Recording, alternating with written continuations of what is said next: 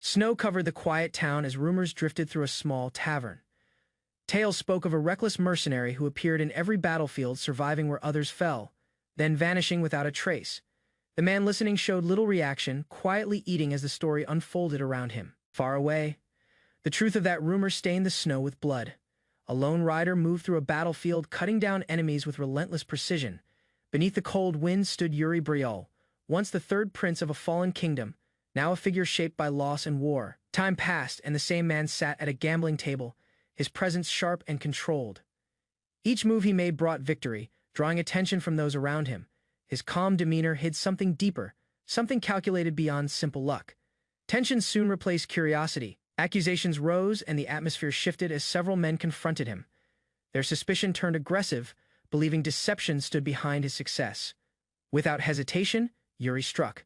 The table shattered. Bodies were thrown aside, and fear spread instantly. His cold gaze silenced the room, leaving no doubt.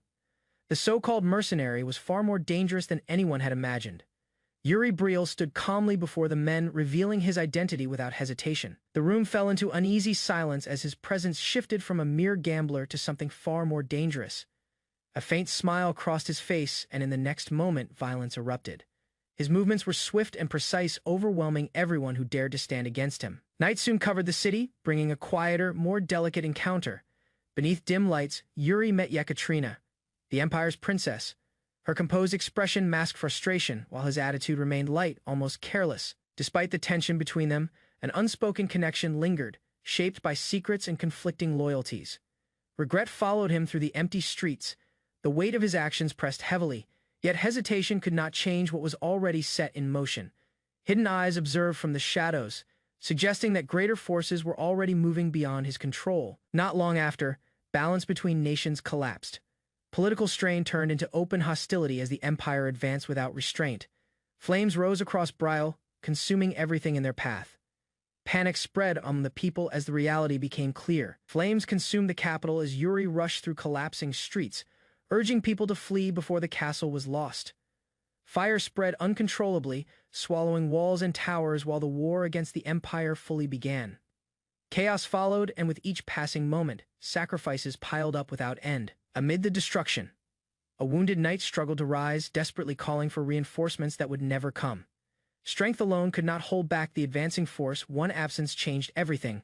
Yuri Briel, the kingdom's greatest power, was no longer there to stand against the invasion. Without him, the balance shifted, and the empire steadily gained control. Doubt lingered within Yuri as memories connected into a single conclusion. Every turning point traced back to one moment. Trust had been misplaced. The person he believed in most had delivered information that allowed the empire to strike at the perfect time. Surrounded by enemies, Yuri stood in the burning city as soldiers closed in.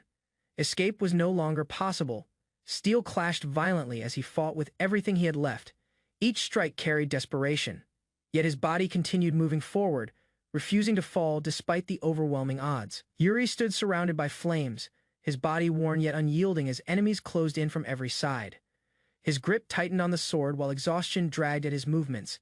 Each step forward felt heavier, yet he continued to fight, cutting through those who approached without hesitation. More soldiers advanced, forming a wall that refused to break. Blood stained the ground beneath him, and the heat of the fire blurred his vision. A brief moment of doubt surfaced, but it vanished as another attack came rushing toward him. Then a familiar figure appeared. Laurent stepped forward, intercepting the attack meant for Yuri. His presence created a brief opening, forcing Yuri to retreat as others urged him to escape. Reluctance lingered, but staying meant certain death. Through the chaos, Yuri fled into the night, while voices called out behind him.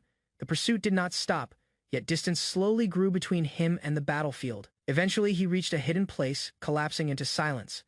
Alone in the darkness, his thoughts turned heavier than the wounds on his body. One realization surfaced clearly.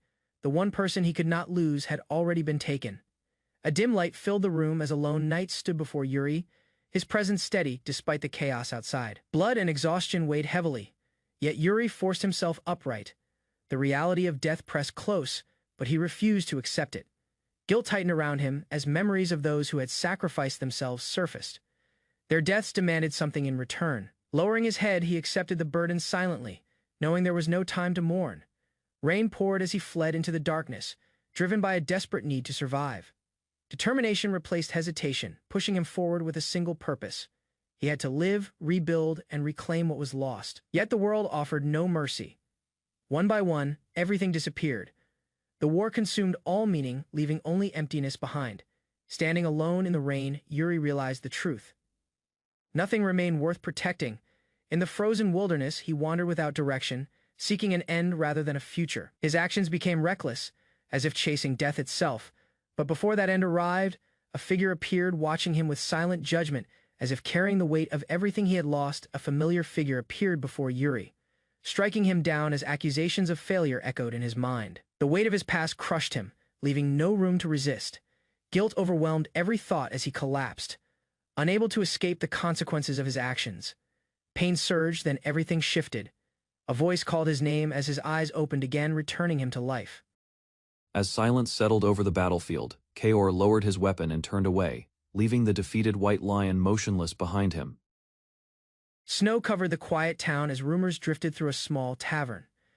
Tales spoke of a reckless mercenary who appeared in every battlefield, surviving where others fell, then vanishing without a trace. The man listening showed little reaction, quietly eating as the story unfolded around him. Far away, the truth of that rumor stained the snow with blood. A lone rider moved through a battlefield, cutting down enemies with relentless precision. Beneath the cold wind stood Yuri Briol, once the third prince of a fallen kingdom, now a figure shaped by loss and war. Time passed, and the same man sat at a gambling table, his presence sharp and controlled. Each move he made brought victory, drawing attention from those around him.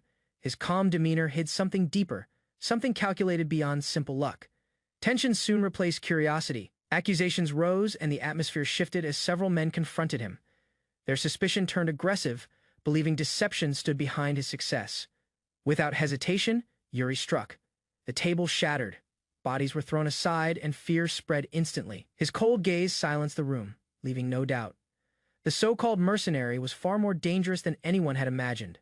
Yuri Briel stood calmly before the men, revealing his identity without hesitation. The room fell into uneasy silence as his presence shifted from a mere gambler to something far more dangerous. A faint smile crossed his face, and in the next moment, violence erupted. His movements were swift and precise, overwhelming everyone who dared to stand against him. Night soon covered the city, bringing a quieter, more delicate encounter. Beneath dim lights, Yuri met Yekaterina, the Empire's princess. Her composed expression masked frustration, while his attitude remained light, almost careless. Despite the tension between them, an unspoken darkness pressed in before his eyes opened, a distant voice calling his name as if from another life. Yuri awoke abruptly, his body weak, his breath uneven. The ceiling above him felt unfamiliar, yet something about it stirred a buried memory. A man stood beside the bed, clad in authority and presence. Recognition came slowly, followed by disbelief. The figure before him should not exist. Confusion tightened around Yuri's thoughts as fragments of the past surfaced, lost destruction. Tension filled the room as realization clashed with memory. His hands trembled, gripping the sheets while trying to steady himself. The world he knew had already ended once. Seeing it intact felt wrong, almost cruel. Suddenly, movement outside drew his attention. Light filtered through the window, carrying the quiet rhythm of life continuing undisturbed. Servants passed by, unaware of the weight pressing on him. The castle stood whole, untouched by ruin. Understanding settled in slowly. Time had shifted, or perhaps reversed entirely. What was lost now stood before him. Once more, Yuri lay still, staring ahead, realizing that this moment was not an illusion, but a beginning he did not expect. Memories did not return gently. They unfolded with precision, repeating events exactly as they once had. Yuri sat among nobles at a grand table, recognizing every detail with growing certainty. The past was no longer distant. Awareness sharpened as he faced his reflection, no longer the broken man from before. Youth had returned along with a fragile moment where everything could still change. The season, the castle, even the air felt untouched by tragedy. Morning light filled his room as routine resumed. Servants carried out their duties, unaware of the weight behind his calm expression. His body reacted instinctively, following habits from years ago, yet beneath that surface, his mind remained alert, measuring every small detail. Determination formed in subtle ways. He tested reality through simple actions, confirming that nothing had yet gone wrong. Outside, the castle grounds remained peaceful, its people moving without concern. Soon, the training yard came into view. Familiar faces appeared, distant and indifferent. No one reached out just as before. Yuri observed quietly, realizing that this unchanged world still held the same flaws he once failed to overcome. Steel met steel in a sharp clash, echoing across the training yard. Yuri struggled to keep up as each strike pushed him back. His stance faltered, yet no correction came. The instructor watched in silence, offering no guidance beyond relentless pressure from a distance. Judgment had already been passed. The prince's talent was acknowledged, yet dismissed as wasted. That belief had shaped everything before, leading him down a path of neglect and frustration. Recognition dawned as Yuri connected the past with the present. This moment had been the beginning of his decline. Accepting that truth, he tightened his grip and faced forward again. Avoidance no longer held meaning. Determination surfaced, clear and unwavering. He stepped in with intent, no longer reacting but choosing his actions. The declaration of resolve carried weight, shifting the atmosphere between them for the first time. The instructor responded differently. Energy surged as training truly began. Strikes grew sharper, faster, filled with purpose. Yuri barely followed the sudden intensity, caught off guard by the change. Even so, he remained standing, realizing that this time he would not fall behind again. Blue energy flared around Bernard as his movements sharpened, each strike carrying precision and overwhelming force. Yuri faced him head-on, struggling to respond as every attack was read and blocked. The difference in skill became undeniable, forcing Yuri to recognize the true level of training he had once ignored. Pain followed quickly as his body was pushed beyond its limits. Even so, awareness grew alongside the strain. His attacks were no longer careless, and small improvements began to take shape despite the gap between them. Bernard noticed the change, quietly observing the prince with renewed attention. Before the training could continue, urgency broke the moment. A maid rushed in, her presence disrupting the rhythm of the yard. News arrived that the king had called for Yuri, shifting the situation instantly. Recognition struck as the name tied to that summons surfaced in his mind. A figure from the past had appeared again, one connected to the kingdom's downfall. Yuri steadied himself, realizing that events were beginning to move once more. Snow covered the quiet town as rumors drifted through a small tavern.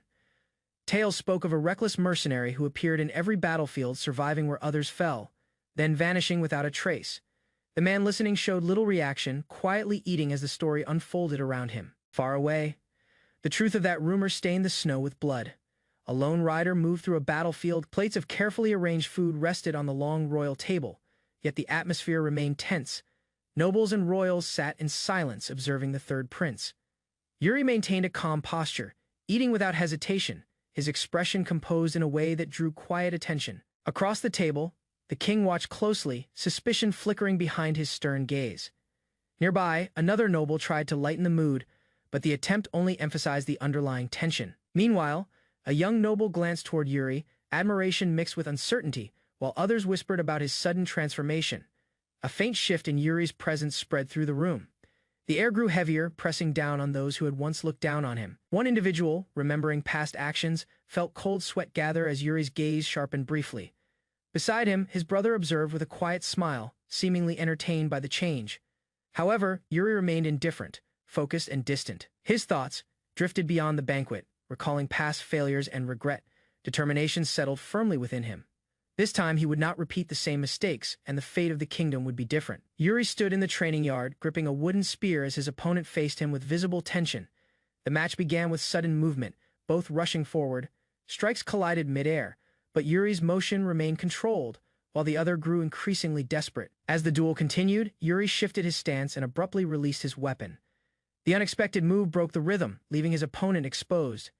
In the next instant, Yuri closed the distance and delivered a decisive blow, sending the other crashing onto the grass. The fallen boy struggled to rise, frustration written across his face. Dirt clung to his clothes and his breathing grew uneven. Yuri stood above him, calm and unshaken, his presence carrying quiet authority. Memories from another time surfaced within him, recalling how weakness once shaped outcomes rather than finishing the match harshly. Yuri extended a hand. His gaze remained firm, not out of cruelty, but conviction. The lesson behind his actions carried more weight than the duel itself. Afterward, Yuri watched as the boy walked away, thoughts lingering. The past would no longer dictate his future, and every encounter now served a purpose in reshaping what was to come. In the courtyard, Yuri faced a boy who openly questioned his reputation. The image of his past lingered, shaped by recklessness and indulgence, yet Yuri no longer carried that identity. His expression stayed firm, signaling a clear break from who he once was. Time passed as Yuri continued training, pushing his body to exhaustion. Under the fading light of evening, he completed his routine and collapsed onto the ground. Breath uneven but resolve steady, a seasoned instructor approached, observing him with interest rather than doubt. The man evaluated Yuri's direction, suggesting that raw effort alone would not be enough. Instead of offering direct guidance, he pointed toward a structured path tied to the kingdom's traditions. Yuri listened carefully, recognizing the significance behind those words. His past experiences surfaced again, reminding him of limits he had once reached. After a moment of thought, Yuri made a request, seeking someone with untapped ability rather than polished skill. The instructor considered this before recalling a particular name potential. Not status became the deciding factor. As the name settled in Yuri's mind, his gaze sharpened. This choice would shape the future he intended to build. Memories of the war resurfaced as Yuri recalled a boy he once encountered near its end. That boy had survived despite lacking refined skill, relying instead on raw, unpolished talent. In the present, Yuri recognized that same potential and chose to act differently. Determined to change the outcome, he began guiding him, intending to forge strength where it once failed. In a sharp clash echoing across the training yard, Yuri struggled to keep up as each strike pushed him back. His stance faltered, yet no correction came. The instructor watched in silence, offering no guidance beyond relentless pressure from a distance. Judgment had already been passed. The prince's talent was acknowledged, yet dismissed as wasted. That belief had shaped everything before, leading him down a path of neglect and frustration. Recognition dawned as Yuri connected the past with the present. This moment had been the beginning of his decline. Accepting that truth, he tightened his grip and faced forward again. Avoidance no longer held meaning. Determination surfaced, clear and unwavering. He stepped in with intent, no longer reacting but choosing his actions. The declaration of resolve carried weight, shifting the atmosphere between them for the first time. The instructor responded differently. Energy surged as training truly began. Strikes grew sharper, faster, filled with purpose. Yuri barely followed the sudden intensity, caught off guard by the change. Even so, he remained standing, realizing that this time he would not fall behind again. Blue energy flared around Bernard as his movements sharpened, each strike carrying precision and overwhelming force. Yuri faced him head-on, struggling to respond as every attack was read and blocked. The difference in skill became undeniable, forcing Yuri to recognize the true level of training he had once ignored. Pain followed quickly as his body was pushed beyond its limits. Even so, awareness grew alongside the strain. His attacks were no longer careless, and small improvements began to take shape despite the gap between them. Bernard noticed the change, quietly observing the prince with renewed attention. Before the training could continue, urgency broke the moment. A maid rushed in, her presence disrupting the rhythm of the yard. News arrived that the king had called for Yuri, shifting the situation instantly. Recognition struck as the name tied to that summons surfaced in his mind. A figure from the past had appeared again, one connected to the kingdom's downfall. Yuri steadied himself, realizing that events were beginning to move once more. Snow covered the quiet town as rumors drifted through a small tavern. Tales spoke of a reckless mercenary who appeared in every battlefield, surviving where others fell, then vanishing without a trace. The man listening showed little reaction, quietly eating as the story unfolded around him. Far away, the truth of that rumor stained the snow with blood. A lone rider moved through a battlefield, cutting down. Plates of carefully arranged food rested on the long royal table, yet the atmosphere remained tense. Nobles and royals sat in silence, observing the third prince. Yuri maintained a calm posture, eating without hesitation, his expression composed in a way that drew quiet attention. Across the table, the king watched closely, suspicion flickering behind his stern gaze. Nearby, another noble tried to lighten the mood, but the attempt only emphasized the underlying tension. Meanwhile, a young noble glanced toward Yuri, admiration mixed with uncertainty, while others whispered about his sudden transformation. A faint shift in Yuri's presence spread through the room. The air grew heavier, pressing down on those who had once looked down on him. One individual, remembering past actions, felt cold sweat gather as Yuri's gaze sharpened briefly. Beside him, his brother observed with a quiet smile, seemingly entertained by the change.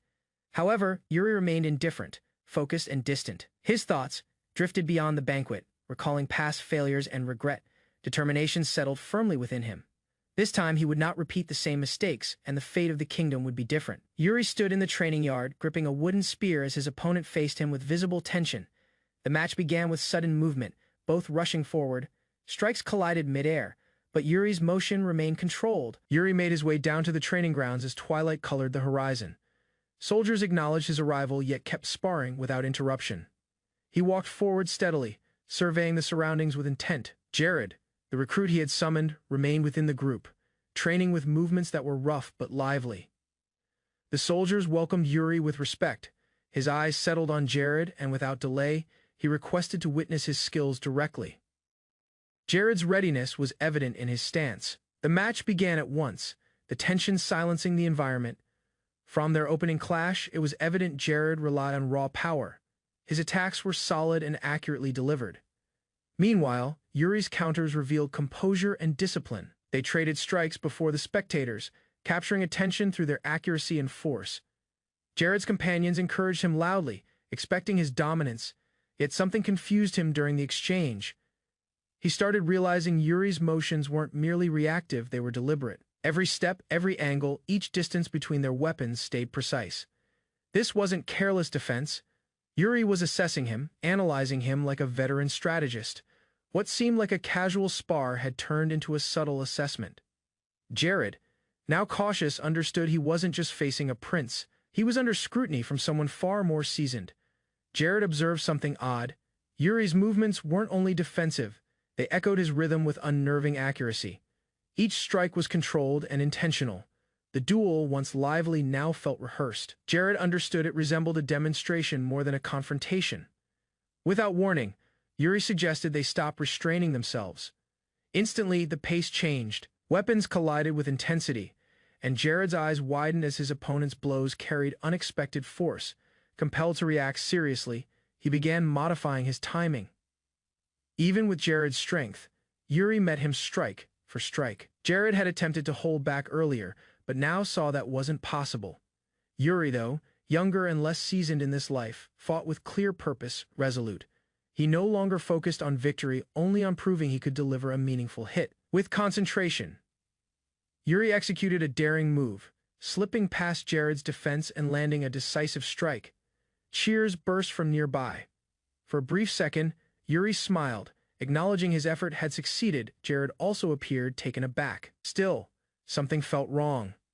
Jared, despite attacking, sensed mounting pressure. Each exchange caused hesitation. He pushed harder, yet it seemed Yuri dictated the rhythm. The fight went on, but one reality became obvious: Jared was being pulled into Yuri's tempo. Jared's frustration reached its peak as he activated his mana technique, releasing power far beyond what training required. Spectators reacted in panic, alarmed by his recklessness against royalty. Ignoring the consequences, he advanced, driven by urgency and irritation. Yuri, though surprised by the surge, stayed composed. A minor injury didn't break his resolve, rather than retreat.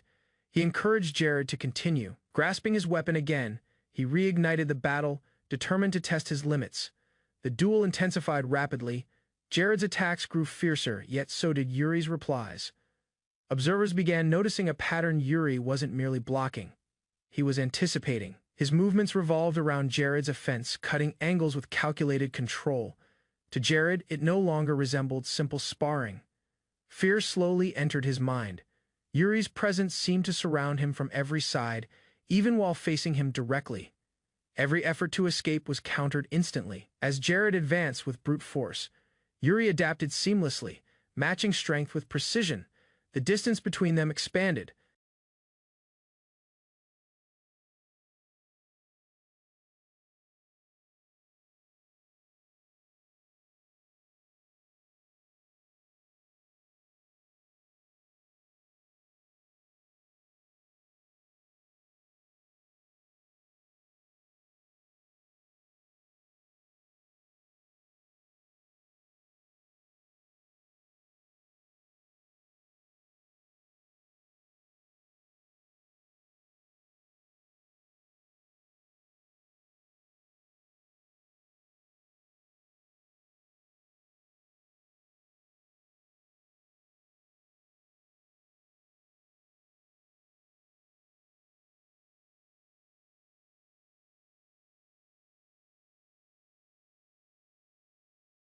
Two individuals stood opposite one another in the vast hall, blades ready, tension heavy in the air.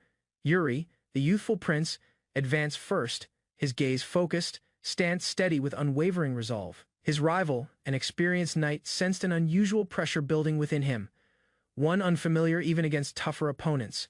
When their swords collided, he understood this was far from a routine sparring bout. Every exchange drove them further. Yuri's attacks weren't only fast, they were exact, powered by something beyond skill. Despite his age, he battled like someone hardened by countless brutal encounters. The knight found it difficult to keep up, guided only by instinct stirred within him. Sparks flared between their weapons as both reached their limits. A swift change in motion granted Yuri the advantage. With strength and precision, he launched the knight back and concluded the duel. Declaring his victory calmly, Yuri remained upright, sweat tracing his face while his composure stayed firm. Accepting defeat, the knight answered with respect rather than humiliation. He had gained something from Yuri that training alone couldn't provide, pure intent. When Yuri extended his hand, the knight took it without delay. The encounter left him wondering how such determination existed within someone so young. Unknown to him, Yuri bore the burden of a life already experienced. Following the match, Yuri dropped to the ground, drained yet content. A minor wound on his face alarmed a bystander, causing panic from a nearby guard. As someone hurried to examine him, Yuri lay flat, breathing evenly, unaware of the disturbance caused by his bleeding. Despite the fierce duel, the young prince seemed ready to drift off, unaffected by the concern around him. A voice rang out in praise from across the hall, jolting Yuri awake. The admiration from fellow trainees didn't affect him much, though it attracted the notice of a superior officer. Captain Sanade of Briol's royal guard had arrived quietly and watched the aftermath. He appeared impressed, yet thoughtful as he observed Yuri resting there. Worn from battle but composed several days later, the palace rested beneath a bright sky while Yuri returned to his routine. Along the courtyard walkway, he met a familiar knight. Their interaction was short but courteous. Yuri, now in formal attire, seemed more refined than before. Without notice, he instructed the knight to accompany him, suggesting a new assignment though uncertain. The knight agreed. Yuri had regained full clarity and his confidence was evident. As they proceeded, he hinted at a surprise companion awaiting them, moments before another figure appeared, signaling events were about to change again. Yuri called out to Hernando, Briol's eccentric court mage, catching him as he attempted to leave. Without hesitation, Yuri asked for his help with an urgent issue. Initially unwilling, Hernando paused when Yuri offered to clear his gambling debt. That unexpected proposal instantly shifted the mage's priorities. Despite his protests, Yuri's insistence allowed no refusal. Somewhat persuaded, Hernando confirmed Yuri's offer with a blend of doubt and intrigue. The prince, smiling confidently, reassured him of his intentions and even joked about previous debts. Though cautious, Hernando followed, unwilling to lose the chance. Jared observed everything unfold, drawn in as a witness to the agreement. Despite the awkward situation, he went along with it. Toe finalized the deal. Hernando produced a contract, making Yuri briefly regret the price of persuasion. Even so, he continued. With Jared's hesitant endorsement, the mage eventually consented, and the group was formed. Hernando's mood improved, showing amusement. Yuri guided the group through a concealed passage beneath the palace, a corridor unknown even to the royal guards. The air felt damp, and the stone walls showed traces of age and hidden purpose. As Hernando and Jared followed, their curiosity deepened while the route extended onward. Jared asked about their destination, and Yuri confirmed it led straight to Sword Mountain. Known for the legend of the progenitor, the journey was not impulsive. In the past, Yuri had uncovered clues linking the mountain to the ancestors' dungeon. He spent many nights studying restricted texts, assembling fragments of history others overlooked. His research exposed a sealed route once used for escape. Guided by this knowledge, Yuri now intended to verify it himself. After exiting the tunnel, the group entered a thick forest. A hidden staircase brought them upward, where sunlight broke through tangled growth. Hernando inquired about the strange key, and Yuri explained it had been stored in his study since a former life. Though he once didn't grasp its worth, now he intended to use it. Moving through thorny vegetation and light banter, the group advanced. Yuri's sense of urgency never faded. At one moment, he asked the others to stay behind, stepping forward alone. Something important waited just ahead. Yuri paused as a pack of direwolves appeared from the bushes before him. Their numbers were manageable, but they moved with organized coordination. Lowering himself, he studied their patterns, weighing risks and escape paths. The wolves hadn't detected them yet. Drawing on prior knowledge, Yuri recognized their formation and instructed the group to quietly pass by. Carefully stepping forward, they attempted to move past unnoticed. Suddenly, a sharp crack rang out. One of Hernando's careless steps snapped a branch beneath him. The sound exposed them. Although the mage laughed it off, it was already too late. The wolves reacted fiercely, and one lunged toward him. Jared responded instantly, releasing a mana-enhanced strike that cut down the attacker. Yuri observed the accuracy and praised his technique. However, the brief clash did more than alert them. It summoned the alpha. The largest wolf stepped forward, its eyes glowing with focused fury. A chilling howl echoed. In response, the entire pack charged ahead. Jared moved to the front, his sword surrounded by mana, ordering the others to remain back. He confronted the creatures directly, striking with rapid, powerful swings. His control impressed Yuri and Hernando alike. Still, the assault intensified. Though Jared was capable, the sheer numbers began to exhaust him quickly. Yuri gave a signal, prompting Hernando into action. Flames quickly formed within the mage's hands, his hesitation replaced with concentration. The trust given to him by the royal family now required results. With blazing orbs gathering around him, Hernando prepared to unleash his strength. As Jared kept holding back the direwolves, Hernando cast his fire magic into the battle. Heat and mana collided violently, driving the enemies backward. The combined efforts of knight and mage shifted the tide. Wolves fell beneath Jared's strikes, while fire cleared their path. With the danger gone, the group continued onward. Eventually, the sun sank below the horizon as they arrived at the summit of Sword Mountain. Tired yet resolute, they surveyed the surroundings. At first glance, nothing stood out. Still, Yuri remained certain. After searching briefly, he found something buried, a sword lodged within a crack in the ground. With Hernando's help, he began pulling the weapon free. Though reluctant, the mage assisted. The blade came loose, revealed under the dimming sky. Its state astonished them. Clean and polished, it appeared untouched by time. A single word was etched along its side, guilty. While others questioned its origin, Yuri's eyes stayed fixed. This was the beginning of what he had come to reclaim. Yuri studied the weapon's nature, but before reaching any conclusion, the ground beneath them abruptly gave way. The group fell through a concealed shaft hidden below the mountaintop. Taken by surprise, they plunged into darkness, descending swiftly toward an unknown chamber deep underground. The knight agreed Yuri had regained full clarity and his confidence was evident. As they proceeded, he hinted at a surprise companion awaiting them, moments before another figure appeared, signaling events were about to change again. Yuri called out to Hernando, Briel's eccentric court mage catching him as he attempted to leave. Without hesitation, Yuri asked for his help with an urgent issue. Initially unwilling, Hernando paused when Yuri offered to clear his gambling debt. That unexpected proposal instantly shifted the mage's priorities. Despite his protests, Yuri's insistence allowed no refusal. Somewhat persuaded, Hernando confirmed Yuri's offer with a blend of doubt. A radiant pillar of mana light shot downward, drilling into the depths of a long-forgotten subterranean ruin. Seconds later, Yuri slammed harshly onto the rocky surface, encircled by the fading remnants of his protective magic. Forcing himself up, he evaluated the landing. Though rattled, he had touched down accurately, his magical shield taking most of the impact. From above, Hernando followed with measured steps, observing the cavern's unsettling depth. His composed gaze was soon broken by Yuri's harsh remarks, calling out Hernando's carelessness. The silver-haired noble dismissed it with a grin, pointing to urgency before the moment could calm. A crimson radiance burst ahead. A throbbing red gem hovered in midair unnaturally, boiling with cursed power. Their instincts reacted too late. A massive silhouette rose from the darkness, a death knight, its form cloaked in shadowed armor and swirling black mist.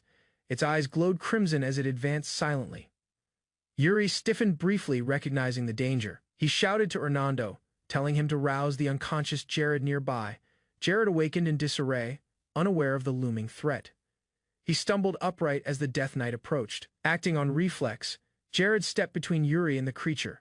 Weapon ready, blood trickled from the knight's sword. The fight had already started. The death knight's presence shifted as its skeletal visage became fully visible, its red eyes emitting a chilling awareness. Unlike typical undead, this one possessed clear consciousness, a knight revived with an enduring purpose. Yuri quickly sensed the difference. As Jared lifted his weapon cautiously, Yuri stopped him, calmly stating the knight meant no harm. Puzzled, Jared doubted him. Yuri, however, relied on his intuition. He clarified that the Death Knight was tied to the Founder's dungeon and would never attack a direct heir of the Founder's lineage. His statement held weight, and the Knight's stillness supported it. Suddenly, the atmosphere changed violently. The Knight lunged not in aggression, but to block a concealed threat aimed at Yuri. Hernando yelled in warning, yet the blow never connected. Within the settling dust, Yuri stood untouched, leaving Hernando astonished. The truth emerged quickly. The knight revealed himself as Eric Briol, the first monarch and founder of Briol, revered by all as a legendary hero. Yuri asked whether he was the first to arrive in this chamber, and Eric affirmed it. To prove his heritage, Yuri easily drew the founder's sacred blade. Eric watched quietly, then expressed surprise at Yuri's reaction. Flustered, Yuri confessed he felt unworthy wielding a hero's weapon. Yuri faced the Death Knight firmly, who demanded his purpose with steady composure. Yuri reached out his hand and introduced himself as Briol's third prince, the rightful successor of Erich Briol. He asked for the founder's legacy to be entrusted to him. The Death Knight's blazing eyes lingered in silence before turning and walking deeper into the chamber, accepting the truth within Yuri's bloodline. The knight declared it was time to carry out his duty. He agreed to bestow the legacy Yuri desired. Together, they moved along the crystal-lit passage, shadows trailing behind them. Jared, following at the rear, struggled to comprehend everything. Conversing with a legendary founder's spirit and walking alongside a Death Knight was beyond anything he expected as a royal guard. His confusion grew with every step. Fragments of memory surfaced, visions of Yuri from a tragic past filled with destruction and death. Yuri broke Jared's trance, urging him forward though unsure. Jared followed with hesitant movement. The passage led into a luminous crystal sanctuary shining with ancient force. As they stepped inside, the energy pulsed with quiet strength. Yuri, standing before the glowing expanse, slightly tightened his fist. Doubt lingered in his gaze, yet his determination stayed firm. He moved ahead, seeking answers. An enigmatic voice echoed as Yuri suddenly stood alone within a vast desert beneath a twilight sky. Sensing something unusual, he noticed a figure resembling the founder in the distance before approaching. A monstrous beast charged across the sands. Its speed allowed no hesitation. In a flash, an attack struck, but something awakened. Radiant magic surged around Yuri's body, forming a strong defense guided by instinct. He invoked an unfamiliar martial form, an ancient combat technique of the founder awakened. Fixed. This was the beginning of what he had come to reclaim. Yuri studied the weapon's nature, but before reaching any conclusion, the ground beneath them abruptly gave way. The group fell through a concealed shaft hidden below the mountaintop. Taken by surprise, they plunged into darkness, descending swiftly toward an unknown chamber deep underground. The knight agreed Yuri had regained full clarity and his confidence was evident. As they proceeded, he hinted at a surprise companion awaiting them. Moments before, a being composed of radiant energy appeared before Yuri, its presence emanating flawless control over mana. Watching closely, Yuri examined how the entity handled power. Understanding it wasn't merely casting spells, it was directly manipulating mana itself. Instead of depending on formal methods, it acted with natural accuracy. Yuri, still lacking proper training in mana control, was taken by surprise. The silent, ancient figure required imitation in the middle of combat, though confused yet unwilling to retreat. Yuri tightened his hold on his sword. A brief laugh slipped out, concealing the pressure. It became obvious this was no simple lesson his ancestor had placed him in real battle to learn through survival. Brushing sweat from his forehead, Yuri concentrated. Only someone who had experienced another lifetime could create such reckless guidance. Stabilizing his posture, he directed the limited mana he could gather. Copying the motions, the energy reacted weakly, but something began to awaken. Doubt remained, yet escape was not an option. If he intended to endure and protect Briol later, adaptation was necessary now. The Empire's assault was approaching, and his previous self had already seen its destruction. Now, Yuri swore to alter destiny. As hostile energy rushed toward him, he confronted it directly, prepared to endure and overcome every attack. Jared regained consciousness inside a dim chamber, strange surroundings extending around him. The place resembled royal training grounds, yet something felt slightly off. Standing up, he scanned the area in confusion, unsure how he got there. When footsteps echoed from afar, tension tightened his chest. A brief movement drew his focus. Someone else was present. Jared instinctively assumed a ready stance. Calling toward the unseen presence, no answer followed, only silence until a shadow appeared. It almost perfectly reflected his own shape. Understanding came gradually, a double summoned to challenge him. He questioned its source, believing this trial was part of the legendary Death Knight's training. The copy responded unsettlingly, addressing him by name and cautioning him not to defy destiny. Taunts followed as the double spoke of Jared's wish for ease, describing his royal guard role as avoidance. It warned him to keep distance from the third prince, suggesting resistance would lead to destruction. Before, Jared might have trusted those words. However, something had shifted. His eyes sharpened with determination. While his opponent continued with philosophical intimidation, Jared dismissed the fear. He tightened his grip on his blade, ready to fight not just for duty but for the future he chose. Jared lifted his mana, infused sword, unimpressed by the enemy's vague threats. Refusing to falter, he rushed ahead with precise focus. His weapon clashed against a strong force, and sparks of mana scattered through the air. The strike was straightforward, clean, and decisive. During battle, he observed the opponent's approach rigid and overly cautious. It showed no ambition, clearly centered on avoiding danger instead of defeating it. Jared's instincts identified it instantly. It reflected the defensive mindset he once possessed. That realization sparked stronger resolve. Pressing further, he delivered a rapid series of attacks aiming to break through the weak defense.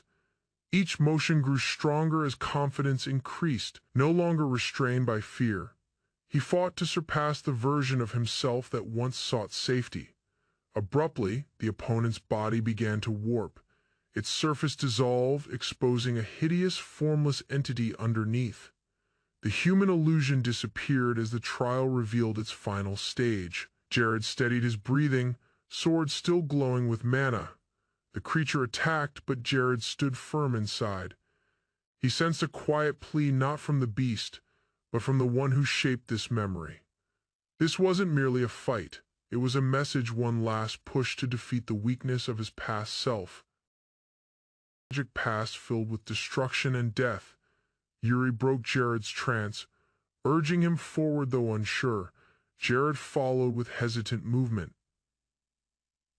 Yuri surged ahead with exact precision, mana coating his weapon as he rushed toward the foe. His actions, once uncertain, now moved with steadiness and assurance. The practiced construct lunged toward him, yet he dodged smoothly, delivering a strike that sent power rippling across the arena. Every exchange refined his reactions, and the once intense strain started to become bearable. Following another swift exchange, he stepped away, breathing hard sweat falling from his forehead. His gaze sharpened, recognizing how much progress he had made. Through constant training, he had mastered proper mana flow and correct sword handling. What had once been uncontrolled strength now obeyed his intent, polished and effective. Abruptly, the construct reactivated. Its aura felt heavier than before, forcing him into a final battle. He faced it without hesitation, knowing this trial marked the conclusion. As their last collision burst into blue light, the form shattered into fragments of mana. The simulation vanished. Crystals glowed around him as his environment shifted back to reality. Yuri remained motionless, reflecting on the strength he had achieved.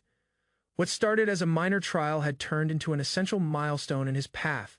Yuri stood before the ancient being, surrounded by the glow of concealed crystals buried far beneath the earth. Remembering the destruction of his previous life, he understood no Briel noble had ever reached this place.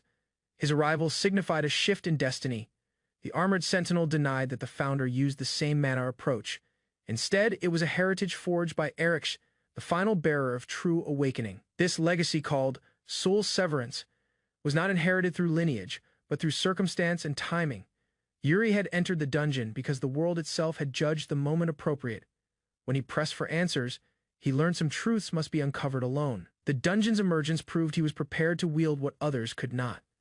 The armored entity ordered Yuri to kneel. Accepting the burden of history, he lowered himself onto one knee. From that instant, the role of Briel's last protector was transferred to him. He was warned never to trust adversaries and always follow his resolve. His nod confirmed the pledge. As the Guardian dissolved into light, one truth remained: Briel never forsakes its honor. even at the brink of death. That was the vow Yuri now bore. Elsewhere, dawn arrived. He awoke to a fresh day changed in spirit and weighed down with purpose. Yuri suddenly woke, explaining he had gone to the royal archive during the night. Driven by curiosity, he examined historical records to uncover something long lost.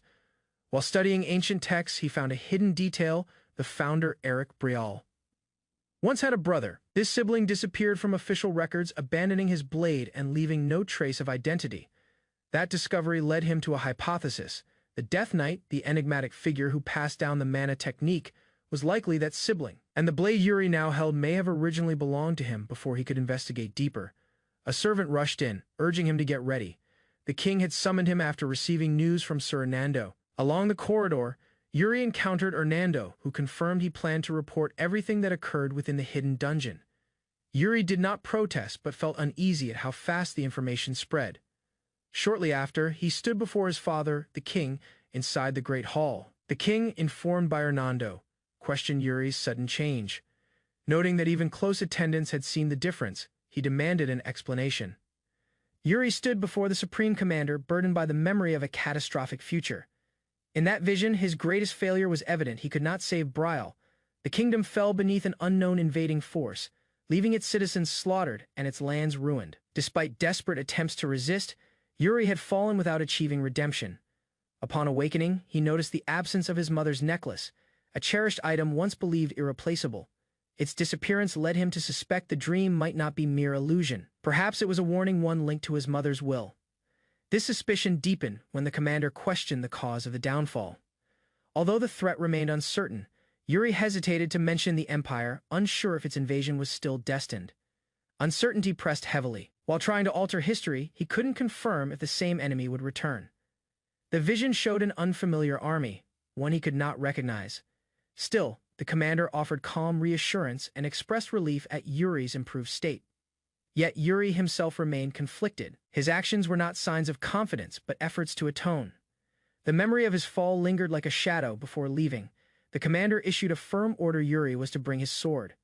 Another trial awaited. Yuri stepped into the royal training hall for the first time, quietly observing its grand design. The space felt unfamiliar, yet meaningful. His father, surprised by Yuri's interest, admitted he had never seen sword talent in any of his sons. Unshaken, Yuri claimed confidence in his ability, earning a raised brow and a faint smile. Their duel began without delay. The Supreme Commander drew his blade with practiced ease, while Yuri positioned himself calmly. Questions arose about what truly defined a swordsman's talent: strength, speed, or wisdom. None. According to the commander, even possessing all three did not guarantee greatness. A deeper element was required. As Yuri envisioned a past version of himself clad in full armor, a haunting memory surged, one where strength alone failed him. His opponent explained the missing factor: the power to push beyond one's limits.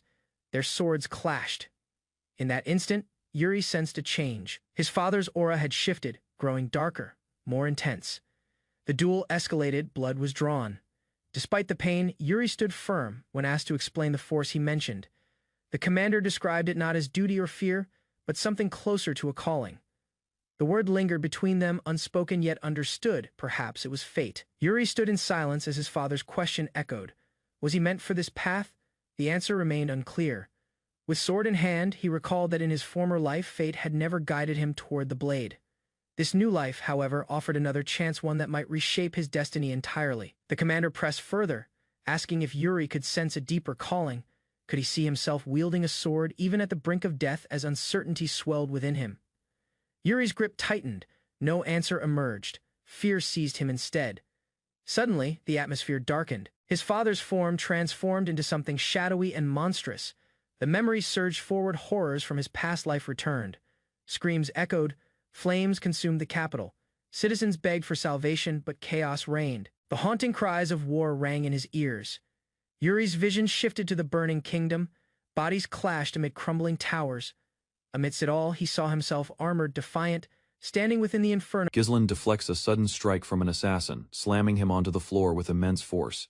He hurls the attacker across the room, crashing him into furniture, revealing the ambush. Another noble notices the commotion, alarmed by the unexpected violence, while Ghislain stays composed. Ghislain mocks the assassin's surprise assault, questioning the Rayfold family's hospitality and honor. The assassin counters the accusation, claiming Ghislain appeared uninvited, justifying his actions. The two engage again, blades clashing in a surge of power as they fight fiercely. Ghislain is pushed back by a heavy strike, hitting the ground hard but recovering quickly. The assassin slides across the floor, regrouping for another offensive. He comments that Ghislain, though unanticipated, is formidable, but shows no fear. A woman commands the assassin to finish Ghislain, calling him nothing more than a punk. Her eyes glow red as she orders the assassin to prove his loyalty by taking Ghislain's head. Motivated, the assassin draws on his power and prepares for a more serious engagement. Ghislain challenges the assassin's arrogance and readies his sword. He steps forward, calmly accepting the fight on the assassin's terms. The assassin releases a powerful strike, while someone observes the battle in shock. Ghislain narrowly blocks Bernaf's swift sword attack, noting the opponent's remarkable speed. Both combatants clash violently, trading consecutive blows in a high-speed duel. Amelia watches in disbelief as Ghislain maintains his stance against her strongest knight. Despite Amelia's doubts, Bernaf intensifies his assault, forcing Ghislain backward. Ghislain defends with precision, meeting each strike with controlled movements. Bernaf disrupts the rhythm, changing angles and pushing Ghislain onto the defensive. Bernaf attempts the same tactic again, but Ghislain anticipates it. As they spin mid-combat, Ghislain counters with agile footwork. The fight turns brutal as their weapons lock, neither gaining a clear edge. Bernaf adjusts, warning Ghislain that repeated tricks will not succeed again. He drives Ghislain back with sheer force, landing a solid strike. Ghislain is flung across the hall, but regains his footing with determination. Studying Bernaf's style, Ghislain realizes he's facing a disciplined war veteran. Bernaf criticizes Ghislain's rogue tactics, warning they won't work on him. Ghislain, steadying himself, acknowledges the challenge, yet refuses to surrender. Bernaf's blade technique is rapid and precise, forcing Ghislain to defend by reading its rhythm. As Bernaf presses forward, Ghislain surprises him by channeling mana through his sword mid-swing. Ghislain launches a sudden counter infused with mana, catching Bernaf off guard. In close combat, Ghislain lands a direct hit on Bernaf's face, shifting the momentum of the battle. Stunned, Bernaf cannot process what occurred, while Amelia screams his name in panic. Ghislain prepares to finish the duel, striking from above as Bernaf falters. Bernaf blocks just in time, narrowly deflecting Ghislain's heavy downward attack. He rolls back to create space, avoiding a follow-up strike. Regrouping near Amelia, Bernaf urges her to evacuate, recognizing the peril. Bernaf admits he can no longer guarantee Amelia's safety and resolves to fight seriously. Amelia responds with silence, her expression unreadable. Ghislain smiles calmly pleased, remarking he hasn't faced a worthy adversary in a long time. Yuri stood in front of Bernard, asking to study the legendary blade style of the founding monarch. The elder lifted a brow, visibly intrigued by such an unusual request. Although impressed, Yuri confessed he couldn't teach it, understanding its inherent limits. Rather than skill alone, his refusal came from the method's lack of value to others. He drew his weapon, displaying a blade shining with mana. As evidence, merged completely with a distinct mana technique. It wasn't merely physical, it was spiritual. Passing it down would mean giving fragments instead of its complete potential. Bernard quietly examined the reasoning, his face becoming thoughtful. Choosing determination over doubt, he offered to stay in Brial to learn whatever possible. Assurance emanated from Bernard as he argued incomplete knowledge still held worth. A slight grin formed on Yuri's face, surprised by such determination. He accepted the conditions training would commence, but Bernard must remain. Without hesitation, Bernard requested a display of the enigmatic technique. Energy surged as Yuri assumed position, mana flowing around his radiant sword. With a smile, he admitted he never intended to leave Brial from the start. Bernard prepared for Yuri's move, yet the young prince stayed motionless and quiet. Taking the lead, Bernard rushed ahead, his sword blazing intensely with mana. Annoyance flickered in Yuri's gaze as he noticed Bernard attacked without warning. Night descended over Brial while Yuri lay awake, unable to calm his mind. Then he sensed the timeline altering, no longer following the route toward destruction. Bernard's choice to remain showed that change had already begun forming. Burdened by responsibility, Yuri still held firmly to his purpose. Halting the Empire became his quiet vow, a promise to his former self. No matter what occurred, he would reshape the future regardless of its cost. A servant entered with worry, advising him not to cause trouble again. Pretending innocence, Yuri asked whether anything had been arranged. Then she reminded him of tomorrow's council session. Attendance was no longer optional. He muttered a curse, surprised by the sudden duty. Her fingers clasped his firmly, begging for calmness and restraint. With a confident grin, Yuri assured her he'd act properly this time. Truly, the capital's grand palace rose beneath bright skies as senators assembled for the royal gathering. Inside, the vast chamber grew silent when Duke Gerard struck his fist down in objection. From afar, Yuri watched calmly while the Duke criticized his use of mana techniques. Among those present, some shared uneasy looks while others quietly supported Gerard. Instead of meaningful discussion, the meeting turned into subtle opposition against royal authority. This change made Yuri understand why the king disliked such political debates. The topic shifted to questioning if the technique truly came from the founding monarch. Feigning worry, Gerard masked his challenge as concern for Yuri's safety. Despite rising tension, Yuri replied calmly, recalling the Duke's betrayal during Briolle's collapse. Focus moved to Captain Sane, whose judgment held influence in the hall. He avoided taking sides, noting each mana method affected users in different ways. Taking advantage, Gerard twisted Sane's neutrality into proof of risk. Gerard pressed further, declaring the technique too unstable to rely upon. Another noble corrected him, stressing Sane's point about variation in methods. Yet concerns continued disguised as care, but driven by fear of transformation. Yuri quietly observed as nobles began agreeing with Gerard's position, one by one.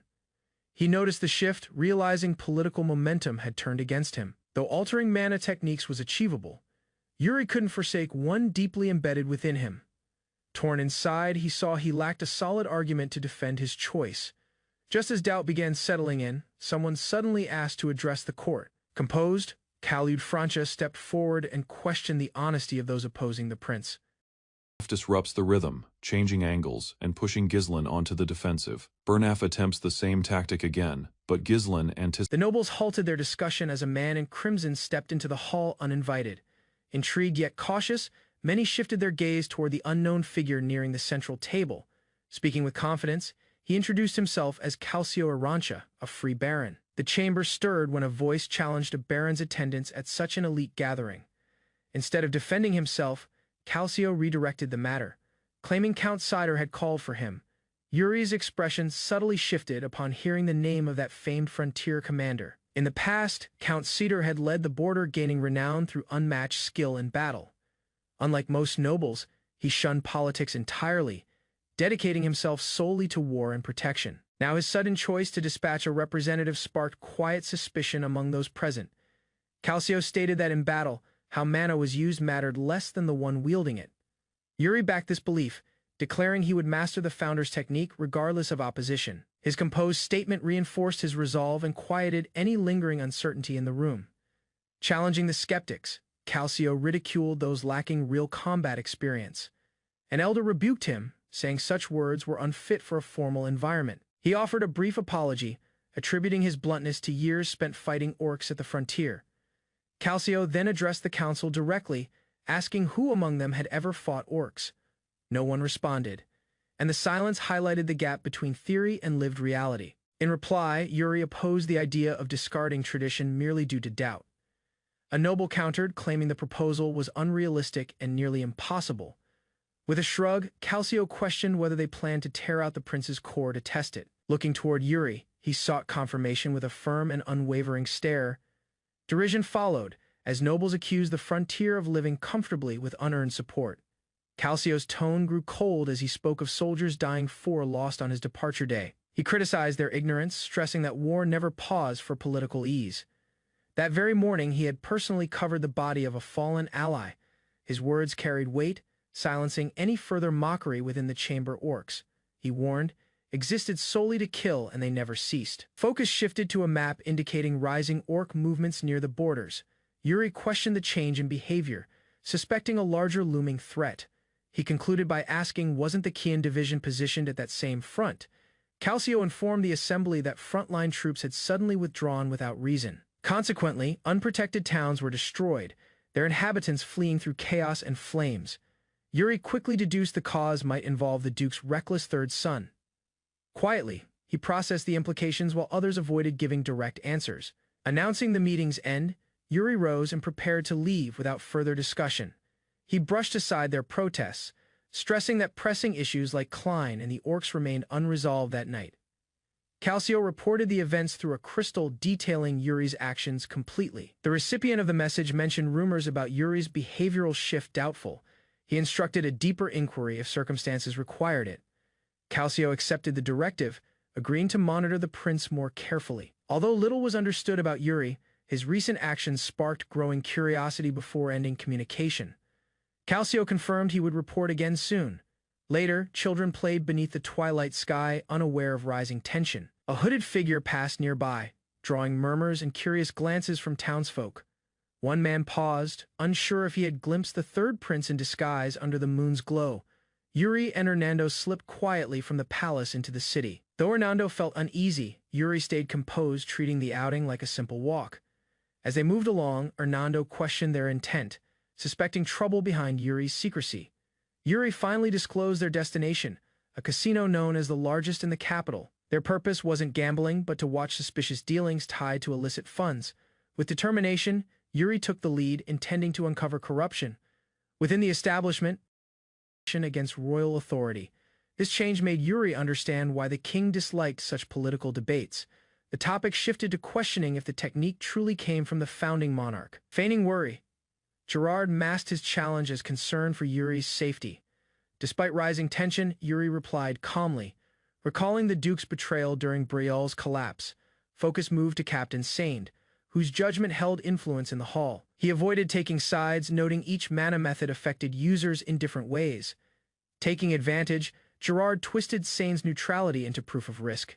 Gerard pressed further, declaring the technique too unstable to rely upon. Another noble corrected him, stressing Sand's point about variation in methods, yet concerns continued disguised as care but driven by fear of transformation. Yuri quietly observed as nobles began agreeing with Gerard's position, one by one. He noticed the shift, realizing political momentum had turned against him. Though altering mana techniques was achievable, Yuri couldn't forsake one deeply embedded within him. Torn inside, he saw he lacked a solid argument to defend his choice. Just as doubt began settling in, someone suddenly asked to address the court. Among Bristol citizens, certain figures once ignited widespread turmoil during Yuri's former lifetime.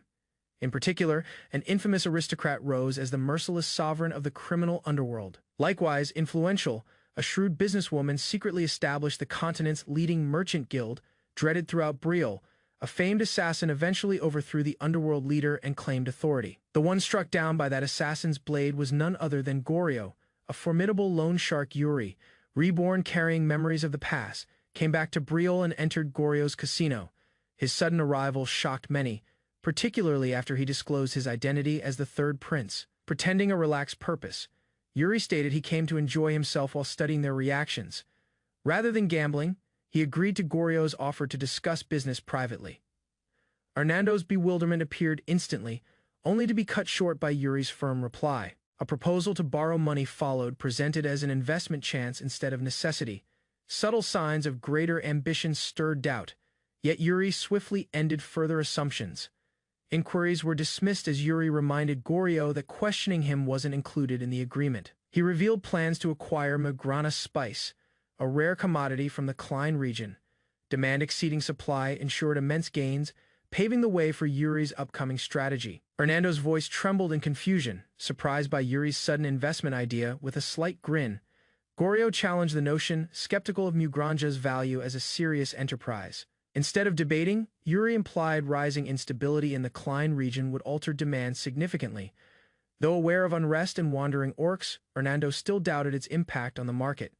He questioned whether Yuri aimed to monopolize the spice trade before rivals appeared. Yet observing Yuri's calm demeanor, Goryo perceived intelligence concealed behind his royal position. Goryo leaned closer, urging Yuri to state the sum he wished to borrow as a partner, not royalty. A swift motion followed as a contract was placed upon the polished surface. With narrowed gaze, Goryo insisted on a signature to finalize the deal. Outside, Hernando struggled to accept that Yuri had struck a deal with a feared underworld figure. Irritation grew as he realized he hadn't been told the full plan earlier. Yuri explained calmly that secrecy was essential to prevent interference from the royal court. Details about assassinations and spice routes flooded Hernando's mind as Yuri revealed his true intention. Taking advantage of political unrest, Yuri sought to control the Mugranja trade before chaos intensified. They reached an aged structure, Yuri's next destination, leaving Hernando stunned and questioning everything.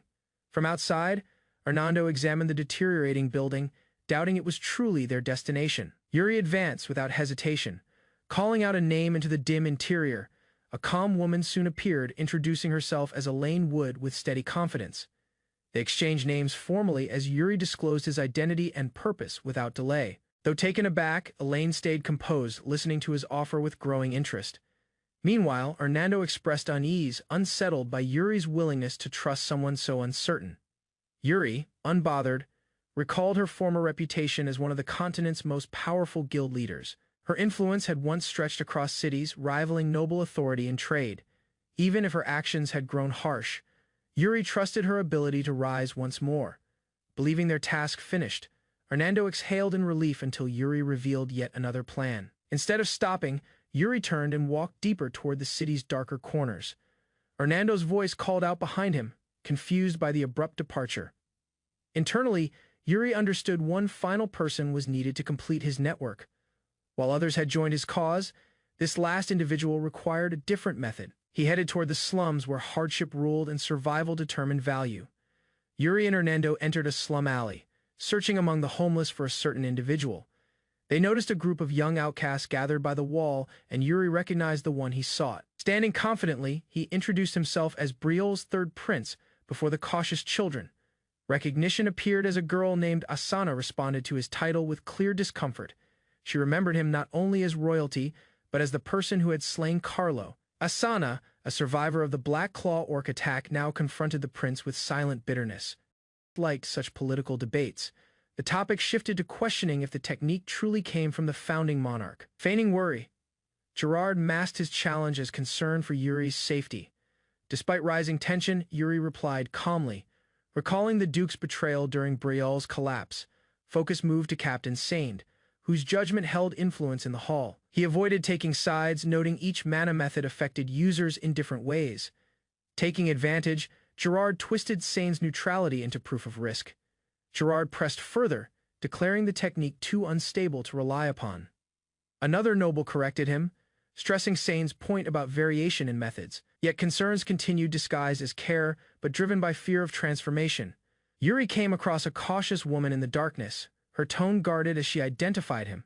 Rather than responding immediately, she questioned why someone of royal blood would walk their ruined streets. With steady composure, Yuri told her he came not for authority, but to extend assistance. A shaking man passed him a pouch, weighed down by fear of repercussions if he refused. Yuri noticed the wounded child and recalled how Asana had once shielded her before. To pay for care, Asana borrowed from Goryo, an error that ultimately doomed her. Over time, she fell into irreversible debt, ensnared like many others who owed the same lender. Controlled and renamed, she was forced into Goryo's faction as a ruthless, efficient assassin. Now Yuri provided funds for treatment, leading her to cautiously ask what he truly desired. Instead of avoiding the question, Yuri introduced himself with intent, the third prince, Yuri Briol. As they departed, bystanders wondered about his kindness. For Yuri, this was calculation, forming ties with those essential for his future schemes. His objective approached its next phase. Only one final person remained on his list. Facing Ranied, Yuri asked an important question regarding the founding king's tomb. With a smile, Ranied answered enigmatically the solution he saw was merely gambling. Ranied's reply shocked Yuri. He had once wagered his life within a casino. Rather than object, Yuri reacted with amusement, recognizing the gamble as oddly fitting. Before separating, Yuri requested that he keep the night's events completely secret. Sunlight illuminated the royal palace as Hernando entered the throne chamber. He stood before the ruler, confirming he had accompanied Yuri outside the previous day. Intrigued, the king asked Hernando to describe exactly what had occurred during their excursion. Hernando admitted it was Yuri who convinced him to leave the palace grounds. Together, they went to the largest casino in the capital, its grand structure unforgettable. Affirming the suspicion, Hernando confirmed that Yuri had indeed gambled inside. The king showed surprise, having thought Yuri skilled with cards, yet he lost everything. Hernando explained how Yuri redirected the borrowed money to an old merchant guild afterward. Soon after, he gave the remaining funds to a poor orphan girl.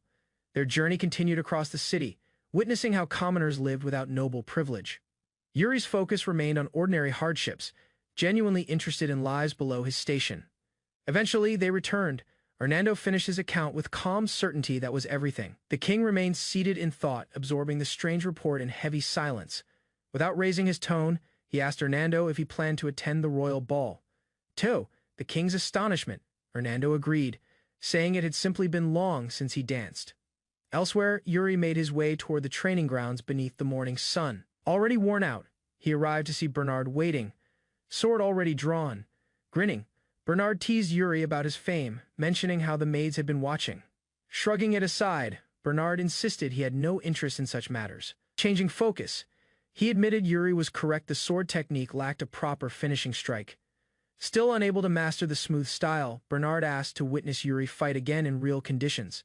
He praised Yuri's rapid growth and improved mana control. Yuri confessed he felt strange, as though instincts from his previous life carried over too easily. Worried, Bernard warned him not to overexert himself. Growth that comes too quickly can be dangerous. Even though Yuri had progressed greatly, his body was still maturing. With a smile, he assured he would slow down and maintain balance from now on. Without delay, the two resumed sparring, their blades colliding beneath a bright sky. Yuri held his sword firmly and suggested using real blades to speed up his progress. He proposed a wager involving the royal ball, though Bernard refused the challenge. Even so, Bernard predicted his own victory and accused Yuri of planning to avoid the bet. As the duel started, mana surged around Yuri's blade, marking a serious fight. He lunged forward with full force, targeting Bernard's guard directly. Despite his effort, Yuri could not land a strike, and the outcome was evident. Elsewhere, preparations for the grand ball advanced as high nobles arrived under the moonlight.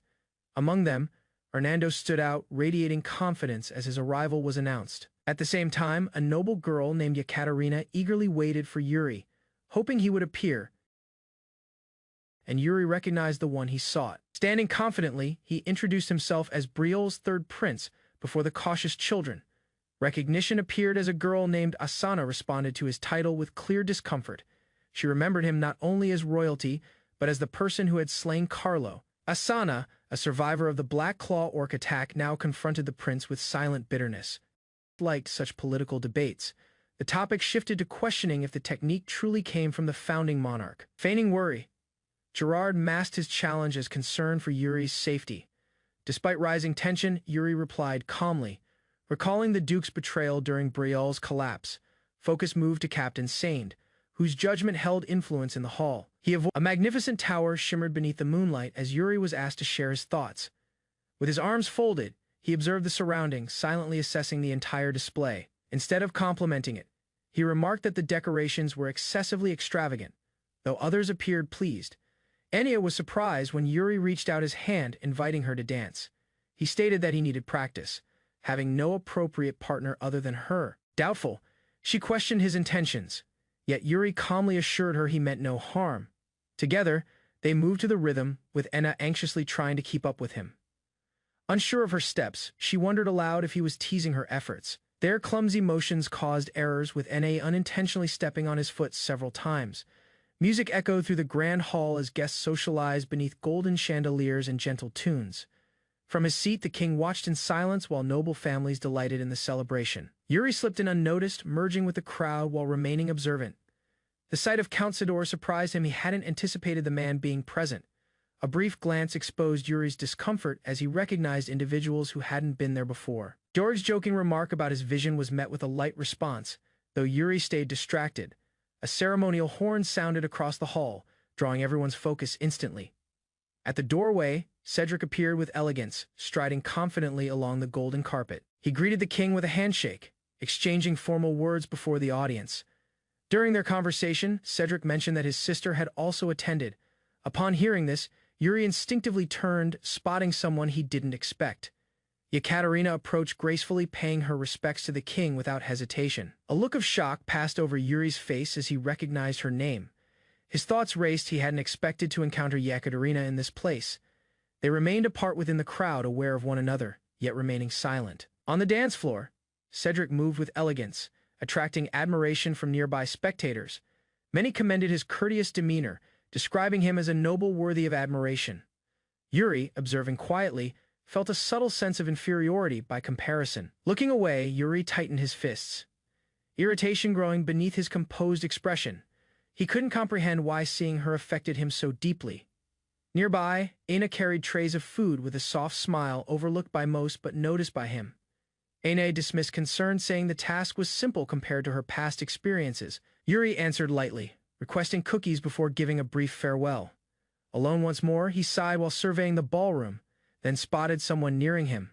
Before him stood Garatiarna, the Empire's second prince. In Yuri's recollection, this was the man who commanded troops and devastated Bryle in war. Although fury surged within, Yuri maintained a calm demeanor to avoid suspicion. Georg spoke to Yuri, his eyes sharp and his tone carrying recognition. As the tension grew, a chilling vision of Georg's strength flashed in Yuri's thoughts. Frozen by unease, Yuri remained motionless under the pressure of the man's presence.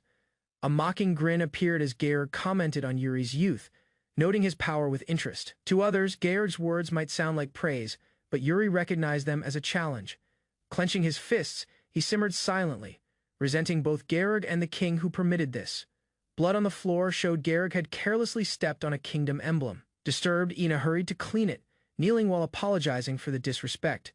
Amused, Georg merely smirked, while another noble referred to Yuri as this child dismissively. Yuri tightened his fist, suppressing his anger as his gaze remained locked on Georg. Georg loomed over Ina, accusing her of a serious error before everyone present. By strict court law, her mistake warranted execution, but Yuri sensed it was intentional provocation. Progressed greatly, his body was still maturing. With a smile, he assured he would slow down and maintain balance from now on. Without delay, the two resumed sparring, their blades colliding beneath a bright sky. Yuri held his sword firmly and suggested using real blades to speed up his progress. He proposed a wager involving the royal ball, though Bernard refused the challenge. Even so, Bernard predicted his own victory and accused Yuri of planning to avoid the bet. As the duel started, mana surged around Yuri's blade, marking a serious fight. He lunged forward with full force, targeting Bernard's guard directly. Despite his effort, Yuri could not land a strike, and the outcome was evident. Elsewhere, preparations for the grand ball advanced as high nobles arrived under the moonlight. Among them, Hernando stood out, radiating confidence as his arrival was announced. At the same time, a noble girl named Yekaterina eagerly waited for Yuri, hoping he would appear, and Yuri recognized the one he sought. Standing confidently, he introduced himself as Briol's third prince before the cautious children. Recognition appeared as a girl named Asana responded to his title with clear discomfort. She remembered him not only as royalty, but as the person who had slain Carlo. Asana, a survivor of the Black Claw Orc attack, now confronted the prince with silent bitterness. Like such political debates, the topic shifted to questioning if the technique truly came from the founding monarch. Feigning worry, Gerard masked his challenge as concern for Yuri's safety. Despite rising tension, Yuri replied calmly, recalling the Duke's betrayal during Briol's collapse.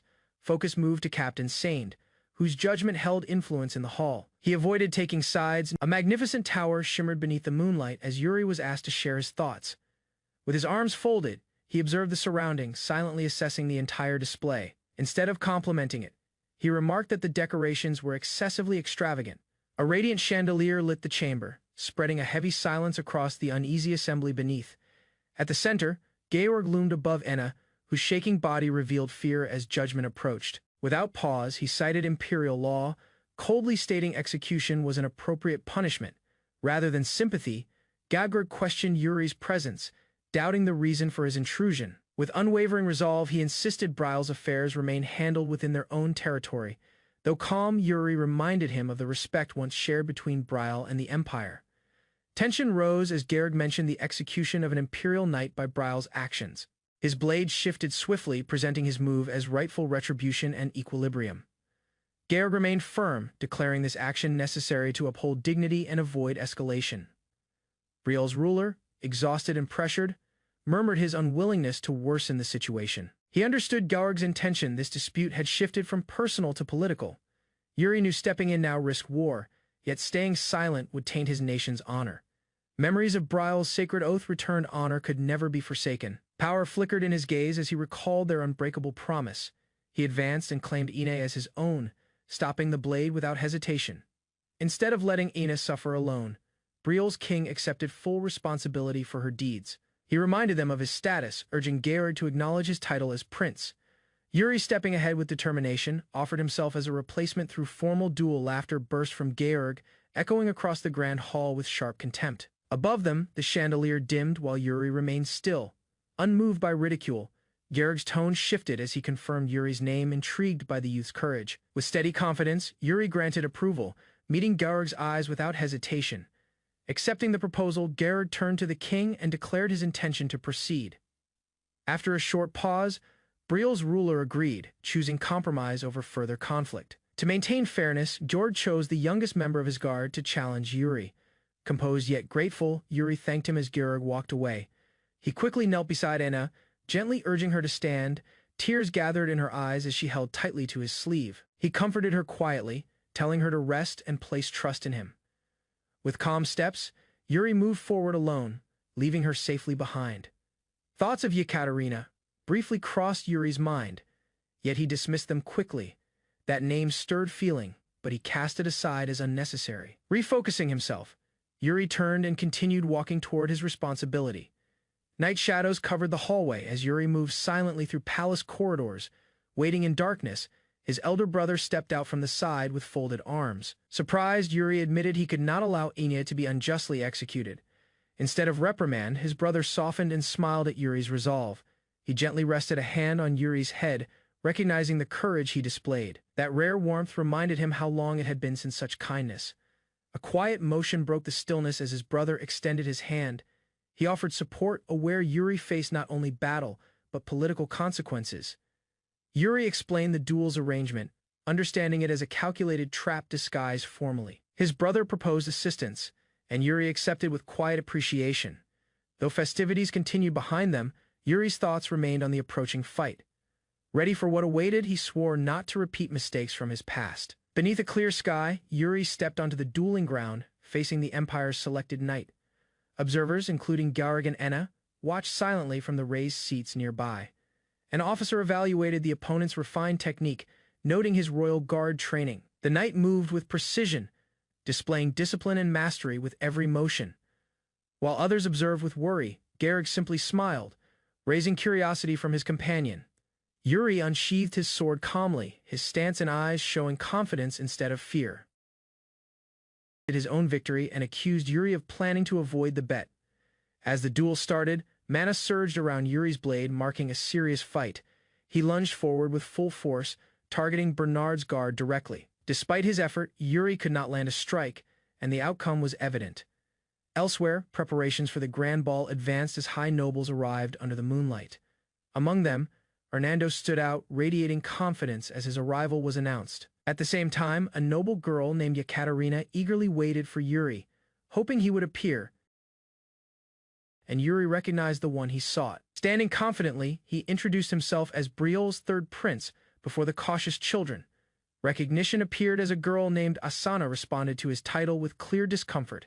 She remembered him not only as royalty, but as the person who had slain Carlo. Asana, a survivor of the Black Claw Orc attack, now confronted the prince with silent bitterness. Liked such political debates. The topic shifted to questioning if the technique truly came from the founding monarch. Feigning worry, Gerard masked his challenge as concern for Yuri's safety. Despite rising tension, Yuri replied calmly, recalling the Duke's betrayal during Briel's collapse. Focus moved to Captain Sand, whose judgment held influence in the hall. He avoided taking sides. A magnificent tower shimmered beneath the moonlight as Yuri was asked to share his thoughts. With his arms folded, he observed the surroundings, silently assessing the entire display. Instead of complimenting it, he remarked that the decorations were excessively extravagant. A radiant chandelier lit the chamber, spreading a heavy silence across the uneasy assembly beneath. At the center, Georg loomed above Enna, whose shaking body revealed fear as judgment approached. Without pause, he cited imperial law, coldly stating execution was beyond the reach of most. The Grand Wizard title represents the pinnacle of magical excellence. This distinction is granted only to those who awaken the force of origin magic within the tower. Among its variations, Fate, revealing magic, uniquely offers visions beyond the limits of destiny. Hernando, once flawless in predicting outcomes, starts losing a simple match for the first time. Since gaining origin magic, he had perfectly foreseen every action, yet Yuri remained impossible to read. Instead of destiny, A vision of a burning battlefield and Yuri's steady sword emerged. Injured yet resolute, the image showed Yuri continuing to fight, his blade never slowing. Perhaps it began then when Yuri's path slipped beyond Hernando's predictions. For someone like him, Prince Yuri possessed no clear path, no fixed future. Holding his ground, Yuri reassured everyone there was nothing to worry about. Garrett's comment questioned his readiness, ridiculing his extended practice swings. Without delay, the combat trial was approved to commence. The duel began as Yuri dashed forward, confronting his opponent directly. Speed intensified rapidly, with blades colliding in flashes of force and motion. Though the battle continued, Yuri's disciplined style kept him ahead by a margin. With a firm strike, Yuri's blade hit his opponent cleanly, forcing him backward.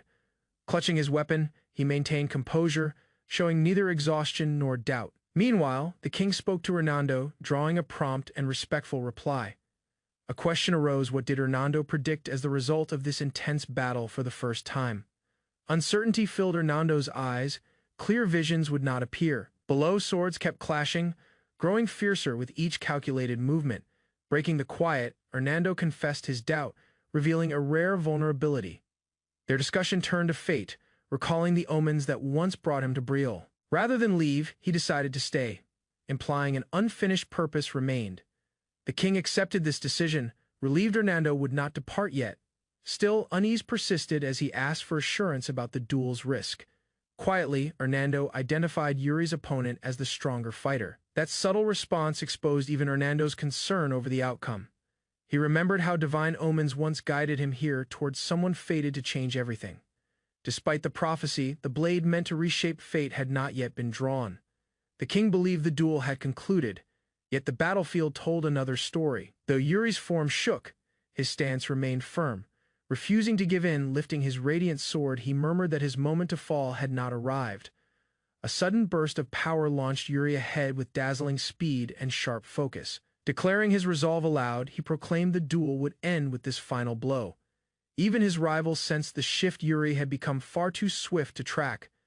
For the first time, terror appeared on the opponent's face as Yuri advanced. Fear overtook him. He felt death was unavoidable at that instant. Onlookers gasped, amazed by the unfolding result and the remarkable display of skill. Hernando, observing quietly, admitted he hadn't anticipated seeing such a defining moment today. Yuri's rival, exhausted and beaten, accepted defeat without disgrace. Applause burst forth as the duel concluded, the audience celebrating Yuri's unexpected triumph. Witnesses stood amazed. Yuri had overturned certainty, reshaping fate itself. To Hernando, it became evident this young man was not restricted by destiny's laws. With a hopeful smile, Yuri looked forward, prepared to forge the future by his own will. While others observed with worry, Garrick simply smiled, raising curiosity from his companion.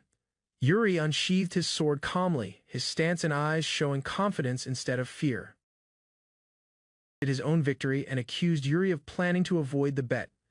As the duel started, mana surged around Yuri's blade, marking a serious fight. He lunged forward with full force, targeting Bernard's guard directly. Despite his effort, Yuri could not land a strike, and the outcome was evident. Elsewhere, preparations for the grand ball advanced as high nobles arrived under the moonlight. Among them, Hernando stood out, radiating confidence as his arrival was announced. At the same time, a noble girl named 5 years have gone by, and the royal estate stays tranquil beneath an open, cloudless sky along the hallway. Enna walks carefully, uncertain how she ended up straying from her designated route. A harsh voice suddenly calls out, causing her to flinch. The stern man questions whether she is newly assigned. Struggling to remain composed, Enna hastily tries to justify why she is present in that section.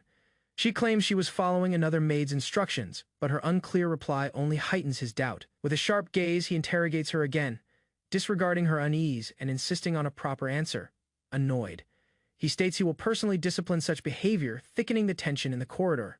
At that moment, Yuri arrives and greets him casually, immediately diffusing the strained mood. During their exchange, Yuri remembers hearing about a maid fitting Enna's description.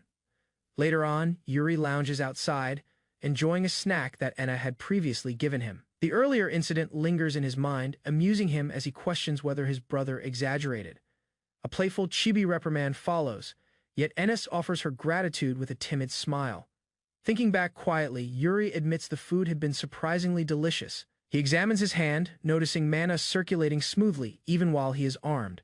It dawns on him that he has reached the unarmed realm, marking a high level of martial mastery. Since his regression, 5 years have passed, each shaped by memories of a deadly betrayal. Lying awake, Yuri revisits the instant his brother's blade ended his former life. He moves outside, sensing a stillness that precedes chaos. Movement already stirs within the palace shadows nearby. Irritated voices rise, but Yuri's attention stays fixed beyond trivial disputes and tension. Watching the guard's distraction, he recognizes the ideal chance to enter the restricted chamber unnoticed. Instead of waiting, he forces his way in, shocking everyone gathered inside the meeting. Startled reactions echo through the room, yet Yuri casually remarks he simply knocked harder the second time. With steady confidence, he declares his intention to take part in the meeting. Ignoring formalities, no one objects. The king's silence alone conveys approval.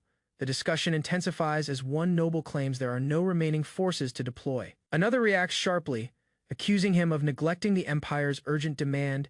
Yuri observes quietly, recalling this argument as the beginning of everything collapsing. A message from the empire had urged allied nations to launch an eastern campaign. That mission ultimately failed, unleashing an orc invasion that ravaged the borderlands. Amid the destruction, only the empire remained unharmed, revealing clear signs of manipulation. Unease grows as the nobles confront the empire's scheme and the alliances it shattered. Lord Flandre speaks firmly, rejecting the idea of sending troops and insisting resources remain at home. Breaking the stalemate, Yuri stands and calmly states his intention to join the effort. His resolve to participate shocks the entire council into brief silence. Appealing to their duty, he urges them to uphold Briel's honor through decisive action. The king studies his son, understanding the deeper reason behind Yuri's determination. Outside, preparations unfold as Yuri heads toward the training grounds where others continue sparring. A brother approaches him, concerned and questioning why he would choose such danger. Rather than debate, Yuri confirms his decision, believing it is a royal obligation in times of crisis. With respect, his brother agrees to guard the palace while Yuri goes to the battlefield. They share a short farewell, both aware of the risks that lie ahead. Another companion, feeling ignored, seeks recognition, yet Yuri remains unwavering in focus. He speaks with quiet certainty, despite knowing powerful orcs await beyond the borders. These towering creatures advance under crimson banners, bringing devastation with them. Even so, Yuri moves forward, confident in his plan and unshaken by what awaits. His name is suddenly called as a maid rushes toward him in urgency. Breathing heavily, Aine reports that a visitor has arrived carrying something he had requested. Without delay, Yuri reassures his companion that he has a strategy, one he insists only he can execute. Fear overtook him. He felt death was unavoidable at that instant. Onlookers gasped, amazed by the unfolding result and the remarkable display of skill. Hernando, observing quietly, admitted he hadn't anticipated seeing such a defining moment today. Yuri's rival, exhausted and beaten, accepted defeat without disgrace. Applause burst forth as the duel concluded, the audience celebrating Yuri's unexpected triumph. Witnesses stood amazed. Yuri had overturned certainty, reshaping fate itself. To Hernando, it became evident this young man was not restricted by destiny's laws. With a hopeful smile, Yuri looked forward, prepared to forge the future by his own will. While others observed with worry, Garrick simply smiled, raising curiosity from his companion. Yuri unsheathed his sword calmly, his stance and eyes showing confidence instead of fear. Bathed in the soft glow of dawn, Yuri gradually awoke within his vast chamber. Beyond the doorway, measured footsteps echoed as Guillermo stepped inside with calm composure. Without hesitation, Yuri inquired about Elaine. She remained away. Overseeing the mission herself, Guillermo answered with a smile, setting an ornate box gently upon the table. Inside rested a collection of refined daggers elementarian, long desired by Yuri, though simple in appearance. He acknowledged their great value with quiet satisfaction. With a slight motion, Yuri awakened the weapon's concealed power, sending blue energy swirling. Guillermo stepped back in shock as one dagger shifted alone, floating unnaturally. Smiling, Yuri assured him it was harmless and alluded to his intense magical discipline. A fleeting moment of unease arose as Yuri sensed something and swiftly hid his expression. After Guillermo departed, he spoke toward the hidden presence lingering nearby. From darkness, Asana appeared, waiting patiently for further instructions. Yuri questioned her regarding Gorcio's condition, seeking a clear update. Composed, Asuna explained she delivered the warning a note placed ominously beside Gorsio's sleeping head. When asked of his next decision, Yuri confirmed he would indeed join the Union Army. Asuna advised caution, her tone carrying concern. Yet Yuri remained unmoved by the warning. Standing close to him, she looked surprised when he declared she would accompany him. Accepting the role without pause, she smiled anywhere was better than where she once lived. Days afterward, a crimson banner waved in the wind on the morning of Yuri's departure. Dressed in armor, Yuri met an old companion who offered farewell words filled with concern. With a confident smile, he brushed off the worry, vowing to restore the Brile's honor. A gentle memory returned as Yuri was reminded to protect his eyes during study. They shared a firm embrace, each quietly wishing for the other's safety. Before separating, Yuri smiled softly and promised he would come back. A commanding officer declared the ceremony's start before Yuri stepped onto the platform. He stood firmly as his superior evaluated his readiness for the coming mission. Without hesitation, Yuri stated he felt no fear, unaware of the next revelation. The officer gestured behind him. Ranks of soldiers crowded the square, banners raised high. Every life, he said, now rested on Yuri's shoulders. Not all would survive the war, resolute. Yuri remembered past mistakes and vowed he would not repeat them. A surge of killing intent spread across the field, freezing Yuri in place. Though his instincts warned him, his body stiffened, refusing to react. The crimson figure advancing carried only one truth: absolute, unavoidable death. Even knowing he would fall, Yuri refused to surrender, preparing to strike back. Power gathered in his hand as elemental force erupted in radiant arcs. He rushed forward with full strength, confronting the monstrous figurehead. The clash finished suddenly, leaving Yuri breathless as his father praised his response. Still processing the moment, Yuri realized the ambush had replaced his farewell letter. Before parting, his father spoke clearly: return alive. That was his only request. A signal horn echoed through the air, marking the beginning of their march. Yuri stood proudly before the troops, declaring his name and purpose with certainty. At his command, the soldiers shouted back, ready to follow him into war. Far away, within a dark prison corridor, a hand gripped iron bars tightly. A prisoner stood alert, staring outward as if expecting someone long absent. With a grim tone, the man recognized the return of Brile's third prince.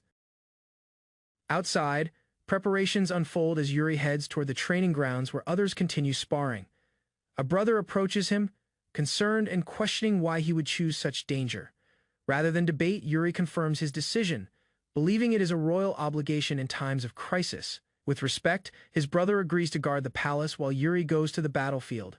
They share a short farewell, both aware of the risks that lie ahead. Another companion, feeling ignored, seeks recognition, yet Yuri remains unwavering in focus. He speaks with quiet certainty, despite knowing powerful orcs await beyond the borders. These towering creatures advance under crimson banners, bringing devastation with them. Even so, Yuri moves forward, confident in his plan and unshaken by what awaits. His name is suddenly called as a maid rushes toward him in urgency. Breathing heavily, Aine reports that a visitor has arrived carrying something he had requested. Without delay, Yuri reassures his companion that golden rays streamed between the branches as the party halted beneath the dimming dusk. Close to the ruined woods, Yuri paused with the knights, while Sir Raymond reviewed their location. With a quick look at the chart, Raymond verified their path towards Cider and the road ahead. Talk of their speed brought quiet consensus, yet Yuri's eyes drifted, his mind turning uneasy. Laurent Flandre emerged before them, his presence awakening memories of treachery and death from Yuri's former life. Unaware of Yuri's distress, the fair-haired knight remained poised, addressing the others with steady assurance. Giving a proper salutation, Laurent bowed himself courteously before Yuri. Taken by surprise, Yuri answered shortly, his doubts carefully concealed behind a calm expression. Without pause, Laurent stated he had long waited for this chance to speak honestly. Respect flowed from Laurent as he commended Yuri's former valor. He recounted tales of how the prince once opposed injustice to defend a servant. To him, Yuri symbolized a perfect knight, brave, faithful, and resolute. Though uncertain of Laurent's honesty, Yuri kept a courteous demeanor. Raymond signaled departure, urging caution concerning the hostile Count Sidor. Their travel continued under starlight, the far fortress waiting with unclear intent. Banners carrying Yuri's name waved high as the fortress ready for his coming. Below them, lines of armored warriors stood ready, awaiting the prince's arrival from horseback. he observed as Margrave Hemi Cedar stepped forward to welcome him. Yuri gave thanks, remarking on the rarity of his youth among battlefield leaders. Cedar's voice grew sharper as he questioned whether Yuri had fought orcs personally. Though lacking real combat experience, the prince replied that he had studied their methods deeply. Impressed by the answer, Cedar offered a slight nod of approval. He then presented an offer a gift, as he described it with deliberate courtesy. Shortly after, massive doors parted, guiding Yuri into the fortress's interior. A torch illuminated the dark corridor, casting shifting shadows along the stone. Without speaking, the group moved deeper, footsteps echoing at every step. A faint glow ahead marked the corridor's end, though not the unease. One knight questioned the odd surroundings, visibly unsettled. Yuri remained quiet as Cedar approached the firelight, offering no explanation. With a composed look, the Margrave assured them there was nothing to fear. Yuri narrowed his gaze, sensing tension as they reached a dimly lit cage. Gasps spread among the knights inside the cell, sat a bound orc growling from the dark. Instead of replying directly, Sidor described the creature as a specimen, kept for study and observation. He explained that the orc was a tool its actions examined to gain tactical insight. Yuri asked if this was truly the gift, prompting Sidor to affirm without delay. Though Yuri expressed thanks outwardly, inwardly, he recognized how far Sidor had gone for knowledge. A knight named Simon stepped forward, introducing himself as Baron Bolf's son. In lowered voices, the group quietly argued whether holding an orc captive was justified. Yuri acknowledged their concerns but issued an order to open one of the cages. Calling Simon forward, Yuri confirmed his identity and assigned him the battle. The gate flew open and the orc rushed out, freed and roaring wildly. Encircled by tense knights, Simon stood motionless, his grip shaking on the sword. Panic broke out as the orc struck, killing the first guard instantly. Simon faltered, frozen by fear, unable to lift his blade, with crimson eyes shining. The creature advanced, ready to kill without hesitation. Simon cried out in agony as the orc's claws ripped across his face in the assault. While the knights panicked, Cedar coolly remarked the beast had already been weakened for control. Yuri stayed silent, as Cedar reminded him despite wounds and chains, this was still an orc. Force erupted in radiant arcs. He rushed forward with full strength, confronting the monstrous figurehead. The clash finished suddenly, leaving Yuri breathless as his father praised his response. Still processing the moment, Yuri realized the ambush had replaced his farewell letter. Before parting, his father spoke clearly, "Return alive." That was his only request. A signal horn echoed through the air, marking the beginning of their march. Yuri stood proudly before the troops, declaring his name and purpose with certainty. At his command, the soldiers shouted back, ready to follow him into war. Far away, within a dark prison corridor, a hand gripped iron bars tightly. A prisoner stood alert, staring outward as if expecting someone long absent. A brutal orc seizes a knight as turmoil spreads among the troops who demand a swift rescue. Calm and composed, Yuri notes that the orc's tendons are already partly cut, so death isn't imminent. The beast drags its prisoner backward while the others pause, unsure of their next move. Out of the darkness, a cloaked translator named Corey steps forward to address the orc. Through harsh growls, the warning is clear: lower your weapons or the knight's bones will be shattered. Agonized screams break out as the orc tightens its hold, raising the urgency of the moment. Arcane energy gathers in a blonde mage's hands, giving Yuri the opening he needs to act. He lunges ahead, fast and precise, using the distraction to bridge the distance. A single decisive strike forces the orc to release its captive. Stumbling back in blood, a towering orc suddenly appears, emanating far greater danger than the previous one. Experienced fighters recognize it immediately. It once consumed a knight alive before being restrained. Ignoring caution, a soldier readies his attack, insisting he will kill it regardless of the hostage. Yuri steps in, calling for control and pointing out the larger danger lurking nearby. He reminds them this is not about a single kill. Far deadlier enemies lie ahead. This, he explains, is training. They must learn both survival and how to defeat orcs. Blades of blue energy surge forward, piercing through the orc's defenses without pause. Moments later, a burst of flames erupts, flooding the corridor with intense heat and light. Seizing the moment, Yuri charges forward alongside the knight to deliver their blows. The orc falls, its blood spreading across the stone ground nearby. A knight looks away, quietly reflecting on the harsh battle. Suddenly, another foe leaps in but is cut down before it can strike. Panting heavily, the knight regains his footing after the clash. Yuri nods in approval, offering brief recognition of his effort. Hemi remarks that although the enemy was weak, the lesson still holds value. Hemi adds that chivalry means nothing against creatures like these. He points forward saying there is something else they must see. Further inside, he warns, even worse horrors await them. The group moves into a chamber filled with unsettling sights. Shock spreads as they notice pale, twisted figures chained together. Half-orcs, unnatural offspring of cruelty, stand trembling. Far more numerous than expected. Hemi explains these half-orcs are born from humans abused by the orcs' vile desires. Repulsed, one knight covers his mouth, unable to accept the grim truth. When questioned, Hemi openly admits he hates orcs with all his heart. Some quietly suspect orcs are the source of his deep suffering. They recall stories that he once retrieved his son's body from an orc settlement. Even now, that memory lingers behind his unwavering determination. Before leaving, Hemi orders them to bring the hooded interpreter along. Yuri immediately recognizes him and confirms his name, Kori, the orc language speaker. As Kori tries to talk, Yuri casually silences him with a simple gesture. Hemi interrupts, stating he already understands what needs to be conveyed. Kori then offers a strange item, describing it as a sign of cooperation. Though unsure, Yuri accepts it, clearly surprised by the act. Looking ahead, Yuri equates bandits and orcs both must be destroyed. The group advances through a dense forest, steadily approaching the borderlands. Nearby, an unknown group of riders moves quietly among the trees. Suspicious activity draws attention as one rider grips his bloodied blade tightly. Without hesitation, he charges forward on horseback, crashing into their formation with force. A brutal strike follows, spraying blood across the scene as chaos erupts instantly. The orc was a tool its actions examined to gain tactical insight. Yuri asked if this was truly the gift, prompting Cider to affirm without delay.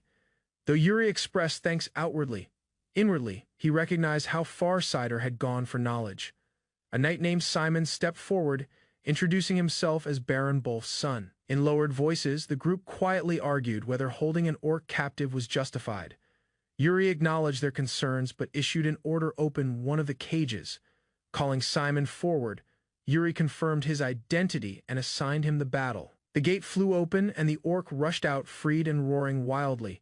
Encircled by tense knights, Simon stood motionless, his grip shaking on the sword. Panic broke out as the orc struck, killing the first guard instantly. Simon faltered, frozen by fear, unable to lift his blade, with crimson eyes shining. The creature advanced, ready to kill without hesitation. Simon cried out in agony as the orc's claws ripped. Yuri guides his squad along the wooded path as their mounts race beneath the kingdom's standard, vigilant and intent. He examines the map in his grasp while maintaining stride with the others. Hernando, traveling beside him, speaks with assurance, believing Yuri will move independently if required.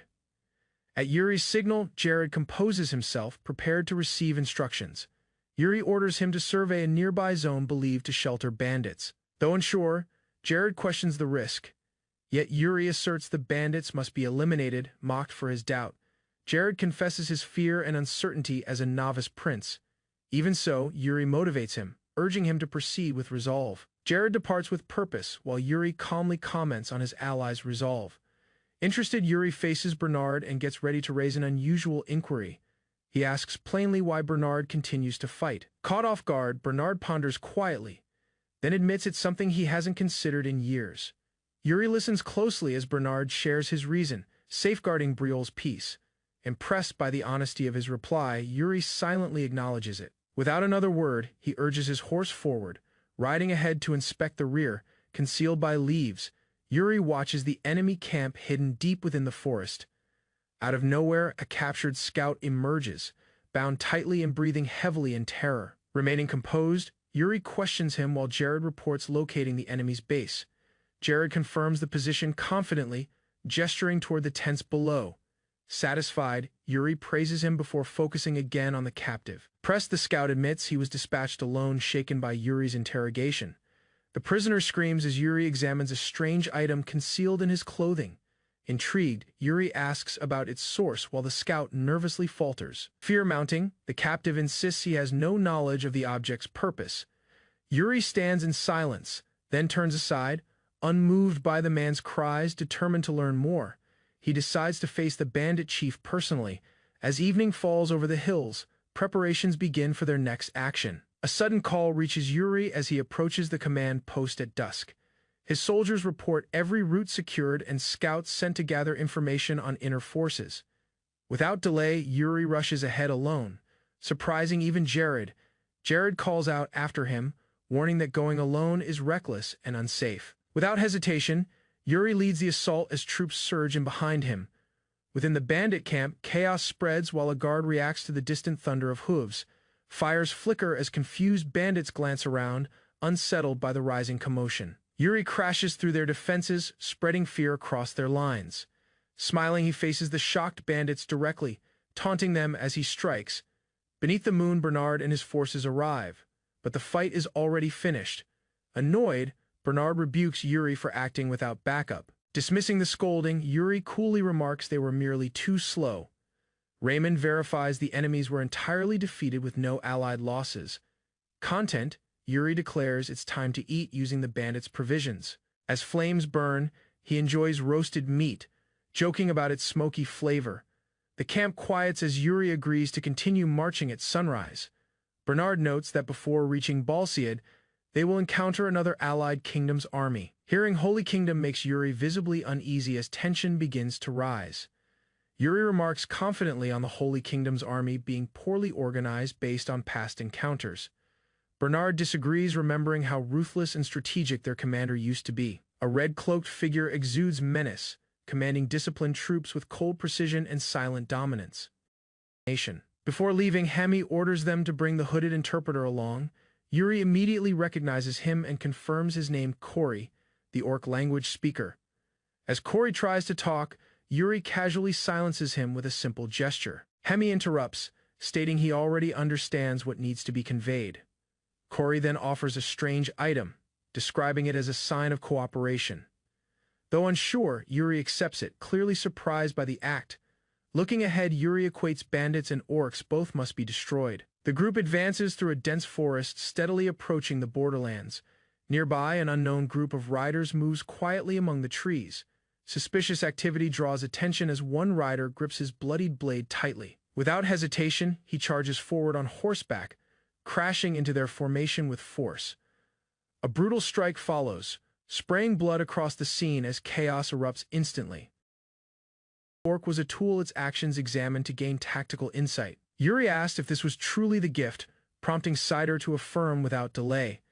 Though Yuri expressed thanks outwardly, inwardly, he recognized how far Cider had gone for knowledge. A knight named Simon steps beneath the moonlit sky. Yuri listens closely as the political conflict involving the Holy Kingdom develops. Instead of dispatching scouts, he rejects the idea, choosing a direct meeting with the princess. With steady resolve, he looks forward, knowing diplomacy could influence the fate of their cause. At the military encampment, commands are issued to keep order and ready the soldiers for what lies ahead. Within the city, Yuri is welcomed by the local lord, who offers a respectful greeting. The man commends Yuri's noble lineage, remembering his father's legendary triumphs against the orc tribes. A whisper breaks the discussion, bringing news of the princess's prompt arrival. The lord proposes an introduction, to which Yuri agrees with calm readiness. Settling into his chair, he prepares to evaluate this ally's intent and presence firsthand. Heels echo against the marble floor as Sibylla Arsanti enters with her guards in formation. Illuminated by light, she introduces herself with pride as the second princess of the Holy Kingdom. Diplomatic words follow as she acknowledges Yuri's presence and the land's ongoing hardships. A pause lingers as her eyes examine the unfamiliar young man before her. Mistaking him for an attendant, she asks for privacy to speak with the lord. Tension grows when a knight bursts out, angered at Yuri's seated posture before royalty. With a calm smile, Yuri reveals his identity as the third prince of Brile. The chamber falls silent. Sibylla and her guards are clearly shocked by the sudden revelation. Taking charge, he explains that he's also the commander of the allied forces despite appearances. Feigning regret, Yuri blames himself for not wearing formal attire like the others. Expressions change as Sibylla and her knights quickly offer sincere apologies for their earlier conduct. Easing the tension, he casually asks whether his outfit truly appears that plain. Yuri suggests a proper introduction, extending his hand with confidence. Sibylla accepts, and a brief handshake marks the start of mutual respect. Shifting the topic, he curiously asks her age, comparing their difference casually from across the chamber. The Lord praises their growing rapport before any battle begins. Sibylla agrees with a nod, open to cooperation. When asked about her forces, she confirms their arrival is expected by tomorrow. Confidently, Sibylla assures him of her troops' strict discipline and order. Rather than doubting them, Yuri explains that internal threats from orcs can still occur. As a caution, he urges vigilance. Enemy ambushes often defy logic or timing. Bright streets bustle as Yuri walks through the city, reflecting on the Holy Kingdom's paladins. He finds their rigidity excessive, predicting challenges ahead for the princess in battle. While browsing a market stall, his attention shifts to an unusual item in his hand. Hernando confidently confirms it's a local product found only in this region. According to rumors, the necklace enrages orcs, causing them to attack its bearer. Rather than praising it, Yuri remains doubtful, calling it a crude, unreliable tool. Despite searching, no similar items are found among the vendors.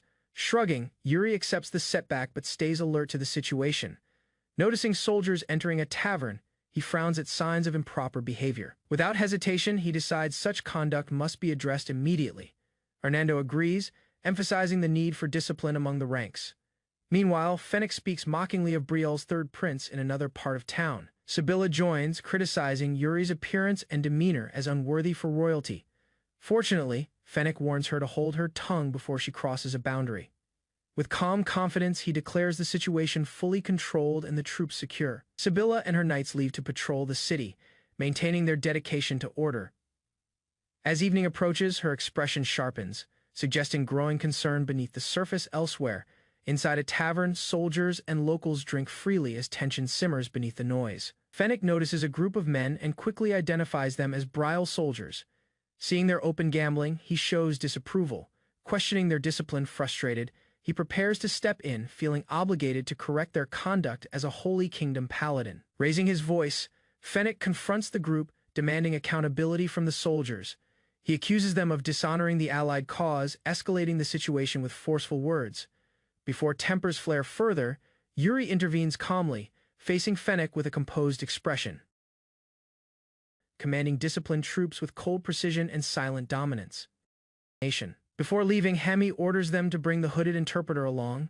Yuri immediately recognizes him and confirms his name, Corey, the orc language speaker. As Corey tries to talk, Yuri casually silences him with a simple gesture. Hemi interrupts, stating he already understands what needs to be conveyed. Corey then offers a strange item, describing it as a sign of cooperation. Though unsure, Yuri accepts it, clearly surprised by the act. Looking ahead, Yuri equates bandits and orcs both must be destroyed. The group advances through a dense forest, steadily approaching. Wearing a confident grin, Yuri is confronted by Fennec regarding who he truly is. He responds immediately, declaring his rank as third prince, which brings clear shock. Fennec rebukes him, arguing that such pride puts both Yuri and nearby soldiers at risk. A quiet laugh slips from Yuri, entertained by what he sees as an empty warning. His eyes grow sharper as he points out Fennec's ignorance of the chain of command. Momentarily stunned, Fennec attempts a reply but is cut off by an authoritative voice. The officer steps forward, noting that Fennec should have been out on patrol duty. Dropping his head, Fennec gives an unwilling apology and moves to the side. Although the officer tries to calm the situation, Yuri refuses any additional apologies. Calmly fixing his equipment, Yuri remarks on the challenge of handling disobedient troops. As the officer leaves, a vow to address the issue later is spoken.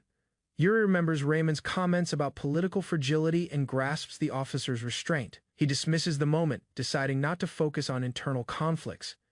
Outside again, casual conversation resumes as his unit continues their shift. From afar, Fennec seethes, still angered by the humiliation he endured publicly. Sibylla and Fennec respond as a knight hurriedly nears the gates beneath evening light.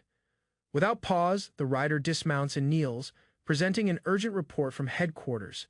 Information spreads quickly that orc troops have begun an assault on the Central Army. Elsewhere, a woman in armor prepares to depart, tightening her hold while listening closely. A noble recommends requesting help from the Brielle faction. Though unsure about overreaching, she hesitates, quietly weighing the political consequences of the proposal. He continues explaining, encouraging cooperation to lessen casualties among allies. She declines decisively, seeing the suggestion as a slight to their capability. Even so, she recognizes his concern before ordering her forces forward. Remaining behind, the nobleman speaks with another officer about the Holy Kingdom's rigidity. He issues fresh commands to reach out to Briel's third prince for assistance. There is little time, and rapid coordination has become essential. Beneath the moon's glow, Yuri reads the letter aloud to his assembled soldiers. The message confirms the orc surprise attack and asks nearby allies for aid. Confusion emerges since the appeal comes from Gid rather than the Holy Kingdom itself. Yuri remembers Fennec's earlier behavior, realizing now is not the moment for resentment. Without hesitation, he orders Sir Raymond to ready the troops to depart. A newcomer introduces himself as Roy and is given an important courier assignment. Roy is told clearly to gather knights from the tavern near Talisman Market. As Roy rushes away, Yuri folds the message and gazes at the silent sky. With a faint grin, he prepares to move beneath the cover of night. The group advances rapidly through darkness, hooves striking in a steady cadence. Yuri jokes about the others seeming slightly drunk, easing the tense mood. Noticing Jared's pale expression, he checks on him while hiding concern with humor. Laurent approaches and voices admiration for Yuri's choice to help former rivals. He commends Yuri's composure and foresight, moved by the prince's merciful leadership. Yuri modestly brushes off the praise, smiling as Laurent's excitement grows stronger. Inside, Yuri wonders whether Laurent's devotion is influenced by memories of his previous life. Their journey is suddenly disrupted by a shout indicating movement ahead. The figures charging toward them are recognized as paladins of the Holy Kingdom. Yuri takes the lead, announcing this fight as their first encounter with the orcs. Blue aura envelops him as he promises to guide them and stay until the end. He rides forward, directing his forces firmly and urging all to return safely. Such conduct must be addressed immediately. Hernando agrees, emphasizing the need for discipline among the ranks. Meanwhile, Fennec speaks mockingly of Briel's third prince in another part of town. Sibylla joins, criticizing Yuri's appearance and demeanor as unworthy for royalty. Fortunately, Fennec warns her to hold her tongue before she crosses a boundary. With calm confidence, he declares the situation fully controlled and the troops secure. Sibylla and her knights leave to patrol the city, maintaining their dedication to order. Moments before, the Holy Kingdom's paladins assembled beneath the moonlight, unaware of the approaching ambush. One knight confessed his mistake, realizing far too late that the central formation had already been struck. Within the fortress, Yuri spoke of the orcs' erratic incursions inside their lands, emphasizing their lapse in vigilance. From afar, soldiers noticed the banner still standing while the front ranks struggled desperately against monsters. A furious orc lashed out wildly as paladins maintained their stance amid the chaos of battle. Commands were given for a direct assault on the enemy leader, initiating a cavalry advance. A knight ordered the riders to form up and break through with strength. Resolved to lead, he murmured a prayer and pushed his steed ahead. His horse surged forward as the unit's speed rapidly increased. Suddenly, a cursed totem shimmered ominously before them, releasing dark magical force. Violet light spread outward, stopping the charge in motion. Fragments burst from the earth. An enemy trap had been prepared.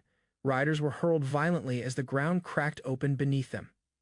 A knight's arms stretched upward through dust and wreckage, clinging to awareness. In fading thought, he recalled praise from earlier as despair overtook him. Praise lingered in Sibylla's memory, tied to the warmth of a hand resting on her head.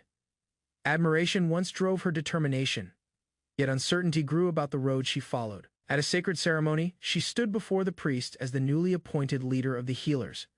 Collapsed among debris, Sibylla rejected her former beliefs, feeling completely betrayed across the battlefield.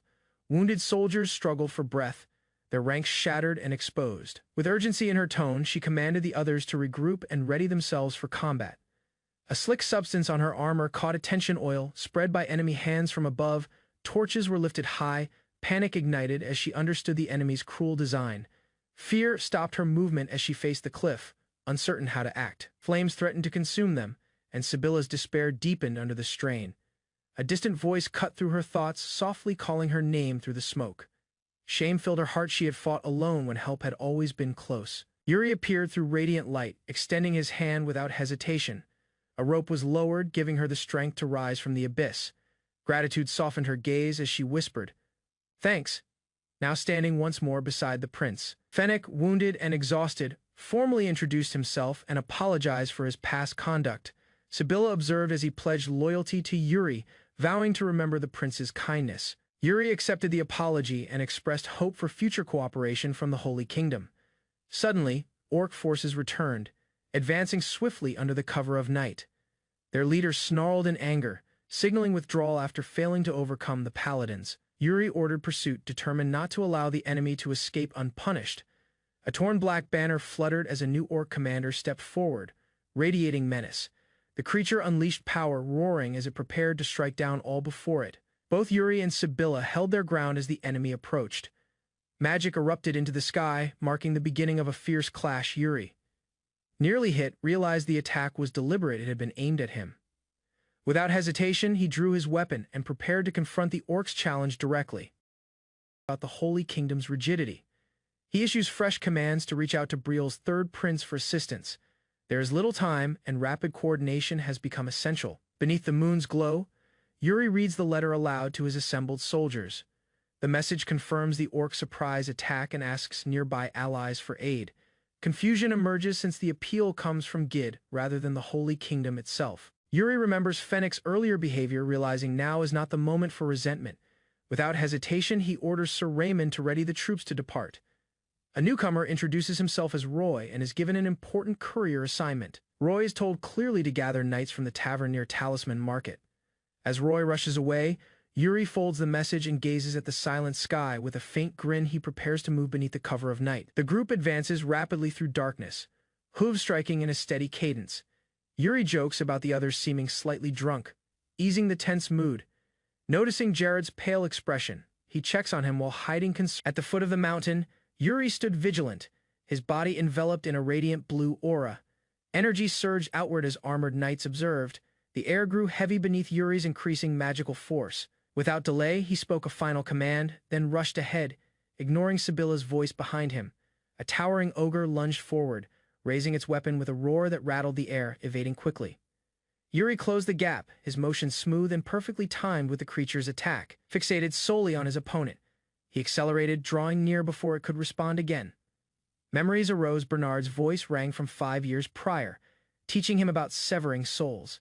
His training stressed instinct over reasoning, pushing the body to act quicker than thought itself. Act first, comprehend later. That guiding principle had been carved into Yuri through years of harsh discipline. Acting on impulse, Yuri struck back before the next strike could connect, his blade gleaming outward. The weapon whirled like a flash of light, erupting upon contact with immense force. As the dust faded, he steadied himself, gaze sharp and stance ready for what followed. He moved swiftly through enemy ranks, slicing a path among disoriented soldiers with flawless accuracy. 2 ogres attacked, both collapsed instantly, cut down by a swift and fluid sweep of steel. Breathing calmly, Yuri advanced further, unaffected by the destruction trailing behind him. 3 ogres approached, laughter rumbling deeply as they noticed Yuri standing by himself.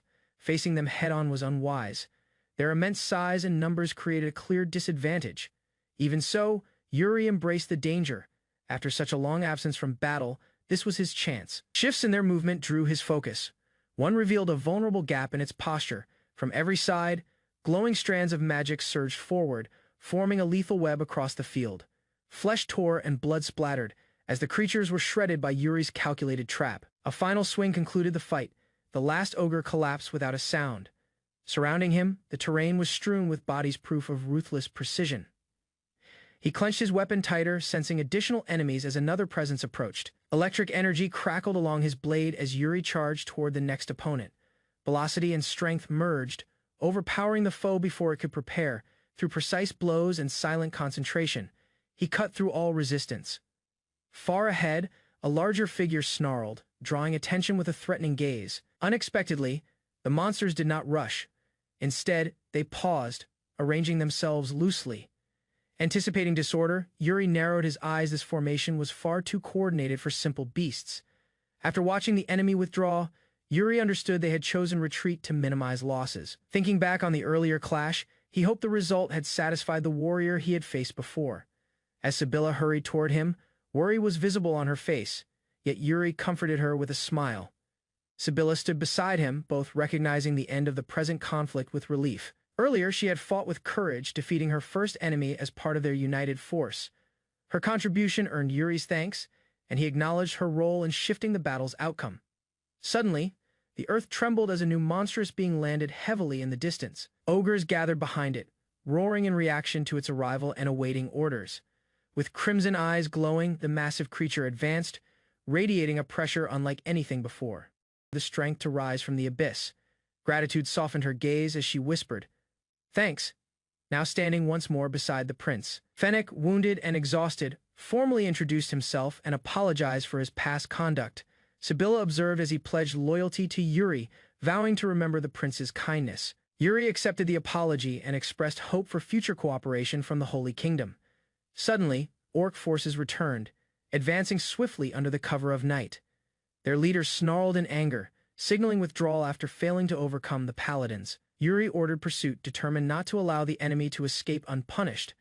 A torn black banner fluttered as a new orc commander stepped forward, radiating menace. The creature unleashed power, roaring as it prepared to strike down all before it.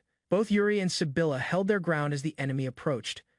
Magic erupted into the sky, marking the beginning of a fierce clash. Yuri, nearly hit, realized the attack was deliberate. It had been aimed at him. Without hesitation, he drew his weapon and prepared to confront the orc's challenge directly. About the Holy Kingdom's rigidity. He issues fresh commands to reach out to Briel's third prince for assistance.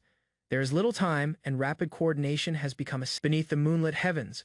A whisper spread along the streets as villagers hurried toward the tavern. Inside, Jared enthusiastically described Prince Yuri's daring act of catching a torch mid-air before it dropped. Another guard, chuckling lightly, mentioned old rumors that portrayed Yuri as a reckless bettor. Dismissing the talk, Laurent argued those stories were false and admired Yuri's unrivaled prowess in combat. With pride, he declared Yuri surpassed even the kingdom's elite fighters during their training years. Across the hall, Asana remained quiet, her eyes keen as mentions of Yuri stirred her mind. To her, Yuri's behavior broke royal expectations. His choices seemed deliberate, as though guided by insight. Very few would walk alone into turmoil. Yet he did so without a trace of doubt. She called over the innkeeper, asking about a talented swordsman with dark hair and silent strength. The innkeeper paused, yet something in her tone urged him to remember a foreign-sounding traveler. He recalled an odd request, simple risotto, and an inquiry about the road leading to Balshad. With narrowed eyes, Asana nodded, certain she had found the correct lead. Handing over a coin, she expressed gratitude, leaving the innkeeper wide-eyed with thanks. Balshad, merely hearing it, confirmed Yuri's direction toward the allied forces. She understood this route was intentional to reach him. She needed to move ahead of him. Following their triumph at Gid, the unit advanced toward their next objective through wooded paths. As dusk neared, soldiers dismounted and began arranging another temporary camp with trained precision. Their effectiveness came from experience gained in prior conflicts, particularly the Holy Kingdom campaign. Raymond watched the team's coordination and recognized their improvement since the expedition began. Instead of staying behind, Yuri entrusted leadership to Raymond and quietly entered the forest alone. Even among comrades, his instincts signaled that something nearby was wrong. Not far from camp, he overheard troops harassing a cloaked figure already kneeling on the ground. They ridiculed his look and accused him of misleading Yuri through deception. His attempts to explain were dismissed as bias, and suspicion took over. One soldier seized a small object, insisting it had been taken unlawfully. Before things escalated, Yuri intervened, stopping them with calm authority. He questioned their conduct, his mere presence enough to silence the accusers instantly. Without lifting his tone, Yuri commanded them to leave immediately. Disturbed, the soldiers apologized and withdrew, realizing they had crossed a boundary. He then turned to the man, calmly asking whether he had been injured. Thankful yet exhausted, the cloaked figure nodded, his voice shaking as he thanked Yuri for helping him. Rather than depart, Yuri sat beside him, gently asking if he required anything. Instead of complaining, the man accepted his hardship, saying prejudice came from being different. He spoke of a quiet wish to live openly among others once he gained their acceptance. Yuri, moved by his sincerity, proposed an unexpected idea that surprised the man. He suggested finding a mage, believing that learning magic might help him achieve that goal. As night deepened over the forest, the camp settled beneath the gentle glow of lanterns. Inside the command tent, officers discussed their next preparations. Yuri reminded them that alertness was crucial, especially while crossing the dark territories. He cautioned that the enemy might reuse their earlier strategy, fire magic seen in the Holy Kingdom. Before adjustments could be made, a soldier rushed in, gasping with urgent news of an orc assault. Panic spread at once as soldiers rushed from tents. Weapons drawn toward the source of danger. A surge of fire lit the horizon, confirming Yuri's earlier suspicion. The assault was fierce. Orc forces advanced with dark sorcery and raw power. As violet mana flickered within Yuri's grasp, his foes realized this was no ordinary reaction. Encircled by unstable energy, the officers paused while assessing the strange magic spreading across the field. Yuri gave commands to Jared and Raymond, placing them in charge of their respective units. With blue flames igniting beneath him, he moved forward alone to uncover the truth behind the magical storm. Trembled as a new monstrous being landed heavily in the distance. Ogres gathered behind it, roaring in reaction to its arrival and awaiting orders. With crimson eyes glowing, the massive creature advanced, radiating a pressure unlike anything before. The strength to rise from the abyss. Gratitude softened her gaze as she whispered, "Thanks," now standing once more beside the prince. Fennec, wounded and exhausted, formally introduced himself and apologized for his past conduct. Sibylla observed as he pledged loyalty to Yuri, vowing to remember the prince's kindness. Yuri accepted the apology and expressed hope for future cooperation from the Holy Kingdom. Suddenly, orc forces returned, advancing swiftly under the cover of night. Their leader snarled in anger, signaling withdrawal after failing to overcome the paladins. Yuri ordered pursuit, determined not to allow the enemy to escape unpunished. A torn black banner fluttered as a new orc commander stepped forward, radiating menace. The creature unleashed power, roaring as it prepared to strike down all before it. Both Yuri and Sibylla held their ground as the enemy approached. Magic erupted into the sky, marking the beginning of a fierce clash. Yuri, nearly hit, realized the attack was deliberate. It had been aimed at him. Without hesitation, he drew his weapon. Led by his allies' guidance, Yuri locates the origin of the approaching magical disturbance. Without hesitation, he surges ahead, radiant energy throbbing beneath his steps. His gaze sharpens as a silhouette gripping a colossal blade appears within the shadows. Identifying the armored creature as Orkval, Yuri readies himself for a fierce confrontation. He charges, weapon directed straight at the adversary, demanding answers through raw force. Their blades clash, unleashing shockwaves that surge through the surrounding air. Taking a breath, Yuri reevaluates. This foe exceeds expectations in strength and presence. The beast's erratic strikes lack precision, yet every swing holds deadly force. Amid the flurry of steel, Yuri barely evades a devastating strike, countering instantly. A calculated retaliation connects cleanly, briefly interrupting Orkval's offensive. Unlike earlier opponents, this one displays measured control beneath its aggression. As pressure builds, Yuri steadies himself, fully conscious of what is at stake. Calling upon his full strength, Yuri prepares for the final exchange.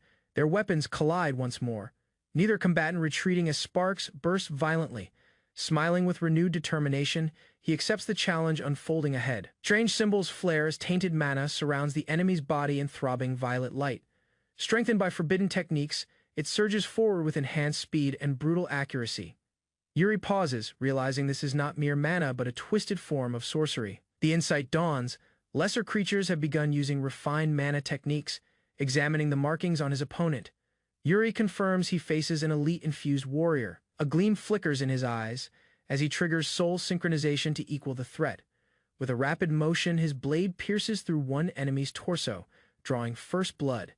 Their reaction is swift. The remaining foes reposition like troops guided by an unseen leader. Sensing control, Yuri adjusts his stance, searching for the hidden force directing them. More creatures rush forward, yet he confronts them directly with disciplined, lethal precision. A clean strike removes an arm, forcing the attackers to pull back briefly. Keeping his distance, Yuri studies their pattern, preparing his next decisive action. Blood marks his armor, yet his stance remains solid and eyes fixed ahead. With a cold grin, he channels mana once again, refusing to be outmatched.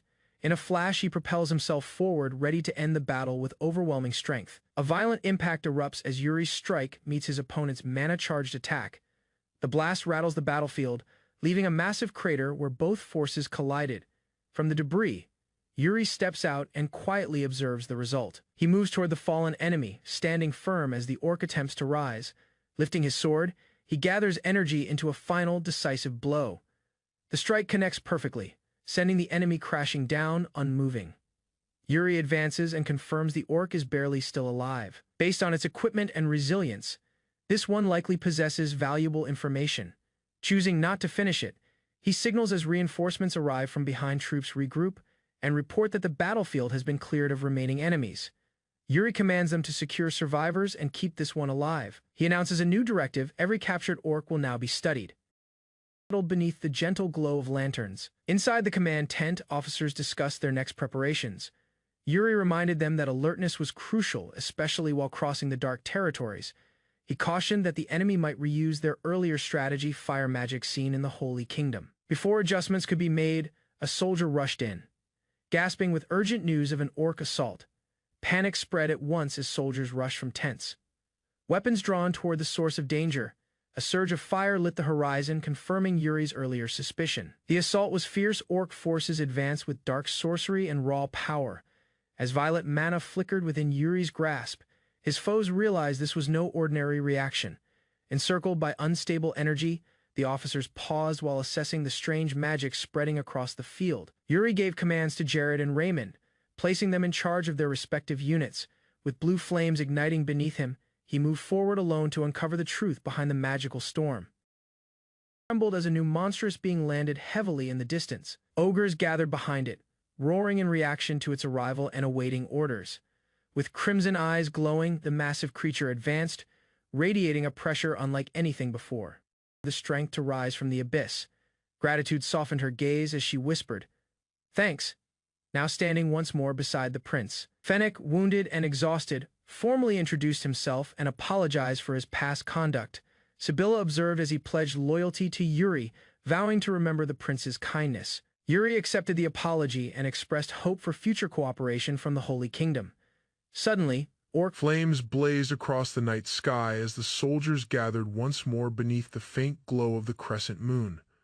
While healers treated the injured, Yuri stood unmoving, accepting care without protest. Hernando completed the healing, observing the injuries, and how frequently Yuri seemed ready to endure pain. Without delay, Yuri gave an unusual order to bring something forward. The request unveiled an ornate crimson chair, its appearance far too extravagant for a battlefield. Hernando, undisturbed, maintained that authority must be paired with grandeur even amid war. Taking his seat upon the throne, Yuri radiated command as the soldiers observed in silence. He announced the start of the interrogation, his voice steady and resolute. Captives were arranged in line awaiting their fate as Yuri called them forward individually. A sudden explosion disrupted the scene, an orc bursting in fiery defiance amid the turmoil. Another prisoner resisted questioning with growls and silence. Unshaken, Yuri demanded answers regarding who orchestrated the attack. A knight reported the orc's defiance, yet Yuri showed no reaction. Jared advanced, delivering a harsh punch to the captive's face. Unease spread among the orcs, their defiance weakening under Yuri's ruthless composure.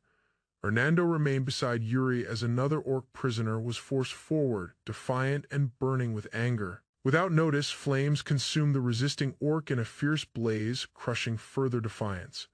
Yuri lifted his hand, summoning a stream of radiant water, and issued a single warning to all. With cold precision, Yuri stated he would question each captive only once. Based on their response, he would decide between quick mercy or severe punishment. The first orc's refusal resulted in an icy fate as water surged and froze him instantly. Jared watched quietly before moving the immobilized orc aside. Noting his silence, another prisoner cried out in panic, leading Yuri to ask its meaning. Hernando translated. The orc pleaded for mercy, blaming the assault on a superior named Okua. Yuri let out a bitter laugh, sensing the creature's desperation to survive. Still considering the name, he questioned whether the order truly came from Okua. Caught off guard, he admitted he did not recognize the name, prompting deeper thought.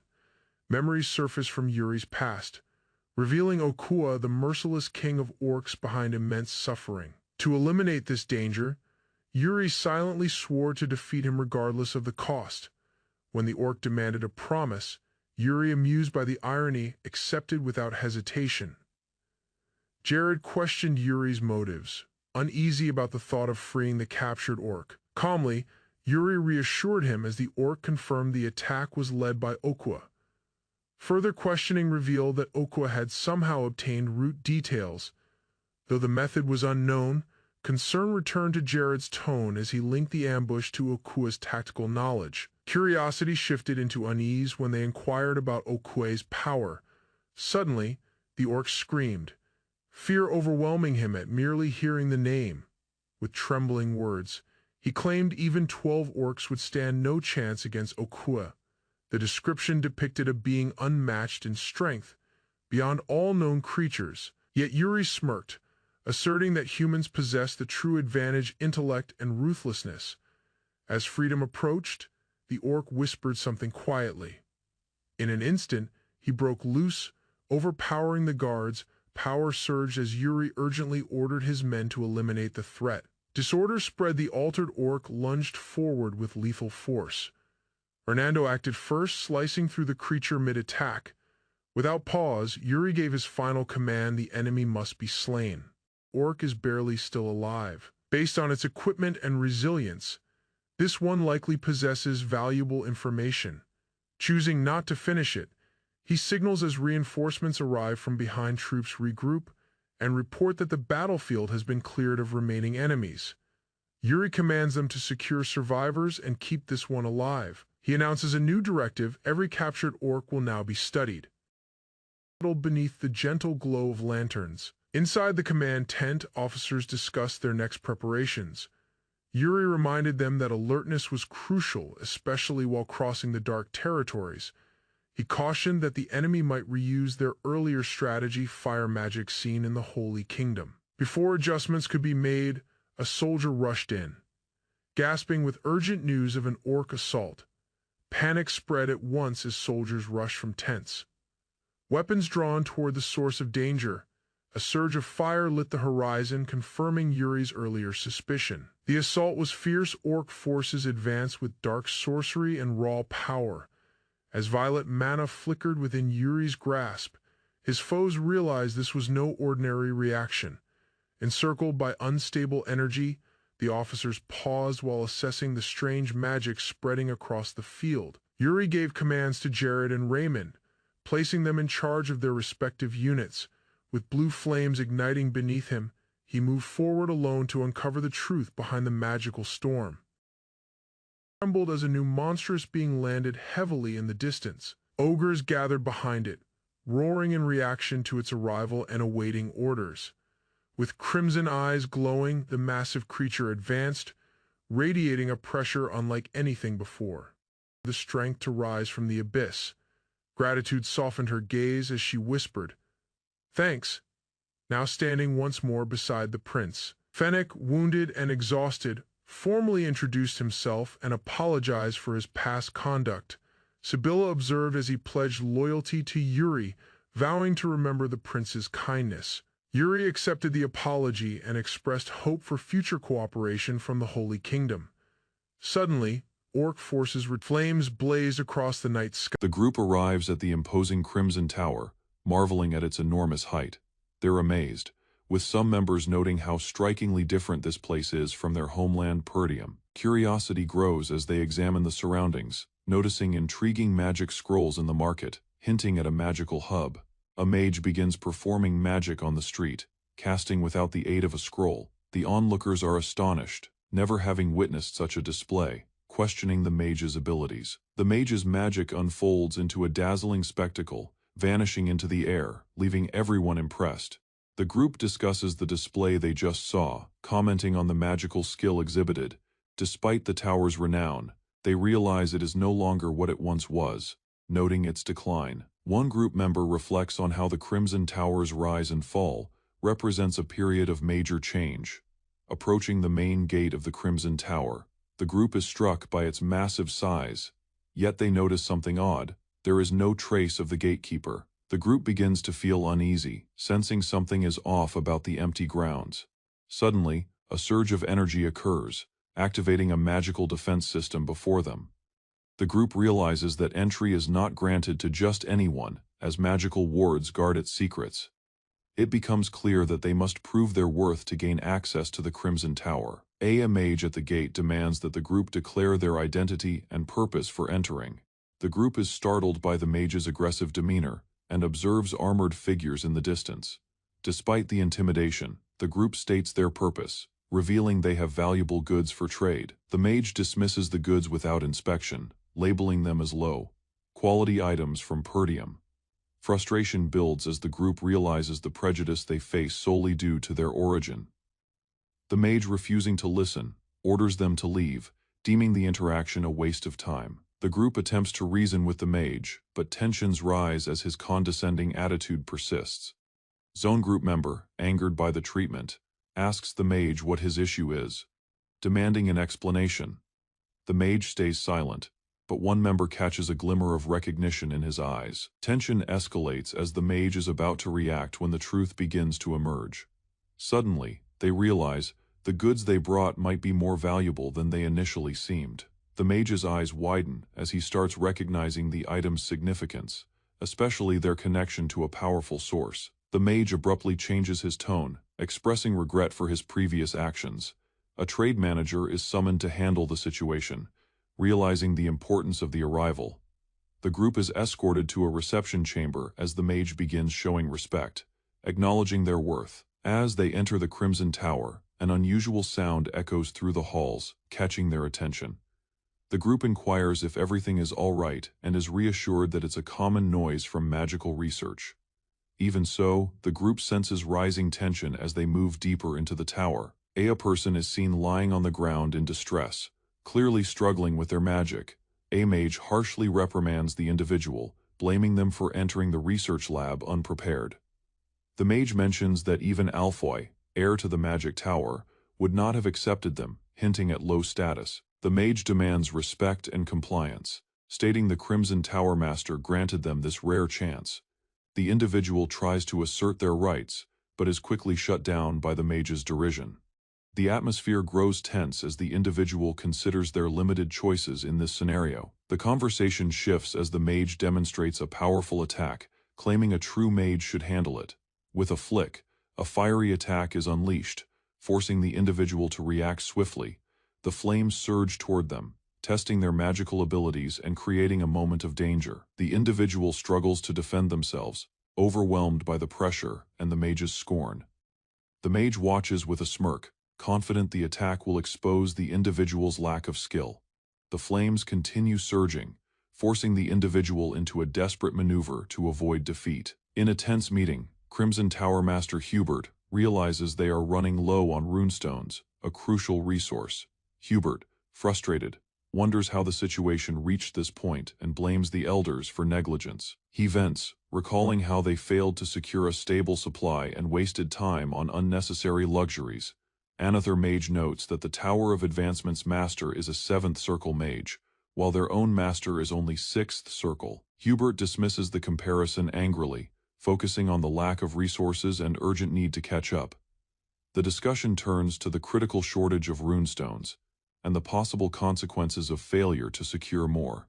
Hubert asks how they will manage without additional runestones, but an urgent message interrupts. A messenger bursts in, announcing a massive delivery of runestones has just arrived. The news sparks both relief and suspicion, prompting questions about their origin and timing. Chaos erupts in the tower as Hubert demands to know who orchestrated this timely arrival. A fireblast erupts at the entrance, signaling the arrival of a formidable figure. Hubert watches, shocked, as someone steps forward through the smoke, ready for confrontation. The figure attacks with explosive force, unleashing a fiery barrage that forces the group to react. The group struggles to shield themselves as the fiery attack threatens destruction. Amid the chaos, a mage identifies the attacker as a person with mysterious and dangerous power, leaving the group scrambling. In the midst of the turmoil, Hubert shouts for everyone to stop, his voice full of anger and frustration. His eyes widen as he surveys the scene, unable to grasp the magnitude of the disruption. Hubert's voice cracks as he demands an explanation, feeling the weight of the chaos as the room descends into confusion. A figure shouts urgently for everyone to halt, causing immediate confusion. The scene is chaotic, with everyone unsure about what's occurring. Amid the commotion, a person demands to know what is happening, their voice filled with disbelief and worry. The crowd watches as a woman, Belinda, is ordered to release someone from her hold, which she does at once, signaling a change in the tension. A young man, panicked, calls out for his teacher's attention, attempting to make sense of the situation unfolding before him. The teacher explains the events, revealing that intruders had arrived, and he acted to stop a student from entering the laboratory for safety. Sarcastically, the teacher dismisses the young man's worries, teasing him for overreacting. Suddenly, Vanessa appears, her power surging as she transforms into the Red Nightmare. Her transformation startles those nearby, as they recall the terror she had once caused. No onlooker reflects on how right they were to be cautious of her. As Vanessa's flames burst forth, a voice calls out, warning anyone against harming their student. An imposing figure steps forward, enraged at the threat to his student, and threatening to incinerate anyone who dares. Introducing himself, Ghislain Perdium calmly announces his name, asserting authority over the situation. Ghislain states he is present to trade a valuable item, a runestone, with the others. His statement shocks those gathered, particularly the teacher, who cannot believe someone like Ghislain would hold such a potent object. Ghislain remains composed, revealing he has already prepared the trade outside the castle, leaving others little choice but to acknowledge his power. As a grand edifice comes into view, a figure offers the chance to inspect it firsthand, presenting an impressive sight that captures everyone's attention. The crowd reacts in disbelief at the staggering scale of the building. Its immense size and presence leave them questioning reality. One individual, astonished, exclaims how impossible it seems, while another wonders about the origins of such an extraordinary structure. A figure expresses pure excitement, thrilled by the discovery of the enormous number of runestones, seeing it as a rare, once-in-a-lifetime opportunity. Yet one person grows curious, questioning whether the quality of the runestones truly matches their rarity, showing clear skepticism about their authenticity. Another voice, more authoritative, dismisses these concerns, claiming the runestones are likely a scam due to their irregular source. The discussion intensifies as one person asks if anyone else shares doubts regarding the runestones. Someone confidently defends the runestones, brushing aside any questions about their genuineness. As tensions rise, one person suggests a different approach, proposing they consider the offer despite growing skepticism. The group reacts sharply to this suggestion, insisting they won't be convinced without more proof. However, the Tower Master, sensing the rising tension, intervenes, acknowledging the situation and proposing a compromise. Despite the back and forth, a decision is made to purchase the runestones, but only at a lowered price, surprising the sellers. Kaor is tasked with returning the extra carts, keeping one for the final trade. As the moment concludes, the Tower Master subtly asserts control, keeping the situation under check. With the deal finalized, the group begins to move, all reflecting on the unexpected outcome of the negotiations. A confused individual asks why they are taking more than agreed, realizing something has gone wrong. Another character reminds the group that they originally intended to sell only one cart, but now it seems more is being taken. A new order is given to remove all the carts, leaving onlookers stunned by the sudden change. A confrontation arises as someone demands an explanation, and tension spikes as others move to stop the action. The figure responds, revealing their true destination is the Crimson Tower, though they needed funds for the journey. This revelation surprises everyone. The mention of the Crimson Tower shakes the atmosphere, with some doubting the claim. With a nervous laugh, the person clarifies it was a joke to ease the awkwardness. The tension is briefly eased, as they suggest visiting the tower for a chat. Despite lingering unease, the group agrees to follow, though some remain cautious of what awaits. The group settles around a table, and one character introduces the mages from the Flame Magic Tower. The group is impressed by the presence of powerful fifth, circle mages, acknowledging the tower's strength. Ghislain observes the scene quietly, watching the group and situation with a calm, strategic eye. Ghislain commends the power of the Flame Magic Tower, recognizing its influence in the northern region. Yet, he downplays its importance, showing no interest in the surrounding power struggles. Those nearby exchange worried glances, questioning whether his dismissiveness is part of a deeper strategy. Ghislain smiles, explaining he simply felt he needed double the market price for the goods. The Tower Master, and others, displeased by the jest, glare at Ghislain, cautioning him about his attitude in such an important setting. Ghislain's smile fades slightly, but he remains confident, maintaining his composure, despite mounting tension. An older figure, visibly annoyed, says that while Ghislain is young and may have erred, they'll show leniency this once. The Tower Master offers a slightly better deal, suggesting they pay a bit above market price for the goods. Surprised, Ghislain presses further, his previous casualness replaced with a sharper, calculating edge. He questions the sincerity of the offer. As tensions rise, Ghislain pushes harder, declaring that if they're uninterested, he'll take the goods to the Crimson Magic Tower instead. The atmosphere thickens with uncertainty, and the Tower Master warns Ghislain to stop, despite the plea. Ghislain remains unmoved, testing limits with his boldness. The group grows tense as Ghislain drives the conversation, demanding triple the price, causing confusion and alarm. The Tower Master, attempting to maintain control, reluctantly gives in, signaling Ghislain may get his way. Ghislain's smirk returns, having turned the situation in his favor with ease. The final agreement is reached. They will purchase everything at triple the price. Ghislain, satisfied, leans back, feeling the weight of his victory. The Tower Master, though irritated, complies, agreeing to provide the money immediately to finalize the deal. Frustration grows as the Tower Master fumes, realizing he has been outsmarted by a young upstart. He curses, thinking of the runestone shortage, but his anger boils over, considering punishing Ghislain if he continues to mock him.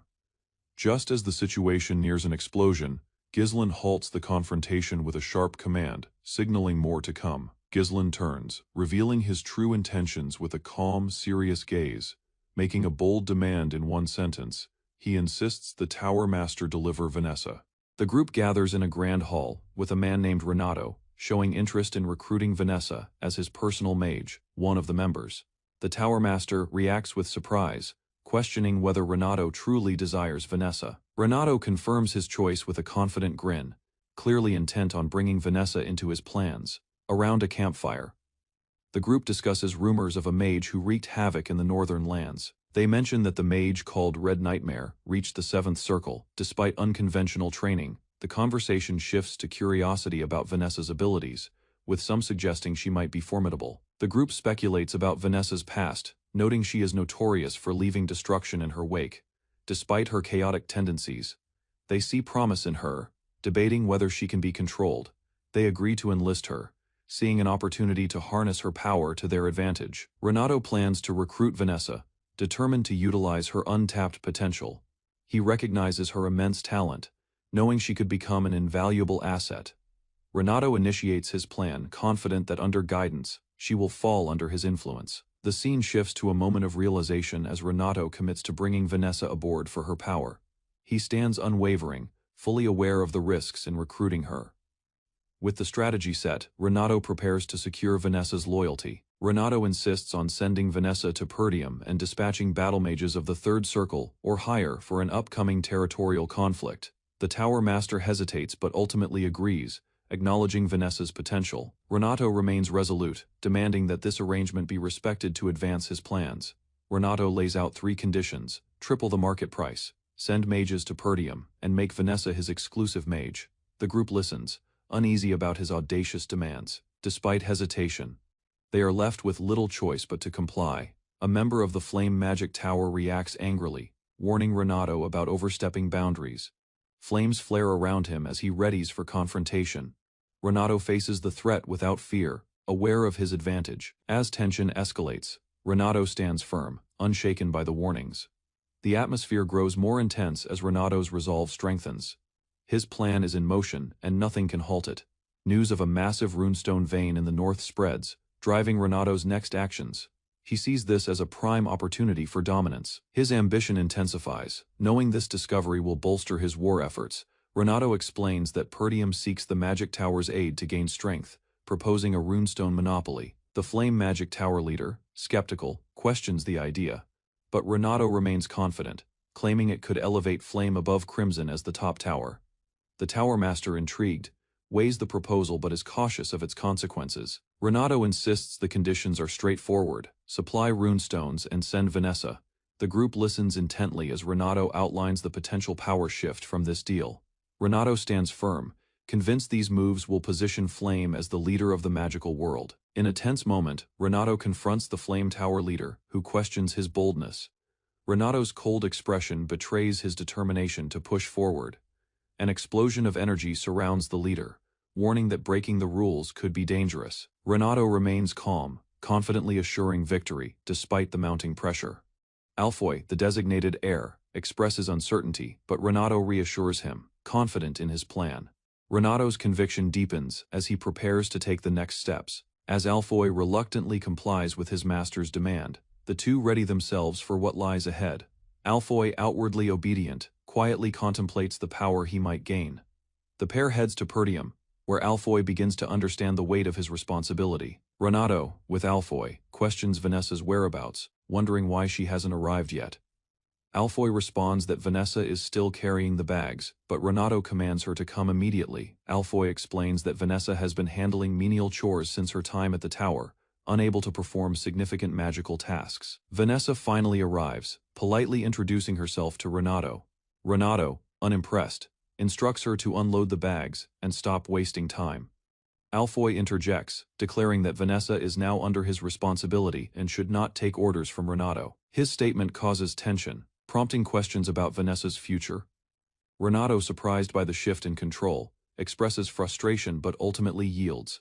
Alfoy's resolve grows, asserting his authority over Vanessa's destiny. Alfoy, smirking, warns Renato that underestimating him will be regretted, promising a swift change in their dynamic.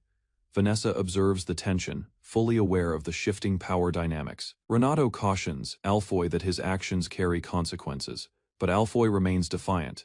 A confrontation ignites as Alfoy's team of mages steps forward, threatening anyone who opposes them. The mages declare their pride and superiority, demanding acknowledgement. Renato finds himself at a crossroads, uncertain of how to handle the escalating scenario. Alfoy addresses Renato, asserting that the treatment he's receiving is part of an agreement. He reminds Renato that in Perdium, his role is merely a reserve source of living mana, unless he obeys Alfoy's commands.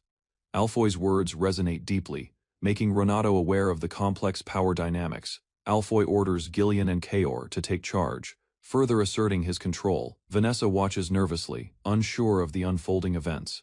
Renato instructs Vanessa to obey Alfoy, which she hesitantly accepts. Alfoy, noticing her hesitation about magic, addresses her doubts. He reassures Vanessa, promising to guide her in regaining mastery over her abilities. Vanessa, though unsure, follows him, feeling a mix of hope and apprehension. Renato observes Alfoy's confident leadership with a critical eye. Vanessa, still uncertain, looks to Alfoy for direction. Alfoy, undeterred, reaches out to her, determined to help her unlock her full potential. In a grand hall, a man named Renato addresses Vanessa, the mage, inquiring about her magical skills. Vanessa stands nervously before him, eager to respond, revealing she has studied magic up to the 5th circle. Renato, appearing impressed, listens carefully, acknowledging her advancement in magical theory. However, the tone shifts as Renato voices doubt, stating that knowledge is useless if she cannot perform magic. Vanessa's expression falls, and she hesitates, admitting that she cannot use magic despite her learning. Renato questions if there is a reason for her inability, hinting that there may be more to her story. Vanessa, emotional, shares her tragic history, confessing she has never felt mana since childhood. She recalls tirelessly practicing, hoping to one day wield magic, but doubt has taken hold after her teacher's death. Vanessa wonders if her incapacity to cast magic is why she was abandoned and left with nothing. Renato's tone changes as he explains that magic is more than memorization, it requires true comprehension.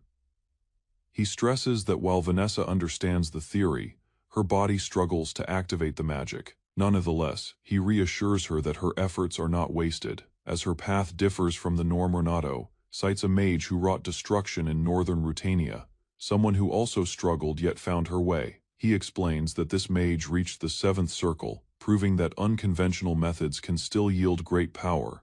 Renato offers Vanessa hope, suggesting that despite her difficulties, she can achieve greatness with a new approach. Standing tall, Renato declares he will instruct Vanessa in mana cultivation from this point forward. Vanessa, puzzled, questions why mana cultivation is necessary for a mage, but Renato insists it's essential. He clarifies that mage circles and mana cultivation both rely on mana, which she has never properly practiced. Vanessa hesitates, warning that using magic through mana cultivation is risky. She cautions that any mistake could leave her permanently harmed. Despite her fear, Renato reassures her, urging her to trust the process. Vanessa falters but ultimately steps forward, determined to attempt magic via mana cultivation.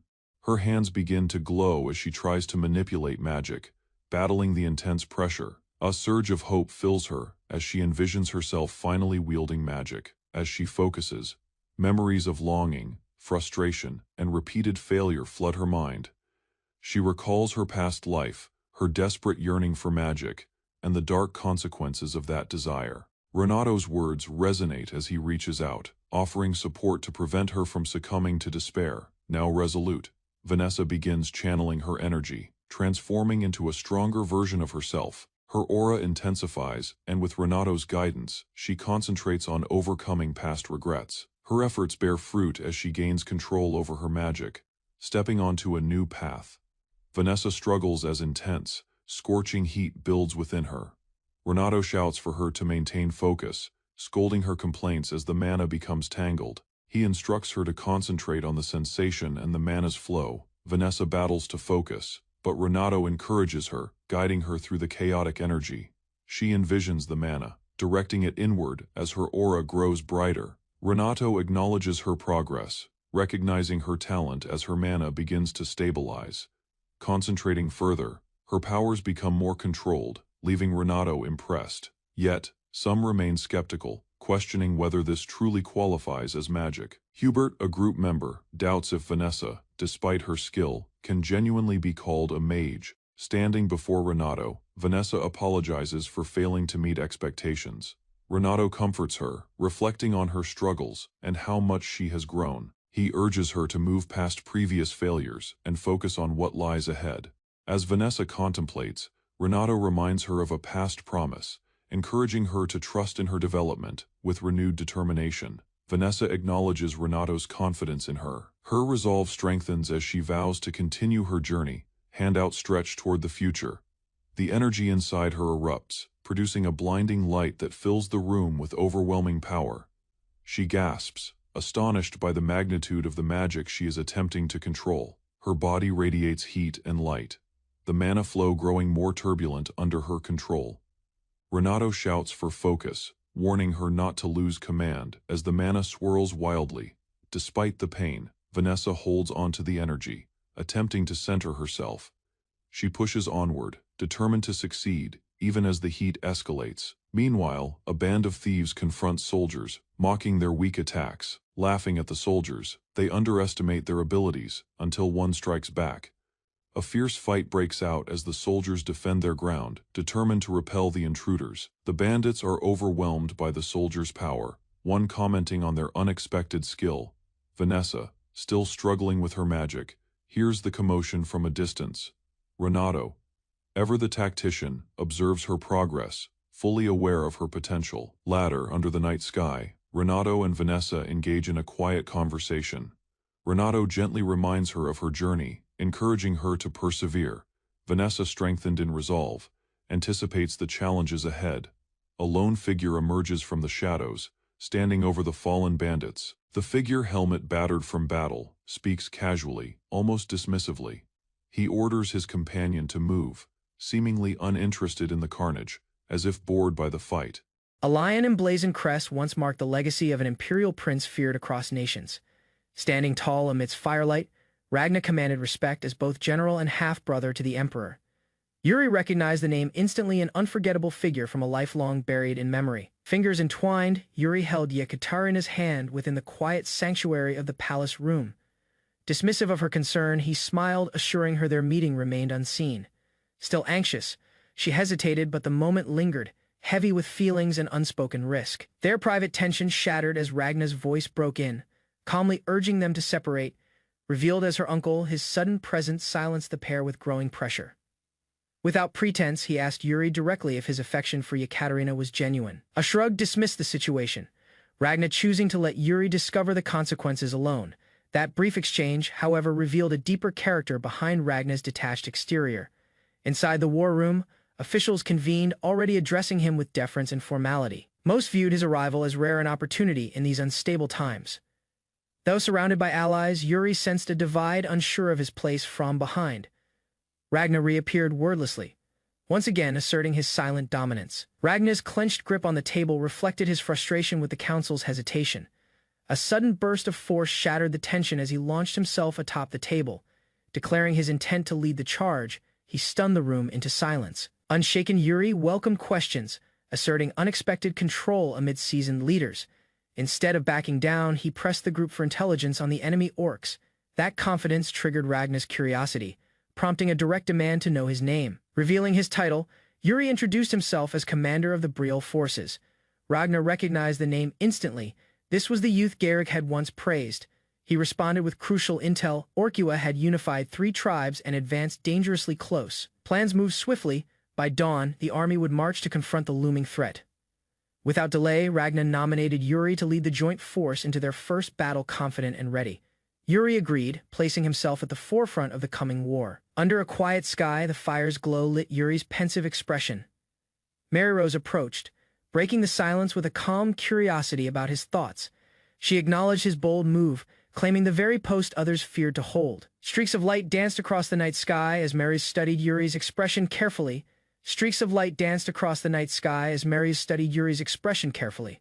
Though victorious in gaining command, his unease didn't escape her watchful gaze. With firm resolve, she reminded him of her people's stake in the coming battle. Maryrose offered her assistance without hesitation, surprising Yuri with her sudden pledge. A burst of flame followed her declaration, her identity as an arcana reaffirmed. Embracing her power, she confidently claimed she'd be more useful than many soldiers. Yuri paused, weighed by the reality that lives would be lost under his command. He silently watched the camp, realizing the faces around him might not return. Each decision he made could separate comrades from life forever. He clenched his chestplate, determined to carry the burden of those consequences himself. Rather than hide his worry, Yuri admitted he simply wanted to bear it properly. Maryrose responded with approval, moved by his sincerity and sense of responsibility. Though still displeased with his earlier distance, she chose to stand by him, declaring her full support. Maryrose pledged her strength as Balshad's arcana. Side by side, the two sealed their alliance with a grateful handshake. Several days later, the orc vanguard surged forward, initiating the first violent clash at the gorge. From the fortress walls, Ragnar and Maryrose observed the battlefield, their banners raised to rally the troops. Yuri stood at the forefront, issuing the command to unite all units as the operation commenced.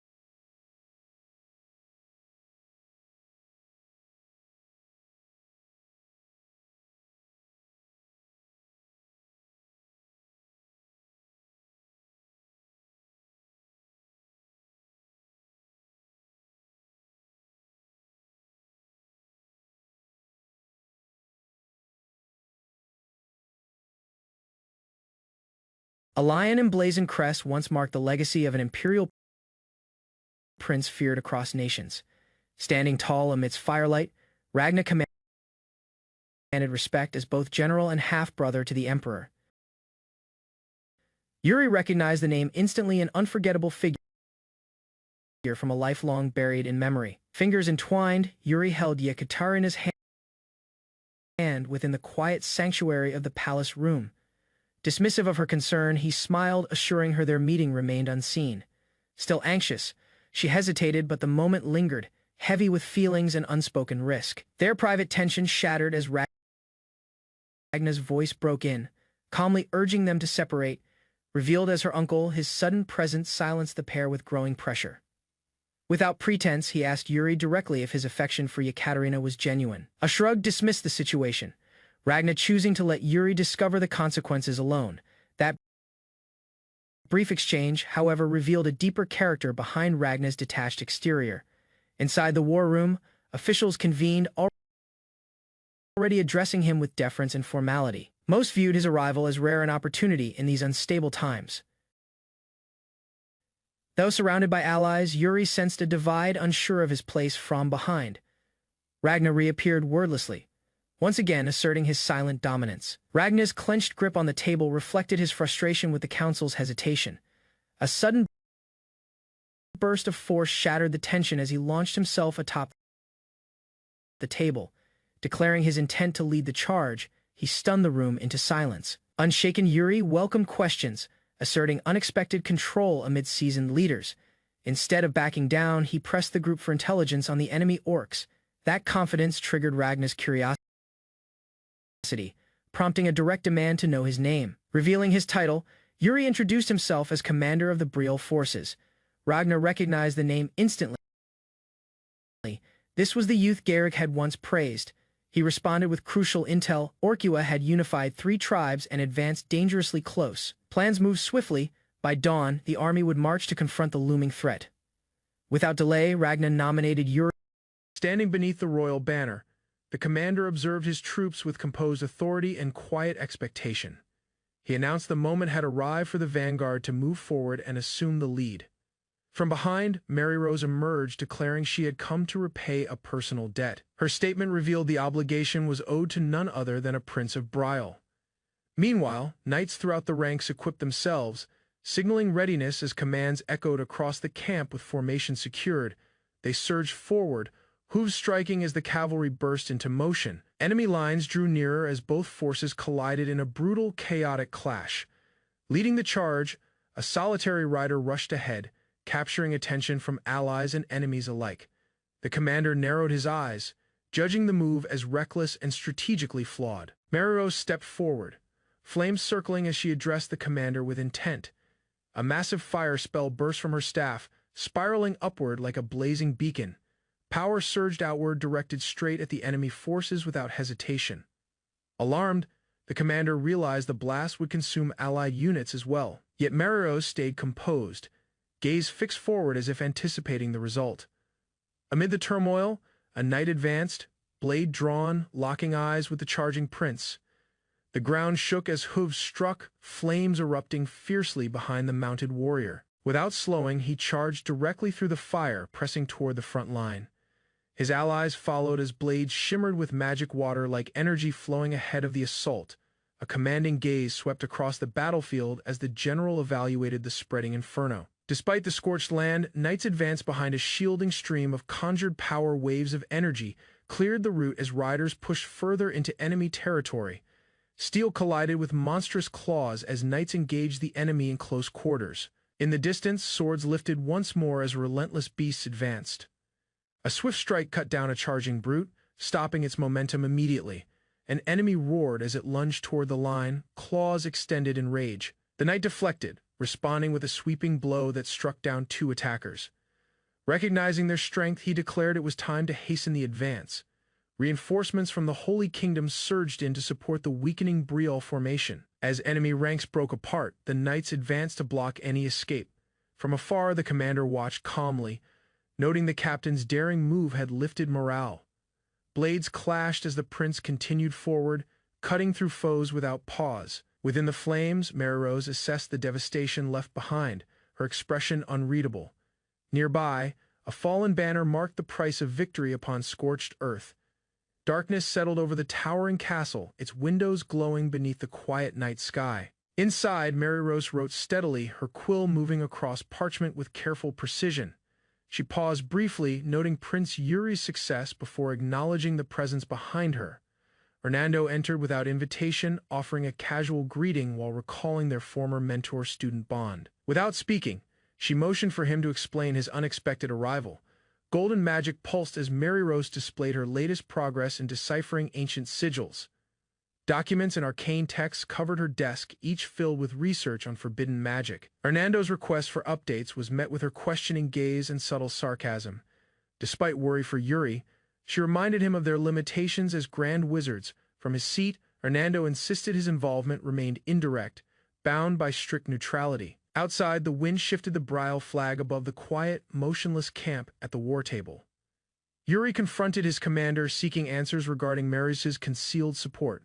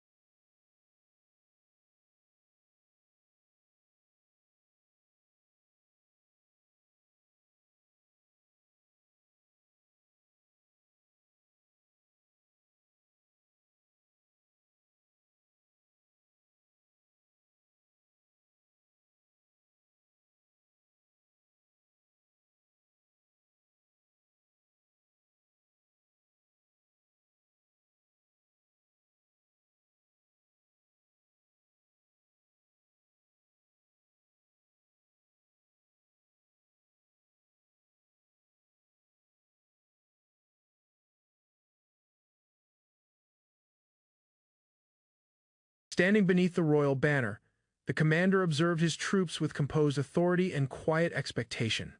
He announced the moment had arrived for the vanguard to move forward and assume the lead. From behind, Mary Rose emerged, declaring she had come to repay a personal debt. Her statement revealed the obligation was owed to none other than a prince of Braille. Meanwhile, knights throughout the ranks equipped themselves, signaling readiness as commands echoed across the camp with formation secured. They surged forward, hooves striking as the cavalry burst into motion. Enemy lines drew nearer as both forces collided in a brutal, chaotic clash. Leading the charge, a solitary rider rushed ahead, capturing attention from allies and enemies alike. The commander narrowed his eyes, judging the move as reckless and strategically flawed. Mary Rose stepped forward, flames circling as she addressed the commander with intent. A massive fire spell burst from her staff, spiraling upward like a blazing beacon. Power surged outward, directed straight at the enemy forces without hesitation. Alarmed, the commander realized the blast would consume allied units as well. Yet Mary Rose stayed composed, gaze fixed forward as if anticipating the result. Amid the turmoil, a knight advanced, blade drawn, locking eyes with the charging prince. The ground shook as hooves struck, flames erupting fiercely behind the mounted warrior. Without slowing, he charged directly through the fire, pressing toward the front line. His allies followed as blades shimmered with magic water like energy flowing ahead of the assault. A commanding gaze swept across the battlefield as the general evaluated the spreading inferno. Despite the scorched land, knights advanced behind a shielding stream of conjured power. Waves of energy cleared the route as riders pushed further into enemy territory. Steel collided with monstrous claws as knights engaged the enemy in close quarters. In the distance, swords lifted once more as relentless beasts advanced. A swift strike cut down a charging brute, stopping its momentum immediately. An enemy roared as it lunged toward the line, claws extended in rage. The knight deflected. At dusk, the army encampment lies in stillness, its tents lit by flickering torches and watchful guards. Inside the main pavilion, Yuri suggests a daring strategy while his aide questions the danger it carries. Instead of dismissing it, he explains a diversion tactic designed to split the enemy and reduce casualties. Standing resolute, Yuri advises granting another kingdom the chance to demonstrate strength on the front lines. Skepticism arises as the commander argues that only experienced forces should take on vital operations. Rather than insisting, Yuri quietly presents another option that shifts the conversation in a productive way. Elsewhere, whispers spread as officials respond to word of a newly formed scouting division. Explanation follows swiftly. The unit will reinforce the army and be chosen through a competitive trial. From every allied land, participants must now compete, increasing both tension and expectation. Yuri declares a challenge: collect orc ears from patrol zones as evidence of achievement. His command compels every nation to join, regardless of reluctance or objection. He states this method will expose genuine capability throughout the alliance. Though doubts linger, Yuri concludes the discussion with assurance, claiming full readiness. He assumes direct leadership, steering the primary force toward the open fields. Behind him, another officer instructs flank scouts to chase foes quickly and relay information. A firm voice proclaims that the nation with the most orc ears will earn priority in assignments. The assembled warriors and leaders respond gravely, each quietly feeling the weight of rivalry. Without hesitation, the chief commander raises an hourglass and formally begins the mission. Beneath the blazing midday light, elite horsemen ready themselves to advance.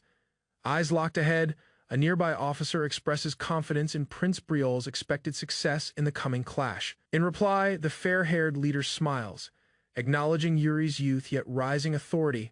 Riding swiftly across the plains, the cavalry maintains formation, stirring wind and grass beneath them.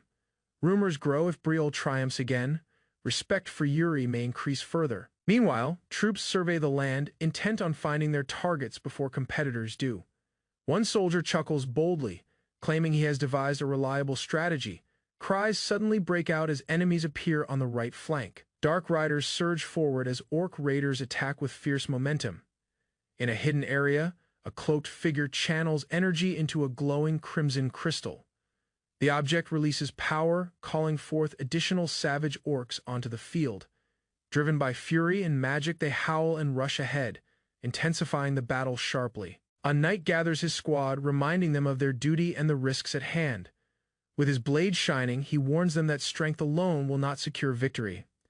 At his signal, the assault begins steel strikes as he cuts down a mounted orc. Across the field, turmoil erupts as knights engage violently with endless monstrous foes. Each fighter advances, cutting through the relentless orc wave with precise skill. Yet within the swarm, stronger orcs emerge, fueled by rage and dark force. One knight swiftly guides his horse, dodging a heavy strike from a towering orc. With glowing eyes, the beast attacks again, but the knight responds with sharp, controlled blows, resolute. He declares his aim to end the battle here before pressing onward. 2 rewards are noted: a crystal pendant taken from raiders and 10 orc ears. A soldier proudly states they have secured enough to outdo rival forces. The leading knight denies this, insisting their mission remains unfinished. Without pause, he unleashes a brilliant strike, flooding the battlefield with radiant golden light. His companions watch in amazement as the power clears the surroundings instantly. Unwavering, he swears to defeat every remaining orc and return victorious. Like a blazing beacon, power surged outward, directed straight at the enemy forces without hesitation. Alarmed, the commander realized the blast would consume allied units as well. Yet Marios stayed composed, gaze fixed forward as if anticipating the result. Amid the turmoil, a knight advanced, blade drawn, locking eyes with the charging prince. The ground shook as hooves struck, flames erupting fiercely behind the mounted warrior. Without slowing, he charged directly through the fire, pressing toward the front line. His allies followed as blades shimmered with magic water like energy flowing ahead of the assault. A commanding gaze swept across the battlefield as the general evaluated the spreading inferno. Despite the scorched land, knights advanced behind a shielding stream of conjured power. Waves of energy cleared the route as riders pushed further into enemy territory. Steel collided with monstrous claws as knights engaged the enemy in close quarters. In the distance, swords lifted once more as relentless beasts advanced. A swift strike cut down a charging brute, stopping its momentum immediately. An enemy roared as it lunged toward the line, claws extended in rage. The knight deflected, At dusk, the army encampment lies in stillness, its tents lit by flickering torches and watchful guards. Inside the main pavilion, Yuri suggests a daring strategy while his aide questions the danger it carries. Instead of dismissing it, he explains a diversion tactic designed to split the enemy and reduce casualties. Standing resolute, Yuri advises granting another kingdom the chance to demonstrate strength on the front lines. Skepticism arises as the commander argues that only experienced forces should take on vital operations. Rather than insisting, Yuri quietly presents another option that shifts the conversation in a productive way. Elsewhere, whispers spread as officials respond to word of a newly formed scouting division. Explanation follows swiftly. The unit will reinforce the army and be chosen through a competitive trial. From every allied land, participants must now a secret method called Heart-Soul / infuses mana into whatever shape the user envisions. With concentrated intent, the wielder shapes that power into a lethal force surpassing natural boundaries. Radiating brilliance, Yuri lunges ahead, cutting through armored foes without hesitation or mercy. Unfazed by opposition, a dark-haired warrior proclaims an unyielding goal to destroy every enemy. Mana surges around him as sacred power manifests, strengthening both body and resolve. Sparks drift as the emblem of a fallen realm signals the return of its long-absent prince. At dusk, a leader examines sacks from the battlefield, anticipating evidence of triumph. Several troops fail, their bags empty, revealing hesitation or total defeat in battle. Displeased, he throws them aside, declaring them unfit to remain among his soldiers. Bloodstained spoils finally reach the surface, capturing his interest and attention. A warrior from Grussen presents Six Heads' grim proof of quick, precise execution. Despite that victory, the leader cautions that luck will not favor them again. 12 heads follow, surpassing all others and quieting everyone present. Sibylla observes quietly, her keen gaze concealing the effort behind the result. One sack remains the final sign that more remains undisclosed. A mud-covered bag drops onto the surface. This one is labeled as Brile's. Spectators watch in silent shock, eyes fixed on the surprising contents revealed. Yuri's faint grin unsettles them. He only remarks that they tried their best and nothing beyond.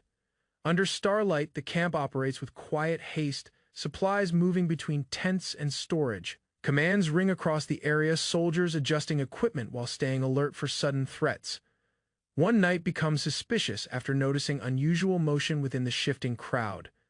Beside the tents, Yuri rests calmly near the fire as another soldier hurries toward him. He reports rising friction. Knights from foreign nations have been provoking Brile's forces repeatedly. Despite the tension, Yuri stays composed, noting jealousy from others over their proven success. Inside a shadowy cage, an orc shaman growls and twists. Muttering unknown phrases, the creature repeats "Black Dog" over and over, its tone filled with hatred and dread. Yuri deciphers the meaning, realizing it is a crude name used by the orcs. Stories spread rapidly, even among enemies, that a dark-haired knight hunts like a predator.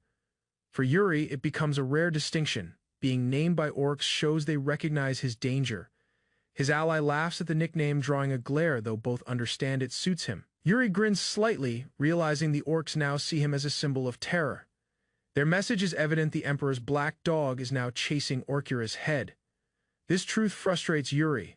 They see him merely as a tool of the Empire. Pressure rises as the captured orcs feel impending danger. Yuri's stare sharpens beneath blue flames. Reluctantly, he passes on the questioning duty, choosing to redirect his focus elsewhere. From gathered intelligence, they discover Orkura's strongest lieutenant, Kuru, plans to attack first. Kuru's ascent through brutality makes him a formidable foe, uniting clans with sheer power if he advances first. The allied army could collapse before reaching Orkura. Yuri swiftly delivers the message, trusting Jahald to inform the commander at once. Before departing, Jahald abruptly changes the subject and asks Yuri about his love life. Taken by surprise, Yuri responds truthfully he has no partner, and he is just 18. With a smirk, Jahald offers his lovely niece, leaving Yuri shocked and unable to respond. Realization strikes Jahald's niece is someone Yuri is already familiar with.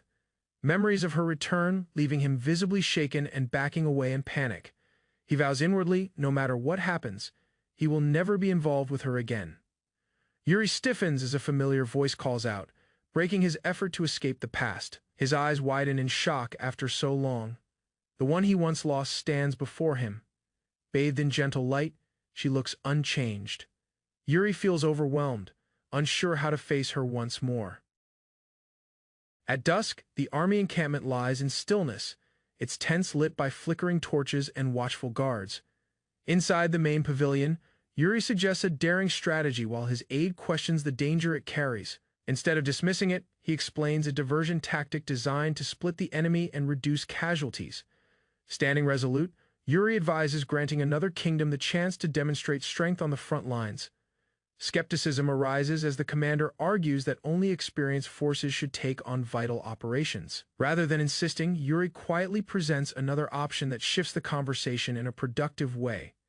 Elsewhere, whispers spread as officials respond to word of a newly formed scouting division.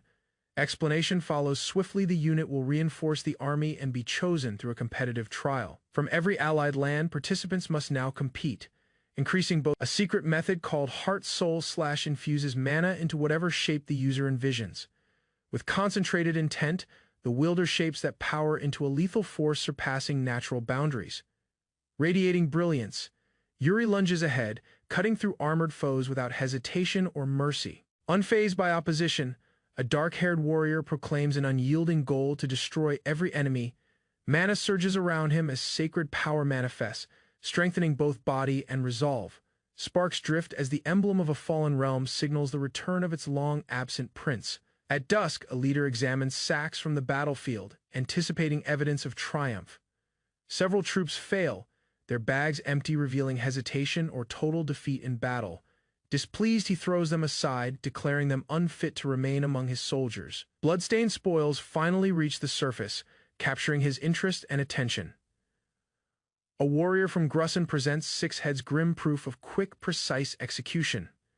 Despite that victory, the leader cautions that luck will not favor them again. 12 heads follow, surpassing all others and quieting everyone present. Sibylla observes quietly, her keen gaze concealing the effort behind the result. One sack remains the final sign that more remains undisclosed. A mud-covered bag drops onto the surface. This one is labeled as Bryle's. Spectators watch in silent shock, eyes fixed on the surprising contents revealed. Yuri's faint grin unsettles them. He only remarks that they tried their best and nothing beyond. Under starlight, the camp operates with quiet haste, supplies moving between tents and storage. Commands ring across the area, soldiers adjusting equipment while staying alert for sudden threats. One knight becomes suspicious after noticing unusual motion within the shifting crowd. Beside the tents, Yuri rests calmly near the fire as another soldier hurries toward him. He reports rising friction. Knights from foreign nations have been provoking Briel's forces repeatedly. Despite the tension, Yuri stays composed, noting jealousy from others over their proven success. Inside a shadowy cage, an orc shaman growls and twists. Muttering unknown phrases, the creature repeats "Black Dog" over and over, its tone filled with hatred and dread. Yuri deciphers the meaning, realizing it is a crude name used by the orcs. Stories spread rapidly, even among enemies, that a dark-haired knight hunts like a predator. For Yuri, it becomes a rare distinction, being named. Yuri abruptly sees Sibylla's shoulders, his piercing stare unsettling her beneath the chilling night sky. Remembering an earlier rescue, he spoke in riddles, suggesting a future situation only she could manage. Though taken aback, she accepted immediately, yet he turned away without giving any real explanation. Sir Fennec arrived with a bright grin, interrupting her thoughts with unexpected enthusiasm. He jokingly remarked on how well she and Yuri matched, catching her entirely unprepared. Irritation crept in as she remained in uneasy silence, wishing everyone would just disappear. Dawn arrived, and the knights moved forward across the open land in disciplined formation. One soldier leaned closer to Yuri, mentioning rumors of a romantic connection involving the commander, rejecting it bluntly. Yuri displayed no interest in indulging such nonsense. Others chuckled, joking that Yuri was avoiding a marriage arrangement. A sudden flock of crows covered the sky, instantly changing the atmosphere. Feeling the threat, Yuri and another rider advanced ahead to investigate. Their mounts entered a confined canyon, shadows stretching ominously between towering cliffs. Shapes appeared silent, numerous, and clearly hostile. Awareness hit, the group had marched directly into a trap. One Knight examined the unsettling battlefield.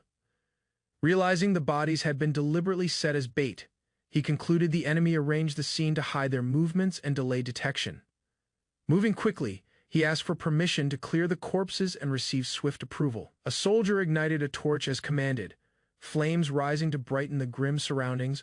With fire blazing, the soldiers began shifting and removing the bodies in coordinated effort. Despite the devastation, one knight urged his allies not to be disturbed by the sight. Two soldiers confirmed the order to retreat and started heading back through the tight passage. Unease grew when one noticed the angle of fallen arrows seemed unnatural. They pointed downward, opposite the corpses, as though launched from above the cliffs. Without warning, a concealed attacker struck at close range, catching a soldier unprepared. Chaos erupted. Blood sprayed as enemies revealed themselves among the rocks. Cries of ambush echoed while the knights scrambled to react. From elevated ground, hostile archers fired a volley toward the exposed troops. A knight realized there was no time to defend and prepared for impact. Even so, he sprang into motion, determined to shield Guinness at all costs. A knight unsheathed his blade rapidly, channeling power to deliver a strong counterstrike. Vivid blue energy surged through his weapon as he spun, deflecting the incoming arrows. With the ambush suppressed, he landed beside Guinness and confirmed his survival. Commands were issued for Dyke and Simon to request help from the Holy Kingdom. As they prepared to depart, Unease lingered. Something about the situation felt off. Glancing toward the cliffside, he understood the ambush had been deliberate and carefully planned. The enemy's arrogance showed they could attack again whenever they wished. Resolved not to hesitate, he silently swore to retaliate with full strength. Any chance for mercy was gone. This battle would be different. Elsewhere, commanders discussed the ambush and acknowledged the need to remove the threat. Yuri called for archers to block enemy escape and contain them. He readied himself for a counterattack from higher ground to seize control once more. Unfit to remain among his soldiers, bloodstained spoils finally reached the surface, capturing his interest and attention. A warrior from Grusson presents Six Heads' grim proof of quick, precise execution. Despite that victory, the leader cautions that luck will not favor them again. 12 heads follow, surpassing all others and quieting everyone present. Sibylla observes quietly, her keen gaze concealing the effort behind the result. One sack remains the final sign that more remains undisclosed. A mud-covered bag drops onto the surface. This one is labeled as Bryle's. Spectators watch in silent shock, eyes fixed on the surprising contents revealed. Yuri's faint grin unsettles them. He only remarks that they tried their best and nothing beyond. Under starlight, the camp operates with quiet haste, supplies moving between tents and storage. Commands ring across the area, soldiers adjusting equipment while staying alert for sudden threats. One knight becomes suspicious after noticing unusual motion within the shifting crowd.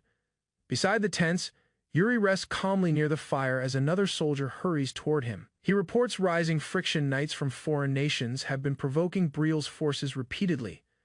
Despite the tension, Yuri stays composed, noting jealousy from others over their proven success. Inside a shadowy cage, an orc shaman growls and twists. Muttering unknown phrases, the creature repeats "Black Dog" over and over, its tone filled with hatred and dread. Yuri deciphers the meaning, realizing it is a crude name used by the orcs. Stories spread rapidly, even among enemies, that a dark-haired knight hunts like a predator. For Yuri, it becomes a rare distinction, being named by Yuri abruptly seized Sibylla's shoulders, his piercing stare unsettling her beneath the chilling night sky. Remembering an earlier rescue, he spoke in riddles, suggesting a future situation only she could manage. Though taken aback, she accepted immediately, yet he turned away without giving any real explanation. Sir Fennec arrived with a bright grin, interrupting her thoughts with unexpected enthusiasm. He jokingly remarked on how well she and Yuri matched, catching her entirely unprepared. Irritation crept in as she remained in uneasy silence, wishing everyone would just disappear. Dawn arrived, and the knights moved forward across the open land in disciplined formation. One soldier leaned closer to Yuri, mentioning rumors of a romantic connection involving the commander, rejecting it bluntly. Yuri displayed no interest in indulging such nonsense. Others chuckled, joking that Yuri was avoiding a marriage arrangement. A sudden flock of crows covered the sky, instantly changing the atmosphere. Feeling the threat, Yuri and another rider advanced ahead to investigate. Their mounts entered a confined canyon, shadows stretching ominously between towering cliffs. Shapes appeared silent, numerous, and clearly hostile. Awareness hit, the group had marched directly into a trap. One knight examined the unsettling battlefield. Realizing the bodies had been deliberately set as bait, he concluded the enemy arranged the scene to hide their movements and delay detection. Moving quickly, he asked for permission to clear the corpses and receive swift approval. A soldier ignited a torch as commanded, flames rising to brighten the grim surroundings. With fire blazing, the soldiers began shifting and removing the bodies in coordinated effort. Despite the devastation, one knight urged his allies not to be disturbed by the sight. Two soldiers confirmed the order to retreat and started heading back through the tight passage. Unease grew when one noticed the angle of fallen arrows seemed unnatural. They pointed downward, opposite the corpses, as though launched from above the cliffs. Without warning, a concealed attacker struck at close range, catching a soldier unprepared. Chaos erupted. Blood sprayed as enemies revealed themselves among the rocks. Cries of ambush echoed while the knights scrambled to react. From elevated ground, hostile archers fired a volley toward the exposed troops. Bodies are strewn along the cliffside as troops rush in a frantic withdrawal. A massive, monstrous bowman tightens his glowing crimson gaze, locking onto retreating targets. Bolts fly ahead with devastating speed, bursting into flames mid-flight and ripping across the ravine. Close by, a unit of royal bowmen prepares their shots beneath the steady watch of their captain. With firm command, the golden-haired leader calls for sealing all enemy escape paths. At the same time, elite warriors begin moving down into the gorge, scaling the sheer wall. At the forefront, a dark-cloaked fighter speeds past the rest, descending without caution. Voices shout from behind, warning him to save strength before the fight begins. Still, he advances. Focus sharp, missing that moment is not acceptable. Without warning, an ambush strikes from above, launching rock and fire toward his location. He answers by releasing brilliant azure energy, encasing his armor in radiant power. The collision strikes with a booming impact, dispersing foes upon contact. He surges ahead, fire streaking behind his steps like blue meteors. Phantom duplicates divide from him, flooding enemies with overwhelming velocity. Locked in and relentless, he rushes forward, blade drawn, toward the foe's weakened side. Gripping the cliff surface, a soldier struggles to hold on after a sudden tremor. Over him, another shouts, asking about their status after the abrupt shift. They answer positively, continuing upward, as their captain tells them to remain close together. Touching firm ground, the front line advances swiftly, refusing to waste a moment. Another warrior drops quickly, joining him as the war zone becomes visible, encircled by monstrous enemies. The prince lands and readies for instant battle. A harsh laugh bursts from the creatures as they notice their approaching challenger. Howling together, the beasts rush toward him with deadly purpose. Without delay, he charges ahead, blade blazing, cutting into the initial wave. One foe's limb is sliced away, mid-strike, pulling a shocked growl from the creature. The prince retaliates sharply, noting the weight of every wound during combat. Even as danger rises, he stays composed, cutting down another before being surrounded. Streaks of blue energy flash through the field as he tears through multiple enemies. Countless foes drop under his fierce assault, yet others gather from every direction. Wounded but steadfast, he withstands a heavy strike while calling for aid from his weary allies. Finally, reinforcements arrive, declaring themselves as they leap into the fray. Drained yet resolute, they push forward, witnessing the harsh battlefield ahead with arms raised. They storm through enemy lines, joining Yuri's battle without pause. Within the turmoil, a soldier shouts for others to regroup and continue the assault. Several knights cry out together, rallying behind their ally and clashing with the monstrous swarm from afar. The blonde leader observes the conflict with a thoughtful expression. Darkness settles over the camp as firelight flickers and tactical maps cover the table. Reports state that the ambush force was eliminated before causing serious harm. Now standing before Kurl, the leaders plan their next move with sharp intent. Discussion shifts briefly as Yuri receives word from the Holy Kingdom's knight leader.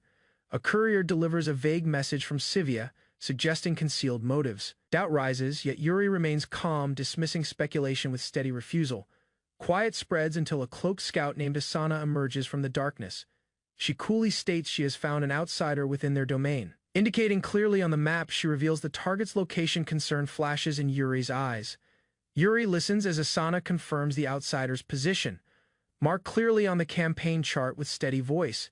She details the intruder's actions and cautions of possible interference with their strategy. Deep beneath the surface, the target trains alone his identity unknown, yet his strength feels threatening. In towering cliffs, shapes appeared silent, numerous, and clearly hostile. Awareness hit, the group had marched directly into a trap. One knight examined the unsettling battlefield. Realizing the bodies had been deliberately set as bait, he concluded the enemy arranged the scene to hide their movements and delay detection. Moving quickly, he asked for permission to clear the corpses and received swift approval. A soldier ignited a torch as commanded, flames rising to brighten the grim surroundings. With fire blazing, the soldiers began shifting and removing the bodies in coordinated effort. Despite the devastation, one knight urged his allies not to be disturbed by the sight. Two soldiers confirmed the order to retreat and started heading back through the tight passage. Unease grew when one noticed the angle of fallen arrows seemed unnatural. They pointed downward, opposite the corpses, as though launched from above the cliffs. Without warning, a concealed attacker struck at close range, catching a soldier unprepared. Chaos erupted. Blood sprayed as enemies revealed themselves among the rocks. Cries of ambush echoed while the knights scrambled to react. From elevated ground, hostile archers fired a volley toward the exposed troops. Bodies are strewn along the cliffside as troops rush in a frantic withdrawal. A massive, monstrous bowman tightens his glowing crimson gaze, locking onto retreating targets. Bolts fly ahead with devastating speed, bursting into flames mid-flight and ripping across the ravine. Close by, a unit of royal bowmen prepares their shots beneath the steady watch of their captain. With firm command, the golden-haired leader calls for sealing all enemy escape paths. At the same time, elite warriors begin moving down into the gorge, scaling the sheer wall. At the forefront, a dark-cloaked fighter speeds past the rest, descending without caution. Voices shout from behind, warning him to save strength before the fight begins. Still, he advances. Focus sharp, missing that moment is not acceptable. Without warning, an ambush strikes from above, launching rock and fire toward his location. He answers by releasing brilliant azure energy, encasing his armor in radiant power. The collision strikes with a booming impact, dispersing foes upon contact. He surges ahead, fire streaking behind his steps like blue meteors. Phantom duplicates divide from him, flooding enemies with overwhelming velocity. Locked in and relentless, he rushes forward, blade drawn, toward the foe's weakened side. Gripping the cliff surface, a soldier struggles to hold on after a sudden tremor. Over him, Yuri studies a tactical map, realizing a stranger has penetrated the enemy and secured influence. Asana volunteers to slip inside, yet Yuri refuses.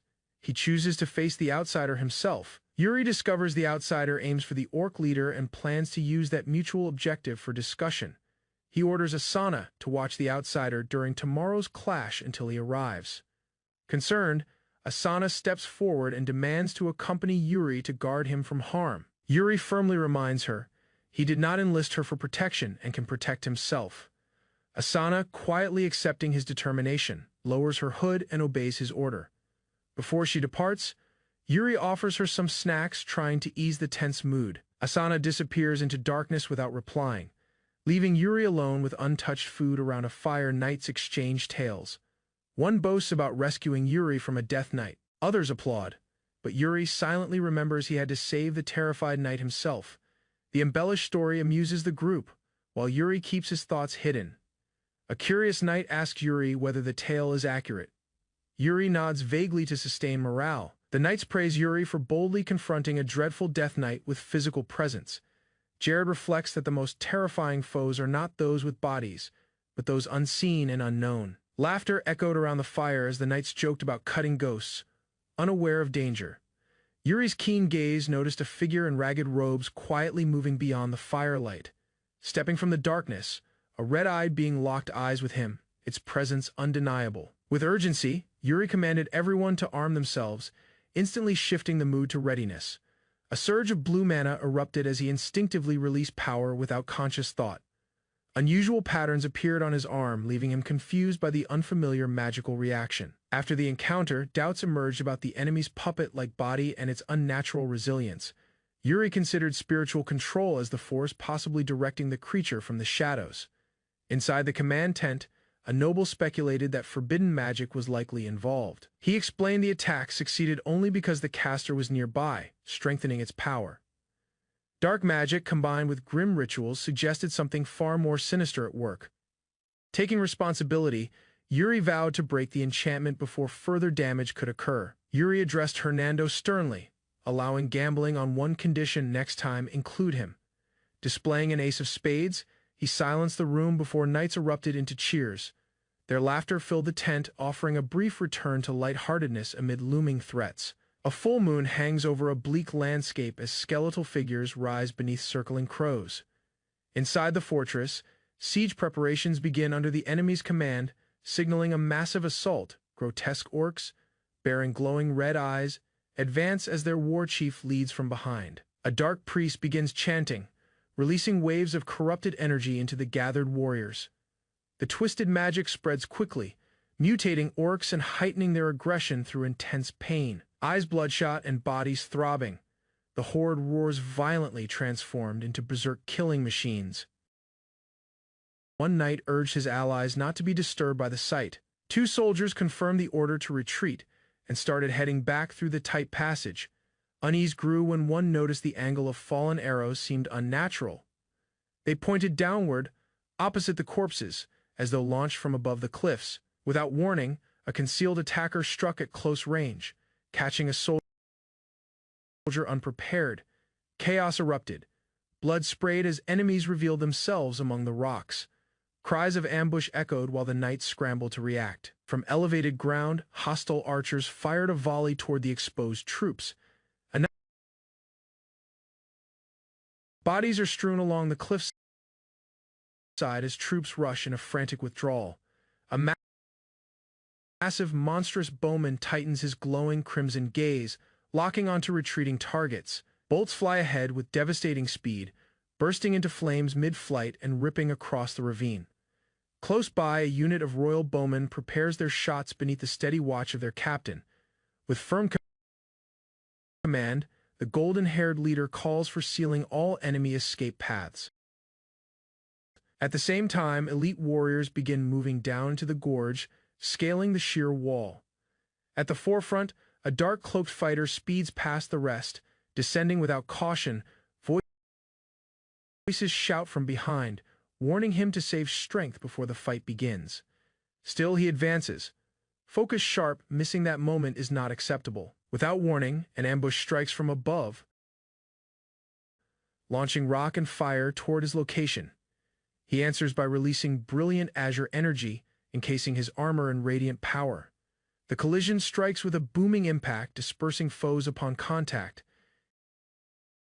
He surges ahead, fire streaking behind his steps like blue meteors. Phantom duplicates divide from him, flooding enemies with overwhelming velocity. Locked in and relentless, he rushes forward, blade drawn, toward the foe's weakened side. Gripping the cliff surface, a soldier struggles to hold on after a sudden tremor. Over him, another shout. Yuri studies a tactical map, realizing a stranger has penetrated the enemy and secured influence. Asana volunteers to slip inside, yet Yuri refuses. He chooses to face the outsider himself. Yuri discovers the outsider aims for the orc leader and plans to use that mutual objective for discussion. He orders Asana to watch the outsider during tomorrow's clash until he arrives. Concerned, Asana steps forward and demands to accompany Yuri to guard him from harm. Yuri firmly reminds her he did not enlist her for protection and can protect himself. Asana, quietly accepting his determination, lowers her hood and obeys his order. Before she departs, Yuri offers her some snacks, trying to ease the tense mood. Asana disappears into darkness without replying, leaving Yuri alone with untouched food around a fire. Knights exchange tales. One boasts about rescuing Yuri from a death knight. Others applaud, but Yuri silently remembers he had to save the terrified knight himself. The embellished story amuses the group, while Yuri keeps his thoughts hidden. A curious knight asks Yuri whether the tale is accurate. Yuri nods vaguely to sustain morale, The knights praise Yuri for boldly confronting a dreadful death knight with physical presence.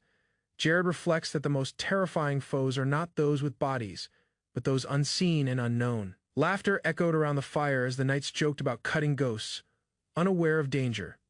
Yuri's keen gaze noticed a figure in ragged robes quietly moving beyond the firelight. Stepping from the darkness, a red-eyed being locked eyes with him, its presence undeniable. With urgency, Yuri commanded everyone to arm themselves, instantly shifting the mood to readiness. A surge of blue mana erupted as he instinctively released power without conscious thought. Unusual patterns appeared on his arm, leaving him confused by the unfamiliar magical reaction. After the encounter, doubts emerged about the enemy's puppet-like body and its unnatural resilience. Yuri considered spiritual control as the force possibly directing the creature from the shadows. Inside the command tent, a noble speculated that forbidden magic was likely involved. He explained the attack succeeded only because the caster was nearby, strengthening its power. Dark magic combined with grim rituals suggested something far more sinister at work. Taking responsibility, Yuri, at sunrise the following day, the Kirigi encampment stood ready, unaware of the coming attack. Without any signal, opposing troops moved in. Soldiers armed themselves quickly as chaos erupted across the field. Yuri, at the forefront, issued the order. The Braille Knights charged forward on horseback. Their cavalry surged over the plains, yet the enemy defenses had already been prepared. Archers appeared along the ramparts, releasing a storm of arrows toward the advancing riders. Recognizing the danger of a frontal assault, Yuri ordered the cavalry to redirect their movement. Even with evasive action, many knights fell under the relentless volley of arrows. Yuri rapidly studied the battlefield, spotting a lapse in vigilance among the gate guards. Taking advantage, he commanded a swift charge to shatter the enemy's formation. With tremendous impact, a battering ram hit the gate, forcing it open at last. Forces rushed inward. Victory seemed close as soldiers flooded into the fortress. Elsewhere, another unit watched from a distance, waiting for confirmation of the breach. Sir Jose received word. The main gate had opened and proposed a flanking maneuver. Yuri accepted, though he observed the rear walls lacked the fortification of the front. Certain of success, Yuri unleashed his power, readying a massive magical attack to clear the way. Jose moved alone toward the enemy's rear gate, intent on exploiting its weaker defense. Yuri watched with confidence, feeling the immense surge of mana coursing through him.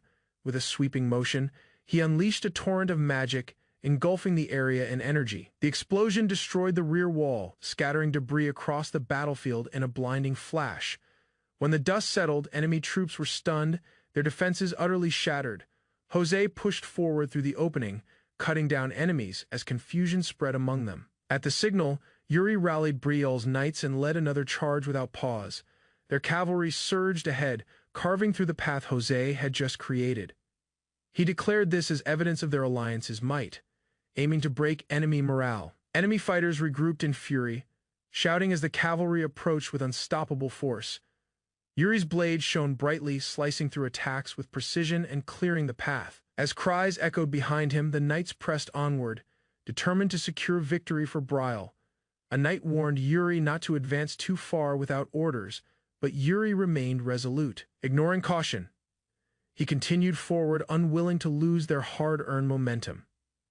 Ahead, monstrous foes emerged, marking the beginning of the fiercest stage of battle. Steel clashed against flesh, as the knights fought violently against the creatures inside the stronghold. With calculated strikes, they cut down enemies, rallying under Prince Yuri's name.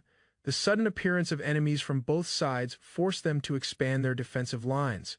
From his vantage point, Yuri realized their numbers now exceeded those of their foes. Even so, something felt off. There was still no sign of the main enemy force.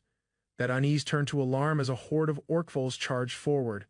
Their eyes glowing crimson, with brutal strength, the Orkvols tore through the ranks, catching the knights unprepared. Disorder spread quickly. Even seasoned warriors faltered before their savage power. The front lines struggled desperately to resist the advancing onslaught. One knight fell, paralyzed by fear as a looming shadow approached. Yuri rushed in, shouting for him to stand and fight. He confronted the creature directly, his blade clashing against the Orkvol's strike. Giving rapid orders, Yuri repositioned his forces to restore their formation. He cut down another foe, eliminating the immediate danger. Together, the knights regrouped and pushed back the monsters with renewed determination. A dark figure stepped forward, surrounded by ominous energy and marked with a symbol of ruin. Yuri, sensing the threat, halted his advance, realizing this enemy was different from the rest. Beneath the fortress, a new foe rose from the shadows, stronger, darker, and undead. Yuri from a death knight. Others applaud, but Yuri silently remembers he had to save the terrified knight himself. The embellished story amuses the group, while Yuri keeps his thoughts hidden. A curious knight asks Yuri whether the tale is accurate. Yuri nods vaguely to sustain morale. The knights praise Yuri for boldly confronting a dreadful death knight with physical presence. Jared reflects that the most terrifying foes are not those with bodies, but those unseen and unknown. Laughter echoed around the fire as the knights joked about cutting ghosts, unaware of danger. Yuri's keen gaze noticed a figure in ragged robes quietly moving beyond the firelight. Stepping from the darkness, a red-eyed being locked eyes with him, its presence undeniable. With urgency, Yuri commanded everyone to arm themselves, instantly shifting the mood to readiness. A surge of blue mana erupted as he instinctively released power without conscious thought. Unusual patterns appeared on his arm, leaving him confused by the unfamiliar magical reaction. After the encounter, doubts emerged about the enemy's puppet-like body and its unnatural resilience. Yuri considered spiritual control as the force possibly directing the creature from the shadows. Inside the command tent, a noble speculated that forbidden magic was likely involved. He explained the attack succeeded only because the caster was nearby, strengthening its power. Dark magic combined with grim rituals suggested something far more sinister at work. Taking responsibility, Yuri vowed to break the... At sunrise the following day, the Kirigi encampment stood ready, unaware of the coming attack. Without any signal, opposing troops moved in. Soldiers armed themselves quickly as chaos erupted across the field. Yuri, at the forefront, issued the order. The Braille Knights charged forward on horseback. Their cavalry surged over the plains, yet the enemy defenses had already been prepared. Archers appeared along the ramparts, releasing a storm of arrows toward the advancing riders. Recognizing the danger of a frontal assault, Yuri ordered the cavalry to redirect their movement. Even with evasive action, many knights fell under the relentless volley of arrows. Yuri rapidly studied the battlefield, spotting a lapse in vigilance among the gate guards. Taking advantage, he commanded a swift charge to shatter the enemy's formation. With tremendous impact, a battering ram hit the gate, forcing it open at last. Forces rushed inward. Victory seemed close as soldiers flooded into the fortress. Elsewhere, another unit watched from a distance, waiting for confirmation of the breach. Sir Jose received word. The main gate had opened and proposed a flanking maneuver. Yuri accepted, though he observed the rear walls lacked the fortification of the front. Certain of success, Yuri unleashed his power, readying a massive magical attack to clear the way. Jose moved alone toward the enemy's rear gate, intent on exploiting its weaker defense. Yuri watched with confidence, feeling the immense surge of mana coursing through him. With a sweeping motion, he unleashed a torrent of magic, engulfing the area in energy. The explosion destroyed the rear wall, scattering debris across the battlefield in a blinding flash. When the dust settled, enemy troops were stunned, their defenses utterly shattered. Jose pushed forward through the opening, cutting down enemies as confusion spread among them. At the signal, Yuri rallied briefly. On the front lines of a merciless siege, the warriors of the fallen realm fought with all their strength. The opposing army advanced relentlessly, and the battlefield had descended into chaos. Yuri led the assault with unshaken resolve. Behind him followed Jared, both detecting something unnatural within the enemy ranks. The earth quivered slightly, hinting that something far darker was awakening. Yuri ordered a unit of knights to hold the entrance. As he pushed forward with his troops, his instincts intensified. The gate ahead concealed a danger far worse than any foe they had encountered. Suddenly, a surge of magic erupted across the battlefield. A crimson beam tore through the air, striking soldiers and hurling others aside. Yuri's eyes widened at the devastation before him. This was no ordinary magic, but a focused strike fueled by dark power. Jared remained at his side as skeletal soldiers began emerging from the shattered ground. Among the undead stood a towering figure, gripping a black axe and glaring with crimson eyes. Moving with unnatural speed, it rushed ahead, forcing the knights to quickly shift formation. The creature crushed everything in its way, tearing through armor and flesh with each swing. One knight was slain instantly, his body cleaved apart by the massive weapon. Yuri turned sharply, witnessing the Dark Warrior tear through his forces with unmatched brutality. Even amid the slaughter, his composure did not break. The monster halted, blood dripped steadily from its axe. A cursed aura radiated from its body, silencing the chaos of battle around it. The undead giant advanced slowly toward Yuri. The prince stepped forward alone, signaling his men to retreat. Determination burned in his eyes as he prepared to confront the enemy directly. Yuri tightened his grip on his sword, fully aware of the danger. His power was unstable if fully released. It could endanger his own troops, yet hesitation would only bring more death. This was a burden he had to bear alone. With a single stride, he crossed the blood-soaked ground, eyes locked onto the skeletal giant. Silence settled over the battlefield. The clash between man and monster was unavoidable. Behind the line, soldiers watched in unease. Jared shouted out, but others warned him that Yuri would not listen. His choice had been made, and no one could change it now. Sir Jose stepped forward. He gripped his greatsword tightly and gazed ahead with firm resolve. The others questioned him, uncertain of his purpose. Without hesitation, Jose proclaimed his loyalty. He would stand beside Yuri. No matter the danger, he refused to let the prince face death alone.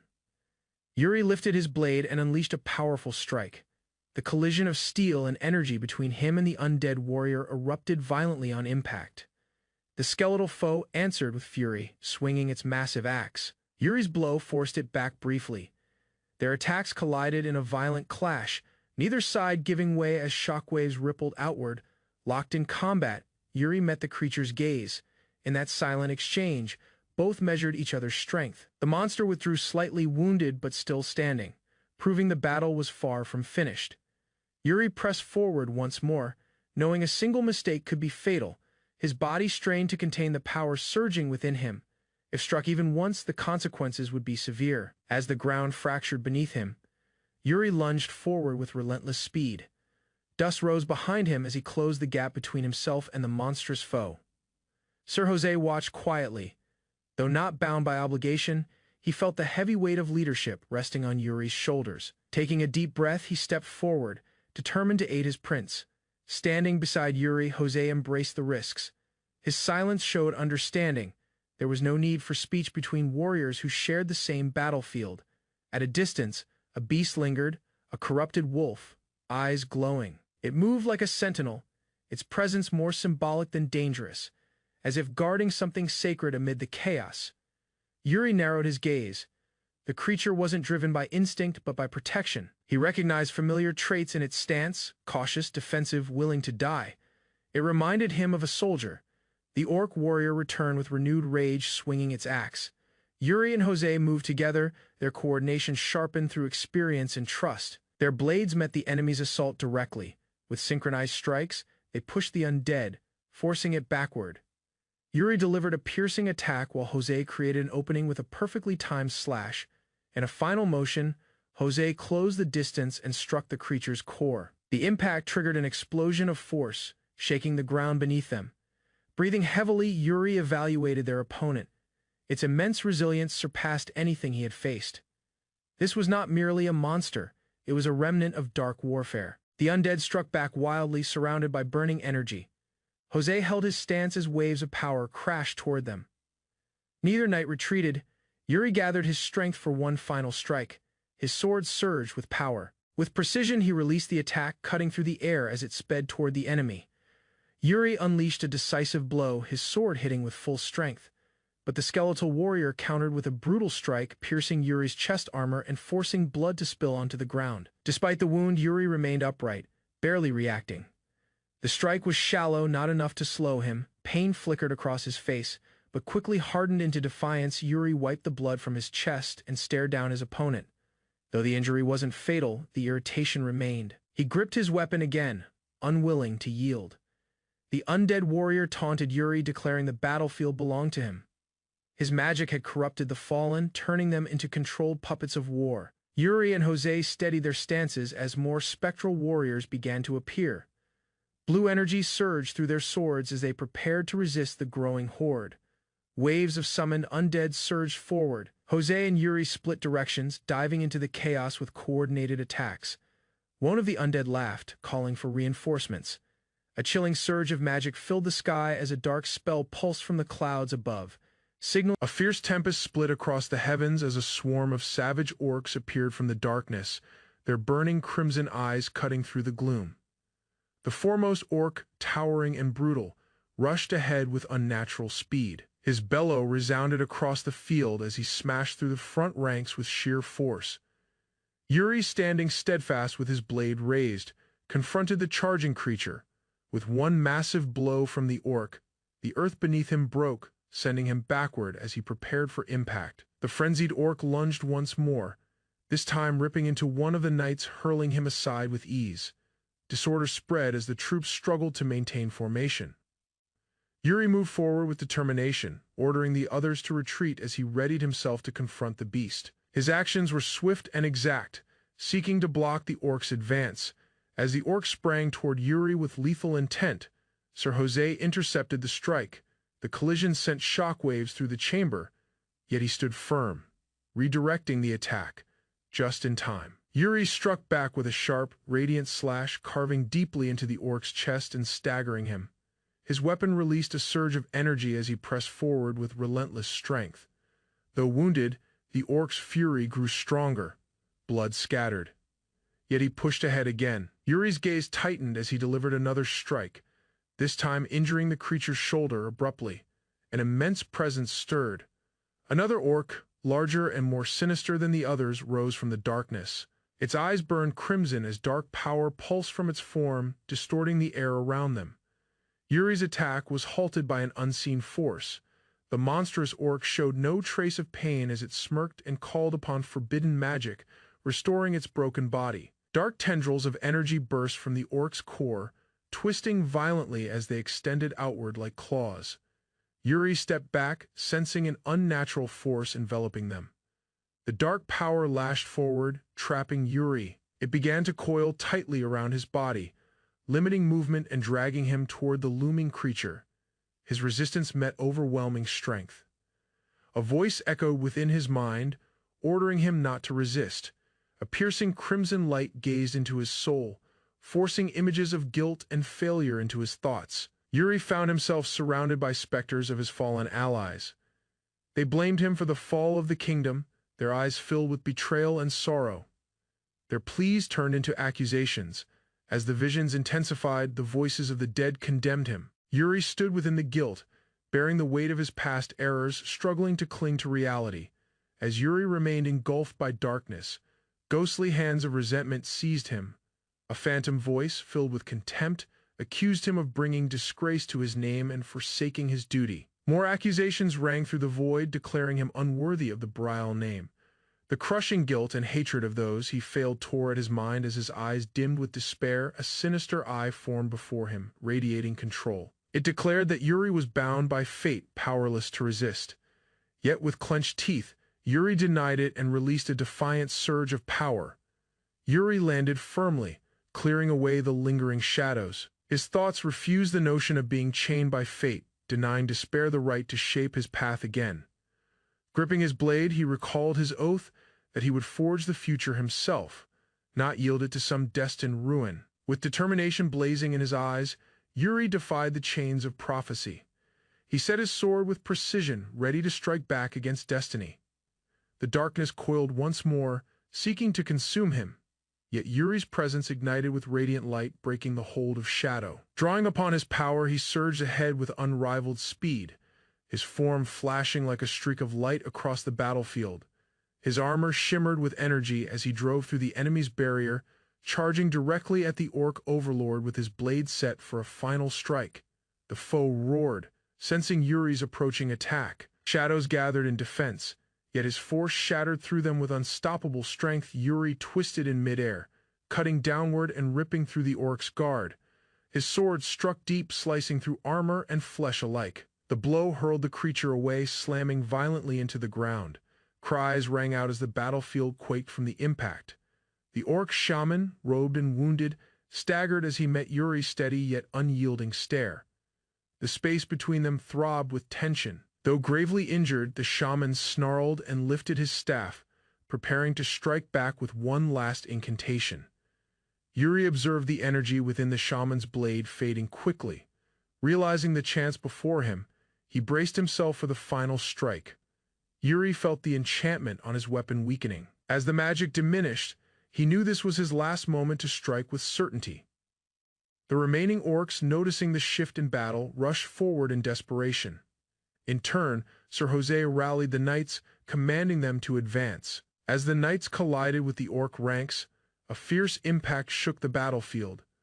Yuri's gaze fixed on a distant blast. Something crucial had just occurred. A massive orc fighter leapt into the fray, his sheer strength overpowering the front line. His raw might exceeded the others as he tore through defenders. Sir Jose confronted the orc, but was struck harshly and thrown aside, blood scattered as he crashed to the ground, his armor crushed and strength fading. Despite his wounds, Jose smiled faintly, refusing to surrender to despair. Yet another, even larger orc appeared, roaring as it advanced toward him. With fury blazing in its eyes, the orc lifted its massive arms to finish Jose. The fallen knight warned others to stay back, knowing the threat was immense. Yuri rushed forward to intercept the creature, determined to shield his ally. The orc noticed him mid-strike, turning to meet his charge directly. Their weapons collided in a violent clash of force. Sparks and blood burst forth as Yuri succeeded in blocking and countering at once. Yuri quietly reaffirmed his resolve. He would not withdraw in the face of death. He vowed to bear the burden of every fallen warrior and fight until his last breath. His blade sliced through the air, drawing blood from the towering orc before him. The creature roared in agony as Yuri delivered another lethal strike. The orc staggered back, now injured and enraged.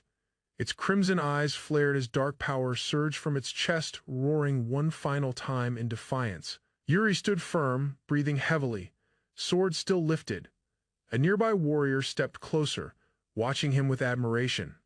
With a satisfied grin, the man commended Yuri's power and courage. He was clearly impressed by the prince's unwavering resolve in battle. As the wind swept across the field, the warrior voiced his respect for Yuri. In that moment, recognition not only of skill but of leadership was achieved. Immense presence stirred. Another orc, larger and more sinister than the others, rose from the darkness. Its eyes burned crimson as dark power pulsed from its form, distorting the air around them. Yuri's attack was halted by an unseen force. The monstrous orc showed no trace of pain as it smirked and called upon forbidden magic, restoring its broken body. Dark tendrils of energy burst from the orc's core, twisting violently as they extended outward like claws.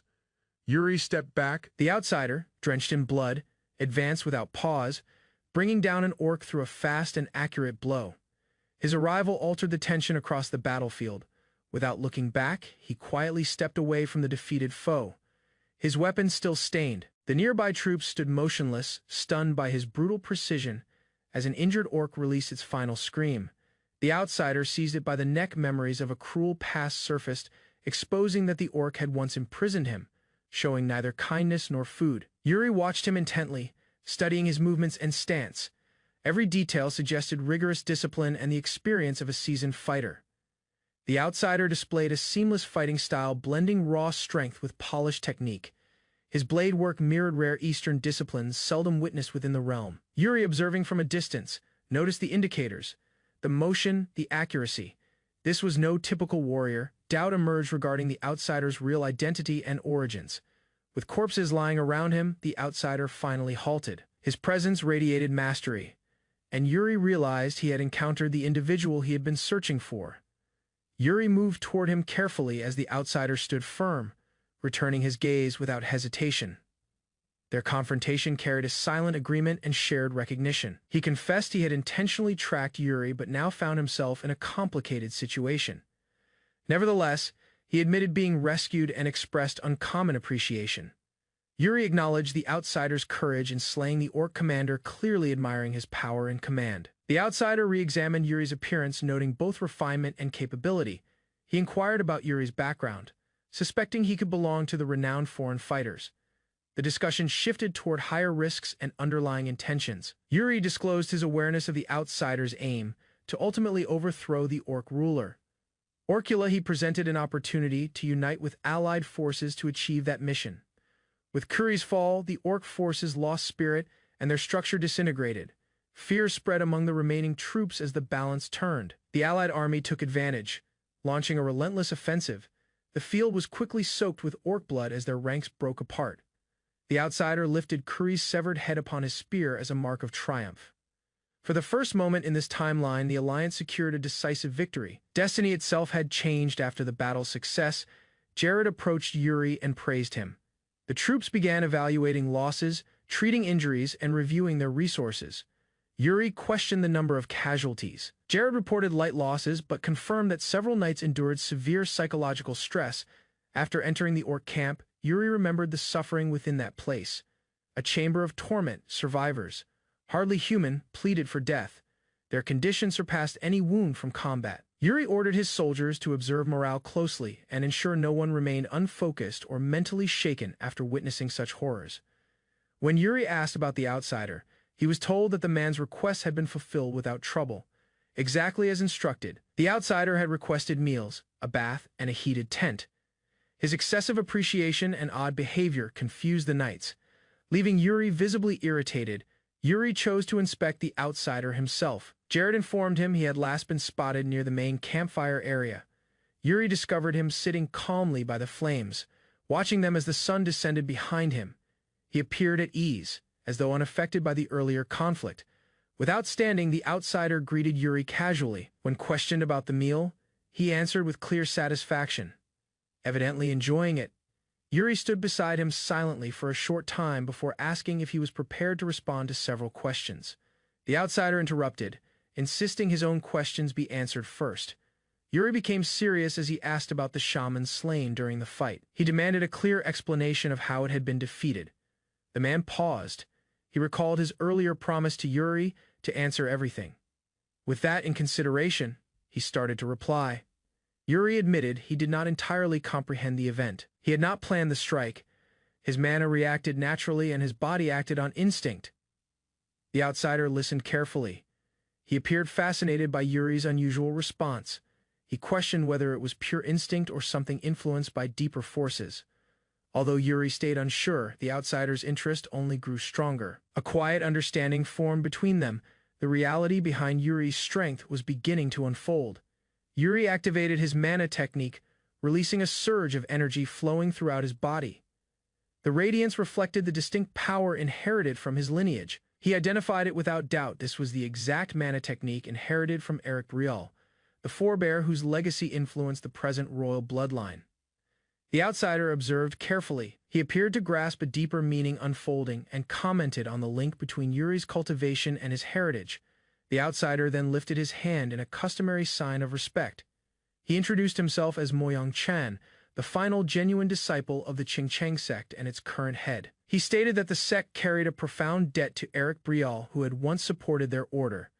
They continued to revere the legacy of the heaven-reigning swordsman. Yuri was startled. He had only known bits of this ancient story, but Moyang Chan confirmed that Eric had gained immense respect across faraway lands. Moyang Chan disclosed further details. Eric had helped the Qingcheng sect defeat the demon sect long ago. His blade had shifted the course of that grim war. Yuri absorbed the truth gradually, understanding that the burden of his lineage held more than royal obligation. It carried connections to ancient battles and sacred bonds. Moyang Chan declared his purpose plainly, to eradicate evil through exorcism. He had also arrived to eliminate the origin of corruption in the East. Yuri quietly connected the pieces. Moyang Chan's journey matched his own. The exorcist mission could be the crucial key to bringing down the Orc King. Orcula, he reflected that such a warrior should not be left to wander alone. His power and goal were too significant to overlook. Yuri suggested forming an alliance and offered Moyang Chan a position within his ranks. Moyang Chan, taken aback, requested further explanation. Yuri vowed to bestow upon him the title of Honorary Knight of Brial. With that, Moyang Chan could carry out his exorcisms freely without obstruction. He included favorable terms, provisions, a private tent, liberty to move, and formal acknowledgement. Moyang Chan weighed the offer thoughtfully. Then, enticed by the prospect of future riches and rank, Moyang Chan ultimately accepted. The partnership was formed, and the effort to reshape destiny would now be shared. Moyang-chan accepted the alliance but presented one requirement before finalizing it. He gestured toward Yuri and requested to call him by his true name, Moyang-chan, from this point onward as a mark of shared respect. Taken aback, Yuri paused, yet Moyang-chan firmly proclaimed him a lay disciple of the Qingcheng sect. Yuri's eyes opened wide. For the first time, he received a title linking his past and future, leaving him briefly without words. Orcula, he presented an opportunity. Moyang confidently declares that Yuri will now act as a lay disciple under the Jinchen sect. Yuri is shocked, never having imagined such an unexpected proclamation. Yuri's bewilderment shows as Moyang demands appreciation, while Ragna observes in silence. The declaration leaves Yuri unsure of how he should properly respond. Irritated by Yuri's lack of gratitude, Moyang rashly proposes that Yuri should attend to both him and Ragna. His sudden remark breaks the tension, yet raises suspicion among the others. Moyang keeps asserting authority, boasting he's an exceptional prodigy and Yuri ought to feel fortunate. Yuri, though visibly irritated, maintains his composure. Moyang suddenly changes the subject, claiming he must meet the commander of the allied forces. Yuri is surprised by the abrupt request when reminded of Yuri's promise to assist. Moyang implies his reason connects to something vital concerning the orcs, increasing the urgency. As evening falls over the camp, a grim truth is revealed. The orcs are conducting human sacrifices. A lone tent marked by a flag suggests deeper rituals taking place within. Inside, Commander Ragna calmly explains that the orcs are capturing humans as offerings. The conflict is no longer merely war but a plunge into dark magic. Yuri listens as reality unfolds. The orcs have turned to black sorcery to strengthen their army. This knowledge completely changes the nature of the battle. Urging Yuri into action, Ragna advises preparing for the worst should the orcs persist with their sorcery. The danger now lies in both brute force and arcane power, demanding careful planning. Moyang offers to disguise himself as a sacrifice to infiltrate the orc ceremony. However, Yuri admits Moyang's impulsive move has disrupted his original strategy. Despite the disruption, Yuri clarifies Moyang's real goal, the complete annihilation of the orcs, and emphasizes the importance of cooperation with allies. Commander Ragna is clearly startled upon learning Yuri is of royal blood. Mutual respect between them deepens as the stakes grow higher. Ragna agrees to investigate more about the sorcery, leaving the foreigner Moyang under Yuri's supervision. Yuri acknowledges that persuading Moyang to cooperate is a success, yet before proceeding, someone calls his name, possibly introducing another issue. Ragna mentions rumors of a half-orc within the Brile forces, creating unease in the room. Yuri confirms it without hesitation, accepting the delicate matter.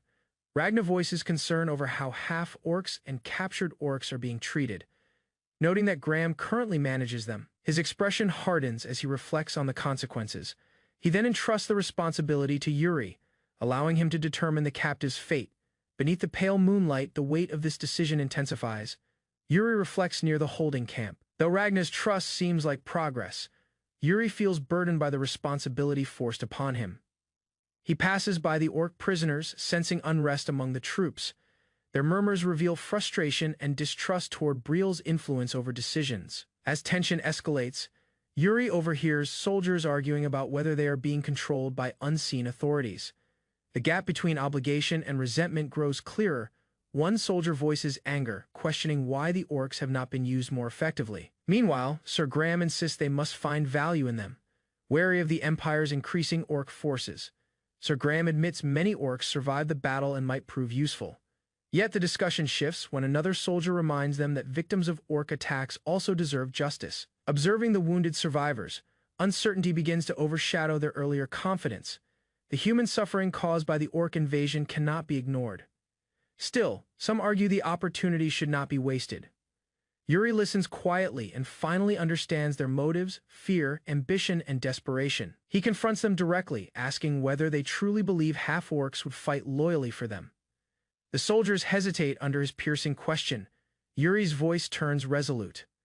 The matter is not merely about using orcs as tools, but whether they can be trusted in life and death battles. Loyalty cannot simply be imposed. The soldier attempts to defend the orcs, describing them as gentle and capable of being trained. Yuri responds with a more profound question. Would they truly depend on these orcs in a moment of crisis? Confronted with such a harsh possibility, the soldiers grow quiet. Yuri presses for honesty, reminding them that comrades must safeguard one another under any circumstances. As the night grows darker, Yuri's words remain. He emphasizes that only through mutual trust, even in moments of weakness, can warriors stand united. Yuri stands before the captives, his eyes fixed on an injured woman. Without forcing her, he softly asks her to recount what she experienced during her time with the orcs. The woman hesitates initially, but Yuri comforts her. He wishes to understand the suffering the helpless endured, the reality they faced. Tears gather in her eyes as she begins speaking, her voice trembling under the burden of memories no one should bear. She describes the nightmare. Her brother was viciously torn apart, piece by piece, as she watched without power.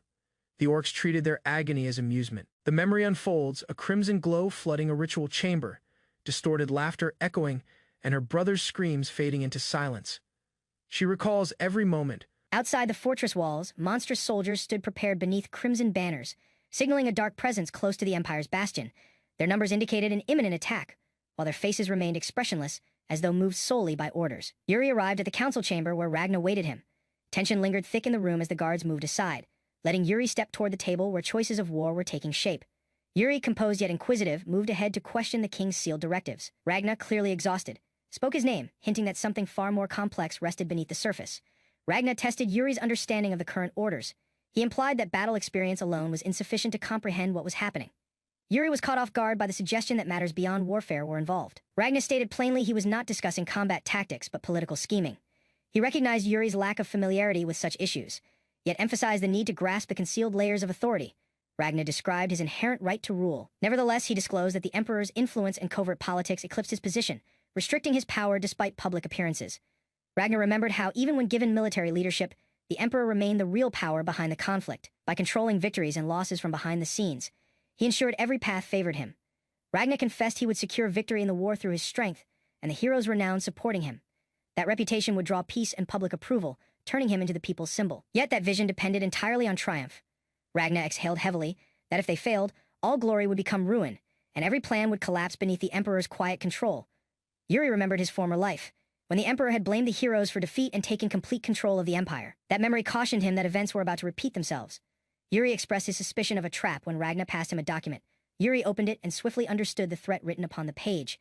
The letter revealed the emperor's hidden dealings with Orkua. The alliance's whole operation was built upon a falsehood, and Yuri's hands shook under the burden of betrayal. Yuri's expression hardened. Everything had been arranged beforehand. The allied forces were designed to fail from the beginning, used as pieces within a greater plot. Ragna disclosed that the letter originated from a group opposing Orkua. Confirming Yuri's deepest fears, the chance of survival had never truly existed. Standing quietly, Yuri gazed at the letter again. Words failed him, the truth heavier than the armor he carried. Yuri moved forward with a proposal. Ragna, sitting at the head of the war table, gave him approval without pause, eager to hear what Yuri intended to say. With intense resolve, Yuri ground the sealed document beneath his foot, declaring that its contents, true or not, would never alter their course. His words cut like steel through the chamber's tension. Yuri stood firm, silent briefly, then turned away after accepting the grim truth. The war had become more complex, yet his resolve had hardened. Ragna burst into laughter. Yuri's steadfast conviction had pierced out, rekindling something within the commander's spirit. Ragna stepped forward and admitted that regardless of deception or political snares set against them, none of it held meaning if victory remained out of reach. The only road ahead lay forward, and it was stained with blood. Yuri accepted the burden without pause. Ragna observed as the night turned away, carrying the weight of quiet vengeance with clear intent. Beyond the gates, the orc soldiers stayed unaware of the coming storm. They kept watch, complacent, until the sudden appearance of a dark armored knight shattered their calm. Yuri struck them without hesitation, his blade cutting in arcs of icy precision. Terror seized the foes as their front ranks collapsed into disorder. The once quiet encampment burst into alarm. With one final strike, Yuri defeated their strongest warrior, scattering those who remained. His advance cut a straight path through their ranks, leaving the ground covered in silence and ash. The troops stared in disbelief. The enemy had been defeated within moments, and Yuri now stood alone, sword lifted, confirming triumph. He had fulfilled his vow. Back inside the war chamber, Ragna addressed his soldiers. Though the result favored them for now, he cautioned that enduring the emperor's plots would demand more than power. It would require determination. Yuri crossed the field where the enemy once stood. Now reduced to lifeless bodies, his focus was not on the fallen. He understood this success was merely the start. As the sun dipped behind the hills, Ragna remained watching the horizon. He ordered that the captives be brought before him. An elderly man, the imperial mage Igen, came into sight, clothed in dark robes and leaning upon a staff. His mere presence quieted those nearby. This was Igen, the empire's mage. Ragna pressed for explanations. The role of black magic could no longer be ignored. The next clash would not only involve steel, but also unseen forces hidden within the Empire's depths. Ijin stated that the enemy was employing a rare form of black magic, once believed to have vanished. Ragnar brought up whispers of necromancy being used to raise the dead, though many dismissed them as myth. Recent events on the battlefield suggested otherwise. Ijin clarified that while such practices were uncommon, they had not disappeared. Ragnar realized that if this magic had resurfaced, their enemies had likely increased in both strength and numbers. Ijin pondered a grim possibility. The orcs may have uncovered an ancient tome enabling them to recreate forbidden magic. Such artifacts were scattered and perilous. Ijin began naming known high-tier undead that could arise from such spells, including the dreaded Death Knight, Gareth. Ragnar understood how disastrous such a foe could be if brought back to the battlefield. If Orkua truly intended to revive legendary undead fighters, their ambitions had grown far beyond mere conquest. A deeper conflict loomed, filled with secrets and sorcery. Ijin confessed he lacked certain answers, yet believed the enemy's aim was not outright war, but delay. The presence of black magic appeared to serve as a means to gain time for a greater plan. Ragnar reflected on this. If their opponents were stalling, then something crucial was unfolding. The use of black mages now hinted at a rising catastrophe beyond the battlefield. As they both gazed across the land, something drew their attention far below. Within a cavern, a radiant artifact pulsed with menace, a sign that the real danger had yet to emerge. A battalion of armored knights moved across the wide plains, their banners waving in the breeze. At the front rode Yuri, the third prince, guiding the formation with firm determination.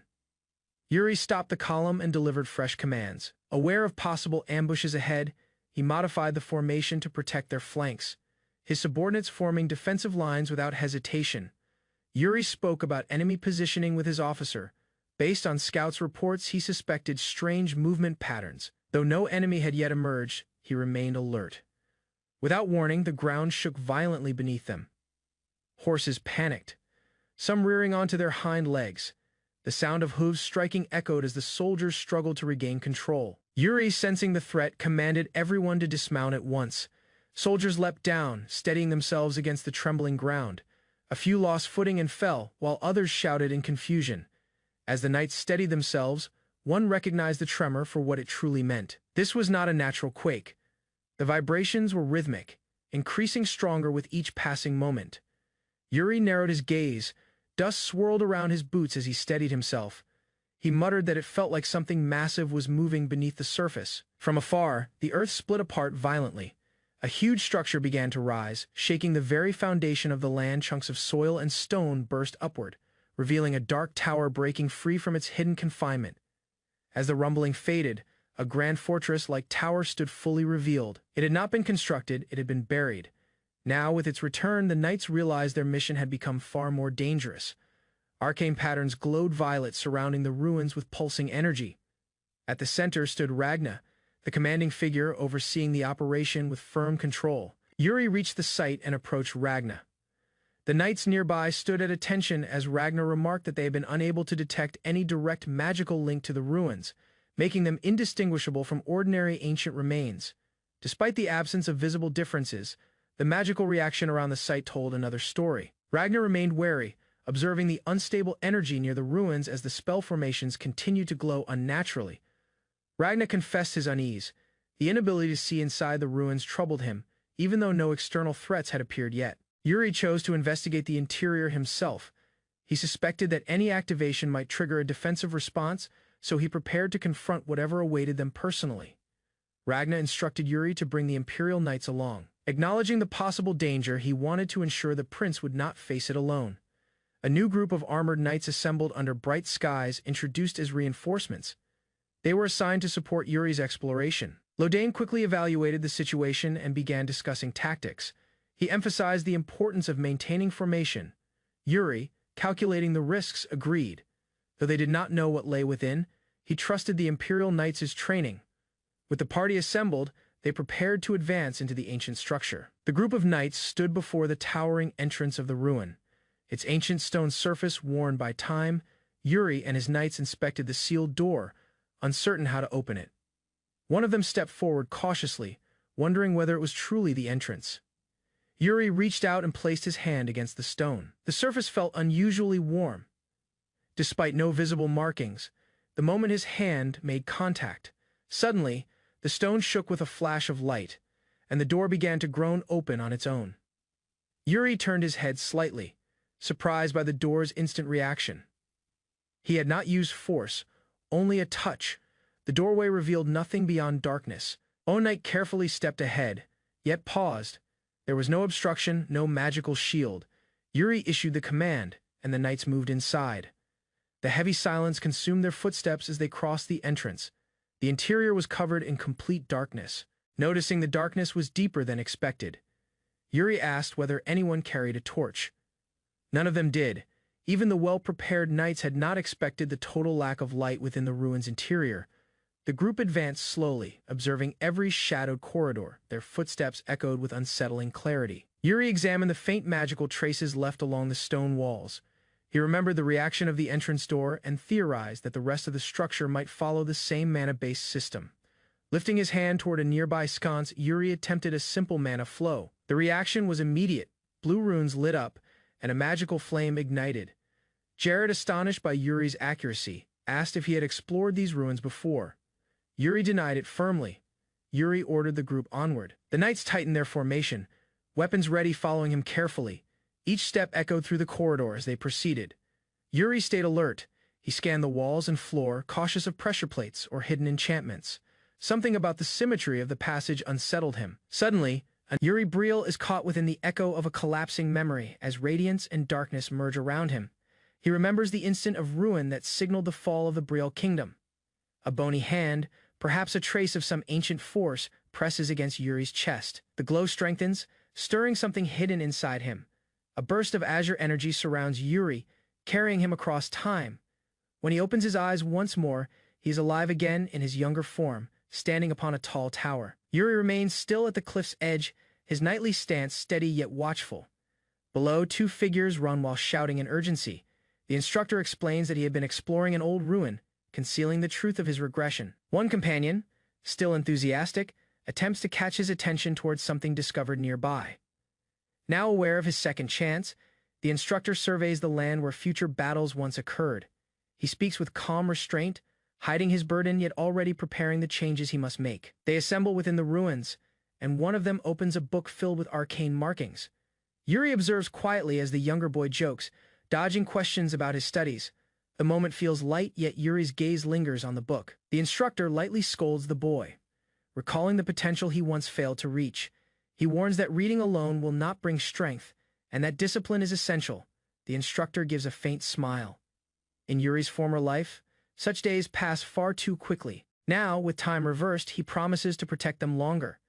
The instructor raises a crimson crystal, explaining that it signifies an orc hunter.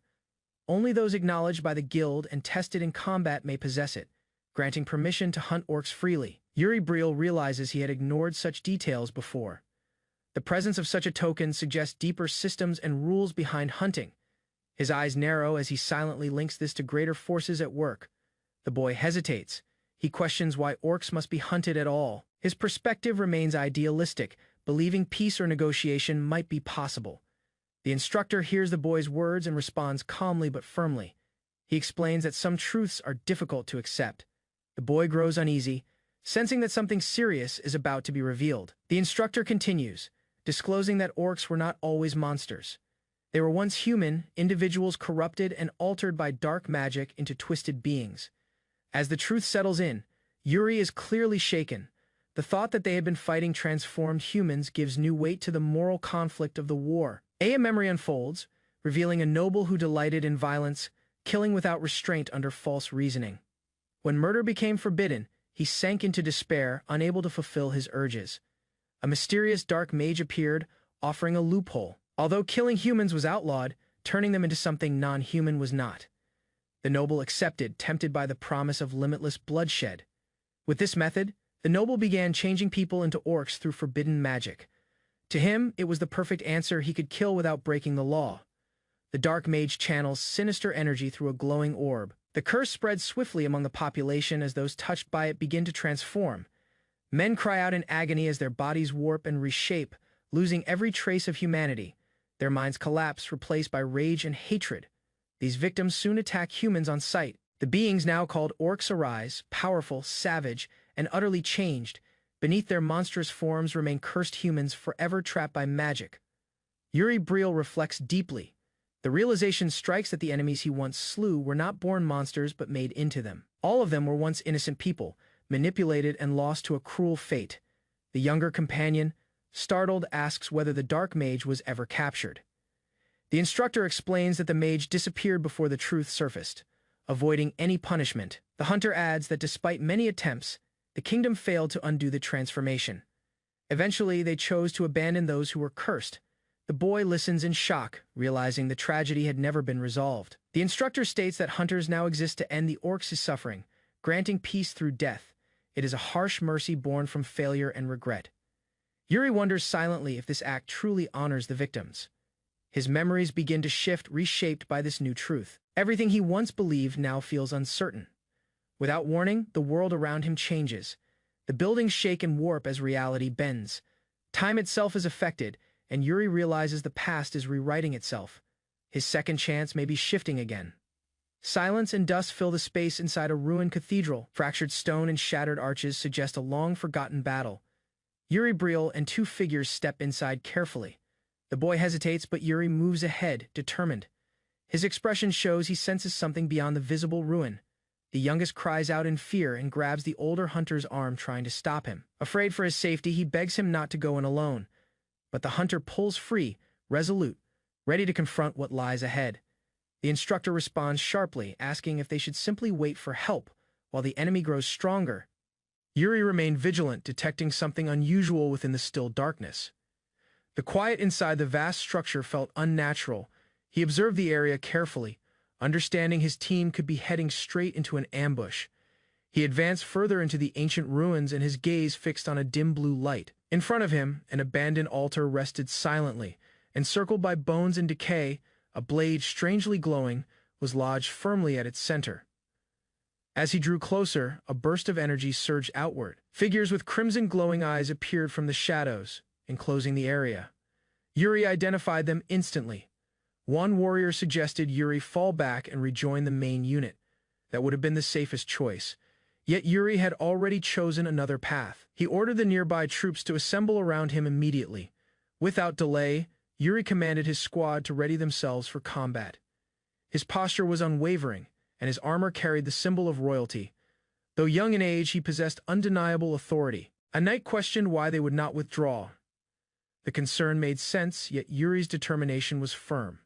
The enemy was already too near, and the situation required action, not retreat. Yuri walked toward the remains of fallen armored foes. He studied the bones closely, confirming they were orcs, the same species threatening the region.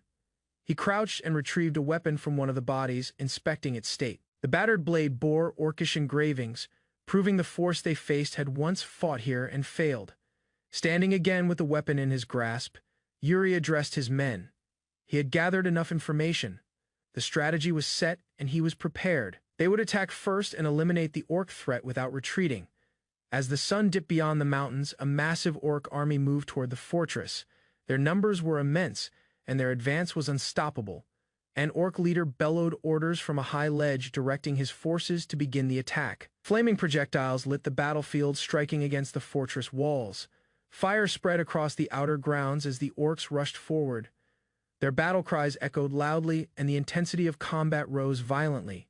A tower burst apart when another strike hit its foundation. The explosion sent fragments flying. Weakening the outer defenses, the orcs surged ahead, sensing the vulnerability in the structure. Among the chaos, one orc was struck by an arrow through the head, yet the others continued forward. Cries and fury rang out as more orcs scaled the walls. Inside the tower, Yuri issued the command to advance. His tone was steady yet firm. The soldiers moved quickly from cover, carrying out the plan. The human cavalry charged from the flank, surprising the orcs. The timing was exact. Enemy formations broke in confusion as the knights collided with them forcefully. Yuri led the assault himself, cutting down a large orc with a single strike. His blade sliced through armor and flesh, opening a breach in the front line. His forces followed immediately. Weapons clashed, bodies dropped, and the humans fought with discipline. The ambush shifted the momentum. The orcs were no longer hunters, but prey. Orc cried out in agony as blood burst from its shoulder. Yuri's precise attack disrupted their formation. The orcs began to falter under the organized counterattack. Yuri stood amidst the battlefield, observing the formations. The traps and prepared strategies were proving effective. Explosives hidden beneath the ground had scattered multiple advancing groups. He reconsidered the strategy in his thoughts. The earlier use of a scouting unit had allowed accurate ambush positioning. Yuri had ensured the orcs were delayed, disoriented, and stripped of coordination. A massive orc suddenly broke ranks and charged straight toward Yuri. Its sheer size and strength towered above the others. Heavy footsteps pounded as it roared fiercely. Yuri did not hesitate. His focus remained sharp. Every movement seemed premeditated. From his stance to the angle of his blade, he readied himself with absolute precision. As the orc attacked, Yuri's sword shone with controlled force. His strike was clean and direct, penetrating the enemy's defense. His understanding of their weaknesses was deliberate, trained, and the opposing troops carried out a sudden assault during the night, igniting the entire encampment in flames. Fire spread swiftly, surprising the soldiers and forcing them to leave their stations. Disorder broke out as sentries rushed to secure essential resources. Some tried to organize a defensive formation while others focused on evacuation. The blaze, however, was devouring everything far too fast. Within the raging fire, Yuri remained steady, quietly watching the devastation. While others lost control, he stayed composed. He quickly identified the source: destructive sorcery, not merely sabotage.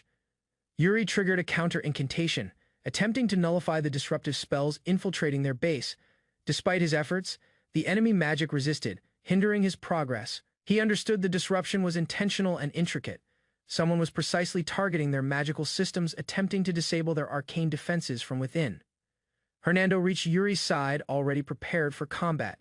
He reported that enemy shamans had most likely initiated the strike first. Recognizing the danger, Yuri commanded him to intercept the shamans while he maintained control of the camp's magical defenses. Without delay, Hernando dashed into the flames, trusting Yuri's decision. Their teamwork required no words, each fully aware of their role in the crisis. As Hernando pushed forward, soldiers shouted after him with concern.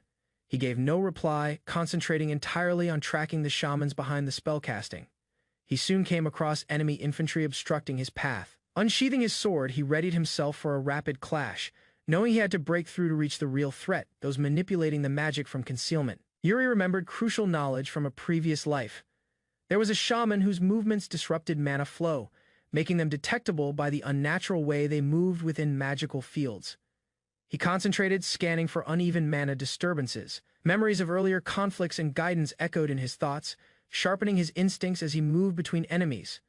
Noticing a suspicious individual among the opposing ranks, Yuri narrowed his gaze. He rushed forward, knowing the shaman needed to be isolated before the interference could spread again. Yuri cut through enemy ranks with speed. His blade movements were precise and intentional, striking down anyone standing between him and the concealed caster. The enemy reacted urgently, shouting orders to attack and surround him. Their formation tightened, yet Yuri's momentum remained unchanged. He clashed fiercely with multiple opponents at once. Despite their resistance, he slipped past their defenses, delivering accurate and overwhelming strikes to reach his objective. Standing above defeated foes, Yuri's eyes fixed on the shaman's lifeless body. His sword was drenched in blood, his breathing steady despite the intense battle. He turned to evaluate the surroundings, aware the mission was not complete. Although the shaman had fallen, more enemies were closing in from every direction. Monstrous warriors with glowing eyes appeared ahead, advancing rapidly. Yuri adjusted his grip, knowing he would have to fight again without pause. The danger was far from finished. Yuri examined the battlefield and realized they could not endure at this rate. If the situation was to change, Hernando needed to release his full strength without holding back. Hernando lifted his arm high, summoning a massive fire spell. Flames surged ahead, engulfing enemies in a blazing wave as he shouted his attack. The inferno hit its target, scattering enemy formations. Yuri, protected behind the explosion, advanced through the chaos, using the fiery distraction to reposition. A huge surge of fire ripped through enemy lines. The blast illuminated the sky, throwing orc forces into confusion and halting their advance. One surviving orc mocked the prince, attempting to provoke him, despite the overwhelming attack. Still, Yuri remained calm, unwavering amid the battle. Just as Yuri turned to strike back, another wave of enemies appeared, catching him unprepared. He blamed his own overconfidence, realizing he had underestimated the enemy's persistence. The orcs showed no intention of retreating. They continued advancing, their numbers seemingly endless, closing in from every side without stopping. Yuri called out for another fire attack, hoping Hernando could eliminate the new wave. However, Hernando had already departed, pursuing another magical threat that required attention. With no support remaining, Yuri smirked at the irony of the situation. Outnumbered once again, he tightened his grip on his weapon, preparing for another relentless battle. Encircled on all sides, Yuri stood alone as the enemy closed in. He recognized his earlier mistake. Pursuing the shaman had left him vulnerable. Even while outnumbered, Yuri raised his blade. He reminded himself that he had already faced death once. Fear no longer ruled him. Announcing his name across the battlefield, Yuri struck first. Whether he would fall again or not, he was determined to fight with honor and purpose. With unwavering resolve, Yuri declared he would not die in disgrace. His sword radiated power as he faced the monstrous horde directly. The enemy advanced, countless orcs rushing toward him. Yuri steadied his stance, preparing to confront them all without retreating. From a distance, the red-robed swordsman, Moyang, observed Yuri's fearless stand. Impressed, he murmured before releasing a blazing wave of sword energy into the fight. As the flames subsided, Moyang advised Yuri to act with everything he had. While destiny handled the rest, fate and determination must both be tested. With a faint smile, he acknowledged Yuri's capability, stating the prince had reached the point where he could be taught one of his clan's sacred. As dusk settles, the battleground falls into turmoil. Fires light the blackened sky as hostile troops rush with savage shouts. Amid the carnage, Yuri, the third prince, moves quickly to avoid the oncoming horde. A massive warrior cuts down a foe with accuracy, holding the line as enemy forces push ahead. Smoke and flames surround the field as comrades start to fall. From the opposite side, monstrous shapes surge ahead through the haze. Yuri, frightened and wounded, urgently calls out for his allies, Gerald and Roland, but receives no answer as the horde closes in on him. Yuri's firm voice commands the troops to halt the enemies. Several knights dash toward the battlefield, weapons drawn. Pressing against the monstrous tide, battles explode fiercely. The knights swing their blades with full power, striking down foes, yet are soon overwhelmed since they are outnumbered. Yuri watches the scene, noticing the imbalance. He understands the enemies are too coordinated for a random assault. There exists a tactical pattern in their formation, too precise, too rapid. Kneeling beside a fallen comrade, Yuri senses something far more dangerous behind this fight. The enemy isn't merely attacking, they're tracking movement. He raises his head, thinking carefully. Remembering earlier failures, his expression hardens with resolve. From the darkness, a peculiar armored figure emerges. At the same instant, Yuri pinpoints the direction of the danger and prepares to face it, sword in hand. Yuri leads the assault through the chaotic battlefield, trusting his instincts. Behind him, his knights question the route, but they keep following without pause. Roland, filled with confidence, backs Yuri's choice without hesitation. His strong faith steadies the others as the team moves quickly through the danger zone. As they proceed, Yuri feels something strange within the ground beneath them. He warns his team this marks the center of the trap. Seconds later, enemies emerge ahead. A hooded enemy yells in a foreign language and starts casting a spell. Dark power spreads swiftly from the enemy's position, corrupting the ground. From the corrupted soil, shadowy beings rise, creatures summoned through dark magic. The knights ready themselves as the beasts charge with unnatural motion. Yuri, calm yet focused, steps forward. He realizes this was no simple ambush. The enemy had waited for them to reach this precise spot to release the summoned creatures. From the hill, massive fighters begin advancing. Their grotesque shapes and crimson banners identify them as elite battle units. They chant together and lift weapons, declaring their intent to fight. The knights recognize the challenge as a direct clash. Without delay, Yuri directs his squad. Every knight must confront one of the enemy champions individually. Roland and Gerald respond and unsheathe their weapons, prepared for combat. Yuri surges ahead, giving commands to stop the opposing forces from breaking their formation. The knights divide to face their assigned targets, keeping structure despite the chaos. A youthful knight, driven by urgency, yells to break through the opposition. He charges into battle, intent on opening a path. Yuri faces his adversary directly, delivering the initial strike. The foe blocks with sheer strength, but Yuri replies with speed and skill, slashing across the creature's torso. One of the summoned champions strikes back with a crimson blade, unleashing a surge of destructive force. Yuri redirects it with exact precision. He sharpens his focus and weapon. Stopping the next assault, the counterattack leaves a gash on the enemy, scattering blood onto the ground. Yuri steps back, studying his opponent. The enemy, irritated, realizes Yuri isn't fighting like a typical knight. He's adjusting far too quickly for a human. The battlefield roars behind him. Yuri remains steady, fighting defensively, holding ground while others cry out and struggle. He, sensing time is limited, prepares to end the fight swiftly to aid his allies. His gaze stays locked onto the enemy. The opponent laughs with confidence and lunges forward. Yuri does not withdraw. Instead, he meets the creature's blade head-on with his own, ready to finish the duel in one decisive clash. Yuri keeps A masked woman questions the visitor's purpose for coming. The blonde man replies calmly, saying he is here to cure her illness and asks about the effects of previous medicine. She reacts violently, throwing an object at him, but he dodges it with precision, remaining calm. She shouts in frustration, believing his attempt will be pointless, like all others before. Covered in wounds, she tells him to leave, convinced her condition cannot be cured. He insists he's different, risking his life on this treatment, but she accuses him of seeking profit. The man acknowledges her pain and begins recalling her identity as Rosalind Branford, once a noble heir, with political influence and strength. She inherited her family's legacy. Gifted in swordsmanship and mana, she achieved success, until a mysterious disease destroyed everything. Even with the family's wealth, nothing cured her, so marriage was suggested as a solution. The cause was an internal mana disorder from improper training, damaging her body. As she rages with mana, the man prepares to treat her by force despite the danger. He rushes forward, delivering a strike that knocks her down. A fierce struggle follows, with him pinning her to the ground, calling for Belinda and Wendy. He orders the restrained Rosalind to be secured immediately. The man prepares to remove Rosalind's mask, stating it is necessary to begin treatment properly. Rosalind resists, protesting the need for treatment while trying to hide her identity. Despite her protest, the mask falls, revealing her condition to all present, leaving them shocked. The man instructs Rosalind to endure the treatment for 1 week to survive. She questions his resolve, accusing him of chasing death, but he replies that failure means death for both. As he speaks, her eye is shown clearly red and pained, revealing how serious her condition has become. The man reassures her that the treatment was created by her future self, Rosalind. A magical process begins, releasing immense energy, surrounding her body with mana, and causing intense pain. She screams in agony, overwhelmed by the pain, and unsure how she can endure it for a week. Rosalind questions why she must suffer such pain, blaming fate. The man repeats that without treatment, she will die, and so will he.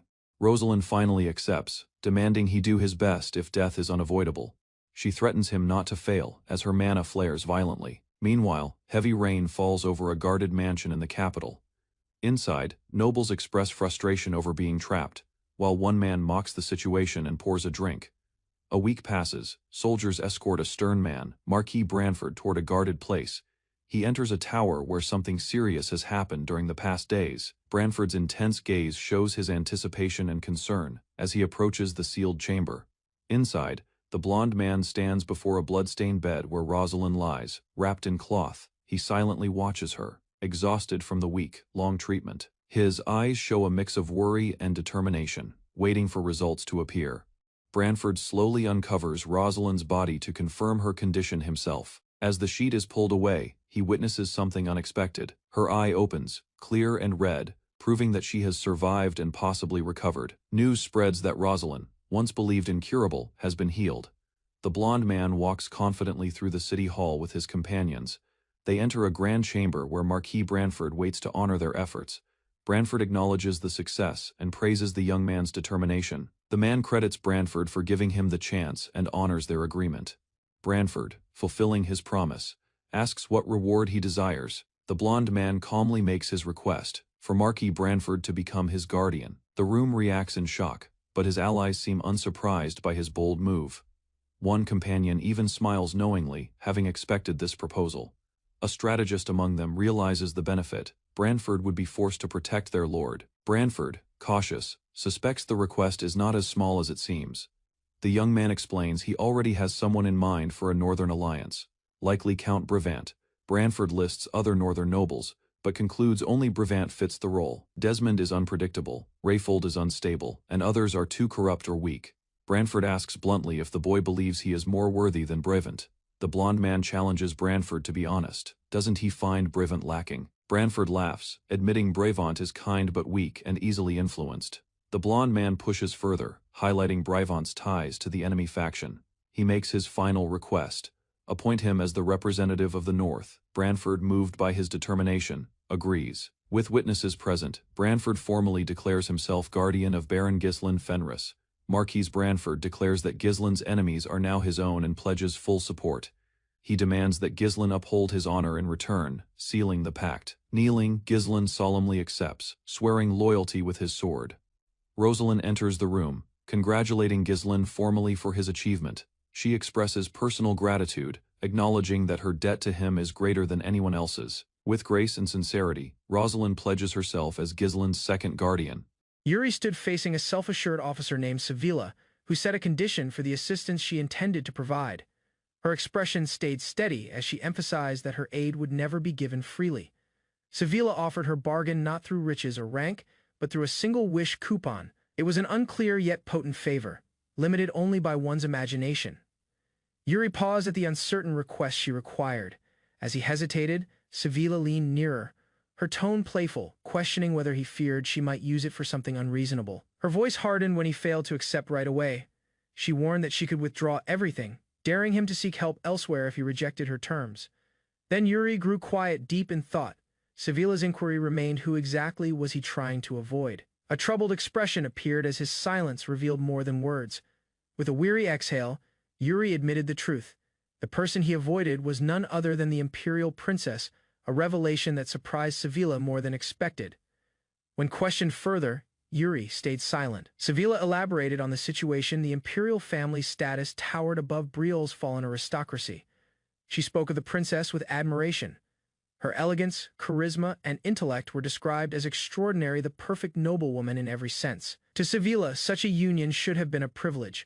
Her words reflected genuine respect with composed resistance. Yuri replied truthfully. He simply lacked any interest in interacting with the princess. He turned toward Sevilla, bringing up the wish coupon she had mentioned. Determination filled his gaze as he searched for a way to postpone this unwanted engagement.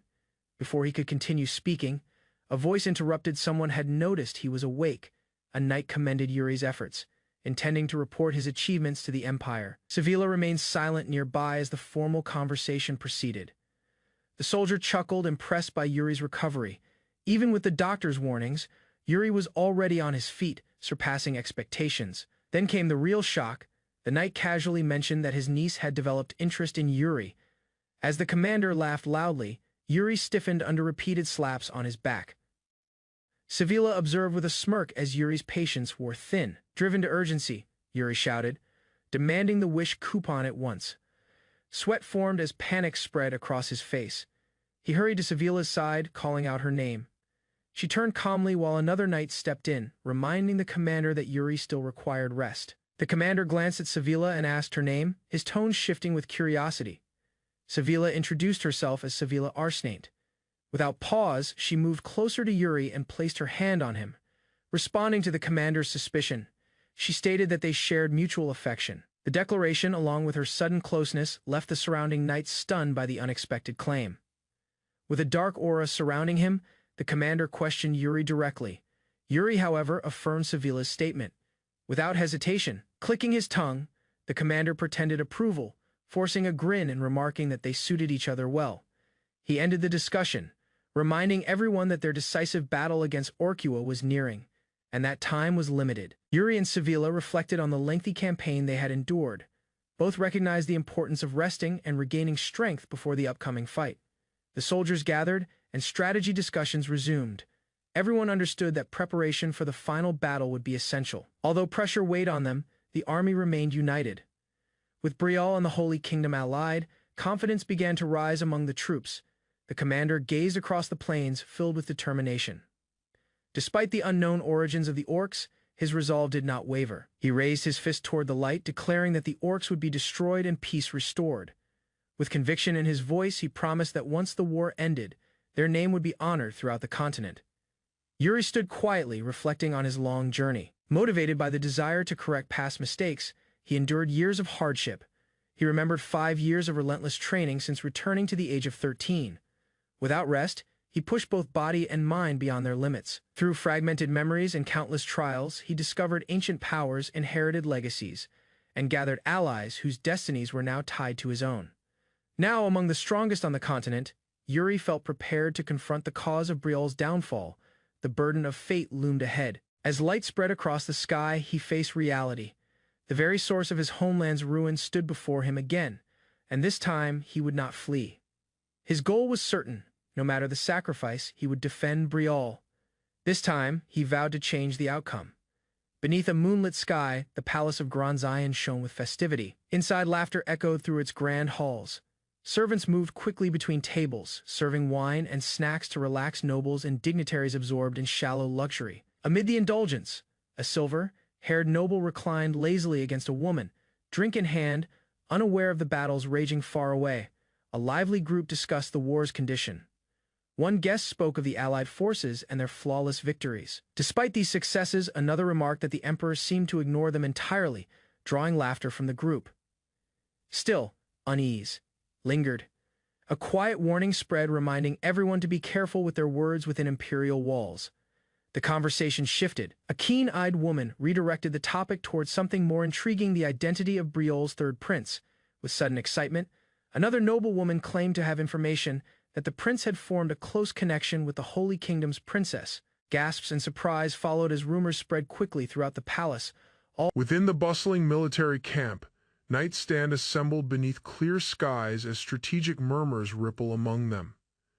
Nearby, two younger soldiers exchange quiet worries about returning to battle. One lowers his gaze, burdened by fear and doubt, unsure if he'll live to see another dawn. Proin, a seasoned knight of Brusen, walks past with a hardened gaze, recalling past failures. He reflects on how the Empire dismissed their warnings and the price paid that day. Rumors circulate rapidly. Proin overhears young recruits discussing newfound fame. The chatter credits Sir Ragna or the mysterious third prince of Briol for the recognition. Staring at the fluttering banner, Proin recalls the prince's earlier clash with the enemy, a moment etched deeply in the minds of allies and foes alike. Despite his youth, Yuri had already earned achievements unmatched in the current war. Training grounds erupt with movement. Swords flash and boots pound as soldiers clash in practice. The atmosphere filled with sharp discipline rather than chaos.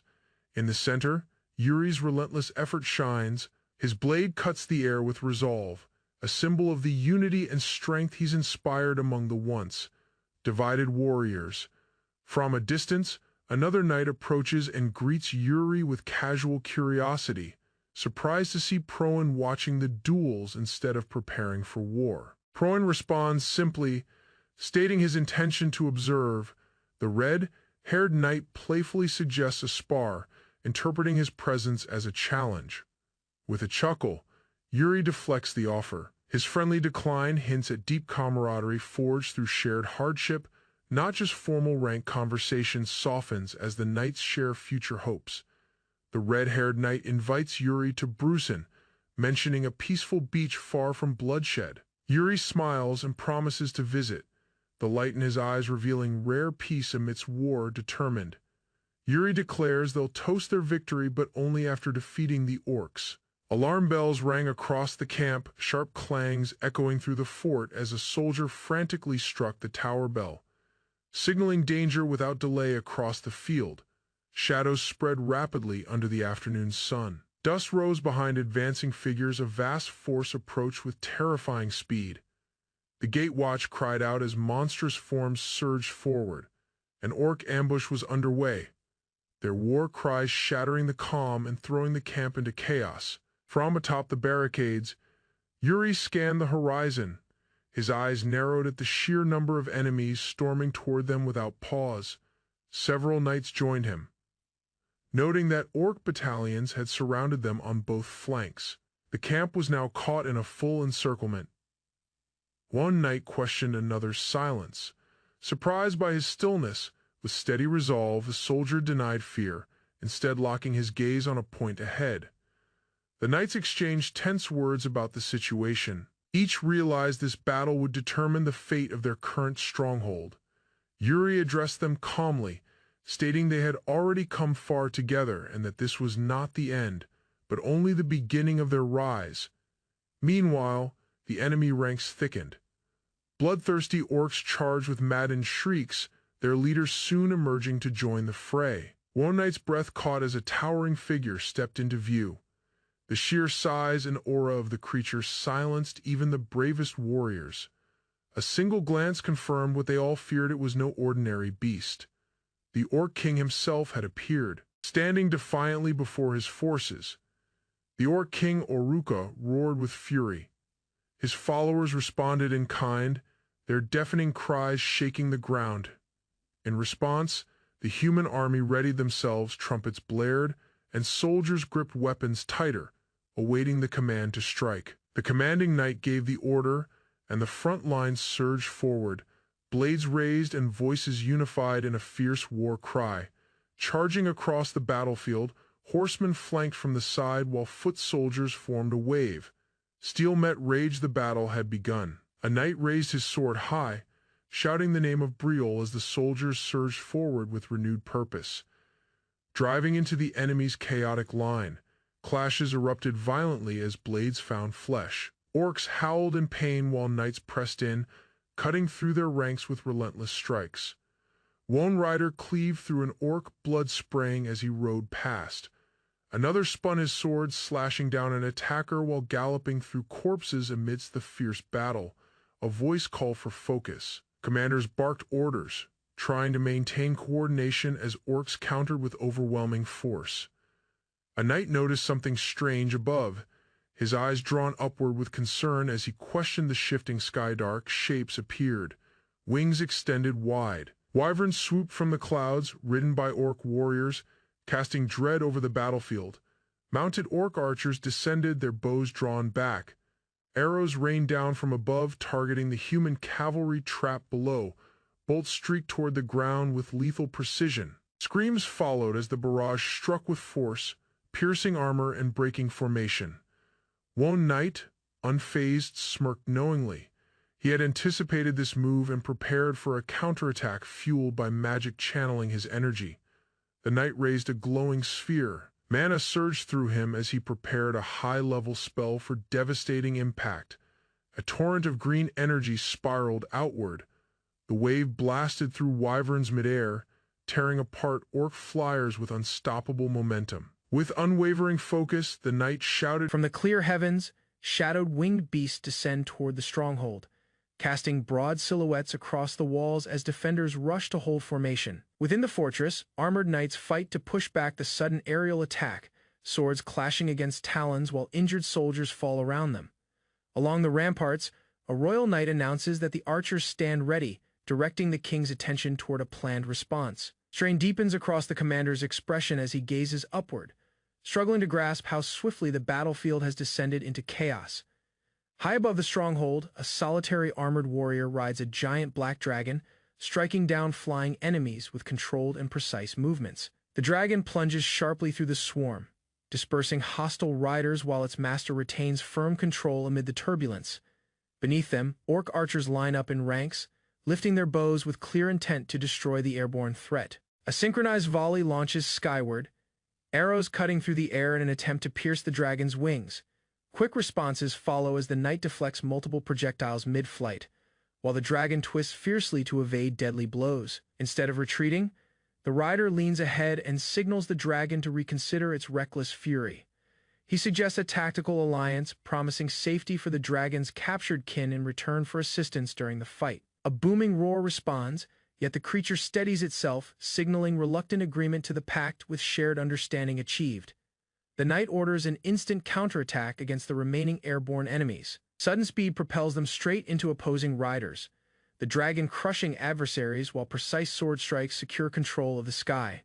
As another enemy rider closes in from behind, the armored warrior senses the shifting tide and prepares for the next crucial clash. A pale dragon thrashes violently in the air as Yuri drives his sword forward, forcing the creature downward while another rider loses balance nearby. Steel clashes midair as Yuri blocks an incoming strike, turning his body to regain balance while his mount dives beneath the enemy. With exact timing, he completes a flawless counter, cutting through his opponent and sending the falling rider crashing toward the ground. Blood spreads across the battlefield as the defeated foe collapses, proving Yuri's superiority in the aerial fight. Keeping his momentum, he pulls his blade free and immediately redirects his dragon toward another enemy attempting to flee. A rapid downward thrust pierces the opposing mount, sending it spinning wildly before striking the earth. More enemies gather overhead, preparing to overpower him through sheer numbers as their wings darken the sky. Recognizing the increasing danger, Yuri adjusts his approach and reaches for the power he has held back until now. Green currents of wind, like mana, begin coiling around his armor, reacting to his will and expanding outward in growing waves. On the ground, soldiers and orcs halt as the air shifts, sensing an unnatural force forming above them. Yuri steadies himself as the swirling energy intensifies, shaping into a controlled vortex centered around his position. The surrounding wind sharpens into slicing streams, lifting debris and disrupting enemy formations below. Shock spreads among nearby fighters as the sky warps with concentrated green mana circling around the prince. Focusing his sight, Yuri channels the transformation further, compressing the storm into a descending spiral aimed at the battlefield. The spinning vortex drives downward with destructive precision, signaling the decisive stage of his counterattack. Green currents wrap tightly around Yuri's armored body as he stabilizes the spiraling mana, showing precise mastery over the wind, base power he has awakened. Rather than unleashing it wildly, he drives the energy further, compressing the rotating force into a focused column beneath him. The vortex crashes downward between enemy lines, tearing through wyvern riders and scattering their ranks in one decisive strike. As the turbulence fades, Yuri lands calmly while a hooded observer watches him with quiet interest. The stranger judges Yuri as a rare individual capable of challenging the Empire's elite forces. Above, surviving enemies withdraw through the disrupted skies while Yuri remains mounted, scanning the battlefield from overhead. Back on the ground, allied knights approach him carefully, impressed by the scale of the technique he revealed. Yuri brushes off the praise inwardly, aware that the battle remains evenly contested despite the recent gain. He gives firm orders to reinforce weak positions, knowing that a single breach could reverse their momentum. A hooded archer steps forward and introduces himself as Gonti Muchin, a knight of Oheim and baron of Favine. Respect is shared without formality as Yuri acknowledges Oheim's aid and accepts the offered alliance.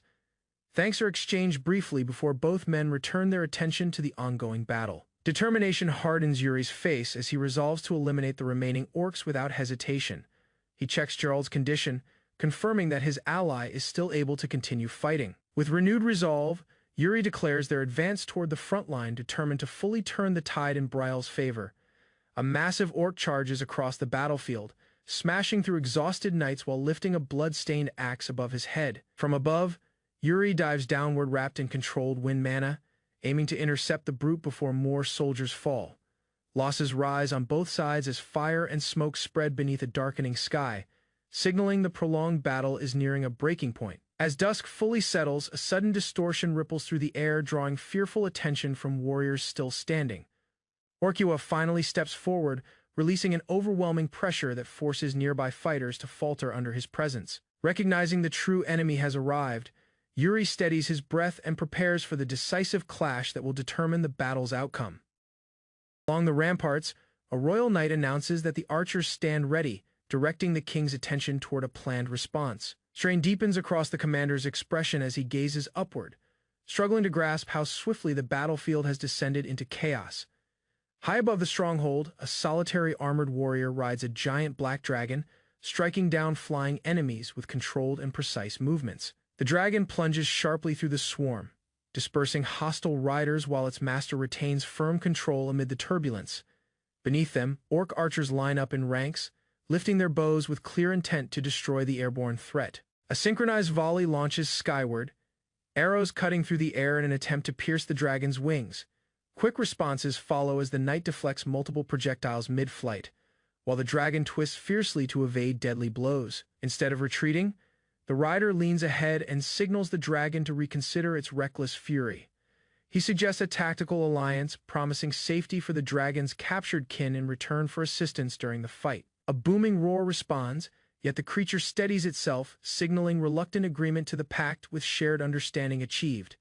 The knight orders an instant counterattack against the remaining airborne enemies. Sudden speed propels them straight into opposing riders, the dragon crushing adversaries while precise sword strikes secure. The scene opens with the imposing sight of the Cabaldi Castle. It stands tall against the darkening sky, a fortress that has withstood time and conflict.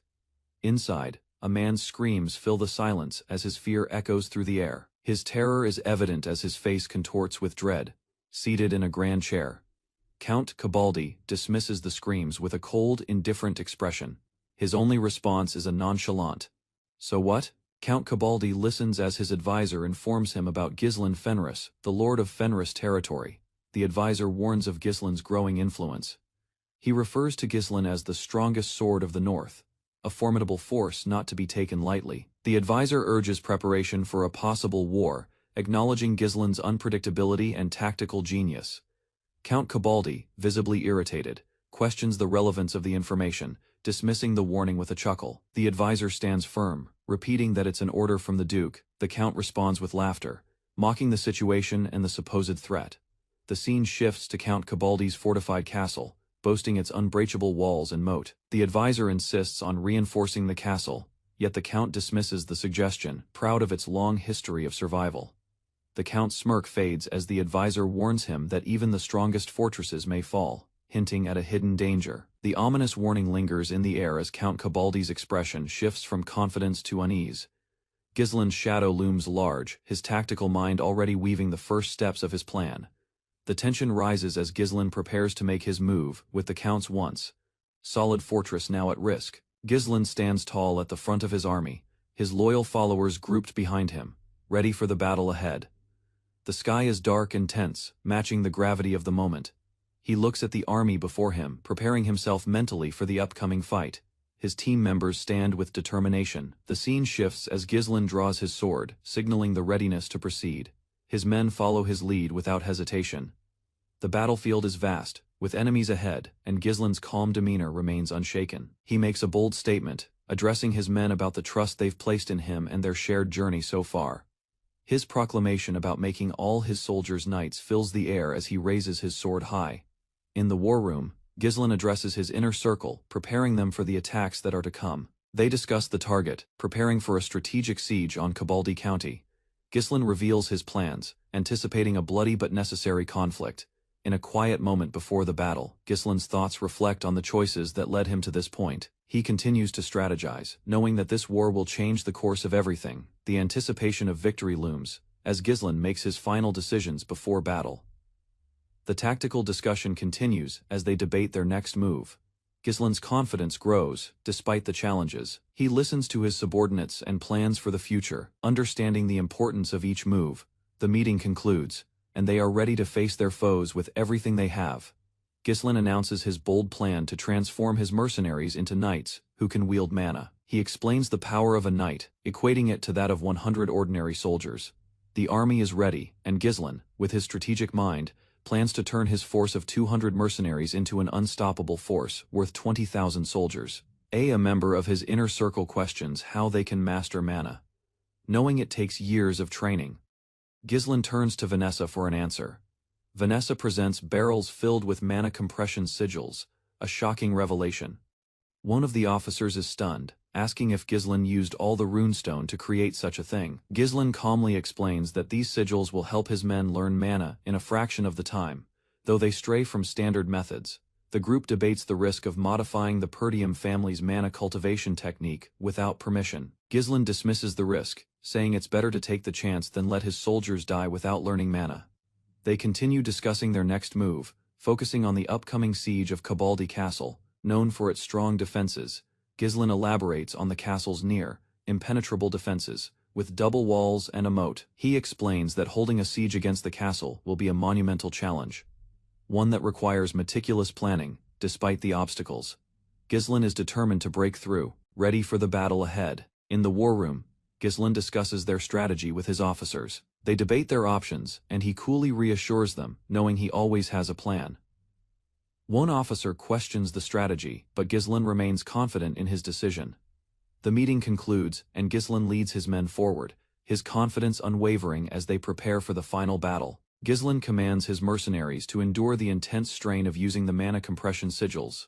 The sigils, though effective, cause immense pain as they compress years of mana training into a single month. Gislin gives instructions on how to focus the mana, comparing it to winding a thread. The soldiers are forced to endure the growing pain as they work to form their mana cores. The scene shifts to the soldiers, struggling but determined as they follow Gislin's guidance, their bodies glowing with the power they are learning to control. Gislin and his subordinate, Lowell, walk through the castle grounds. Gislin praises his men's progress and gives Lowell orders to monitor the mercenaries. Lowell mentions that the dwarves have arrived, though the elves have yet to come. Gislin is pleased with the progress, but seems contemplative about their next move. He instructs Lowell to prepare for their next task, hinting at a more significant, upcoming mission that requires careful planning. As Ghislaine reflects, he walks alone, thinking about the moon, which is absent from the sky tonight. His thoughts seem distant, calculating the next stage of their plan. He gazes at the distant castle, and the mood grows darker. He contemplates the challenge ahead, knowing that success depends on perfect execution. The scene transitions to a more urgent focus as Ghislaine continues his journey, prepared for the intense battles and strategies that lie ahead. The focus shifts to a group of mercenaries breaking out of captivity. Their leader, Galveric, urges them to escape, promising freedom if they make it across the border. One of the men questions their plans, but Galveric remains determined. He presses the group to move forward and cross the border to reach a hidden district for those seeking refuge. The mood turns intense as the mercenaries push forward, risking everything for a taste of freedom. Back in the kingdom, Ghislaine observes the mercenaries' actions from a distance, his sharp gaze focused and calculating. The mercenaries hesitate as they spot Ghislaine, who calmly steps forward. The tension builds as Ghislaine's presence forces the mercenaries to reconsider their next move. As the mercenaries prepare to flee, they are confronted by Ghislaine. He calmly tells them it's useless to run away. The mercenaries are stunned, realizing Ghislaine knew about their escape plan. Their anxiety grows as they realize they've been caught. One of the mercenaries asks if Ghislaine came alone, but his question is met with silence. Ghislaine acknowledges the question, confirming that he did indeed come alone. The mercenaries, now uncertain, begin to tense up, realizing that Ghislaine's confidence is not misplaced. With an ominous tone, Ghislaine adds that even with them gone, their fate is already sealed. Ghislaine's gaze hardens, and a cold smile forms as he locks eyes with the group. A brutal confrontation ignites beneath a cloudless sky as armored warriors crash against monstrous foes, blades slicing through dense flesh while dust and gore spread across the war. Torn field. Within the turmoil, a knight clad in a white cloak pivots swiftly after detecting motion behind him, tightening his hold on his blade as the earth quakes beneath his feet. Past the front line, a scarlet banner ascends and an alert ripples through the ranks, indicating that Briel's troops are pushing toward the stronghold. The commander commands the route cleared toward the fortress entrance, driving the knights to press ahead with renewed resolve despite fierce opposition. Metal sweeps through the air as the leading knight knocks aside a massive beast, pushing it back with a heavy blow that creates an opening. From behind, mounted allies surge across the battlefield in disciplined ranks, reacting instantly to the call and advancing toward the broken line. One rider notices a towering siege construct ahead and recognizes it as the enemy's critical position set near the fortress path. Understanding its strategic importance, the commander signals to capture the tower and turn it into a staging point for a direct strike. Behind his visor, his unwavering stare shows measured determination as he prepares to personally remove the threat blocking their advance. A gigantic ogre storms across the field, scattering troops while roaring and swinging its weapon toward the incoming knight. Rather than withdrawing, the knight lowers his posture and charges directly at the beast, blade poised for a decisive encounter. Their weapons crash together with immense force, shockwaves erupting outward as both figures battle for dominance at close range. The knight spins sharply, thrusting his sword upward to divert the ogre's crushing strike and open a brief gap. Grasping that moment, he bursts forward in a rapid dash, cutting through the creature's defense with relentless accuracy. A final blow rips across the monster's body, sending it staggering back as Briel's army regains momentum toward the fortress. The armored leader urges his horse onward and leaps toward the siege tower, slicing through wreckage as blasts erupt beneath the fortress walls. Using his mount's momentum, he vaults upward in a clean arc, breaking through incoming projectiles and closing in on the platform. He lands heavily atop the wooden structure, regains balance, and quickly evaluates the battlefield unfolding below him. From this elevated position, he observes the shifting formations and realizes the enemy still holds numerical advantage. Despite earlier progress, dark energy churns beyond the front line where monstrous shapes gather, suggesting that the enemy's full strength has yet to appear. A calm determination settles over him as he decides the outcome of the battle must be resolved without delay. Facing his officers, he declares that this clash will determine the war's fate and commands preparations for a final assault. Flags rise beside the tower while soldiers respond together, tightening ranks and awaiting the ultimate order across the battlefield. Enemy commanders watch the movement and recognize that Briel's forces have reached an ideal striking position. At his signal, trumpeters raise their horns and release a sharp call that echoes across the fortress grounds. The opposing leader reacts with grim readiness, understanding that the long-anticipated battle has begun. Steel collides near the walls as forward units surge ahead, shields lifted while archers and infantry shift positions behind them. The commander descends from the tower and declares his intent to personally defeat the enemy leader while the main army holds formation. He urges his troops to endure and survive, then draws his weapon as hostile fighters and monstrous brutes converge. Charging into the chaos, he confronts a massive opponent directly, their weapons clashing fiercely as the siege reaches its critical stage. Yuri steadies his blade before his visor, focusing his breathing as blood marks his armor and the siege rages violently around him. At his command, the dark-haired youth dashes forward and cuts down a charging brute, carving a route through enemy lines. Seeing the strike land cleanly, Yuri reflects that for a knight, no battlefield carries greater honor than this decisive conflict. Blue energy courses along Yuri's sword as he lifts it high, channeling strength built from relentless fighting. With a fierce cry, he unleashes a sweeping strike that tears across the ground and sends enemies falling in its path. Through the broken ranks, a towering orc steadies itself and prepares a counterattack against the advancing knight. Green energy suddenly spirals outward from the giant foe, crashing into Yuri and forcing him backward across the shattered terrain. The orc pushes forward with savage force, swinging downward while Yuri struggles to regain balance. From afar, another creature observes that their leader remains still, confident that victory is close at hand. The massive enemy slams Yuri into the ground and drives a crushing strike into his armor, spilling blood across the battlefield. Despite the blow, Yuri's eyes narrow as a strange sense of repetition begins to surface in his mind. Standing over a fallen figure cloaked in dark aura, he wonders if something unseen has altered the course of this battle. Suddenly, the fallen orc convulses as black energy coils around its body and forces it to rise again. Realization hits Yuri that the enemy leader has intervened through unnatural power, reviving the monster before him. Shouting toward Orkua, Yuri charges once more without hesitation, determined to end the threat despite the shifting tide. Dark flames surge around the giant orc as it rises again, its form expanding with unnatural strength while the ground cracks beneath it. A violent surge of purple energy erupts from its weapon, blasting forward and tearing through the battlefield as Yuri is driven back. Through smoke and wreckage, the empowered monster stands firm, its transformation complete, and its presence dominating the field. Crimson shadows spread across the fortress walls as a sinister force expands, revealing the revival as part of a larger scheme. Yuri steadies himself within the growing darkness, realizing that the enemy's power now surpasses normal limits. High above the battlefield, the orc's gaze burns with cruel certainty, marking Yuri as the next sacrifice in the unfolding siege.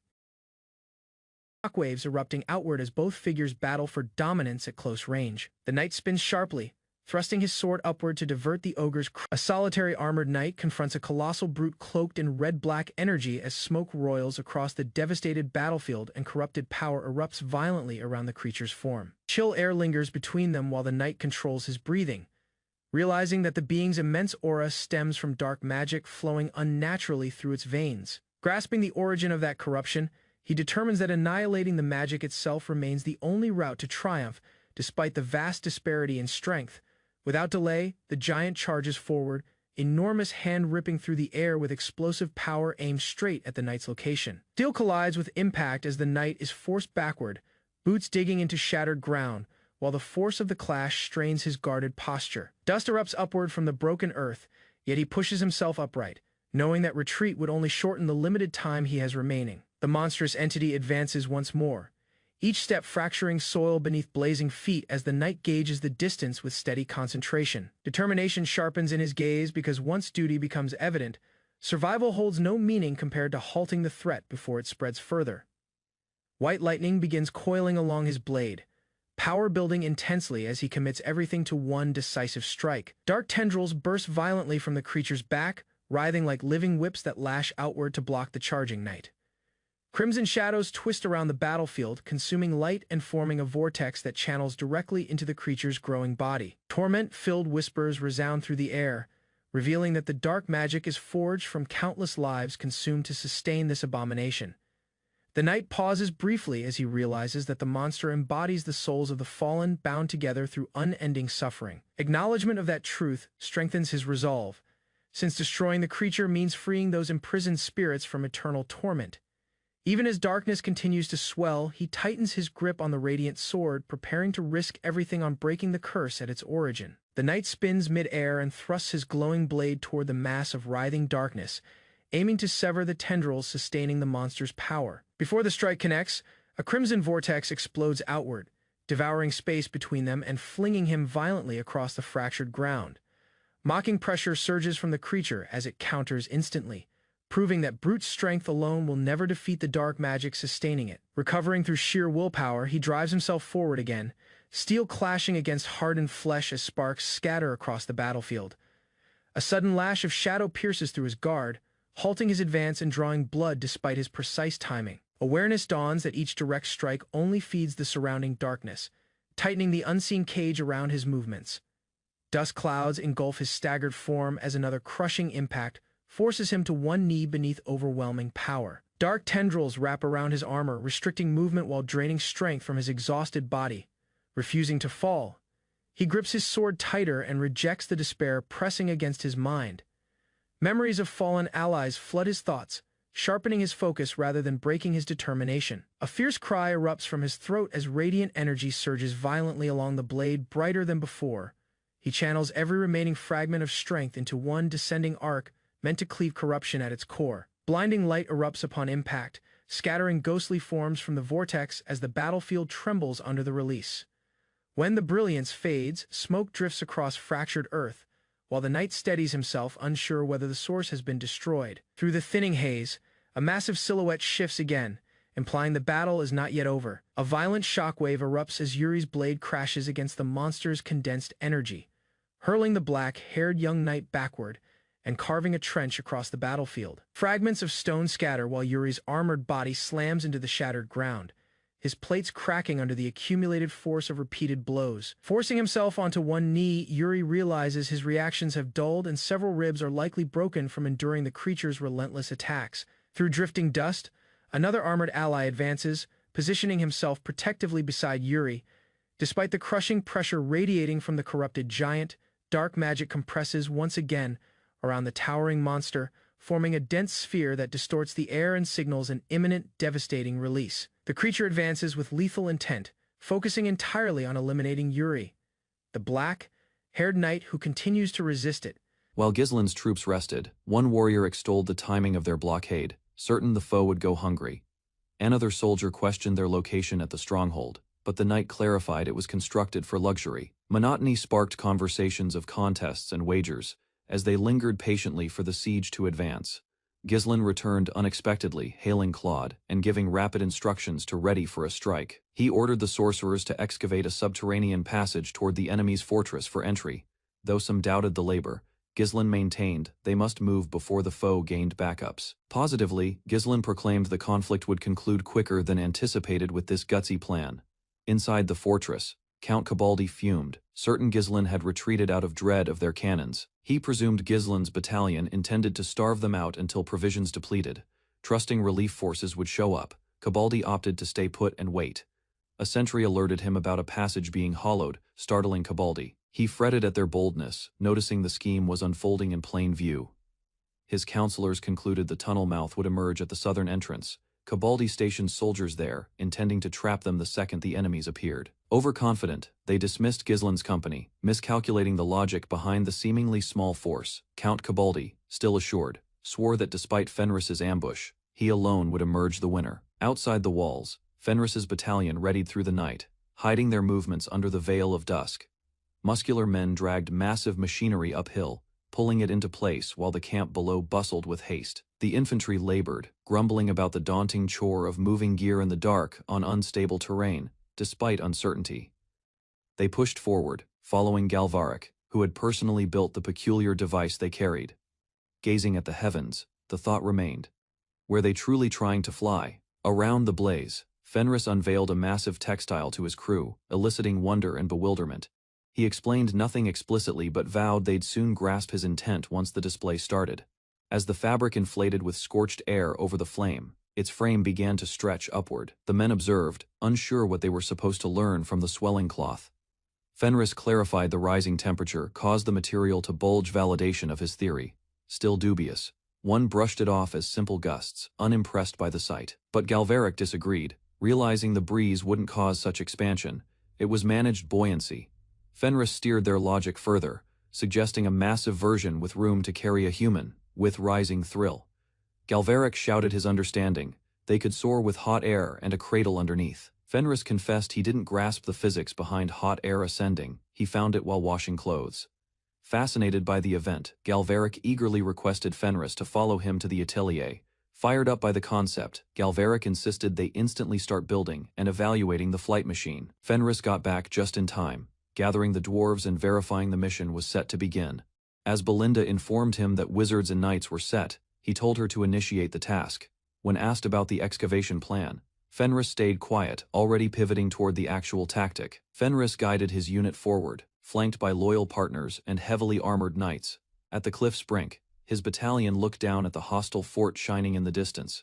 He declared that from this point forward, they would descend directly into foe territory. Fenris reminded the soldiers their objective was infiltration, to unlock the gate and call support. He acknowledged the enemy's power and better equipment, alerting them of the struggle ahead.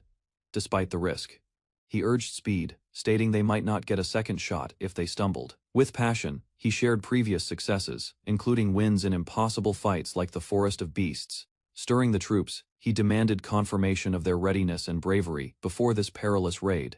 The soldiers yelled in harmony, stating they were fearless and entirely set for combat. As the breeze roared across the peak, Fenris praised his troops' progress and pushed them ahead. The newly built vessels sparkled under the moonbeams, their takeoff signaling the next phase of the raid. While hostile sentries napped, thinking the attackers had quit, Fenris's unit readied their overhead surprise. Watch rotations on the enemy wall continued normally, with sentries seeing no indications of looming peril. Happy to sleep, a sentry mentioned tedium with the useless watch, until odd outlines appeared in the clouds. Puzzled and scared, they noticed drifting crafts nearing, unable to process the flying danger. Panicked sentries confused the arriving vessels for beasts, gripping weapons in fear as they touched down nearby. Fenris's elite squads landed rapidly, swords out, slicing through the guards with crushing power. Blood splattered across the ramparts as the attackers penetrated the walls with haunting accuracy. The struggle grew as Fenris and his fighters cleared a path through dazed enemy ranks. From above, more soldiers dropped from ships, skipping defenses and hitting vital spots inside the fort. Fenris himself entered the fray, swearing to fight alongside his men and guarantee complete success. The scene begins with the towering presence of Cabaldi Castle, rising beneath a dim sky as a stronghold that has endured countless years and battles. Within its walls, a man's cries shatter the quiet, his fear resonating loudly as his expression twists in sheer terror. Sitting on an ornate seat, Count Cabaldi ignores the screams, replying coldly with a casual and dismissive, "So what?" The advisor informs Count Cabaldi about Ghislain Fenris, ruler of Fenris territory, warning him about Ghislain's increasing power and influence. He describes Ghislain as the North's strongest sword, emphasizing his overwhelming strength and danger. The advisor recommends preparing for war, pointing out Ghislain's unpredictability and brilliant strategic mind. Clearly annoyed, Count Cabaldi questions the importance of the warning, brushing it off with a laugh. The advisor remains resolute, stating firmly that the warning comes directly from the Duke. The Count laughs loudly, ridiculing both the warning and the idea of any real threat. The view shifts to Cabaldi Castle, showcasing its powerful structure with massive walls and a surrounding moat. The advisor pushes for strengthening defenses, but the Count rejects it, confident in the castle's long-standing resilience. His confident grin disappears as the advisor hints that even mighty strongholds can fall, suggesting unseen danger. The unsettling warning lingers, causing Count Cabaldi's confidence to slowly turn into discomfort. Meanwhile, Ghislain's presence looms, his strategic thinking already setting his plans in motion. Tension builds as Ghislain prepares to act, placing the once secure fortress in potential danger. Ghislain stands firmly before his army, his loyal troops gathered behind him under a dark and heavy sky. He studies his soldiers, mentally preparing himself as his companions stand ready with unwavering determination. The moment shifts as Ghislain unsheathes his sword, signaling action, and his men follow instantly. The battlefield stretches wide ahead, yet Ghislain remains composed and unshaken. He boldly speaks to his soldiers, acknowledging their trust and the journey they have shared. Raising his sword, he declares his intention to elevate all his troops into knights. Inside the war room, Ghislain addresses his closest allies, preparing them for the coming conflict. They discuss their objective, planning a calculated assault on Cabaldi County. Ghislain outlines his strategy, expecting a brutal yet necessary confrontation. In a quiet pause, Ghislain reflects on the decisions that have brought him to this moment. He continues refining his plans, fully aware that this war will alter everything ahead. The promise of victory draws near as Ghislain finalizes his preparations.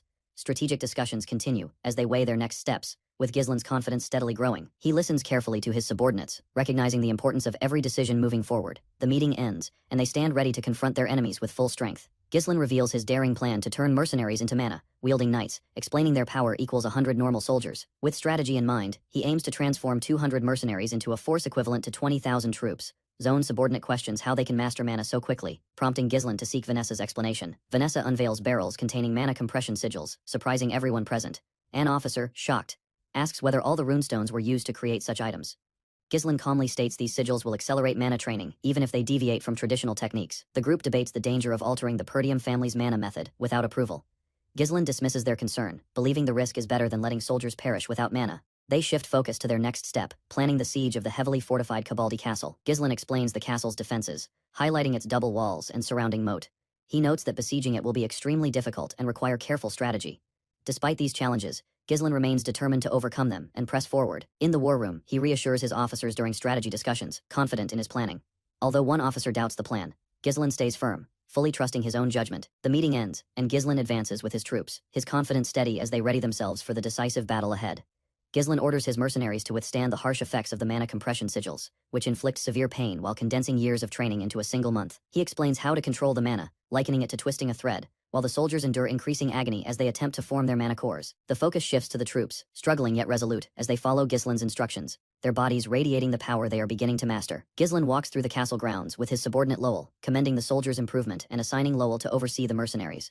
Lowell reports that the dwarves have arrived, though the elves have not yet appeared, and Ghislain seems satisfied but thoughtful about their next actions. He instructs Lowell to prepare for the upcoming task, hinting at a larger mission that will require precise planning. As Ghislain reflects, he strolls alone, noticing the moonless sky while contemplating the next phase of his strategy. He stares toward the distant castle, the atmosphere growing heavier as he considers the challenges ahead, aware that success depends on flawless execution.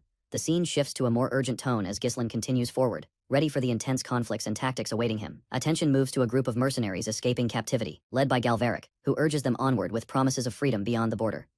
One man questions their plan, but Galveric remains firm, pushing them to cross into a hidden refuge for those seeking safety. The tension rises as the mercenaries press on, risking everything for a chance at freedom.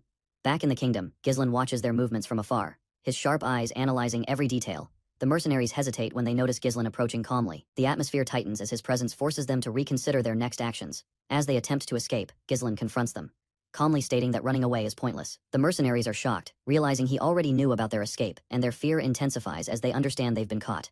One of them asks if Ghislain came alone, but no immediate answer is given. Ghislain eventually responds, confirming that he did indeed arrive by himself. The mercenaries grow tense, recognizing that his confidence is well-founded. With a chilling tone, Ghislain declares that regardless of their actions, their fate has already been decided. His expression hardens, and a cold smile appears as he stares directly at the group. Smoke drifted above the castle walls as enemy forces readied to breach the outer defenses. AA Red. Haired commander shouted the order to attack, releasing his soldiers into the fortress. The attackers charged with savage force, striking down defenders and wrecking everything in their path. Explosions shook the ground as the enemy advanced through the crumbling gates under intense fire. Knight Captain Leslie stepped forward, sword unsheathed, prepared to halt the advancing forces alone. He stood firmly before the gate, vowing none would pass while he remained upright. A black armored warrior drew his blade with chilly precision, approaching Leslie without pausing. As dust faded, the warrior lunged forward, clashing fiercely with the defending knight. Their swords slammed with immense force, neither yielding ground in the brutal exchange. Leslie blocked each strike, but the enemy's unfailing pace pushed him steadily backward. Blue energy flowed from their weapons as power flickered between each strike. A direct hit jolted Leslie off balance, barely deflecting the blow in time. The warrior spun and attacked with frightening speed, breaking Leslie's defense. Steel hit again and again as Leslie labored to match his opponent's aggression. In one final struggle, the enemy's sword narrowly missed deadly contact as Leslie fought back. Leslie locked blades with the black-armored warrior, but his stamina began to falter. One powerful strike shoved Leslie back, leaving him vulnerable and gasping for breath. Nearby soldiers yelled in concern, but Leslie urged them to stay focused on their own fights, struggling to persist. Leslie acknowledged the vast power behind each of his opponent's strikes. Despite fatigue, he strategized calmly, deflect, maintain distance, then strike between the gaps of each blow. Understanding delay meant entrapment, Leslie prepared to seize an opportunity amidst the chaos. He lured the enemy into a rushed strike, waiting for the moment to counter. The armored warrior charged, and Leslie evaded narrowly, preparing his riposte. A lethal slash pierced Leslie's defense, landing a severe blow and drawing blood. Reeling back, Leslie tried to recover, his armor shattered and body wounded. The Black Knight advanced relentlessly, forcing Leslie to defend with frantic energy. Still fighting, Leslie darkly muttered that his opponent wasn't as terrifying as expected. Wounded and bleeding, Leslie remembered Count Desmond's words about Ghislain's peerless swordsmanship. The name haunted him, Ghislain Fenris. the feared mercenary directing the invasion. Realization hit too late as Leslie fell, and his soldiers stared in terror at their fallen captain. With Leslie beaten, enemy soldiers shouted, confident that the battle had shifted in their favor.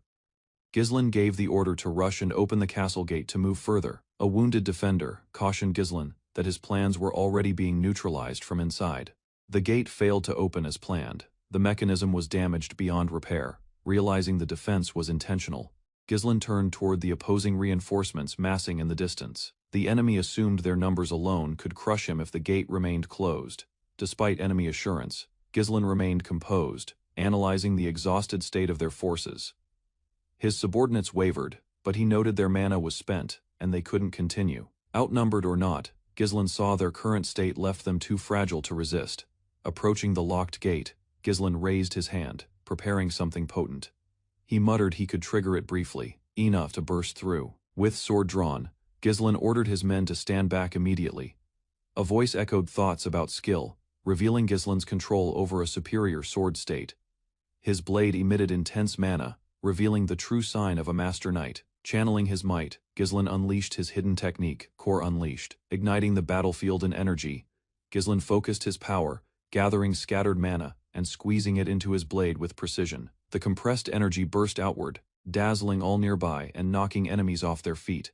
Amid the light, soldiers struggled to see while one slumped near Ghislain's glowing form. A wounded soldier realized the blade's energy exceeded what current knights could achieve. He watched in shock as Ghislain channeled power into a golden vertical strike. With overwhelming radiance, Ghislain activated Aura Blade, cutting through space and fear alike. Cabaldi's troops panicked, ordering their forces to encircle the Fenris soldiers. Despite threats, Ghislain pressed on, undeterred by their quantity or commands. As soldiers charged, a fierce female warrior landed to reinforce Ghislain's front. A monstrous horse galloped forth, scaring Ghislain's men as another figure joined him. A commander spotted the shattered gate and called for a total retreat. Turmoil erupted as soldiers scrambled to escape deeper into the castle. Ghislain led the assault into the breached gate, ordering no pity for the enemy. Inside, a mysterious white-haired woman awaited quietly as another figure entered the hall. A man with a scythe emerged from the gloom, ready to face the intruders. The young man's eyes narrowed, locking onto the white-haired woman across the room. A tense silence filled the air as he took a step forward and whispered, "You." The enemy gate crumbles under the assault as Ghislain conducts his troops into the castle courtyard. Hysterical soldiers attempt to retreat but are trapped and overwhelmed by the advancing mercenaries. A black, armored commander proclaims no prisoners are required and orders the complete wipeout of enemies. Ghislain's vision dims momentarily as he realizes the strain of using the Aura Blade. Exhausted, he clutches his chest, acknowledging his bounds with exhausted mana. His comrades approach on horseback, announcing the enemy's defeat and praising Ghislain's leadership in the battle. Ghislain asks about Belinda's location, learning she entered the castle and hasn't reappeared. His allies dismiss her delay as normal, but Ghislain grows anxious. Looking at the fortress, Ghislain suspects a hidden secret passage might be inside. Ghislain orders a hunt for Count Cabaldi and sends soldiers to block escape points. He mounts his horse, resolved to find Belinda himself. Elsewhere, a young man interrogates a girl about her link to the Shadow Knight. The girl's expression transforms as she demands how he recognizes that name. The man remains mute, then releases a powerful burst of blue energy. With his sword unsheathed, he prepares to strike, revealing might that shocks even her. As the girl dives from her horse, she strikes viciously, forcing the man to parry. Landing with accuracy, she attacks again, her expression filled with rage and urgency. Demanding clarification, she shouts while the man quietly counters, his glowing eyes locked on her. Their battle escalates as both fighters clash mid-air with streaks of aura blades. The man deflects multiple strikes calmly, pushing her back with precise counterattacks. Realizing she's outmatched, the girl disengages, retreating swiftly to create gap.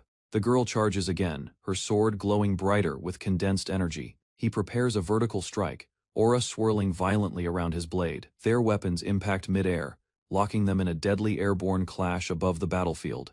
She is thrown flying, crashing hard against the ground, but instantly recovers. While attacking, she questions how he knows the name, still unsure of his identity. He answers with silence, pressing the attack, giving her no chance to recover. Weapons clamped, they stand close. He finally gives a casual reason for his approach. The girl is startled, caught off guard by the strange comment. The man explains he doesn't care about the war, but he refuses to go easy. The young man warns coldly that it's not personal, his blade already in motion. The girl is hit hard, aura bursting as she's thrown violently against the stone wall. He watches the aftermath, but something makes his eyes narrow with concern. A new attacker strikes with force, forcing the young man onto the defensive. Belinda calls out in shock, recognizing her ally, the Shadow Knight. He commands her to flee, stepping in to fight the enemy alone. The two warriors clash fiercely, their weapons sparking with charged energy. Blades slice through the air in rapid succession, evenly balanced in strength. Realizing he's being stalled, the young man mumbles that chasing her now is impossible. He demands to know if the Shadow Knight is the one who ignited the war. Their blades lock again, and neither secures the upper hand. A powerful swing sends the young man sliding backward across the hall. The knight lands a blow, slashing the man's chest and drawing blood. Kneeling, the young man laughs quietly as the knight approaches. With a steady voice, the knight greets him by name, Lucas. Lucas glares upward, puzzled by the knight's familiarity and mention of his name. The knight confirms he knows Lucas well, once his subordinate and comrade in the past. Lucas scoffs at the sentiment, finding the memory distasteful and unnecessary. The knight critiques Lucas's combat style, noting it's far from that of noble swordsmanship. Lucas demands his identity, still cautious despite their exchange. The knight admits he once worked as a mercenary before rising in rank. Ghislain offers a duel. If Lucas wins, he keeps the castle. If not, he serves. Lucas questions the motive, calling it reckless and senseless. He refuses immediately, stating that hiring someone like him comes with a steep cost. Ghislain explains he's wagering the castle because Lucas himself is more precious than its victory. Lucas, startled, begins to reassess the situation with narrowed eyes. He asks Ghislain's name directly, wanting to know who would propose such an offer. Ghislain reveals his full identity as the Lord of Fenris territory, removing his helm. Blonde-haired and calm, he declares Lucas will now serve him as his master. Lucas, fatigued but still defiant, warns Ghislain he might be pushing himself too far. Ghislain calmly suggests Lucas consider his exhaustion as a handicap in the duel. Lucas smirks, accepting the terms without hesitation, showing no sign of backing down, shouting with resolve. Lucas charges forward with his blade drawn, aiming directly at Ghislain. Gales howled across the mountain as Ghislain descended the icy slopes toward his ultimate mission. Inside a silent cabin, he packed a white cloth bundle, intending to leave without looking back. With his spear strapped to his back, Ghislain stepped into the chill, determined and isolated once more. Facing his former captain, Ghislain announced this was the concluding day of their 10-year agreement. He reminded the man of the pact made after Moriana's approval, now officially finished. Despite the bid to extend their partnership, Ghislain graciously declined, intent on his own journey. The captain blamed Ghislain of leaving for a woman, hiding his frustration beneath a sneer. Ghislain ignored the sentiment, unwilling to be tangled in another man's personal conflict. He acknowledged their shared burdens, revenge and love, each with a distinct road to walk. Thou separating, Ghislain promised to return if his former captain ever encountered danger. The captain accepted the parting, silently watching Ghislain fade into the snowy distance. Elsewhere, a clash erupted, blades glinting with deadly energy and persistent speed. A fierce swordsman swung toward his enemy, eyes fixed and faces warped with resolve. Their weapons collided, tension building as both refused to give in or retreat. Amid the chaos, Ghislain emerged, hurling his spear to protect the one in jeopardy. Ghislain fought against his opponent, blades whirling through the air with overwhelming speed and accuracy. He rushed forward again, spear rotating as the enemy narrowly dodged the devastating blow. Both fighters locked eyes, neither prepared to retreat, driven by pride and conviction. Leaping aloft, Ghislain attacked again while his foe readied a brutal counter with his massive blade. The enemy noted Ghislain's fatigue, but admired his steadfast determination to finish the bout. Refusing to fail, Ghislain steeled himself, remembering what was at stake beyond victory. Laughter sounded as Ghislain declared his refusal to join, ready to end it his way. His aura swelled violently, mana enveloping him like a storm before the ultimate strike. The opponent felt the overwhelming power, realizing Ghislain's might surpassed all predictions. A memory revealed Ghislain's history, 10 years of loyal duty ending in a fateful treachery. He had tried to save his captain once before, only to walk into an ambush. Now, the captain recalled that sacrifice, regret etched across his quiet expression. Ghislain returned, fierce and ready, refusing to repeat the same mistake from the past. His blade was lowered, eyes focused, body prepared to counter the looming threat. This time, the captain vowed he wouldn't let Ghislain perish. Not again. Lucas lunged with his spear, but the enemy countered mid-air, slamming him into the ground.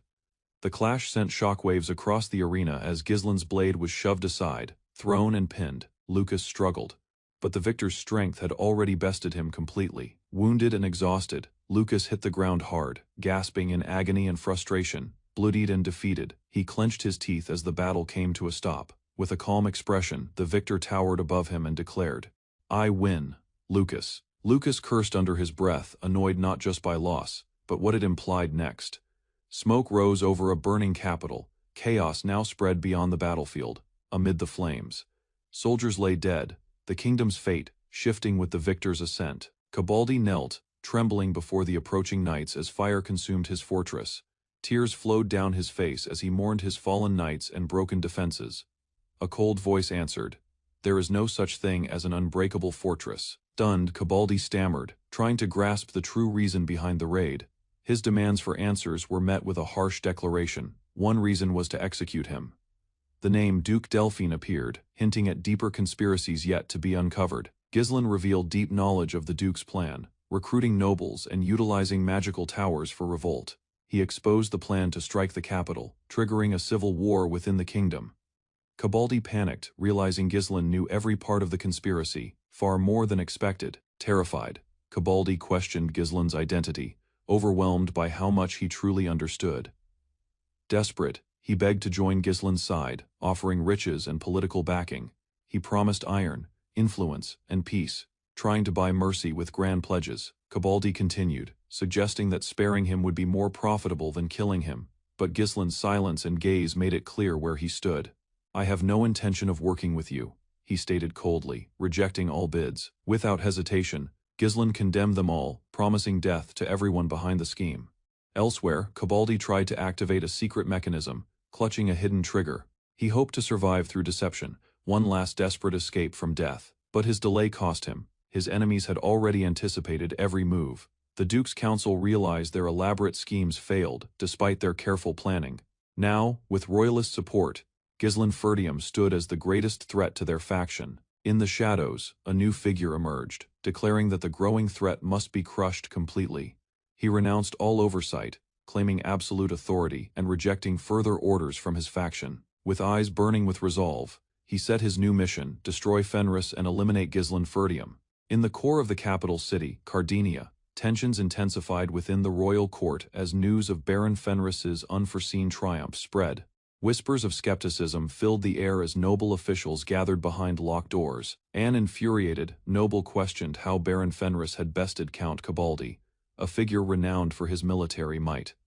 The gathered nobles exchanged doubting glances, struggling to grasp the upset. Despite initial disbelief, some conceded that Fenris had shown brilliant strategy, even overcoming challenges, like famine. This left no doubt that his strategic capabilities warranted serious recognition among the court. Silence pervaded the chamber as the Marquis pondered the implications. His knotted brow revealed concern over the altering political balance caused by Fenris's victory. Another official verified that Count Desmond had remained stationary, with no evident movement from his camp. This quiet was unexpected, as many had assumed him to intervene in support of Cabaldi.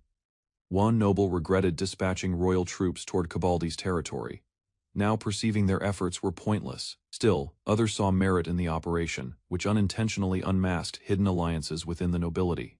Some deplored Desmond's inaction, as it left his loyalty unclear. Had he acted, his position in the power struggle between royalists and the ducal faction would have been exposed. The Marquis spoke with precision, reminding the court that though the royal faction had gained ground in the north, judgment should be withheld. The political landscape was still far from steady.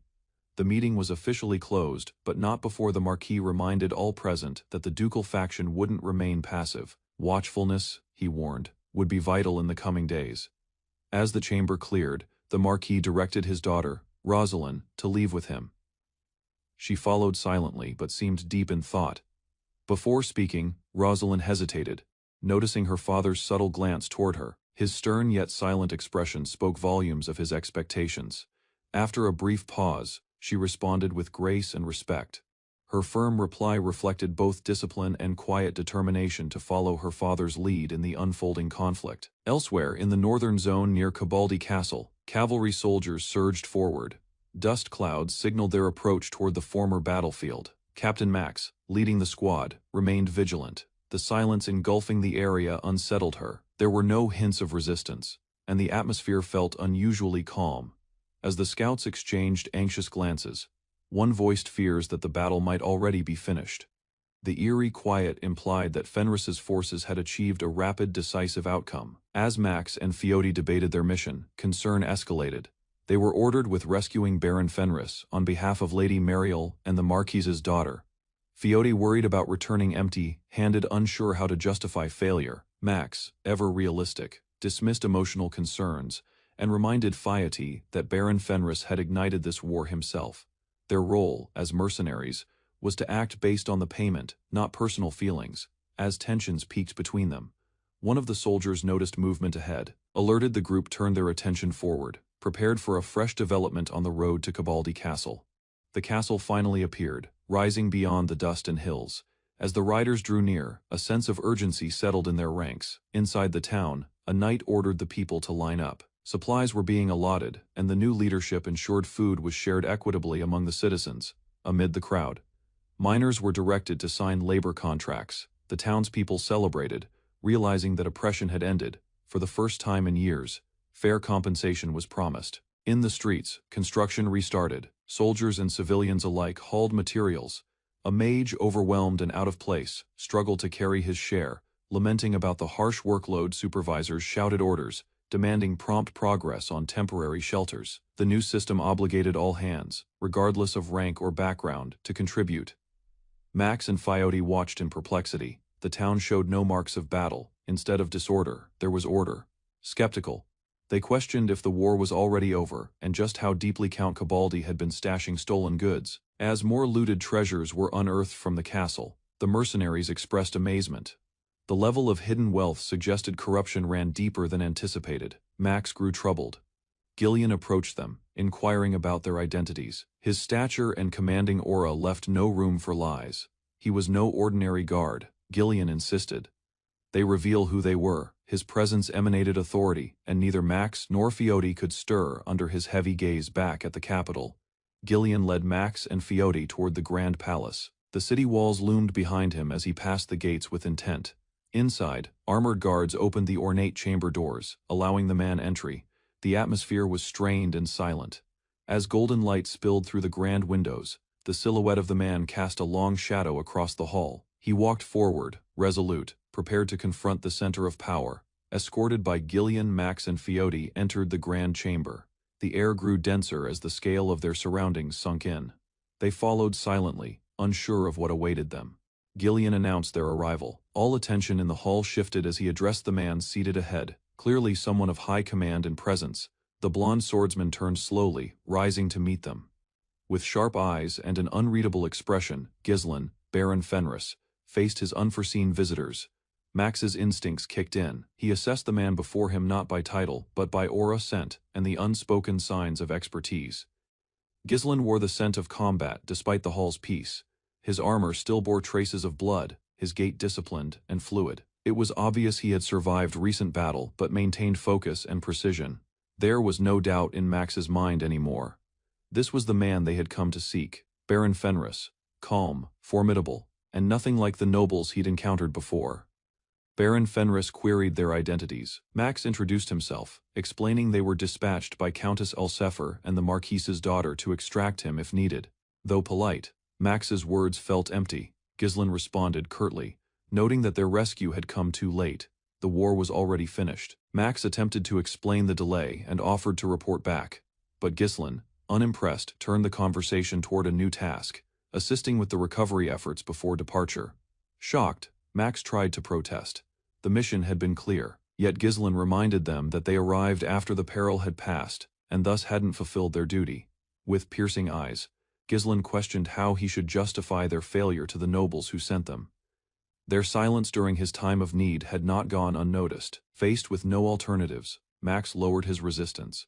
Ghislain's command and moral stance had left him no room to argue. He agreed to obey the Baron's request. Ghislain softened his tone, suggesting cooperation was the better path, both for their mission and their status. Max, tense, nodded in agreement. From above, Fiote looked on in worry, whispering Max's name. The situation had changed completely from what they envisioned. Finally, Ghislaine turned to Fiote, asking if she was the cleric assigned to the mission. Taken off guard, she confirmed, her nerves barely held together by decorum. Fiote introduced herself as a servant of Wana, goddess of beauty and abundance, and stated she had been sent by Countess Mariel. Her tone was formal and composed, despite her earlier nervousness. Ghislaine found it peculiar, noting that Wana's order typically shunned war zones and soiled places. He recalled how few priests remained in the northern region due to these values.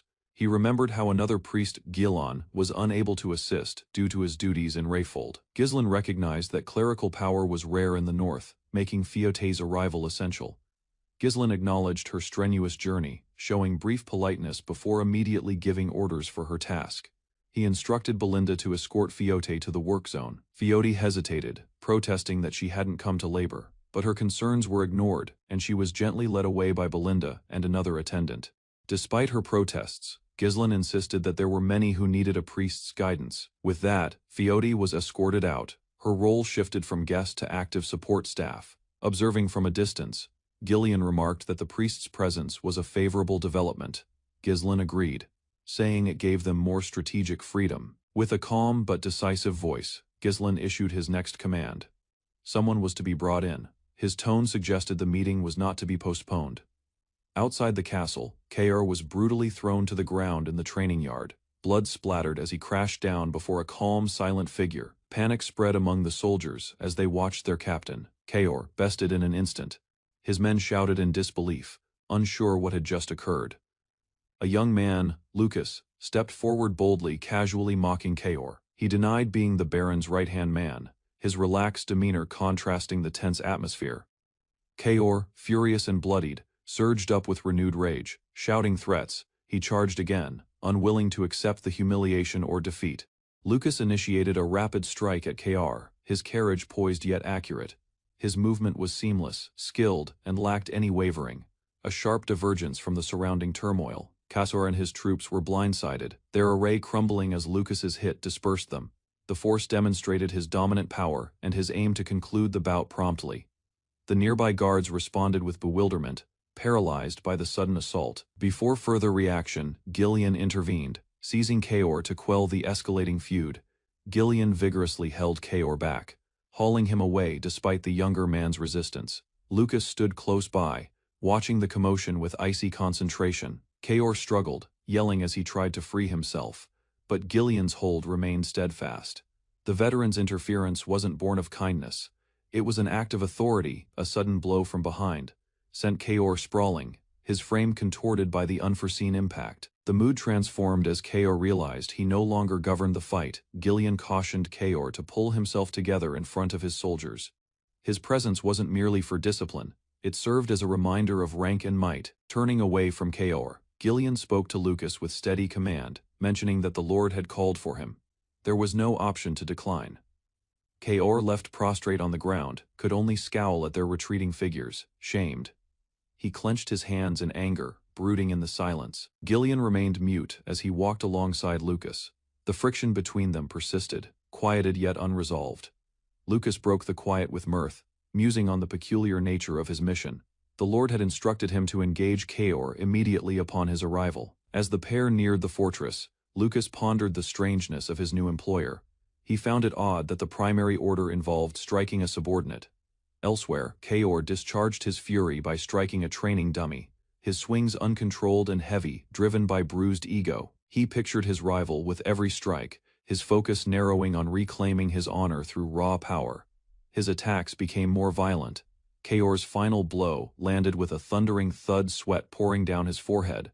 Despite the damage he dealt to the dummy, his resentment remained unsettled. Ghislaine, with piercing eyes, approached Kaor during his private practice, goading him with the mention of his recent loss to Lucas.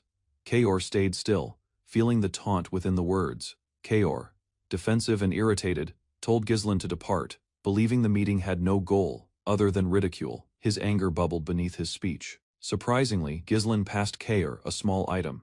Kaor turned toward him, mystified but intrigued, oblivious to what the act truly signified.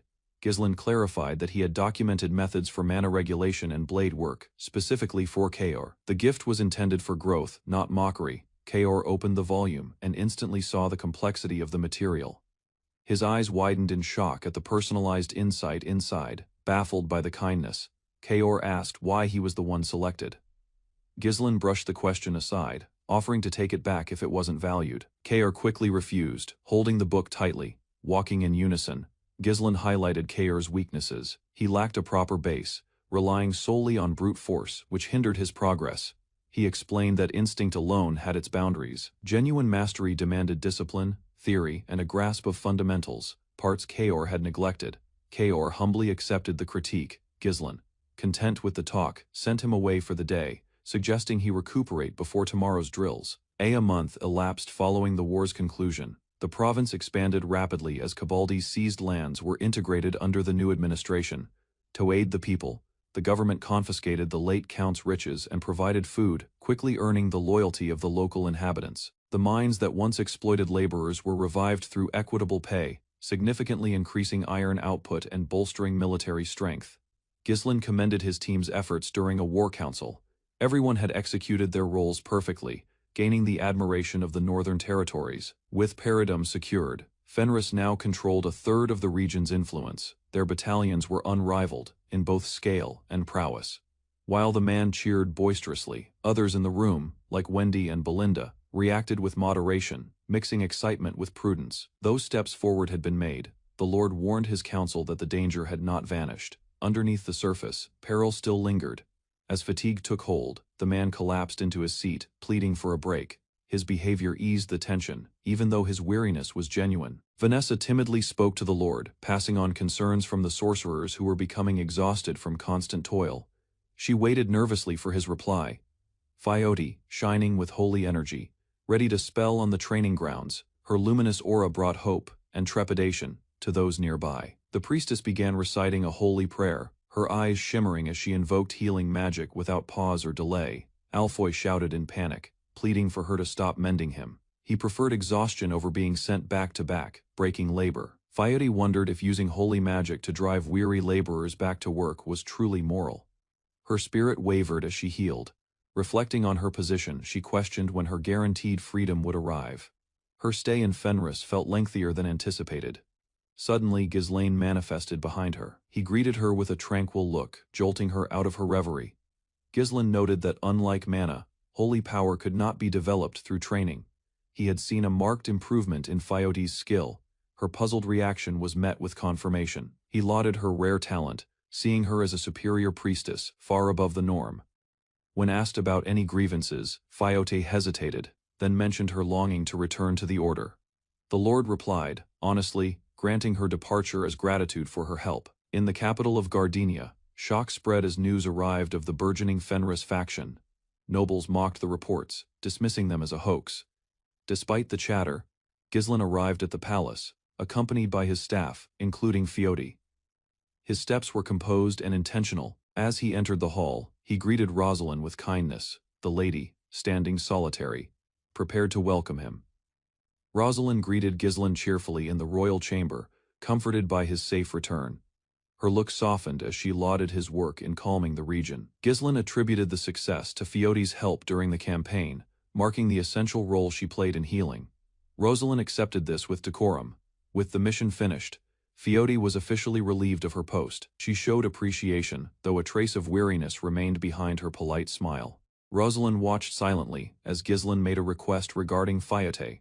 Her expression changed, indicating a deeper curiosity in the matter. Before he could continue, a knight broke in to notify Ghislain that Marquis Branford awaited him in the conference room. Ghislain asked Rosalind if they could talk again later. She nodded, her crimson eyes shining with interest, and agreed without delay. Ghislain entered the room where a group of aristocrats sat in silence. Every gaze was on him as he moved toward the center. Each lord wore a different look, some arrogant, others wary. None gave a kind welcome. At the front sat Branford, displeased. Branford, austere and noble, noted Ghislain's arrival with a frigid remark, making it clear that being on time was mandatory. Ghislain bowed slightly and offered an apology, citing his work in stabilizing the province as the reason for the holdup. His tone was civil yet resolute. One noble erupted in anger, accusing him of ignoring etiquette. Another tried to ease the friction, calming the outburst. Ghislain reminded them all of a vital fact: had he not acted against Count Cabaldi, not only would the royalists' reputation have suffered, but their faction might have lost everything. Branford crossed his fingers, cautioning Ghislain not to assume safety, just because of his sponsors. Independent acts still carried results. He leaned forward, demanding a thorough account of the war's events. His tone was commanding, and the room grew quiet. Ghislain remained cool. With unshakable poise, he replied that he never enters a battle where he sees no path to victory. Ghislain calmly stated that he had seized an opportunity, not acted out of recklessness. He stressed that his focus was not on justifying the past, but on paving the way forward. The room turned still as Ghislain stood with intent, his presence commanding focus.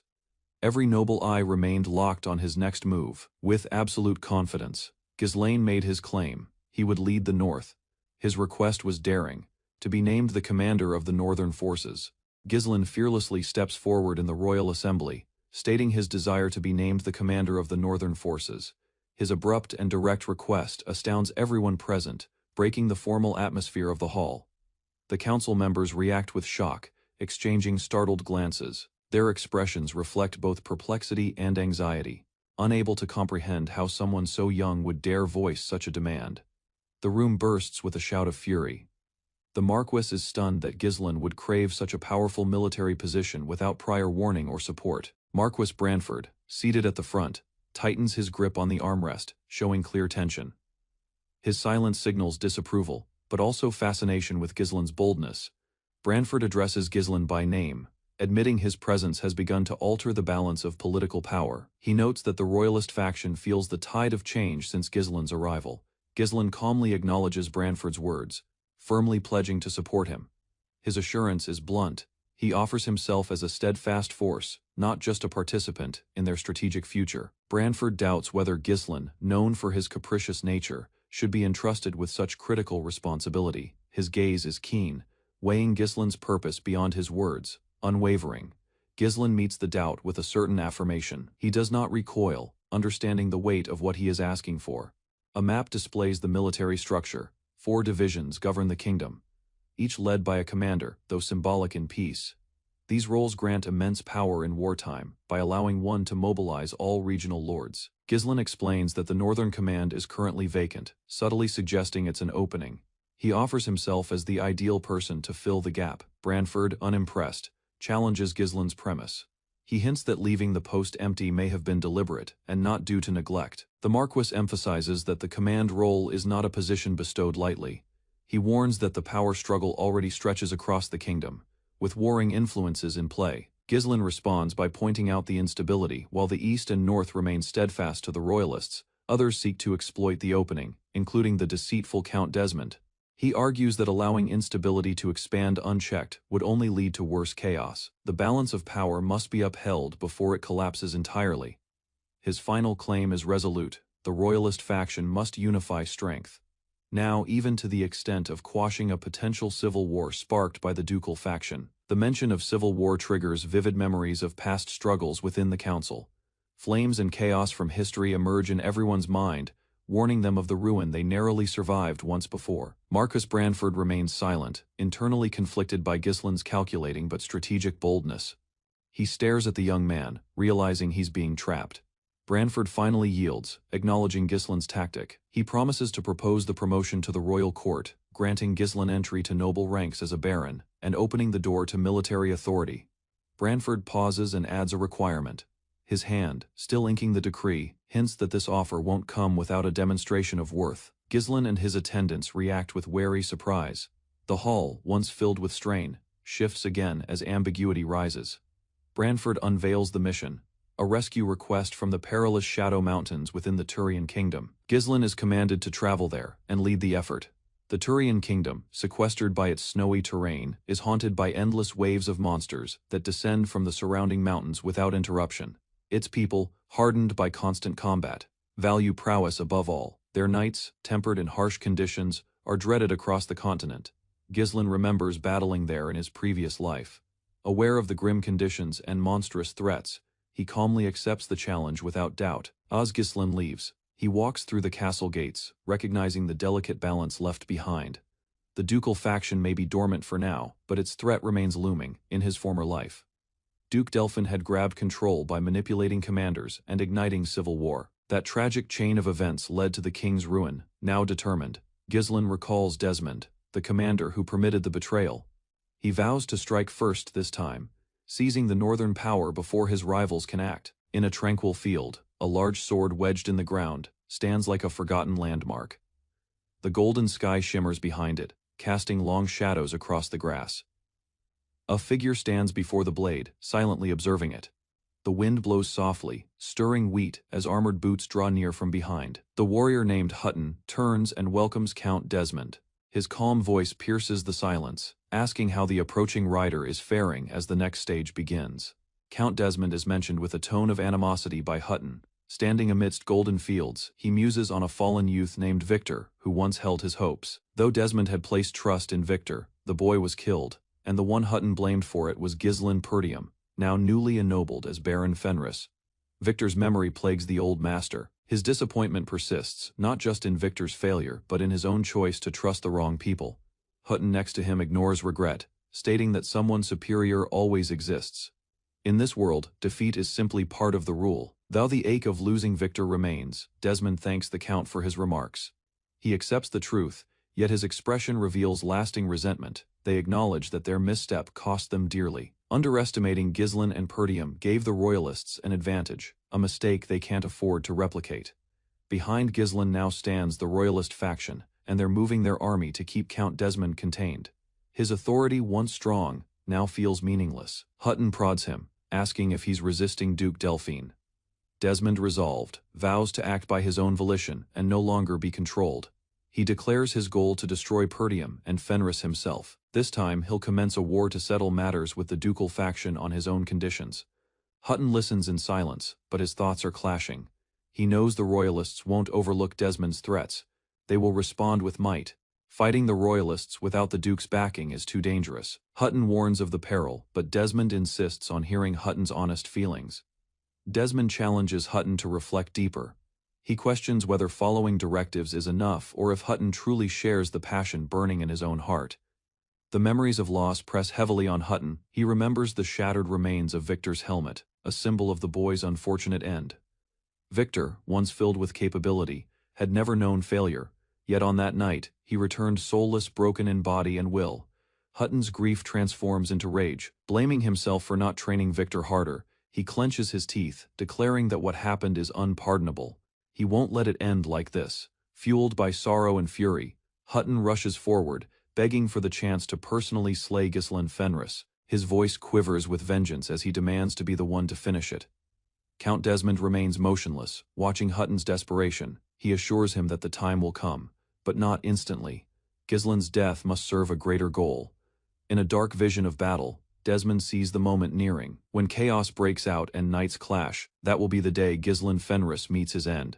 Rosalind distrusted Ghislain's choice to travel toward the Turian kingdom, clearly disturbed by the perils of the location he was told to visit. Ghislain quietly clarified that the order originated from the Marquis himself, and as a soldier, he had no alternative but to obey. The territory, still turbulent after the recent conflict, made Rosalind anxious. He confessed the Marquis probably still questioned his feats. It appeared this task was intended to evaluate his skills, to validate himself completely this time. Rosalind, plainly masking her feelings, struggled to keep her cool but remained mute for a moment as she absorbed his remarks. She then changed the subject, letting him know that her talks with the Ordo Wana had prevailed, meaning she could travel with Priest Fayade for now. Ghislain showed heartfelt thanks, admitting that he was in her debt once more. She answered playfully, mentioning that the pontiff from Ordo Wana had a specific fondness for premium wine. Attempting to behave nonchalantly, Rosalind raised her fan to her mouth, uncertain about what she wished to say next, as Ghislain watched her closely. Right as she began to speak, Ghislain reached over and softly grasped her hand, surprising her and causing her to stop mid-sentence. He bowed his head and pressed a gentle kiss on her hand with devotion, silently conveying feelings that speech could not express. Deep north, in the chilly land of Sakran within the Turian kingdom, snow covered the dangerous peaks as riders moved through the freezing gusts. Ghislain led the assault through the blizzard, his mantle fluttering behind him, flanked by his team as they tracked his route without doubt. One of the troops warned him that the hostile forces had appeared. Ghislain answered with a steady nod, his concentration fixed despite the cold. From the white fog surfaced savage creatures rushing forward. Without pausing, Ghislain's squad entered the fray with swords unshielded. Metal collided, and blood splattered across the snow. Ghislain battled fiercely on his mount, striking down enemies with accurate blows. His allies followed, with synchronized attacks, their motions crisp and practiced. The foes were persistent, but Ghislain's command stayed firm amid the turmoil. Kaor emitted a loud laugh, his fierce spirit unfazed by the piercing cold. He rotated his polearm with reckless vigor, slicing through the snowy air, rushing forward on horseback.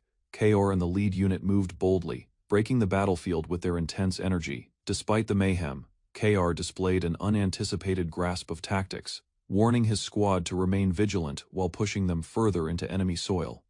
A few days afterward, Ghislain stood in the halls of Fenris, stating that he would journey alone to the Turian kingdom as a safety measure. He assured everyone that his departure would be short. Meanwhile, his followers responded in various ways, some celebrating as if it were a festival. In contrast, others were filled with worry, doubtful how to cope without Ghislain's guidance during such stressful times. A map was spread before them, indicating troop positions near Desmond's frontiers. Despite their analysis, Desmond's next action remained a secret. Ghislain cautioned them not to fight should Desmond initiate an assault. Instead, they were to fall back, avoiding pointless skirmishes. He then summoned Belinda and Lucas to get ready for the trip. Both answered without delay, recognizing the importance of the mission. Just as they were prepared to depart, Kaor suddenly walked into the room, insisting on being included in the trek. His arrival amazed others, who were startled that someone like him, famous for dodging duties, had displayed such resolve. Lucas challenged Kaor, remarking coldly that his talents weren't sufficient to survive the quest. Yet the final choice belonged to Ghislain. Kaor hurled himself at Lucas without notice. He stated that their previous duel was unsettled, and that this time, he wouldn't face failure again. Ghislain, watching silently, gave Gillian a meaningful look. The seasoned leader stepped forward and volunteered to handle matters in Ghislain's absence. Gillian's assurance calmed the room. With him managing the territory, Ghislain could now depart without anxiety. He replied with a pleased nod, his typical poise unshaken. Ghislain and his party neared Ironcliff Fortress through the heavy snow. Kaor trailed closely, quiet as the gates groaned open ahead. Inside, heavily plated sentries waited in line. As the crew entered the base's inner courtyard, the mood was strained and freezing. The team traveled through the massive walls into the heart of Ironcliff, encircled by peaks and the piercing wind of the Shadow region. Belinda commented mockingly on the fortress's intense scenery, while Lucas observed that very little had altered since their prior visit. Kaor scowled at a soldier who peered too long, but Ghislain smoothly prevented any friction from rising. Lucas queried whether they would start the task immediately, but Ghislain reminded them they must first enroll as slayers at the local association. Ghislain warned them not to anticipate much. Even with noble support, the stronghold adhered to its own regulations. As they entered the guild hall, the area was silent and grand. A massive monument stood in the center, overseeing the guild sign-up counter. Ghislain presented himself as Baron of Lithania and clarified he had come on a formal invitation from the Turian kingdom. The guild clerk, burly and gruff, shrugged off Ghislain's noble rank as irrelevant within the fortress's perimeter. He made it evident that honors had no worth there. Everyone was handled identically, regardless of heritage or status. Although he accepted their status as beast slayers, he stressed that internal disputes among hunters were not the soldiers' concern. He flipped a coin, token across the table, providing Ghislain's team hunting authorization throughout the lands around Ironcliff. Ghislain took the token, knowing they now had the liberty to travel and act, though honor would be won, not granted. As they left, the clerk gave them a vague welcome. Kaor grumbled about how chilly their greeting was, despite being requested for assistance. Just as the party exited the guild office, a group of plated men blocked them, remarking on their new enrollment as slayers. Ghislain answered with an indifferent look, while Kaor confirmed the remark without giving more info, proving he had no desire for idle talk. One of the men identified himself as part of a crew under the care of Ironcliff's self, titled King, Donkarl, asserting they protected hunters' rights. Kaor was quick to ridicule the name, hinting that every town had its share of fools acting like royalty. The guild clerk noted that knights seldom got involved with brawls in the city, leaving slayers to sort things out themselves. Thus, arrivals were often pressured to pay a membership fee to gain aid, supposedly making their stay and hunting tasks smoother. Ghislain commanded Kayor to pay attention, wanting to show him the first rule in handling areas governed by outlaws. He warned that Ironcliff was packed with people like these, and in such towns power and force were the only laws that counted. Ghislain faced the man who identified himself as Donkarl's envoy, and made it clear that avoiding a fight would be best, but not by sacrificing pride. Without further notice, Ghislain delivered a heavy blow straight to the man's face, immediately silencing him with brutal strength. The strike sent the man tumbling backward with violent force, shocking the rest of the group and rattling the entire room. Kayor grinned in approval, while Ghislain coolly remarked that, in a place like Ironcliff, fists carried more weight than words. Inside a congested tavern, Ghislain's party enters. Attracting notice, Kayor leads with assurance, but the strain in the air is evident. A menacing pack of local thugs observes them closely. Seeing them as easy targets, Kayor steps forward, taunting the newcomers and offering his brand of local logic, violence over talking. His manner makes it obvious he regards raw power as the law of the land. Ghislain replies wordlessly, moving forward and delivering a crushing blow to Kayor. The onlookers flinch as Kayor is knocked back with immense power, marking the beginning of a rapid clash. Kayor's partners lung forward with hatchets, yelling menaces and slurs. Ghislain quietly readies himself to confront them alone, even while being hemmed in. Without pausing, Ghislain deflects their strikes. His actions are crisp and effective. Belinda and Lucas watch, awed by his accuracy and composure. Kayor, injured and annoyed, gets up while the others waver. He now grasps why his leader frequently favored deeds over talk. Yet even that provides no help now, facing a foe vastly above their rank. Ghislain remains collected, unperturbed by the turmoil. Belinda inquires about his knowledge of the region. Lucas listens intently, sensing a profounder significance behind Ghislain's peace. Ghislain discloses the reality he had visited before.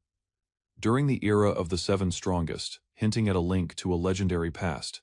His familiarity with the site is not new, but firmly established. A shrouded individual staggers into the room, fear apparent. The harm caused by Ghislain's rapid defense has shattered their morale. The group understands too late that they've angered someone far beyond their comprehension. An incensed man yells with fury, alerting Ghislain that he stirred powers beyond his knowledge. He asserts the city's monarch will personally seek revenge for the insult against them. Kayor looks to Ghislain, asking how to act. Ghislain stays steady and unbothered, dismissing the warning. He indicates no desire to waste energy on those below his interest. Ghislain commands the man to pass a message. If the alleged king has an issue, he should come resolve it himself. Ghislain's quiet self-assurance suggests that he's ready for anything. Elsewhere, mayhem breaks out. Barbarian units pillage through the outskirts, slaughtering guards and locals alike. Fires erupt around them as they strike with ceaseless power. The raiders display no pity. With brutal vigor and superior numbers, they rip through the fortifications. Terror spreads as the soldiers flee in confusion. Their commander, giant and cruel, urges his fighters to delight in the ruin. Flame blankets the area behind him. He orders them to savor the carnage without limit. Distant from the combat, in a secluded northern camp, the Soundwind tribe rejoices. Soldiers chuckle around a blaze, bragging about the ferocity of their kills during the latest raid. As friction grows in their talk, one soldier dashes forward, stopping the leader. He grips a note with desperation in his tone, clearly unnerved by its message. Chief Kustu, lounging quietly and clad in a predator's skin, accepts the note with curiosity. His look tightens slightly, hinting the news may carry vital weight for what follows. Chief Kustu unseals the letter and stares at the sheet. His look changes from interest to puzzlement. The note contains no text, a purposeful insult or error perhaps. Kustu's fury flares. He blames the courier for taunting him by bringing an empty note without a reader present. The subordinate trembles, quickly vowing to fetch the village elder for a translation. As the clerk reads aloud, the actual intent is shown. The north is ruled vacant, and fighters are permitted to seize Perdium. The meaning is obvious, a bid to invade. The leader and his deputies are rendered mute. The note's intent spreads among the men, sparking amazement and hope. A unique chance has been offered. Joy swells. The warriors understand that this provides them license to plunder Perdium, the long-desired territory of the Northern Wolf. It's a long-awaited signal to act. Kustu ponders in silence, evaluating the proposal. The gravity of the note isn't ignored by him. Though it offers what they always craved, the timing and origin create doubt. Seconds later, Kustu bursts into guffaws. He scoffs at the political ploy, seeing through the motives, but caring little. Tactics mean nothing to him compared to the rush of battle. He claims he doesn't mind being used, not when combat is near. The letter only speeds up what they were already arranging, war with. A broad smirk, Kustu issues the command. The other leaders are to collect their units. The soldiers of the Soundwind tribe will advance. Perdium will be theirs. In the frozen reach of the Shadow Mountains, a group travels through the drifts beneath a lofty summit. The icy quiet is interrupted only by the clatter of hooves and wind through the trees. Kaor reacts with shock after learning the quantity of beasts in the zone. His annoyance rises, doubting that slaying animals will make him more powerful. While Kaor grumbles, Belinda points to a nearby bank. Ghislain and the party shift their gaze ahead, just in time to see movement among the woods. From behind the snowdrifts, a couple of ferocious owlbears appear, huge and vigilant. Their yellow eyes survey the group with sudden intent. One of the owlbears gives a deep snarl before rushing forward. Its bulk and swiftness are startling, proving its status as a top hunter. The group watches as the predators approach fast. These are no basic monsters. They are the dreaded owlbears, known masters of the Shadow Mountains. Kaor steps forward, ignoring the danger. Kaor makes the initial strike, rushing without doubt. A bear lashes out in return, hitting with blunt power, throwing him back fiercely. Ghislain warns the others not to lose their focus. These creatures are quiet stalkers, moving without a sound. His steady voice masks the seriousness of his words. As Kaor cries out, another owlbear starts an attack. With a rapid dive, it strikes from above, crushing the group. The peril becomes evident as another ally is nearly struck, forcing them to be alert. Kaor tries to counter, swinging his blade at the owlbear lunging at him. His blow fails, and the creature strikes back with brutal power tossed into the air. Kaor is entirely outmatched by the beast's pace and mass. His fighting stance breaks as he hits the ground. The owlbear pounces, pinning Kaor firmly. Snow explodes around them from the force. Despite the thrashing, Kaor grinds his teeth, refusing to give up. As Kaor toils, Lucas lazily watches from a gap with a satisfied grin. He questions Ghislain's lack of action, noting that Kaor is being beaten. Ghislain answers plainly. Kaor had claimed he could manage the beasts alone, and this is his moment to show it. Ghislain reminds him that power without control is worthless. Kaor's ego suffers a blow as he hears the remark. Meanwhile, the owlbears continue to press their assault. Lucas mocks Kaor further, hinting that if he can't stop these animals, he won't last in future wars. Belinda looks on with worry, asking if Kaor is in genuine peril. Ghislain stably comforts her. Kaor is rugged. This won't slay him. Ghislain clarifies that owlbears are intelligent hunters. Attacking them thoughtlessly is an error. They trap foes with tricks and parries. He thinks of Kaor's past, a time when he displayed immense power during a grim struggle. Ghislain trusts Kaor can reach that peak again, but only if he ceases holding back and fights like his life is truly on the line. Kaor readjusts his stance, no longer moving on whim. He waits calmly, watching the owlbears close in with steely aggression, adopting a hunter's perspective. His gaze sharpens. This time, he doesn't leap recklessly. He identifies the gap in defense, when a single blow could be lethal to the animal. Kaor moves with accuracy. He stops the owlbear mid-jump and delivers a sharp, mighty cut. The strike hits home, proving he has started to refine his combat instincts. Kaor doesn't halt. He spins and continues striking the second owlbear with grace and rhythm. His assurance now equals his power, slipping and sliding. Kaor outperforms the creature's wild swings. His body moves with better perception, no longer charging blindly. With a fierce final blow, he slices into the animal. Blood mists the snow as Kaor, now fully focused, demonstrates his growth. Ghislain watches, wordlessly happy with the development. Elsewhere, rumors travel through the peaks. News of a small team wiping out beasts without losses sparks concern among competing hunters. Men grumble about losing precious loot. Kustu himself observes from afar. The triumph of Ghislain's squad has caught his eye. He had first disregarded their presence, but now it feels personal.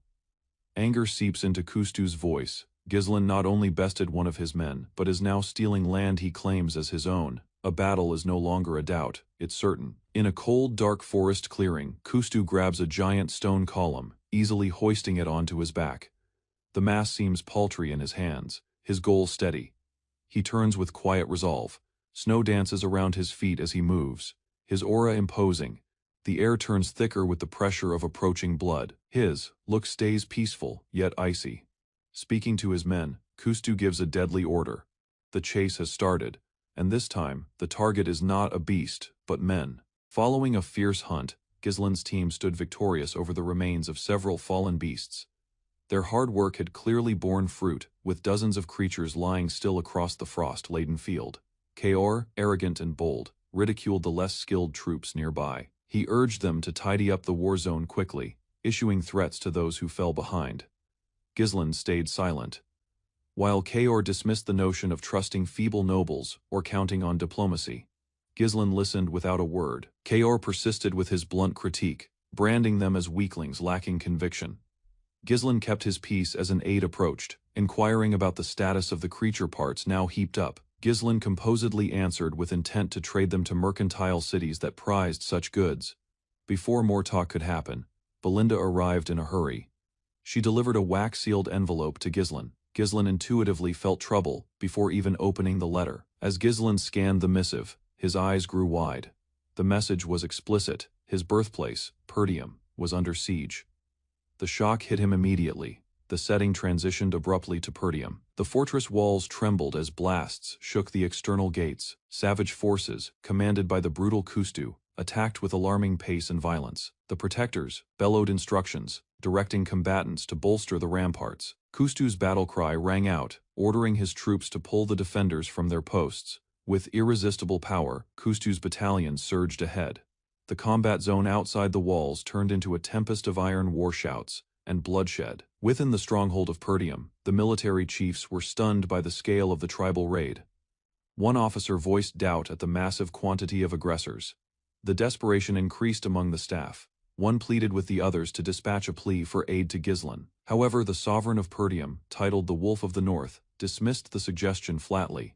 Standing resolute, the Lord maintained that the current turmoil was not his son's concern.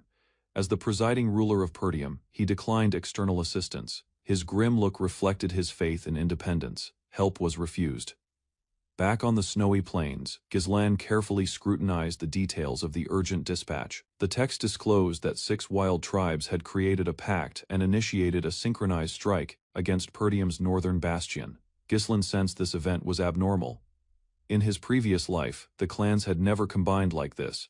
His gut cautioned him that this ordeal was different from anything he had previously faced. Gislan became troubled. His father was not the type of person to panic. If he acted this soon, the peril had to be genuine.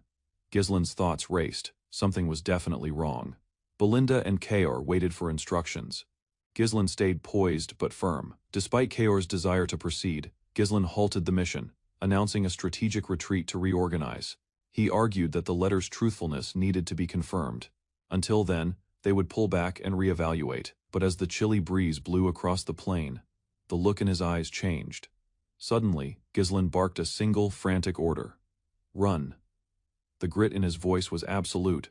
Whatever was approaching, it required instant movement.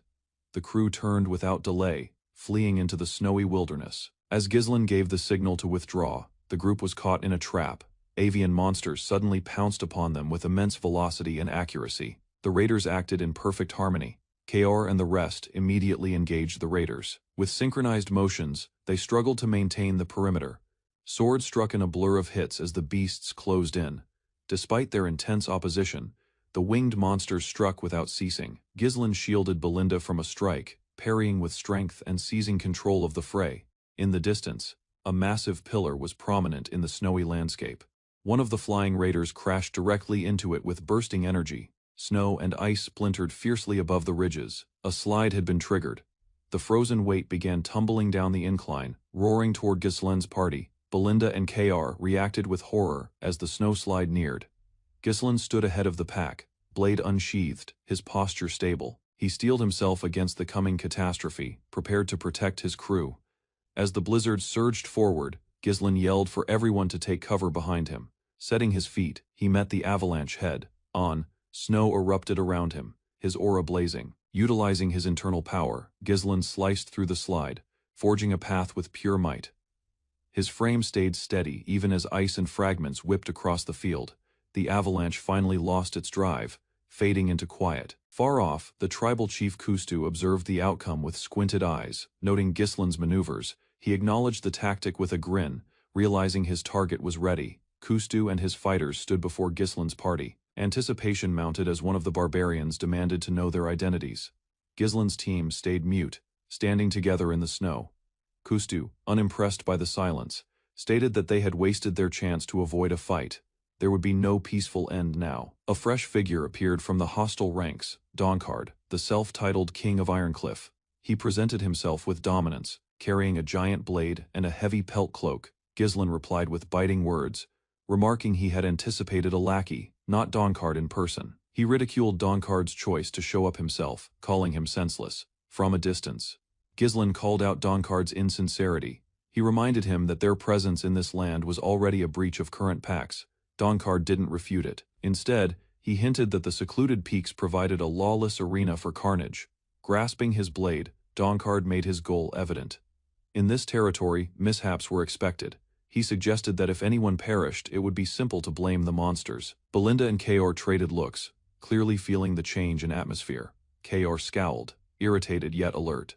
The foe was lethal, and the clash was about to intensify. Donkard's fighter asked who was in charge. Kaor hesitated for a moment, then pivoted and pointed without doubt toward Gislan, naming him their commander. Kaor spoke to Donkard with self-assurance, proclaiming Gislan as the coming king of Ironcliff. The air turned chillier as both sides realized this wasn't just a standoff. It was a clash between two legitimate successors to power. Donkard narrowed his gaze with a derisive grin as Kaor stepped out. Gislin stayed unfazed, giving a brief remark. He had more urgent tasks to handle. Kaor gradually moved toward the combat zone. His look turned stern, his gait steady and determined. With a look over his shoulder, he validated Gislin's purpose. With a surge of energy, Kaor lunged forward, vowing to end the fight. His sword swung through the air, and his eyes stayed fixed on the target. Kaor was ready to annihilate Donkard's troops without second thoughts. Kaor signaled Lucas and Belinda to follow his lead. Gislin permitted them to advance while staying back to watch. The rest of Donkard's followers grew incensed. Tribal fighters rushed ahead to block the exit. They yelled insults, accusing Gislin of being yellow, but Gislin stayed cool, his hands slowly moving toward his hilt. With a single sharp cut, Kaor took down the two raiders in one fluid motion. Blood splattered across the snow.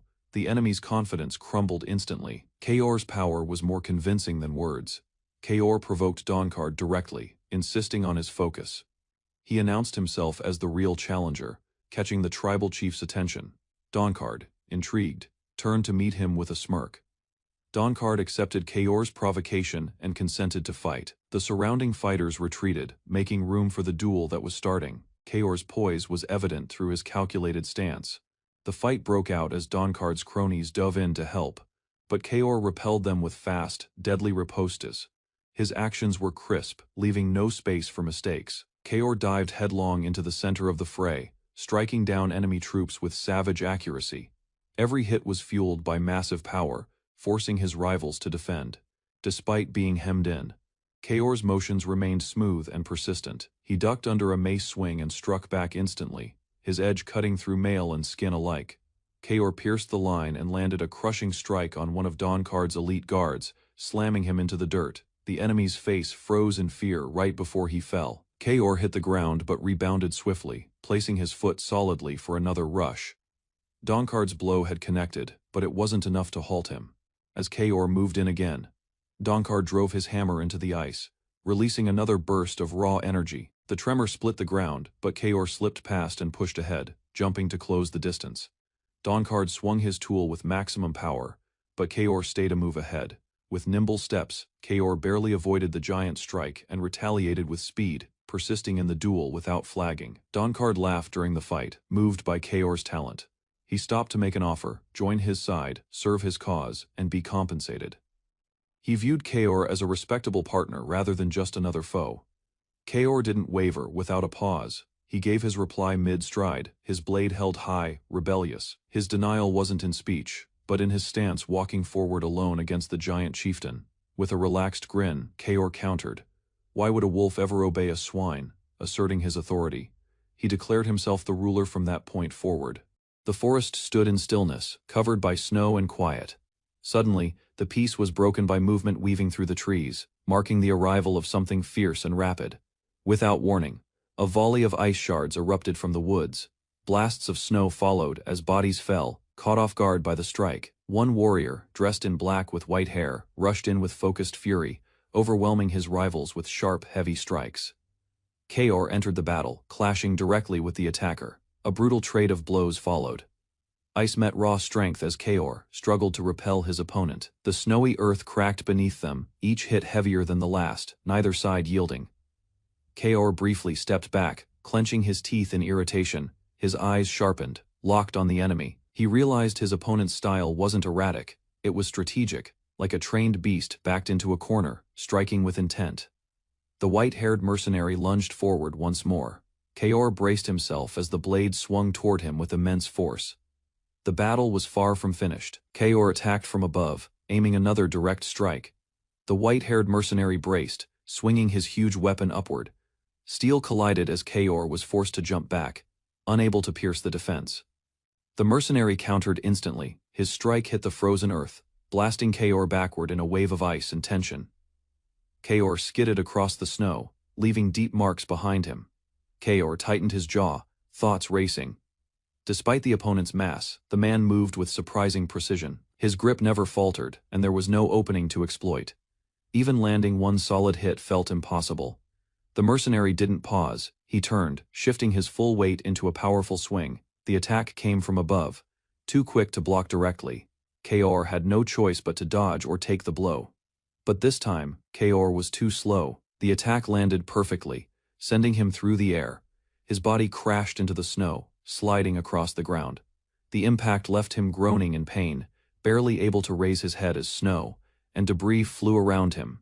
Kaor narrowly escaped another crushing blow as the giant weapon smashed down behind him. His eyes widened in alarm, noticing the deliberate aim meant to force him into a specific path. Realizing the surrounding trees had become part of the enemy's tactic, Kaor adjusted his stance. The mercenary had pushed him into open space, ready to strike again with accuracy. The white-haired mercenary stared calmly, his expression neutral. He had faced many reckless fighters like Kaor, those who confused aggression with power. To him, Kaor was just another overconfident rival. Suddenly, blood sprayed across the snow. The mercenary took a hit. Despite his immense defense, Kaor had landed a surprise strike, his sword cutting into the side of the giant with force. Staggering but not falling, the mercenary howled in rage. His eyes burned with anger, blood dripping from his wounds. The momentum had shifted, but the battle was far from decided. The aftermath of the fight settled over the frozen cliffs. Snow erupted from a steep ridge, marking the end of a fierce struggle. Silence returned as one figure remained. Alone, the white-haired mercenary sat quietly on a bench, a large bag beside him. The sound of wind through the trees was the only noise as he reached for a bloodied cigar from his coat. He lit the cigar with steady hands, ignoring the cold. As smoke drifted upward, his expression stayed neutral, unbothered by the fading echoes of violence behind him. From a distance, Kaor's body lay still near a tree. The mercenary sat above, talking to himself. He reflected that it had been a long time since someone dared to challenge him. Yet even with Kaor's growing reputation, he failed like the others. The mercenary laughed. Kaor had become too cautious midway through the fight, dodging more than attacking. The lack of aggression made the battle dull. In the end, it ended sooner than expected. Kaor stood, wounded but defiant. He muttered bitterly, blaming himself for placing faith in someone. His frustration remained, a reminder of a costly mistake tied to another mission. The white-haired mercenary, now carrying his massive weapon on his shoulder, walked away without haste. His calm movements showed he didn't see Kaor as a continuing threat. Kaor shouted, stopping him mid-step. He hadn't surrendered. With blood staining his cloak, he stood tall and demanded an answer. No one told the mercenary the fight was finished. The mercenary turned slightly, surprised. His eyes narrowed, curious. Kaor, beaten and bruised, still had spirit left. That caught his attention. Face to face once again, the mercenary gave Kaor one final offer. He invited him to rethink everything, this time, to stand under his banner. The battlefield shifted from force to a proposal. The mercenary, cigar still burning, mocked Kaor coldly. He suggested pride meant little when hunger struck, and even a well-fed pig was better off than a starving wolf without a pack. Blood trickled down Kaor's face as he stared at the ground. His fists tightened. He listened, but his silence wasn't surrender, it was concentration. Lifting his weapon once again, Kaor declared his answer. One of them would perish today. His resolve was absolute. He had already decided. It wouldn't be him. His eyes sharpened, burning with defiance. He declined the offer, staking everything on the outcome of this fight. There was no room left for negotiation. The mercenary muttered under his breath, calling him stubborn. With tension in the air, he moved again. The clash was restarted in a storm of power and refusal. Kaor walks through the freezing battlefield. A fallen enemy lies scorched by blue flames. His expression is steady. Death is final. There is no room for regret afterward. Harsh wind bites through his wounds. Blood stains his fur cloak. He clenches his jaw as his limbs shake. The cold is unbearable. It feels like his body is breaking from within. Frustration rises. He thought he understood everything his master had taught him, but when truly tested in this brutal moment, all his confidence fades. He couldn't apply a single thing he learned. Kaor's hand shakes as it reaches for another. Their hands finally meet. The grip is firm and tense. In that moment, it's not pain or strategy that fills his mind. It is fear. Staring down at their joined hands, Kaor finally understands. This is fear, not of death, but of failing again. His face hardens. In silence, he admits the emotion. Then, he begins to move forward. The castle looms as raised voices echo off the walls. Accusations fly. Kaor is angered by a claim that he retreated. His pride refuses to accept the insult in the courtyard. Ghislain faces him with calm confidence. He remarks that Kaor might be too afraid to even reach Lucas. Despite the mockery, he admits Kaor fights better than anticipated, but hesitation before the battle ever began is a weakness. Kaor flushes with irritation. Memories of past battles, against beasts and brutal foes, never brought him shame. So why now? Why is that incident being thrown in his face? Sweat forms on Kaor's brow. His instincts scream. A flash of energy darts toward him before he can react. Ghislain moves first, unleashing a devastating strike without mercy. Ghislain follows with a merciless assault. Chaining fluid sword swings with deadly intent. Kaor is forced back, overwhelmed by speed and power. Each movement reveals a gap Kaor didn't know he had. Kaor senses danger mid-battle and urgently turns toward Ghislain, alarmed by an unexpected movement. His voice shakes with confusion as something suddenly feels wrong. Without warning, Ghislain lunges forward. His speed leaves Kaor wide-eyed and frozen. The force of the sudden charge catches Kaor off guard, giving him no time to respond. In a split second, Ghislain grabs Kaor and spins with precision, pressing a blade to his neck. Kaor breaks into a sweat, his instincts screaming at him, but it's already too late. He's been fully pinned. Ghislain's calm expression contrasts Kaor's panic.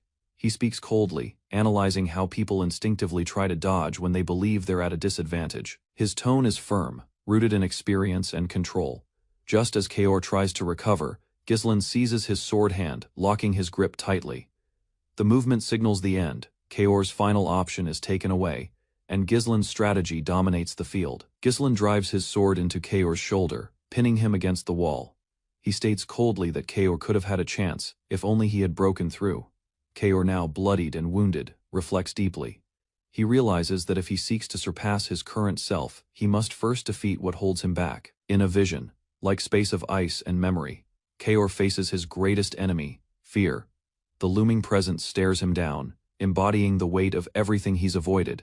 Kaor stumbles back from the vision. Though death is something one must avoid at all costs, he sees it clearly now. It is always near, always watching. In a flash of crimson, the consequence of hesitation unfolds. Blood scatters through the air, marking the final blow in Kaor's lesson. Fear is a weakness, but also a trial for the exceptional. Kaor launches a devastating horizontal swing with his massive blade, cutting through enemies with precision. His attack is clean, controlled, and deadly, with the sheer force carving into the frozen battlefield. One opponent manages a quick counter, piercing Kaor's side with a glowing blade. The wound is deep, but Kaor's expression remains unchanged. Ignoring the pain, he rotates his body mid-motion, generating force for another strike. Kaor uses the momentum to leap, twisting midair while drawing energy into his next attack. His cloak flares, and the enemy has no time to respond. The shift in pace surprises the attacker, leaving him vulnerable to what's coming next. Landing squarely, Kaor delivers a crushing upward slash that lifts the enemy off the ground. He follows with a second strike, unrelenting, driving his blade down in a fluid sequence. The The combination is seamless, perfected by years of battle. Blood explodes from the enemy's back. Kaor's blade lands again, twice in rapid succession. The wounded foe clenches his teeth, stunned. He realizes too late, Kaor wasn't holding back. He aimed to end it in 2 precise strikes. The white-haired warrior grits his teeth, blood dripping from fresh wounds. It's no longer a casual battle. He now sees Kaor as a true threat, no longer dismissing him as just another red-haired brat. Kaor stands calmly, surrounded by energy, his blade pulsing with growing power, his stance sharpens. The air crackles as he prepares for his next move. The enemy watches in disbelief. Kaor is evolving mid-fight, becoming stronger with every exchange. Driven by fury, the enemy charges with a roar. His massive sword sweeps down with raw power, aiming to crush Kaor before the tide fully turns. But Kaor stands firm, his eyes locked in focus, unfazed by the overwhelming strength aimed at him. The massive blade carves through the snow, but Kaor has already moved. He evades with sharp footwork, leaving a streak across the battlefield. The enemy's swing misses its target, cutting only air and ice in a wide arc. Frustration explodes from the enemy as he screams, veins bulging. He demands to know what trick Kaor is using, but there's no trick, only raw growth, sharpened instinct, and a warrior's rising will to win. Kaor closes in, his blade glowing. The shadow of a massive tree looms overhead, darkening the snow-covered ground. The scene slows for a moment as Kaor's presence overwhelms his opponent. The force of Kaor's strike blasts upward, shaking the trees and splintering the ground beneath. His speed is relentless. In the same motion he flips mid-air, preparing for another assault. The white-haired warrior is thrown off balance. Kaor's eyes sharpen, his breathing steadies. Blood streams down his cheek, but his focus never wavers. The fear that once held him back is gone. He's not the same as before. This time, he fights without hesitation. The enemy's face twists in disbelief. The tide has shifted beyond his control. What once seemed like an easy battle now turns into a nightmare. His voice stammers in shock, unable to accept Kaor's transformation. Descending from above, Kaor's blade comes crashing down. It slices clean through, drawing blood and bringing a brutal end to the exchange. Kaor proves he's not just a survivor, he's the one rewriting the outcome. A vast, snow-covered mountain range stretches beneath a gentle snowfall. The frozen landscape is quiet until distant tremors begin to rise from below. Disturbing the peaceful white, AE unit of horsemen races across the icy terrain, cutting through snow with urgency. Their formation is tight, coordinated, their breath visible in the cold air. They move with purpose, aware of the danger that could lie ahead. From afar, a scout observes them through a spyglass. His voice calls out in alarm, reporting the movement. The unit has been spotted, and their presence now known. Tension begins to mount on the cliffs above. 2 observers in camouflage remain hidden on a rocky ledge. One confirms the rider's identity, men of Lord Fenris, heading south. The other assesses the situation calmly, deciding that even with a few losses, it won't affect the larger plan. The leader among the watchers, cloaked in blue and masked for the cold, gives his order. A message must be sent to Count Desmond. Whatever unfolds next must be shared quickly. The game is shifting, and every move now carries weight in this frozen chessboard of war. A scout rides swiftly through the snow, delivering a critical update. Lord Fenris is moving exactly as planned. His urgency cuts through the storm as he presses forward to report. Waiting ahead is Ghislain. His gaze is sharp, calm, and unwavering. With piercing eyes focused on the horizon, he receives the news in silence, already preparing for the next step in a strategy only he fully understands.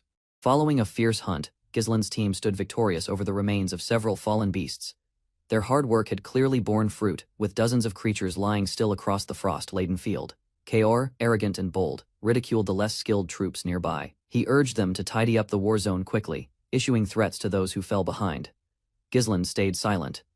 While Kaor dismissed the notion of trusting feeble nobles or counting on diplomacy, Ghislain listened without a word. Kaor persisted with his blunt critique, branding them as weaklings lacking conviction.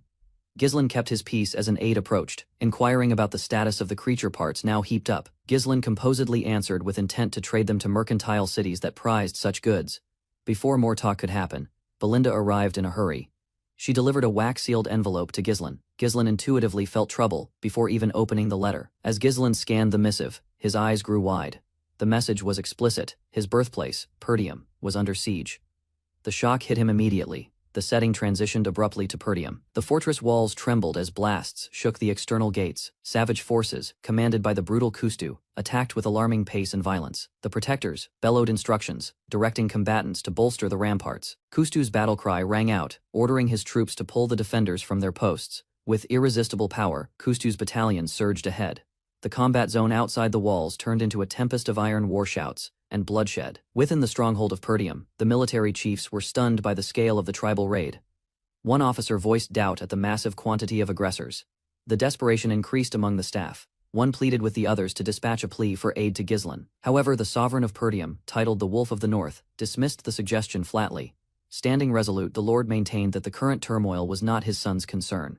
As the presiding ruler of Perdium, he declined external assistance. His grim look reflected his faith in independence. Help was refused. Back on the snowy plains, Ghislain carefully scrutinized the details of the urgent dispatch. The text disclosed that 6 wild tribes had created a pact and initiated a synchronized strike against Perdium's northern bastion. Ghislain sensed this event was abnormal. In his previous life, the clans had never combined like this. His gut cautioned him that this ordeal was different from anything he had previously faced. Ghislain became troubled. His father was not the type of person to panic. If he acted this soon, the peril had to be genuine. Ghislain's thoughts raced. Something was definitely wrong. Belinda and Kaor waited for instructions. Ghislain stayed poised but firm. Despite Kaor's desire to proceed, Ghislain halted the mission, announcing a strategic retreat to reorganize. He argued that the letter's truthfulness needed to be confirmed. Until then, they would pull back and reevaluate. But as the chilly breeze blew across the plain, the look in his eyes changed. Suddenly, Ghislain barked a single, frantic order. Run. The grit in his voice was absolute. Whatever was approaching, it required instant movement. The crew turned without delay, fleeing into the snowy wilderness. As Ghislain gave the signal to withdraw, the group was caught in a trap. Avian monsters suddenly pounced upon them with immense velocity and accuracy. The raiders acted in perfect harmony. Kaor and the rest immediately engaged the raiders. With synchronized motions, they struggled to maintain the perimeter. Swords struck in a blur of hits as the beasts closed in. Despite their intense opposition, the winged monsters struck without ceasing. Ghislain shielded Belinda from a strike, parrying with strength and seizing control of the fray. In the distance, a massive pillar was prominent in the snowy landscape. One of the flying raiders crashed directly into it with bursting energy. Snow and ice splintered fiercely above the ridges. A slide had been triggered. The frozen weight began tumbling down the incline, roaring toward Ghislain's party. Belinda and Kaor reacted with horror as the snowslide neared. Ghislain stood ahead of the pack, blade unsheathed, his posture stable. He steeled himself against the coming catastrophe, prepared to protect his crew. As the blizzard surged forward, Ghislain yelled for everyone to take cover behind him. Setting his feet, he met the avalanche head on. Snow erupted around him, his aura blazing. Utilizing his internal power, Ghislain sliced through the slide, forging a path with pure might. His frame stayed steady even as ice and fragments whipped across the field. The avalanche finally lost its drive, fading into quiet. Far off, the tribal chief Kustu observed the outcome with squinted eyes. Noting Ghislain's maneuvers, he acknowledged the tactic with a grin, realizing his target was ready. Kustu and his fighters stood before Ghislain's party. Anticipation mounted as one of the barbarians demanded to know their identities. Ghislain's team stayed mute, standing together in the snow. Kustu, unimpressed by the silence, stated that they had wasted their chance to avoid a fight.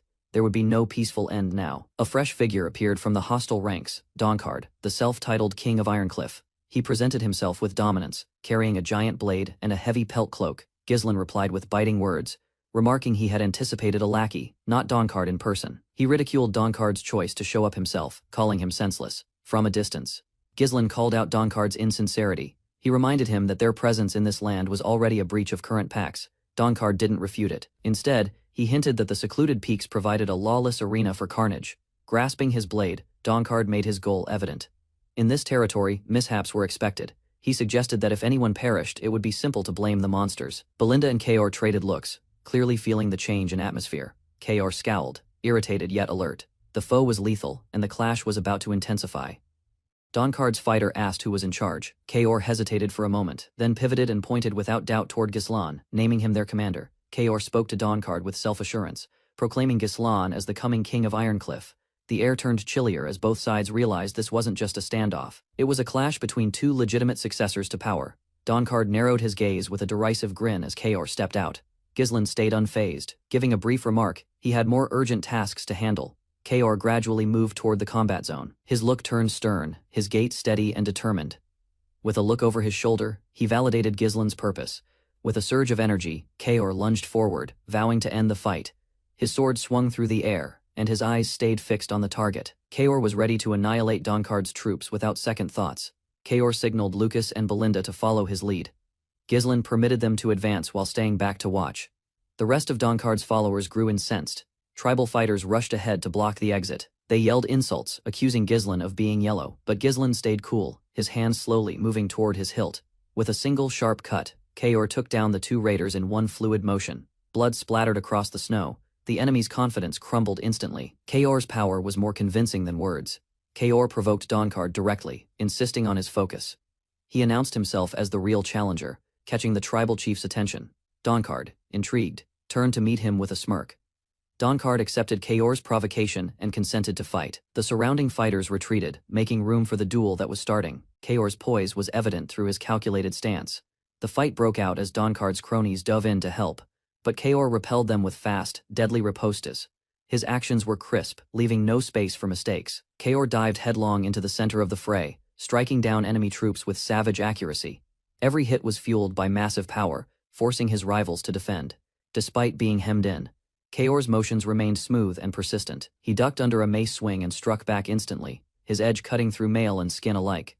Kaor pierced the line and landed a crushing strike on one of Donkard's elite guards, slamming him into the dirt. The enemy's face froze in fear right before he fell. Kaor hit the ground but rebounded swiftly, placing his foot solidly for another rush. Donkard's blow had connected, but it wasn't enough to halt him. As Kaor moved in again, Donkard drove his hammer into the ice, releasing another burst of raw energy. The tremor split the ground, but Kaor slipped past and pushed ahead, jumping to close the distance. Donkard swung his tool with maximum power, but Kaor stayed a move ahead. With nimble steps, Kaor barely avoided the giant strike and retaliated with speed, persisting in the duel without flagging. Donkard laughed during the fight, moved by Kaor's talent. He stopped to make an offer, join his side, serve his cause, and be compensated. He viewed Kaor as a respectable partner rather than just another foe.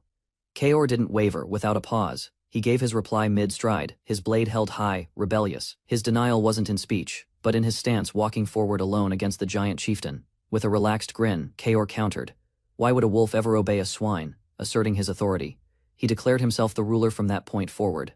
Defenders grabbed the chance, starting a counter-strike against split enemies, moving boldly to wipe out remaining foes, while keeping up the heat to stop any regrouping among the raiders. As the noise dies down, Ghislain stands with his men, cool and unbothered, while surviving rivals flee or die, marking a sharp win gained through perfect timing and flawless action. After the clash, the Duke stands quietly in the snow, his face calm despite the carnage, while Ghislain nears, their meeting marked by comfort as the stress of the field slowly melts away. Ghislain admits to getting there late, while marks of weariness and fight stay visible, as both men stand in the wreckage, showing the weight of the war they just finished.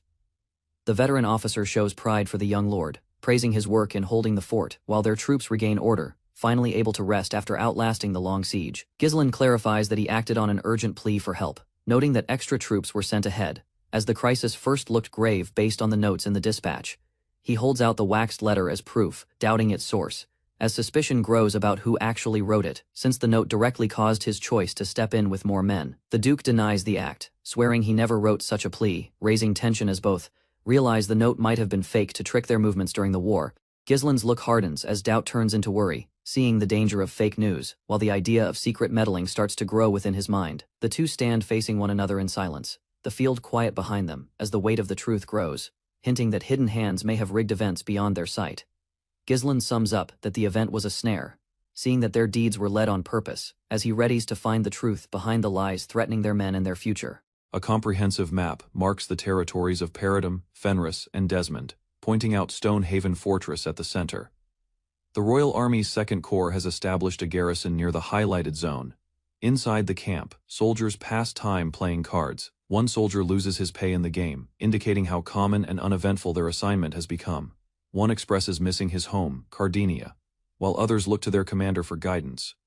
Commander Doran reminds them they'll return only when instructed. One mentions their presence is to discourage Desmond from attacking Fenris, yet no activity has been observed.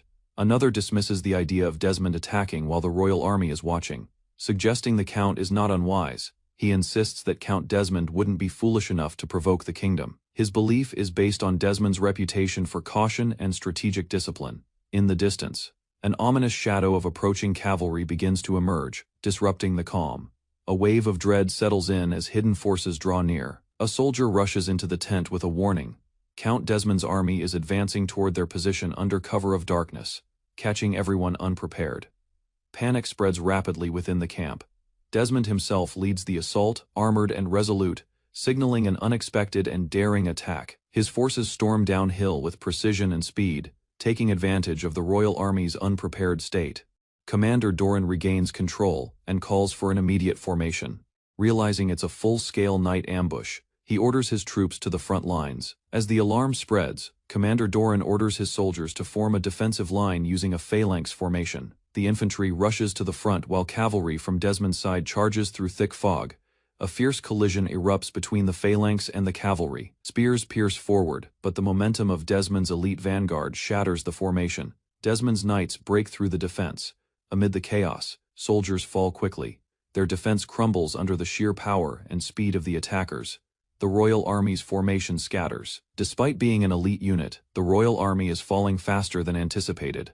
Commander Doran realizes the situation is hopeless and orders a full retreat toward Fenris Castle. As they attempt to regroup, an explosion shakes the rear camp. Doran turns to find Desmond's cavalry attacking from behind, catching their forces in a deadly pincer. The reality sinks in. Desmond had lured them from the front while secretly sending forces to block escapes. The ambush is complete, and there is no way out. Soldiers fall into confusion as enemy riders flood the field. A stunned soldier realizes they've been outsmarted. Desmond executed a perfect trap, dividing attention and cutting off escape. Doran's forces are trapped, riding with calmness. Herald Desmond greets Viscount Doran face to face on the battlefield. His quiet presence underlines his dominance. Furious and bloodied, Doran glares back, consumed with rage. The battle has turned into a personal clash. News of the crushing defeat reaches Fenris. A scout confirms that Count Desmond has destroyed the Royal Army's second corps. From within the castle, the council reacts in shock. Claude grimly reports that Desmond is advancing rapidly and not pausing his march. Inside the war room, tension grows. Officials recognize that the danger is no longer distant, but already at their doorstep. Lady Beauty and Alfoy shout in alarm at the mention of war. The atmosphere shifts from shock to fear as the reality of invasion becomes undeniable. The general administrator is asked for instructions. Calmly but urgently, he advises the destruction of valuable assets and the transfer of troops and resources to Fenris Castle. It is clear the city must be evacuated with grim finality. Gillian confirms that Count Desmond's attack is already happening. The threat is immediate. Survival now depends on swift action rather than debate. Alfoy, panicked, urges everyone to flee immediately. Declaring the location lost, he hurries others to evacuate. Meanwhile, the other warriors remain still, observing in silence as decisions are made quickly. Vanessa sits quietly, processing the chaos. While others scramble, she remains composed and pensive. As people shout and run in fear, she stands. Her voice cuts through the panic as she announces her intent. Vanessa, resolute, promises to stop the enemy using her powers. Shock spreads as everyone realizes she plans to stand and fight while others flee. Alfoy reacts in disbelief to Vanessa's decision, warning her of inevitable death if she remains. But Vanessa refuses to leave. She reminds them that abandoning the city would erase all the efforts they've made for their land and people. Alfoy insists that survival must come first and claims their lord would understand and reclaim it later. But Vanessa counters, stating that their past victories, no matter how difficult, were achieved through unity and determination. She reflects on the city's successes, the smithy built with dwarves, and the discipline the knights maintained. To flee now would destroy the dreams they worked so hard to build and protect. Vanessa walks through the hall determined. She declares the city represents their lord's vision, a symbol of his hopes. She swears to defend it no matter the price, making her vow before all present. Lady Beauty watches silently, touched. Claude then steps forward, revealing vital intelligence. Desmond's army numbers 30,000 strong, and includes siege weapons and elite units. Claude warns further, Desmond's personal mage, a terrifying Sixth Circle wizard, is part of the force. The threat is unlike any they've encountered. The tension rises. Alfoy reacts in horror at the mage's power. Vanessa remains serious but doesn't falter. The elder confirms they can't last 3 days with reinforcements so far away. Despite objections, he declares the Lord's orders unchangeable. Orders must be followed above all else. As decisions settle, he gives the final command. All must evacuate with the supplies immediately. Gillian firmly declares that he will stay behind. His decision surprises Vanessa, who had expected him to follow the evacuation orders. He repeats his stance with conviction, unmoved by the danger ahead. Claude, frustrated, reminds him of the massive enemy force. He shifts focus to strategy, proposing they stall Desmond's army at Stonehaven Fortress, an ideal choke point between Desmond's land and the Cabaldi region. He reveals that Count Cabaldi had always viewed Desmond with caution. Holding that line, even briefly, could prove vital in buying time for the Lord's return and stopping Desmond's full advance, with firm faith. Gillian says their Lord will return. Until then, he will hold the line and delay the enemy. The others, inspired by Gillian's resolve, join him. He promises to craft equipment for the coming battle. There is no time to waste. Preparation must begin. Now, another knight rises, Gordon. He declares his intent to stay too. With each decision, courage spreads among them. The will to fight returns as their resolve solidifies. Gordon, ashamed, recalls their captain's expectations. They choose honor over safety, swearing to stay and defend. Their rallying cries echo in the hall. The resolve to fight unites them, pushing back doubt. Even Alfoy, who once planned to flee, finds himself overcome. Vanessa watches with moved eyes, deeply touched by their unity. Hope rises from their courage. Within the northern fortress of Paradum, Ghislain sits in silence. He reflects on the impossible task already accomplished, unifying fractured lands and protecting a dream that now stands threatened again. He recalls the faces of those who chose to stay, Gillian, Vanessa, and the knights. Their courage now grounds him. Ghislain knows Desmond's attack wasn't just strategic, it was a message. Reading intelligence reports, Ghislain confirms Desmond's might, 30,000 troops, elite command, and total control of the battlefield. Desmond had crushed the Royal Army's Second Corps and disrupted all networks to prevent Ghislain's response. Though Ghislain had considered Desmond might move independently, the scale and precision now suggest far darker intent. Others in the war room panic. They urge Ghislain to return to his lands, claiming his presence is wasted as Desmond pushes forward. Before he can act, a soldier bursts in. A new threat looms, barbarians advancing in waves toward the fortress. The strategic dilemma intensifies. Moving now would abandon Paradum to the invaders. Commanders stare in disbelief at the size of the barbarian force. They realize the assault is total. There is no pause, no chance for retreat or regrouping. Ghislain understands. Desmond orchestrated everything. While Ghislain was tied defending one front, Desmond launched chaos elsewhere. Staring out with fierce clarity, Ghislain swears silently.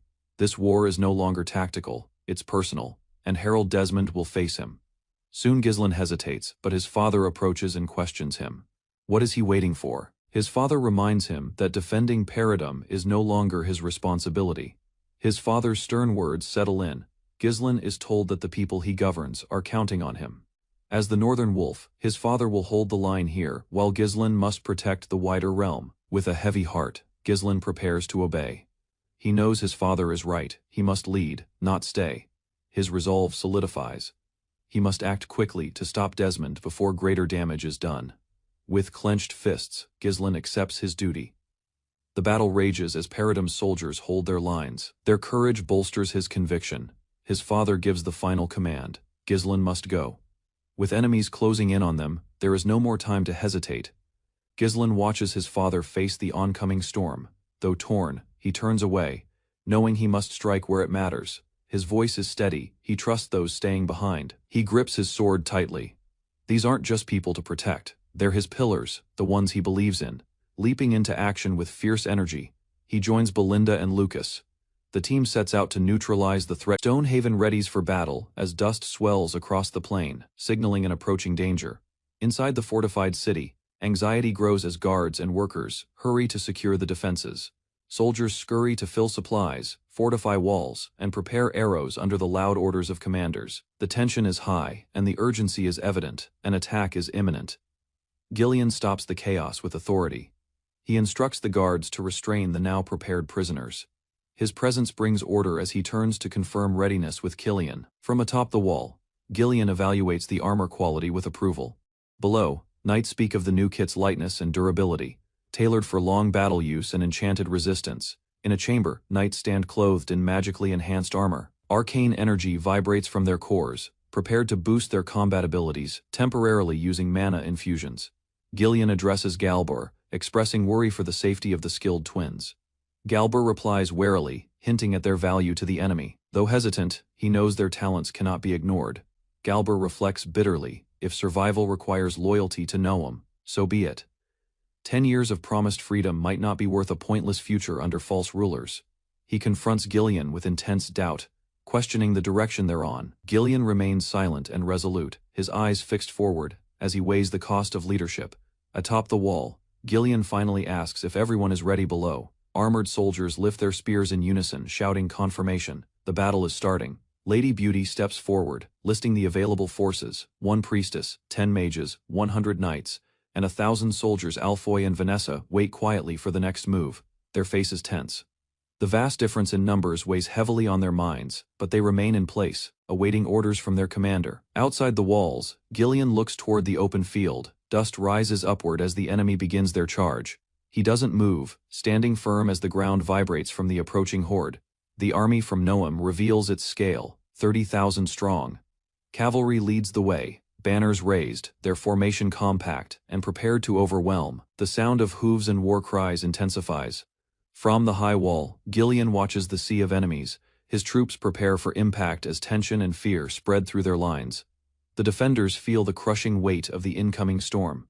The enemy army finally strikes the walls. The soldiers roar, and the ground trembles. But the defenders keep their position, staring down the overwhelming odds with quiet resolve. The soldiers notice the size difference, 30 times smaller. Panic sets in, some begin to waver, while others urge retreat.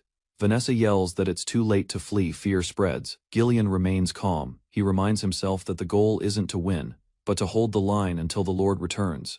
His eyes narrow as he analyzes the battlefield carefully. He states the obvious: the enemy will soon be tired from the terrain. The defenders just need to delay long enough. The battle is survival, not conquest. Gillian recalls the importance of family and homeland, remembering the villages and supply routes guarded behind the walls.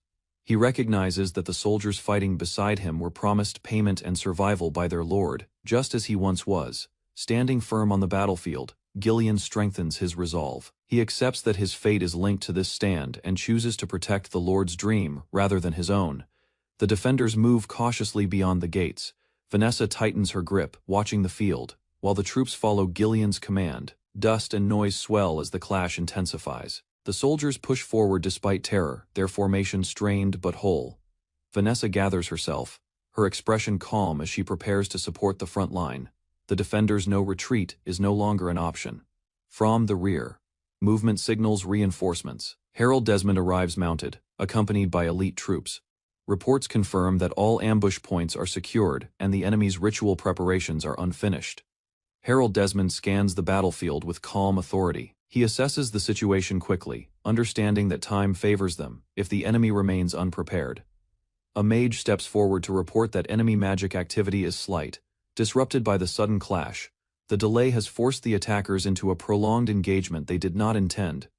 Harold Desmond draws his blade, the decision made. With the battlefield assessed and the enemy off balance, he prepares to give the decisive command. Raising his blade, Harold Desmond signals the advance. The defenders rush forward, shifting from survival to counterattack. As the tide of battle begins to shift, catapults fire massive rocks into the air, crashing down onto the battlefield. The enemy formation scatters briefly under the impact, but the advancing waves continue forward steadily. A barrage of artillery falls on the defensive lines. Soldiers brace under shields while commanders shout to prepare for counterattack. Dust and chaos cover the field. Harold Desmond spots movement from the enemy side. Gillian rushes to the defense lines, rallying forces and calling for coordinated resistance against the charging front.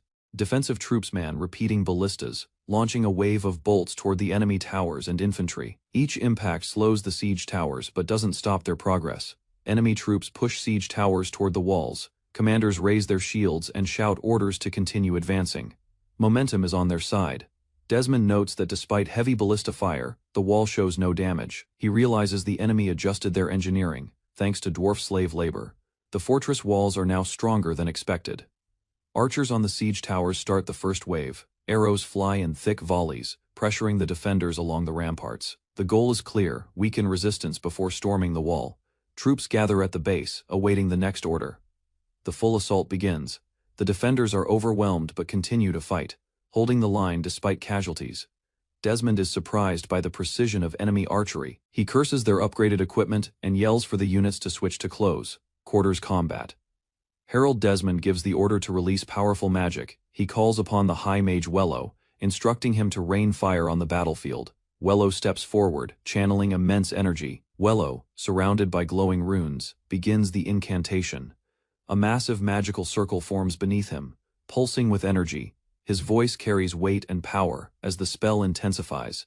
A spiraling vortex of dark clouds begins to gather overhead. The mood shifts instantly as both sides sense something overwhelming approaching. The sky darkens into a swirling storm. The unnatural formation sends tremors across the field. Gillian recognizes it immediately. Advanced magic, far beyond standard battlefield sorcery. The fire spell ignites. Flame rains down across the field, burning siege engines and enemy formations.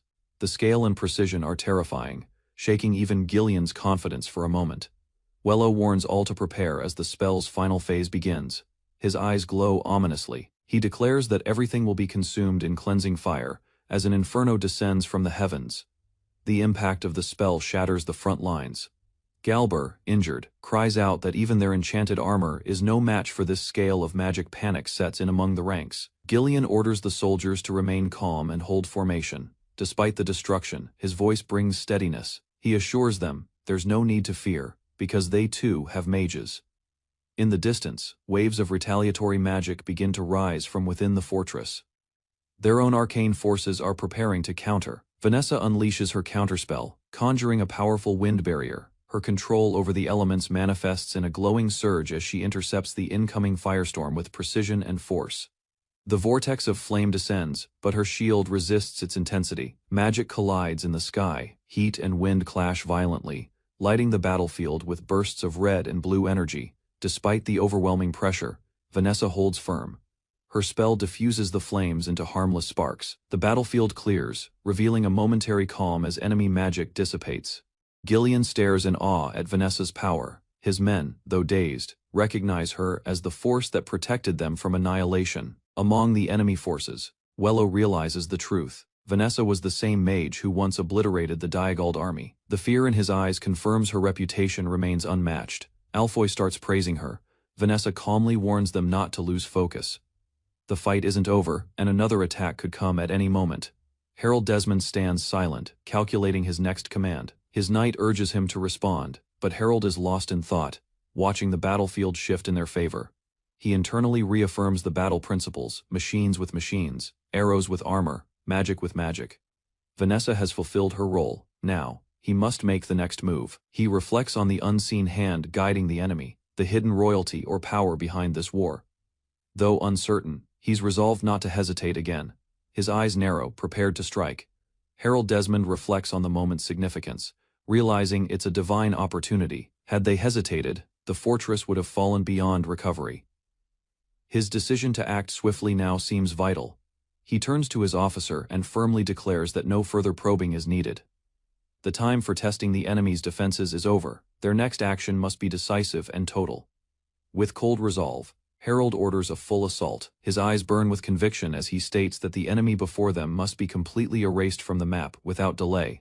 A vast army gathers before the fortress as a blue-haired commander lifts his weapon, signaling the full assault while siege towers stand prepared behind tightly packed soldiers.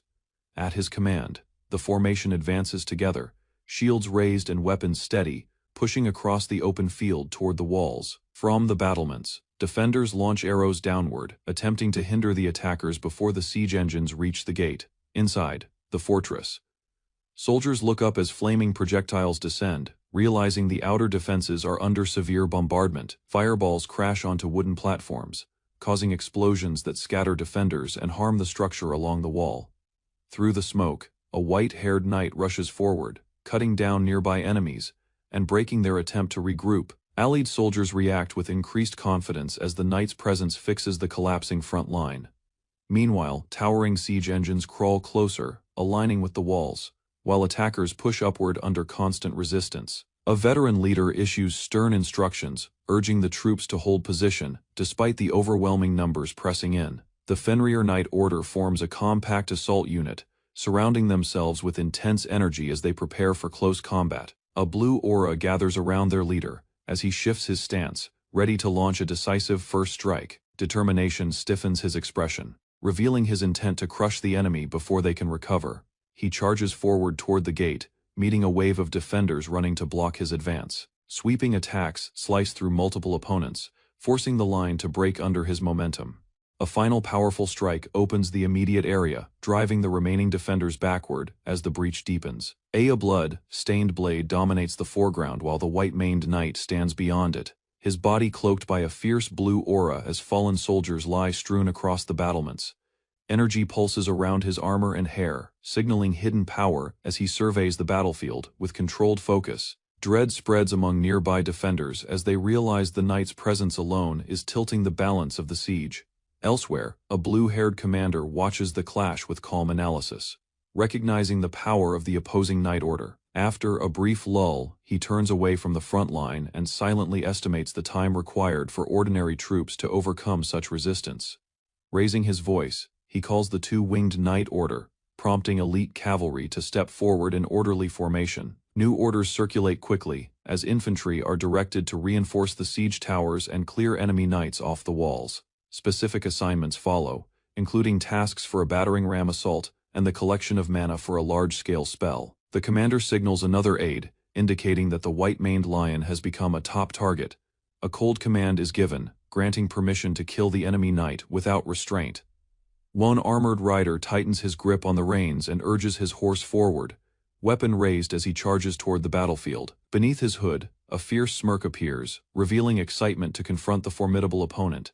The scene shifts to the capital city of Cardinia, its tall castle standing peacefully above the walls. Inside, a grand chamber, a spokesman of the House of Delphine appears nervous, sweat forming as he delivers critical information. Seated at the head of the hall, a grave noble listens in silence, hands joined as he contemplates the unfolding conflict. In a dim council chamber, a stern marquis declares that the ongoing conflict lacks any legitimate reason, his sharp gaze reflecting suspicion rather than anger. A shaken spokesman doubts the accusation, sweat forming, as images of battlefield losses are used to challenge the claim of neutrality. The Marquis narrows his eyes, suggesting that the current war benefits Duke Delphine too conveniently. The spokesman quickly denies any alliance, attempting to separate his house from Count Desmond and the ducal faction.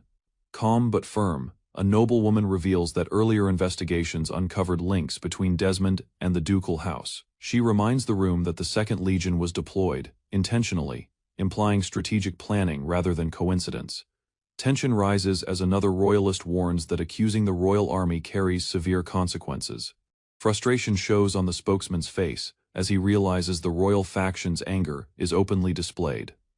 Left alone in thought, he silently hates the burden placed upon him by his boss. Attempting damage control, he argues that Count Desmond acted alone, and insists the ducal house will avoid involvement. Royal representatives question that stance, doubting whether neutrality is real or merely convenient timing. The spokesman claims that both factions previously avoided interference, suggesting routine rather than conspiracy. A hand grips the desk hard as the Marquis accuses the ducal house of purposely complicating the situation. He describes the dilemma: intervention drains royal power, while hesitation allows the ducal faction to seize Fenris. Overwhelmed, the spokesman insists it is a mistake, claiming their refusal to interfere comes from a desire to avoid war. In the royal chamber, the Marquis turns his back on the shaking spokesman and summons a knight named Tolio, declaring that he has endured enough manipulation. With cold resolve, he orders the immediate jail of the spokesman and demands the capture of every ducal, aligned noble within the capital.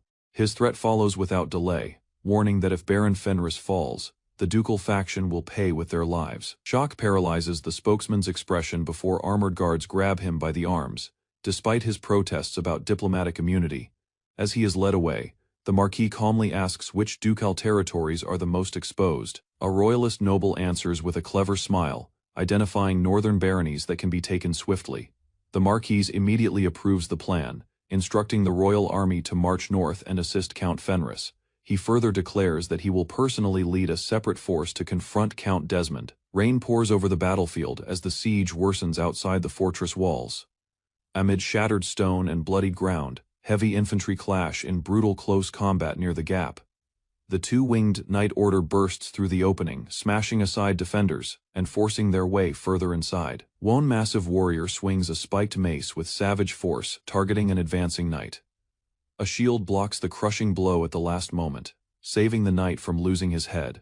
the white-maned commander strikes back instantly, driving his blade into the attacker with certain strength. Steel rings again as he presses forward, cutting through another armored opponent to hold the breached wall. The white-maned knight swings his massive axe in a broad arc. Without stopping, he drives forward into another defender, breaking the enemy's guard and forcing the surrounding soldiers to retreat from the shock. A new figure steps onto the battlefield, watching the carnage, and identifying the knight as a mercenary serving Baron Fenris. A long sword lands firmly toward the ground, signaling the arrival of a hooded warrior who advances through dust and debris. The newcomer declares himself leader of the two-winged knight order. Standing tall as fallen bodies lie between him and the white-maned knight, he asks for the mercenary's name, but the white-maned warrior denies him, presenting himself only as a weapon loyal to Fenris. The axe lifts again, heavy and steady, as the mercenary prepares to fight the captain directly. Blue energy gathers around the white-maned knight, increasing the pressure in the air as both fighters judge each other's strength, with rapid movement. The hooded captain lunges forward, initiating a clash that halts the surrounding battle momentarily. A raven-haired woman draws in vast mana as rain falls over the battlefield. Blue energy encircles her body while she focuses on unleashing a powerful spell. Both hands clasp her staff tightly as a luminous magic circle widens beneath her feet. Power surges upward, warping the air around the castle courtyard. Lightning strikes down into the enemy formation, exploding on impact. Soldiers are hurled aside as the ground fractures under the violent strike. Inside the castle, several men detect the overwhelming mana shift. While others react with shock, a young noble remains calm, studying the situation. A massive explosion erupts beyond the walls, igniting the courtyard in roaring fire. Flames rise high as the shockwave rips through defensive lines. The noble observes the inferno without panic. Reflected firelight intensifies his gaze, revealing quiet confidence in the unfolding plan. Chaos erupts among the soldiers as burning debris falls around them. Cries echo while armor and weapons litter the scorched ground. A commanding knight decrees an immediate retreat. Elite units move rapidly to rescue the injured and reorganize the survivors. Mounted troops withdraw through smoke-filled gates. One knight desperately searches for his lord while maintaining formation. The noble requests a full report at once. His expression remains stern despite the raging flames behind him. From a distance, the castle burns fiercely as explosions continue within its walls. Observers watch the destruction in stunned silence. A wounded warrior stands with support, refusing to fall.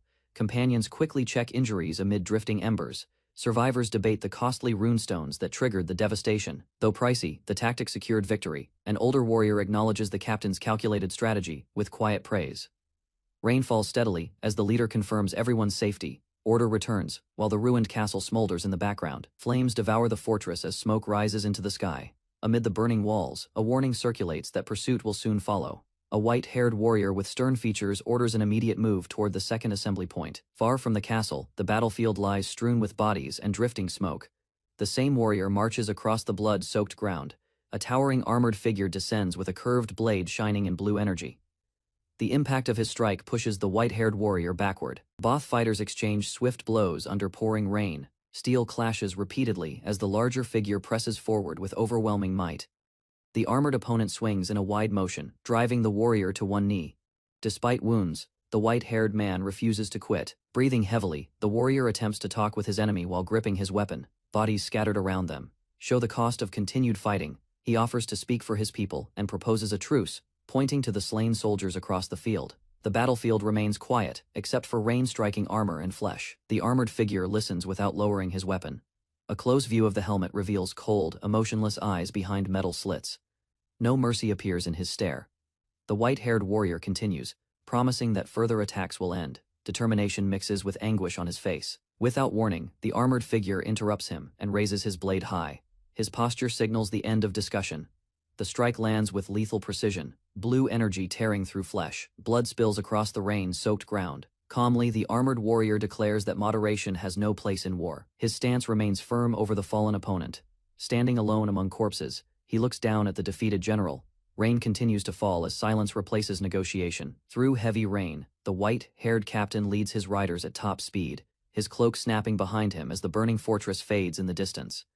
A rider warns that foes are closing in from behind. The captain glances back briefly, his expression tightening as hoofbeats grow louder. From a higher ridge, armored pursuers appear in formation. Descending quickly, their numbers stretch across the land. An opposing commander lifts his sword and signals a full charge. Determination spreads through his ranks as they surge forward. Among the fleeing group, several companions react in alarm at how quickly the pursuit resumed. The captain judges the remaining distance to the assembly point. Realizing it may not be enough, he prepares for a difficult choice. He suddenly reins in his horse and turns to face the approaching army. Dust and rain swirl as his men halt in confusion. Calmly, he orders everyone to proceed without him. His voice carries strong resolve as he announces he will hold the line. The group hesitates, but the captain remains unmoved. The open plain ahead becomes the chosen ground for a defensive stand. In the enemy ranks, soldiers recognize that their forces still greatly outnumber the fugitives. Some note the strength and skill of the white-haired warrior despite his smaller numbers. Respect for his reputation spreads quietly. Even so, morale remains high among the pursuers, who believe pure numbers will secure victory back with his allies. The captain grips his massive axe and confirms his decision. His loyalty to his lord leaves no room for retreat. With a powerful swing, he signals the counterattack. Energy surges through his stance as he charges forward alone. Both armies collide across the muddy field, cavalry crashing together in a thunderous clash. Captain Gillian slams into the enemy cavalry, his axe sweeping in a wide arc as horses collide and soldiers are thrown from their saddles. Surrounded on all sides, he parries a spear thrust and counters with brutal precision. Determination hardens his face as he vows that the northern lands will not fall again. Watching from behind, the opposing commander notes that the mercenaries have chosen to fight rather than flee. The commander raises his sword and orders the first line of mages forward. Raid spellcasters step ahead. At his signal, blazing fireballs rain down toward Gillian's forces. The sky glows orange as flames descend in rapid succession. Mercenaries brace themselves, trusting their advanced armor to endure the blast.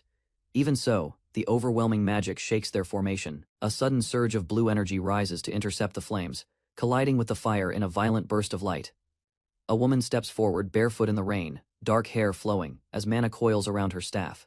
She declares her resolve to fight beside them. Her presence stabilizes the mercenary line as the magical barrier expands outward. Across the battlefield, the armored commander approaches Gillian directly. Recognition flashes in his eyes as he recalls the captain's name and past exploits. He questions why a former mercenary risks his life for Baron Fenris, dismissing the northern ambition as impossible. Gillian listens in silence, rain sliding down his weathered face. Firmly, he rejects the claim that the dream is futile. The past he once lived no longer defines him. He raises his massive axe, declaring that his former self has already died. Loyalty to his lord guides his renewed purpose. With steady resolve, he affirms that his lord's dream has become his own, preparing to strike once more. A raven-haired woman draws in vast mana as rain falls over the battlefield. Blue energy encircles her body while she focuses on unleashing a powerful spell. Both hands clasp her staff tightly as a luminous magic circle widens beneath her feet. Power surges upward, warping the air around the castle courtyard. Lightning strikes down into the enemy formation, exploding on impact. Soldiers are hurled aside as the ground fractures under the violent strike. Inside the castle, several men detect the overwhelming mana shift. While others react with shock, a young noble remains calm, studying the situation. A massive explosion erupts beyond the walls, igniting the courtyard in roaring fire. Flames rise high as the shockwave rips through defensive lines. The noble observes the inferno without panic. Reflected firelight intensifies his gaze, revealing quiet confidence in the unfolding plan. Chaos erupts among the soldiers as burning debris falls around them. Cries echo, while armor and weapons litter the scorched ground. A commanding knight decrees an immediate retreat. Elite units move rapidly to rescue the injured and reorganize the survivors. Mounted troops withdraw through smoke-filled gates. One knight desperately searches for his lord while maintaining formation. The noble requests a full report at once. His expression remains stern, despite the raging flames behind him. From a distance, the castle burns fiercely as explosions continue within its walls. Observers watch the destruction in stunned silence. A wounded warrior stands with support, refusing to fall.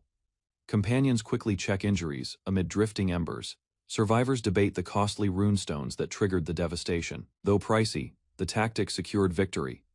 An older warrior acknowledges the captain's calculated strategy with quiet praise. Rain falls steadily as the leader confirms everyone's safety. Order returns, while the ruined castle smolders in the background. Flames devour the fortress as smoke rises into the sky. Amid the burning walls, a warning circulates that pursuit will soon follow. A white-haired warrior with stern features orders an immediate move toward the second assembly point. Far from the castle, the battlefield lies strewn with bodies and drifting smoke. The same warrior marches across the blood-soaked ground. A towering armored figure descends with a curved blade shining in blue energy, The impact of his strike pushes the white-haired warrior backward. Both fighters exchange swift blows under pouring rain. Steel clashes repeatedly as the larger figure presses forward with overwhelming might. The armored opponent swings in a wide motion, driving the warrior to one knee. Despite wounds, the white-haired man refuses to quit. Breathing heavily, the warrior attempts to talk with his enemy while gripping his weapon. Bodies scattered around them show the cost of continued fighting. He offers to speak for his people and proposes a truce, pointing to the slain soldiers across the field. The battlefield remains quiet except for rain striking armor and flesh. The armored figure listens without lowering his weapon. A close view of the helmet reveals cold, emotionless eyes behind metal slits. No mercy appears in his stare. The white-haired warrior continues, promising that further attacks will end. Determination mixes with anguish on his face. Without warning, the armored figure interrupts him and raises his blade high. His posture signals the end of discussion. The strike lands with lethal precision, blue energy tearing through flesh. Blood spills across the rain-soaked ground. Calmly, the armored warrior declares that moderation has no place in war. His stance remains firm over the fallen opponent. Standing alone among corpses, he looks down at the defeated general. Rain continues to fall as silence replaces negotiation. Through heavy rain, the white-haired captain leads his riders at top speed, his cloak snapping behind him as the burning fortress fades in the distance. A rider warns that foes are closing in from behind. The captain glances back briefly, his expression tightening as hoofbeats grow louder. From a higher ridge, armored pursuers appear in formation, descending quickly. Their numbers stretch across the land.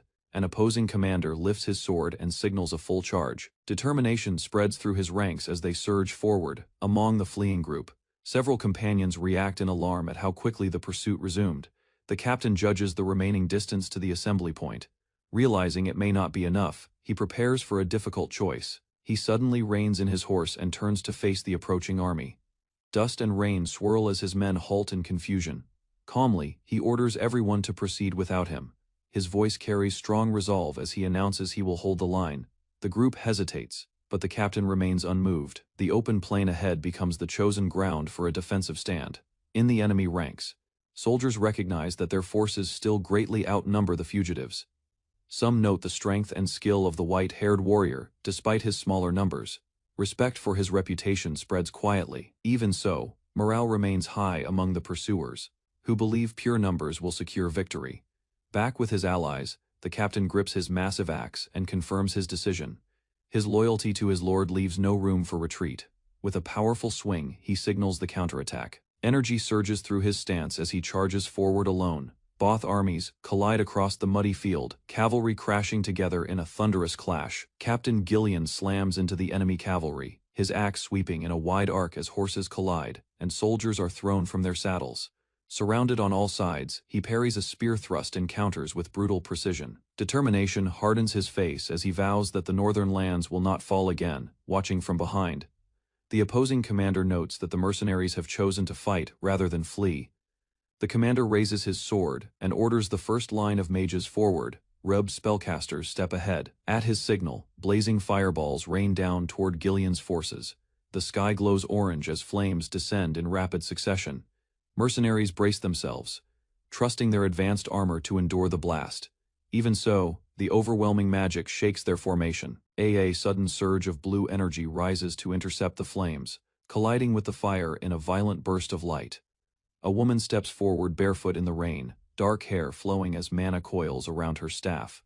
She declares her resolve to fight beside them. Her presence stabilizes the mercenary line as the magical barrier expands outward. Across the battlefield, the armored commander approaches Gillian directly. Recognition flashes in his eyes as he recalls the captain's name and past exploits. He questions why a former mercenary risks his life for Baron Fenris, dismissing the northern ambition as impossible. Gillian listens in silence, rain sliding down his weathered face. Firmly he rejects the claim that the dream is futile. The past he once lived no longer defines him. He raises his massive axe, declaring that his former self has already died. Loyalty to his lord guides his renewed purpose. With steady resolve, he affirms that his lord's dream has become his own, preparing to strike once more. A white-haired cavalier lifts his polearm high while rain pours across the battlefield. The polearm strikes down toward a nearby soldier, The sudden assault breaks the enemy's guard and forces the surrounding fighters to notice the warrior's swift movement. After the blow connects, the rider steadies himself on the mount. One opponent collapses, while the warrior remains ready, poised for the next wave.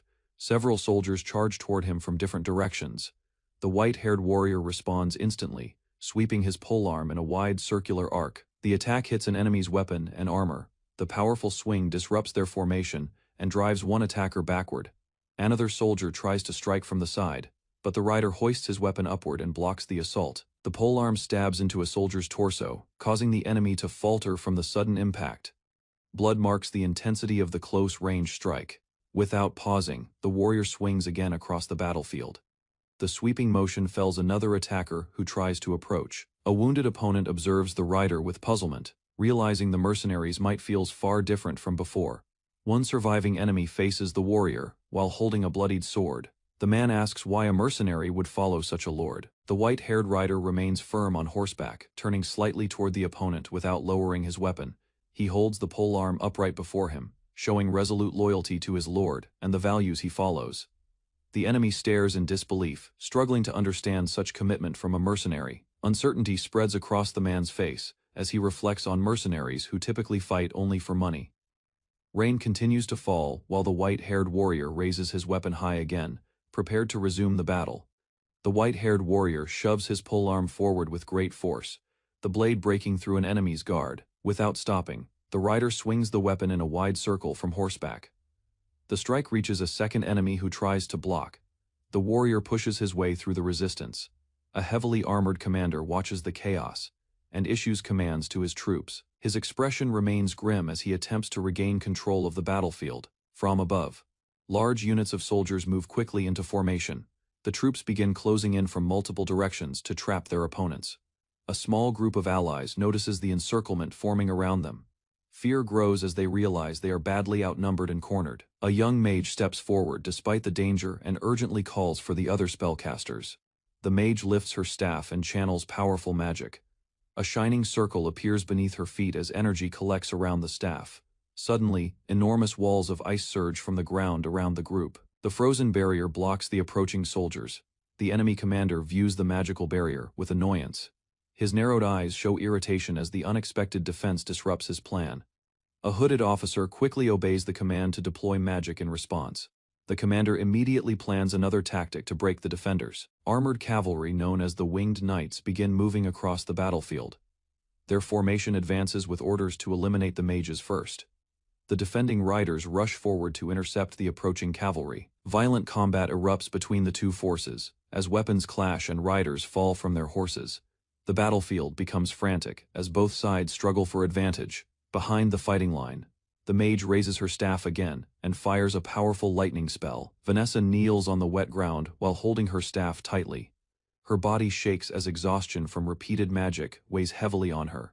Nearby soldiers yell warnings as they notice her failing condition. Vanessa lifts her head despite the pain and insists she is still able to continue. On another part of the battlefield, Gillian fights fiercely with a powerful opponent. Their weapons hit in a violent exchange as both fighters refuse to give. At the same moment, a mage raises both arms toward the clouds and begins forming an immense sphere of magic above the battlefield. Soldiers below look up in terror as they recognize the devastating spell. If the massive magic sphere drops, even the protective ice walls will not be able to halt the destruction.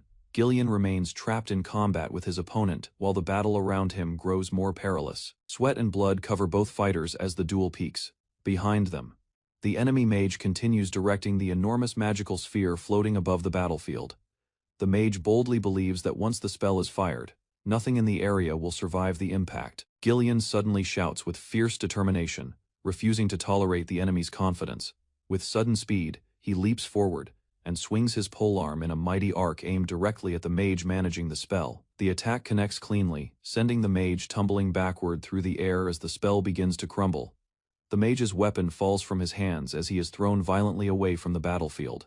The unstable sphere of magic bursts into a massive explosion in the sky. Shockwaves and light flare across the battlefield. As the light diminishes, the surviving soldiers stare in disbelief, while realizing they are still alive after the devastating attack was halted. Vanessa watches the battlefield with tearful eyes while whispering the name of Lord Gillian. Nearby, the white-haired warrior yells commands to the remaining soldiers, ordering them to form a circular defensive formation.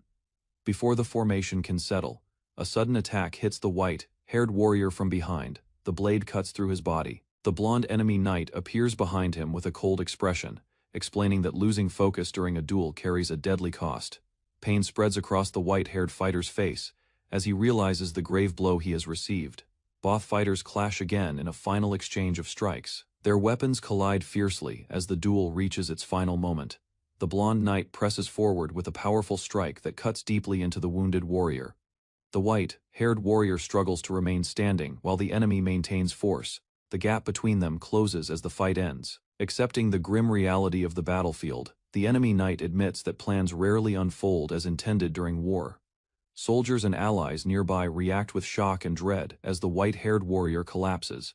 The battlefield briefly freezes as the wounded warrior falls to the ground. Blood stains the dirt beneath him while the clash around him continues.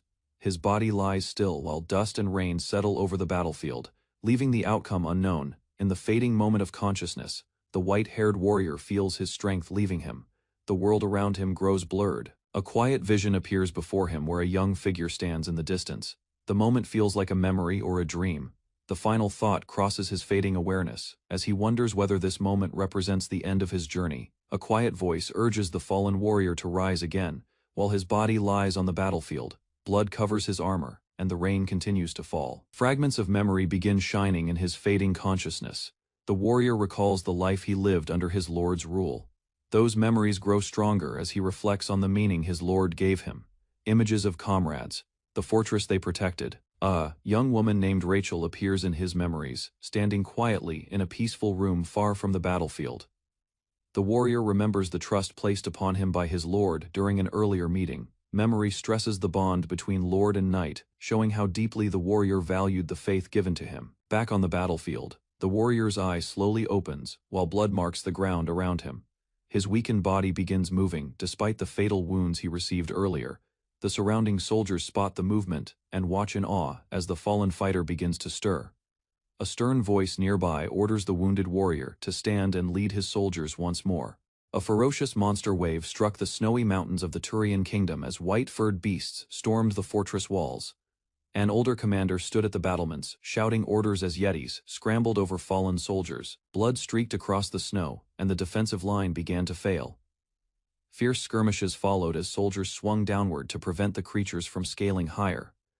Despite their toil, the monsters continued pushing forward. One massive yeti gathered icy energy above its arm, forming a thick sphere of frost. The growing mass indicated a far greater threat than the others.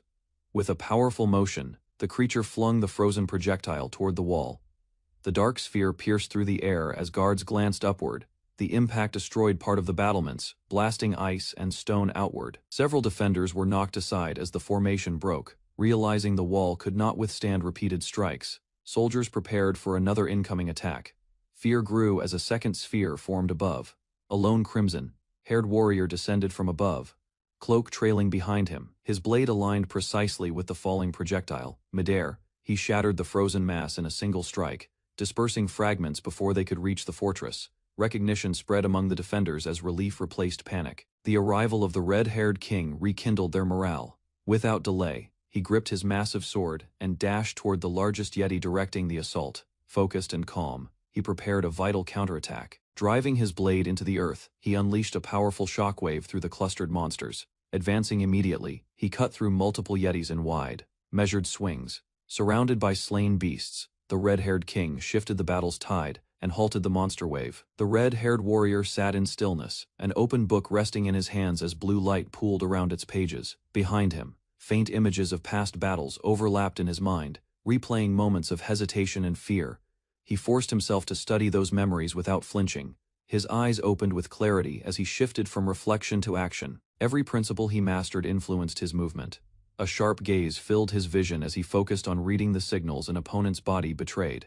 Subtle tension in muscle and angle exposed the intent behind an attack. When a large swordsman charged, the red-haired warrior advanced instead of retreating. He positioned his blade exactly where the strike would descend. Steel clashed, yet his adjustment rerouted the force. In the same motion, his counterattack began. A clean slash cut across the larger man's torso as momentum shifted. The opponent staggered, blood scattering across the sand. Shock spread over the wounded fighter's face as he realized his movements had been predicted. Confusion replaced confidence. The red-haired warrior pressed forward, maintaining control of range and rhythm without hesitation. Another bout followed, blades sweeping in wide arcs across the battlefield. Dust and sparks rose with each impact. Both men paused briefly amid the scorched ground, evaluating one another. The injured fighter understood how narrowly he had avoided defeat. Standing composed, the red-haired warrior revealed no exhaustion, his posture steady despite the intense exchange. The wounded man asked his identity while struggling to remain upright. Blood and sweat covered his face. Calmly, the red-haired warrior dismissed the assumption that he was merely hired muscle. His confidence remained firm. He announced himself the captain of the Fenris Knight Order, Kaor, his steady gaze confirming both skill and authority. The wounded veteran stared at Kaor in disbelief, sweat and blood mixing across his face as he questioned the claim. His strength ebbed, and his body slumped against the ground.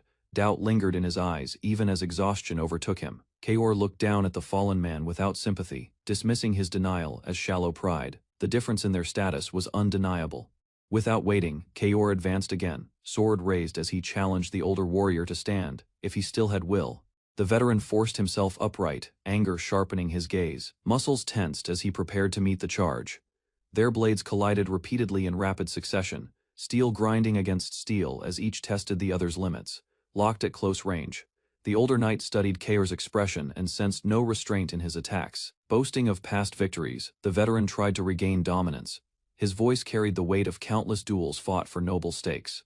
Kaor responded with a calm strike that cut through the boast itself, treating the duel as no different from any battlefield bet. With cold composure, Kaor remarked on the countless conflicts fought by true lords. His tone reduced the veteran's achievements to something ordinary. The older warrior's focus wavered for a split second. That hesitation opened a narrow gap in his defense. Kaor's blade tore across him in a decisive arc, driving him backward as blood sprayed into the air. Fury overtook the veteran, and he roared while launching another desperate swing. His attack carried raw force rather than precision. Kaor intercepted the strike and countered instantly, shifting his weight to unbalance his opponent. A powerful kick followed, breaking the veteran's stance and sending him reeling as Kaor maintained complete control of the duel. The White Lion raised his sword high above his head, vowing that he would eliminate anyone who stood in Count Desmond's path. The blade dropped with crushing force toward Kaor's head. Kaor reacted at the last instant, shifting his posture as the tip of the weapon grazed past him. Before the White Lion could recover, another figure rushed in from the side, intercepting the follow-up swing and forcing space between them. The newcomer revealed himself as the elderly warrior who had been watching the duel. He moved despite visible injuries, positioning himself beside Kaor. From above, the White Lion was pushed backward by their combined pressure. His footing faltered as both opponents advanced in sync. The old warrior acknowledged Kaor's growth, recognizing the sharpened precision in his movements. Although wounded, the elder explained, he could still move thanks to assistance received earlier. His breathing was heavy, but his grip remained firm, facing the White Lion together. The pair warned him that the battle had already been decided. Their stance formed a unified front. Enraged, the White Lion rejected the claim and accused Kaor of clinging to a mercenary's nature. The elder cautioned Kaor not to relax, reminding him that a desperate opponent was most dangerous. Kaor assessed the situation calmly. Both understood that the next exchange would determine everything. There would be no long struggle. Kaor accepted the risk without hesitation and prepared to end the fight. They launched simultaneously, blades carving arcs through the air as they closed in from different angles. Steel clashed in rapid succession, while the elder deflected a counterattack aimed at Kaor.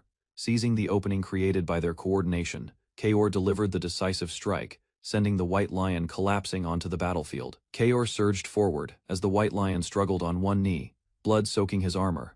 A sharp thrust drove into the White Lion's torso, forcing his body backward. The elder warrior followed immediately. Under their combined assault, the White Lion's defense collapsed. Heavy blows landed in succession, pushing him further into despair. With a final coordinated strike, Kaor and the elder smashed him down onto the battlefield. The impact sent blood spraying across the ground. From above, his body lay broken between them, weapons scattered out of reach. Neither opponent relaxed. Despite severe wounds, the White Lion forced his head up and muttered defiance. His breathing grew ragged as strength drained away. Kaor stepped closer and raised his weapon high.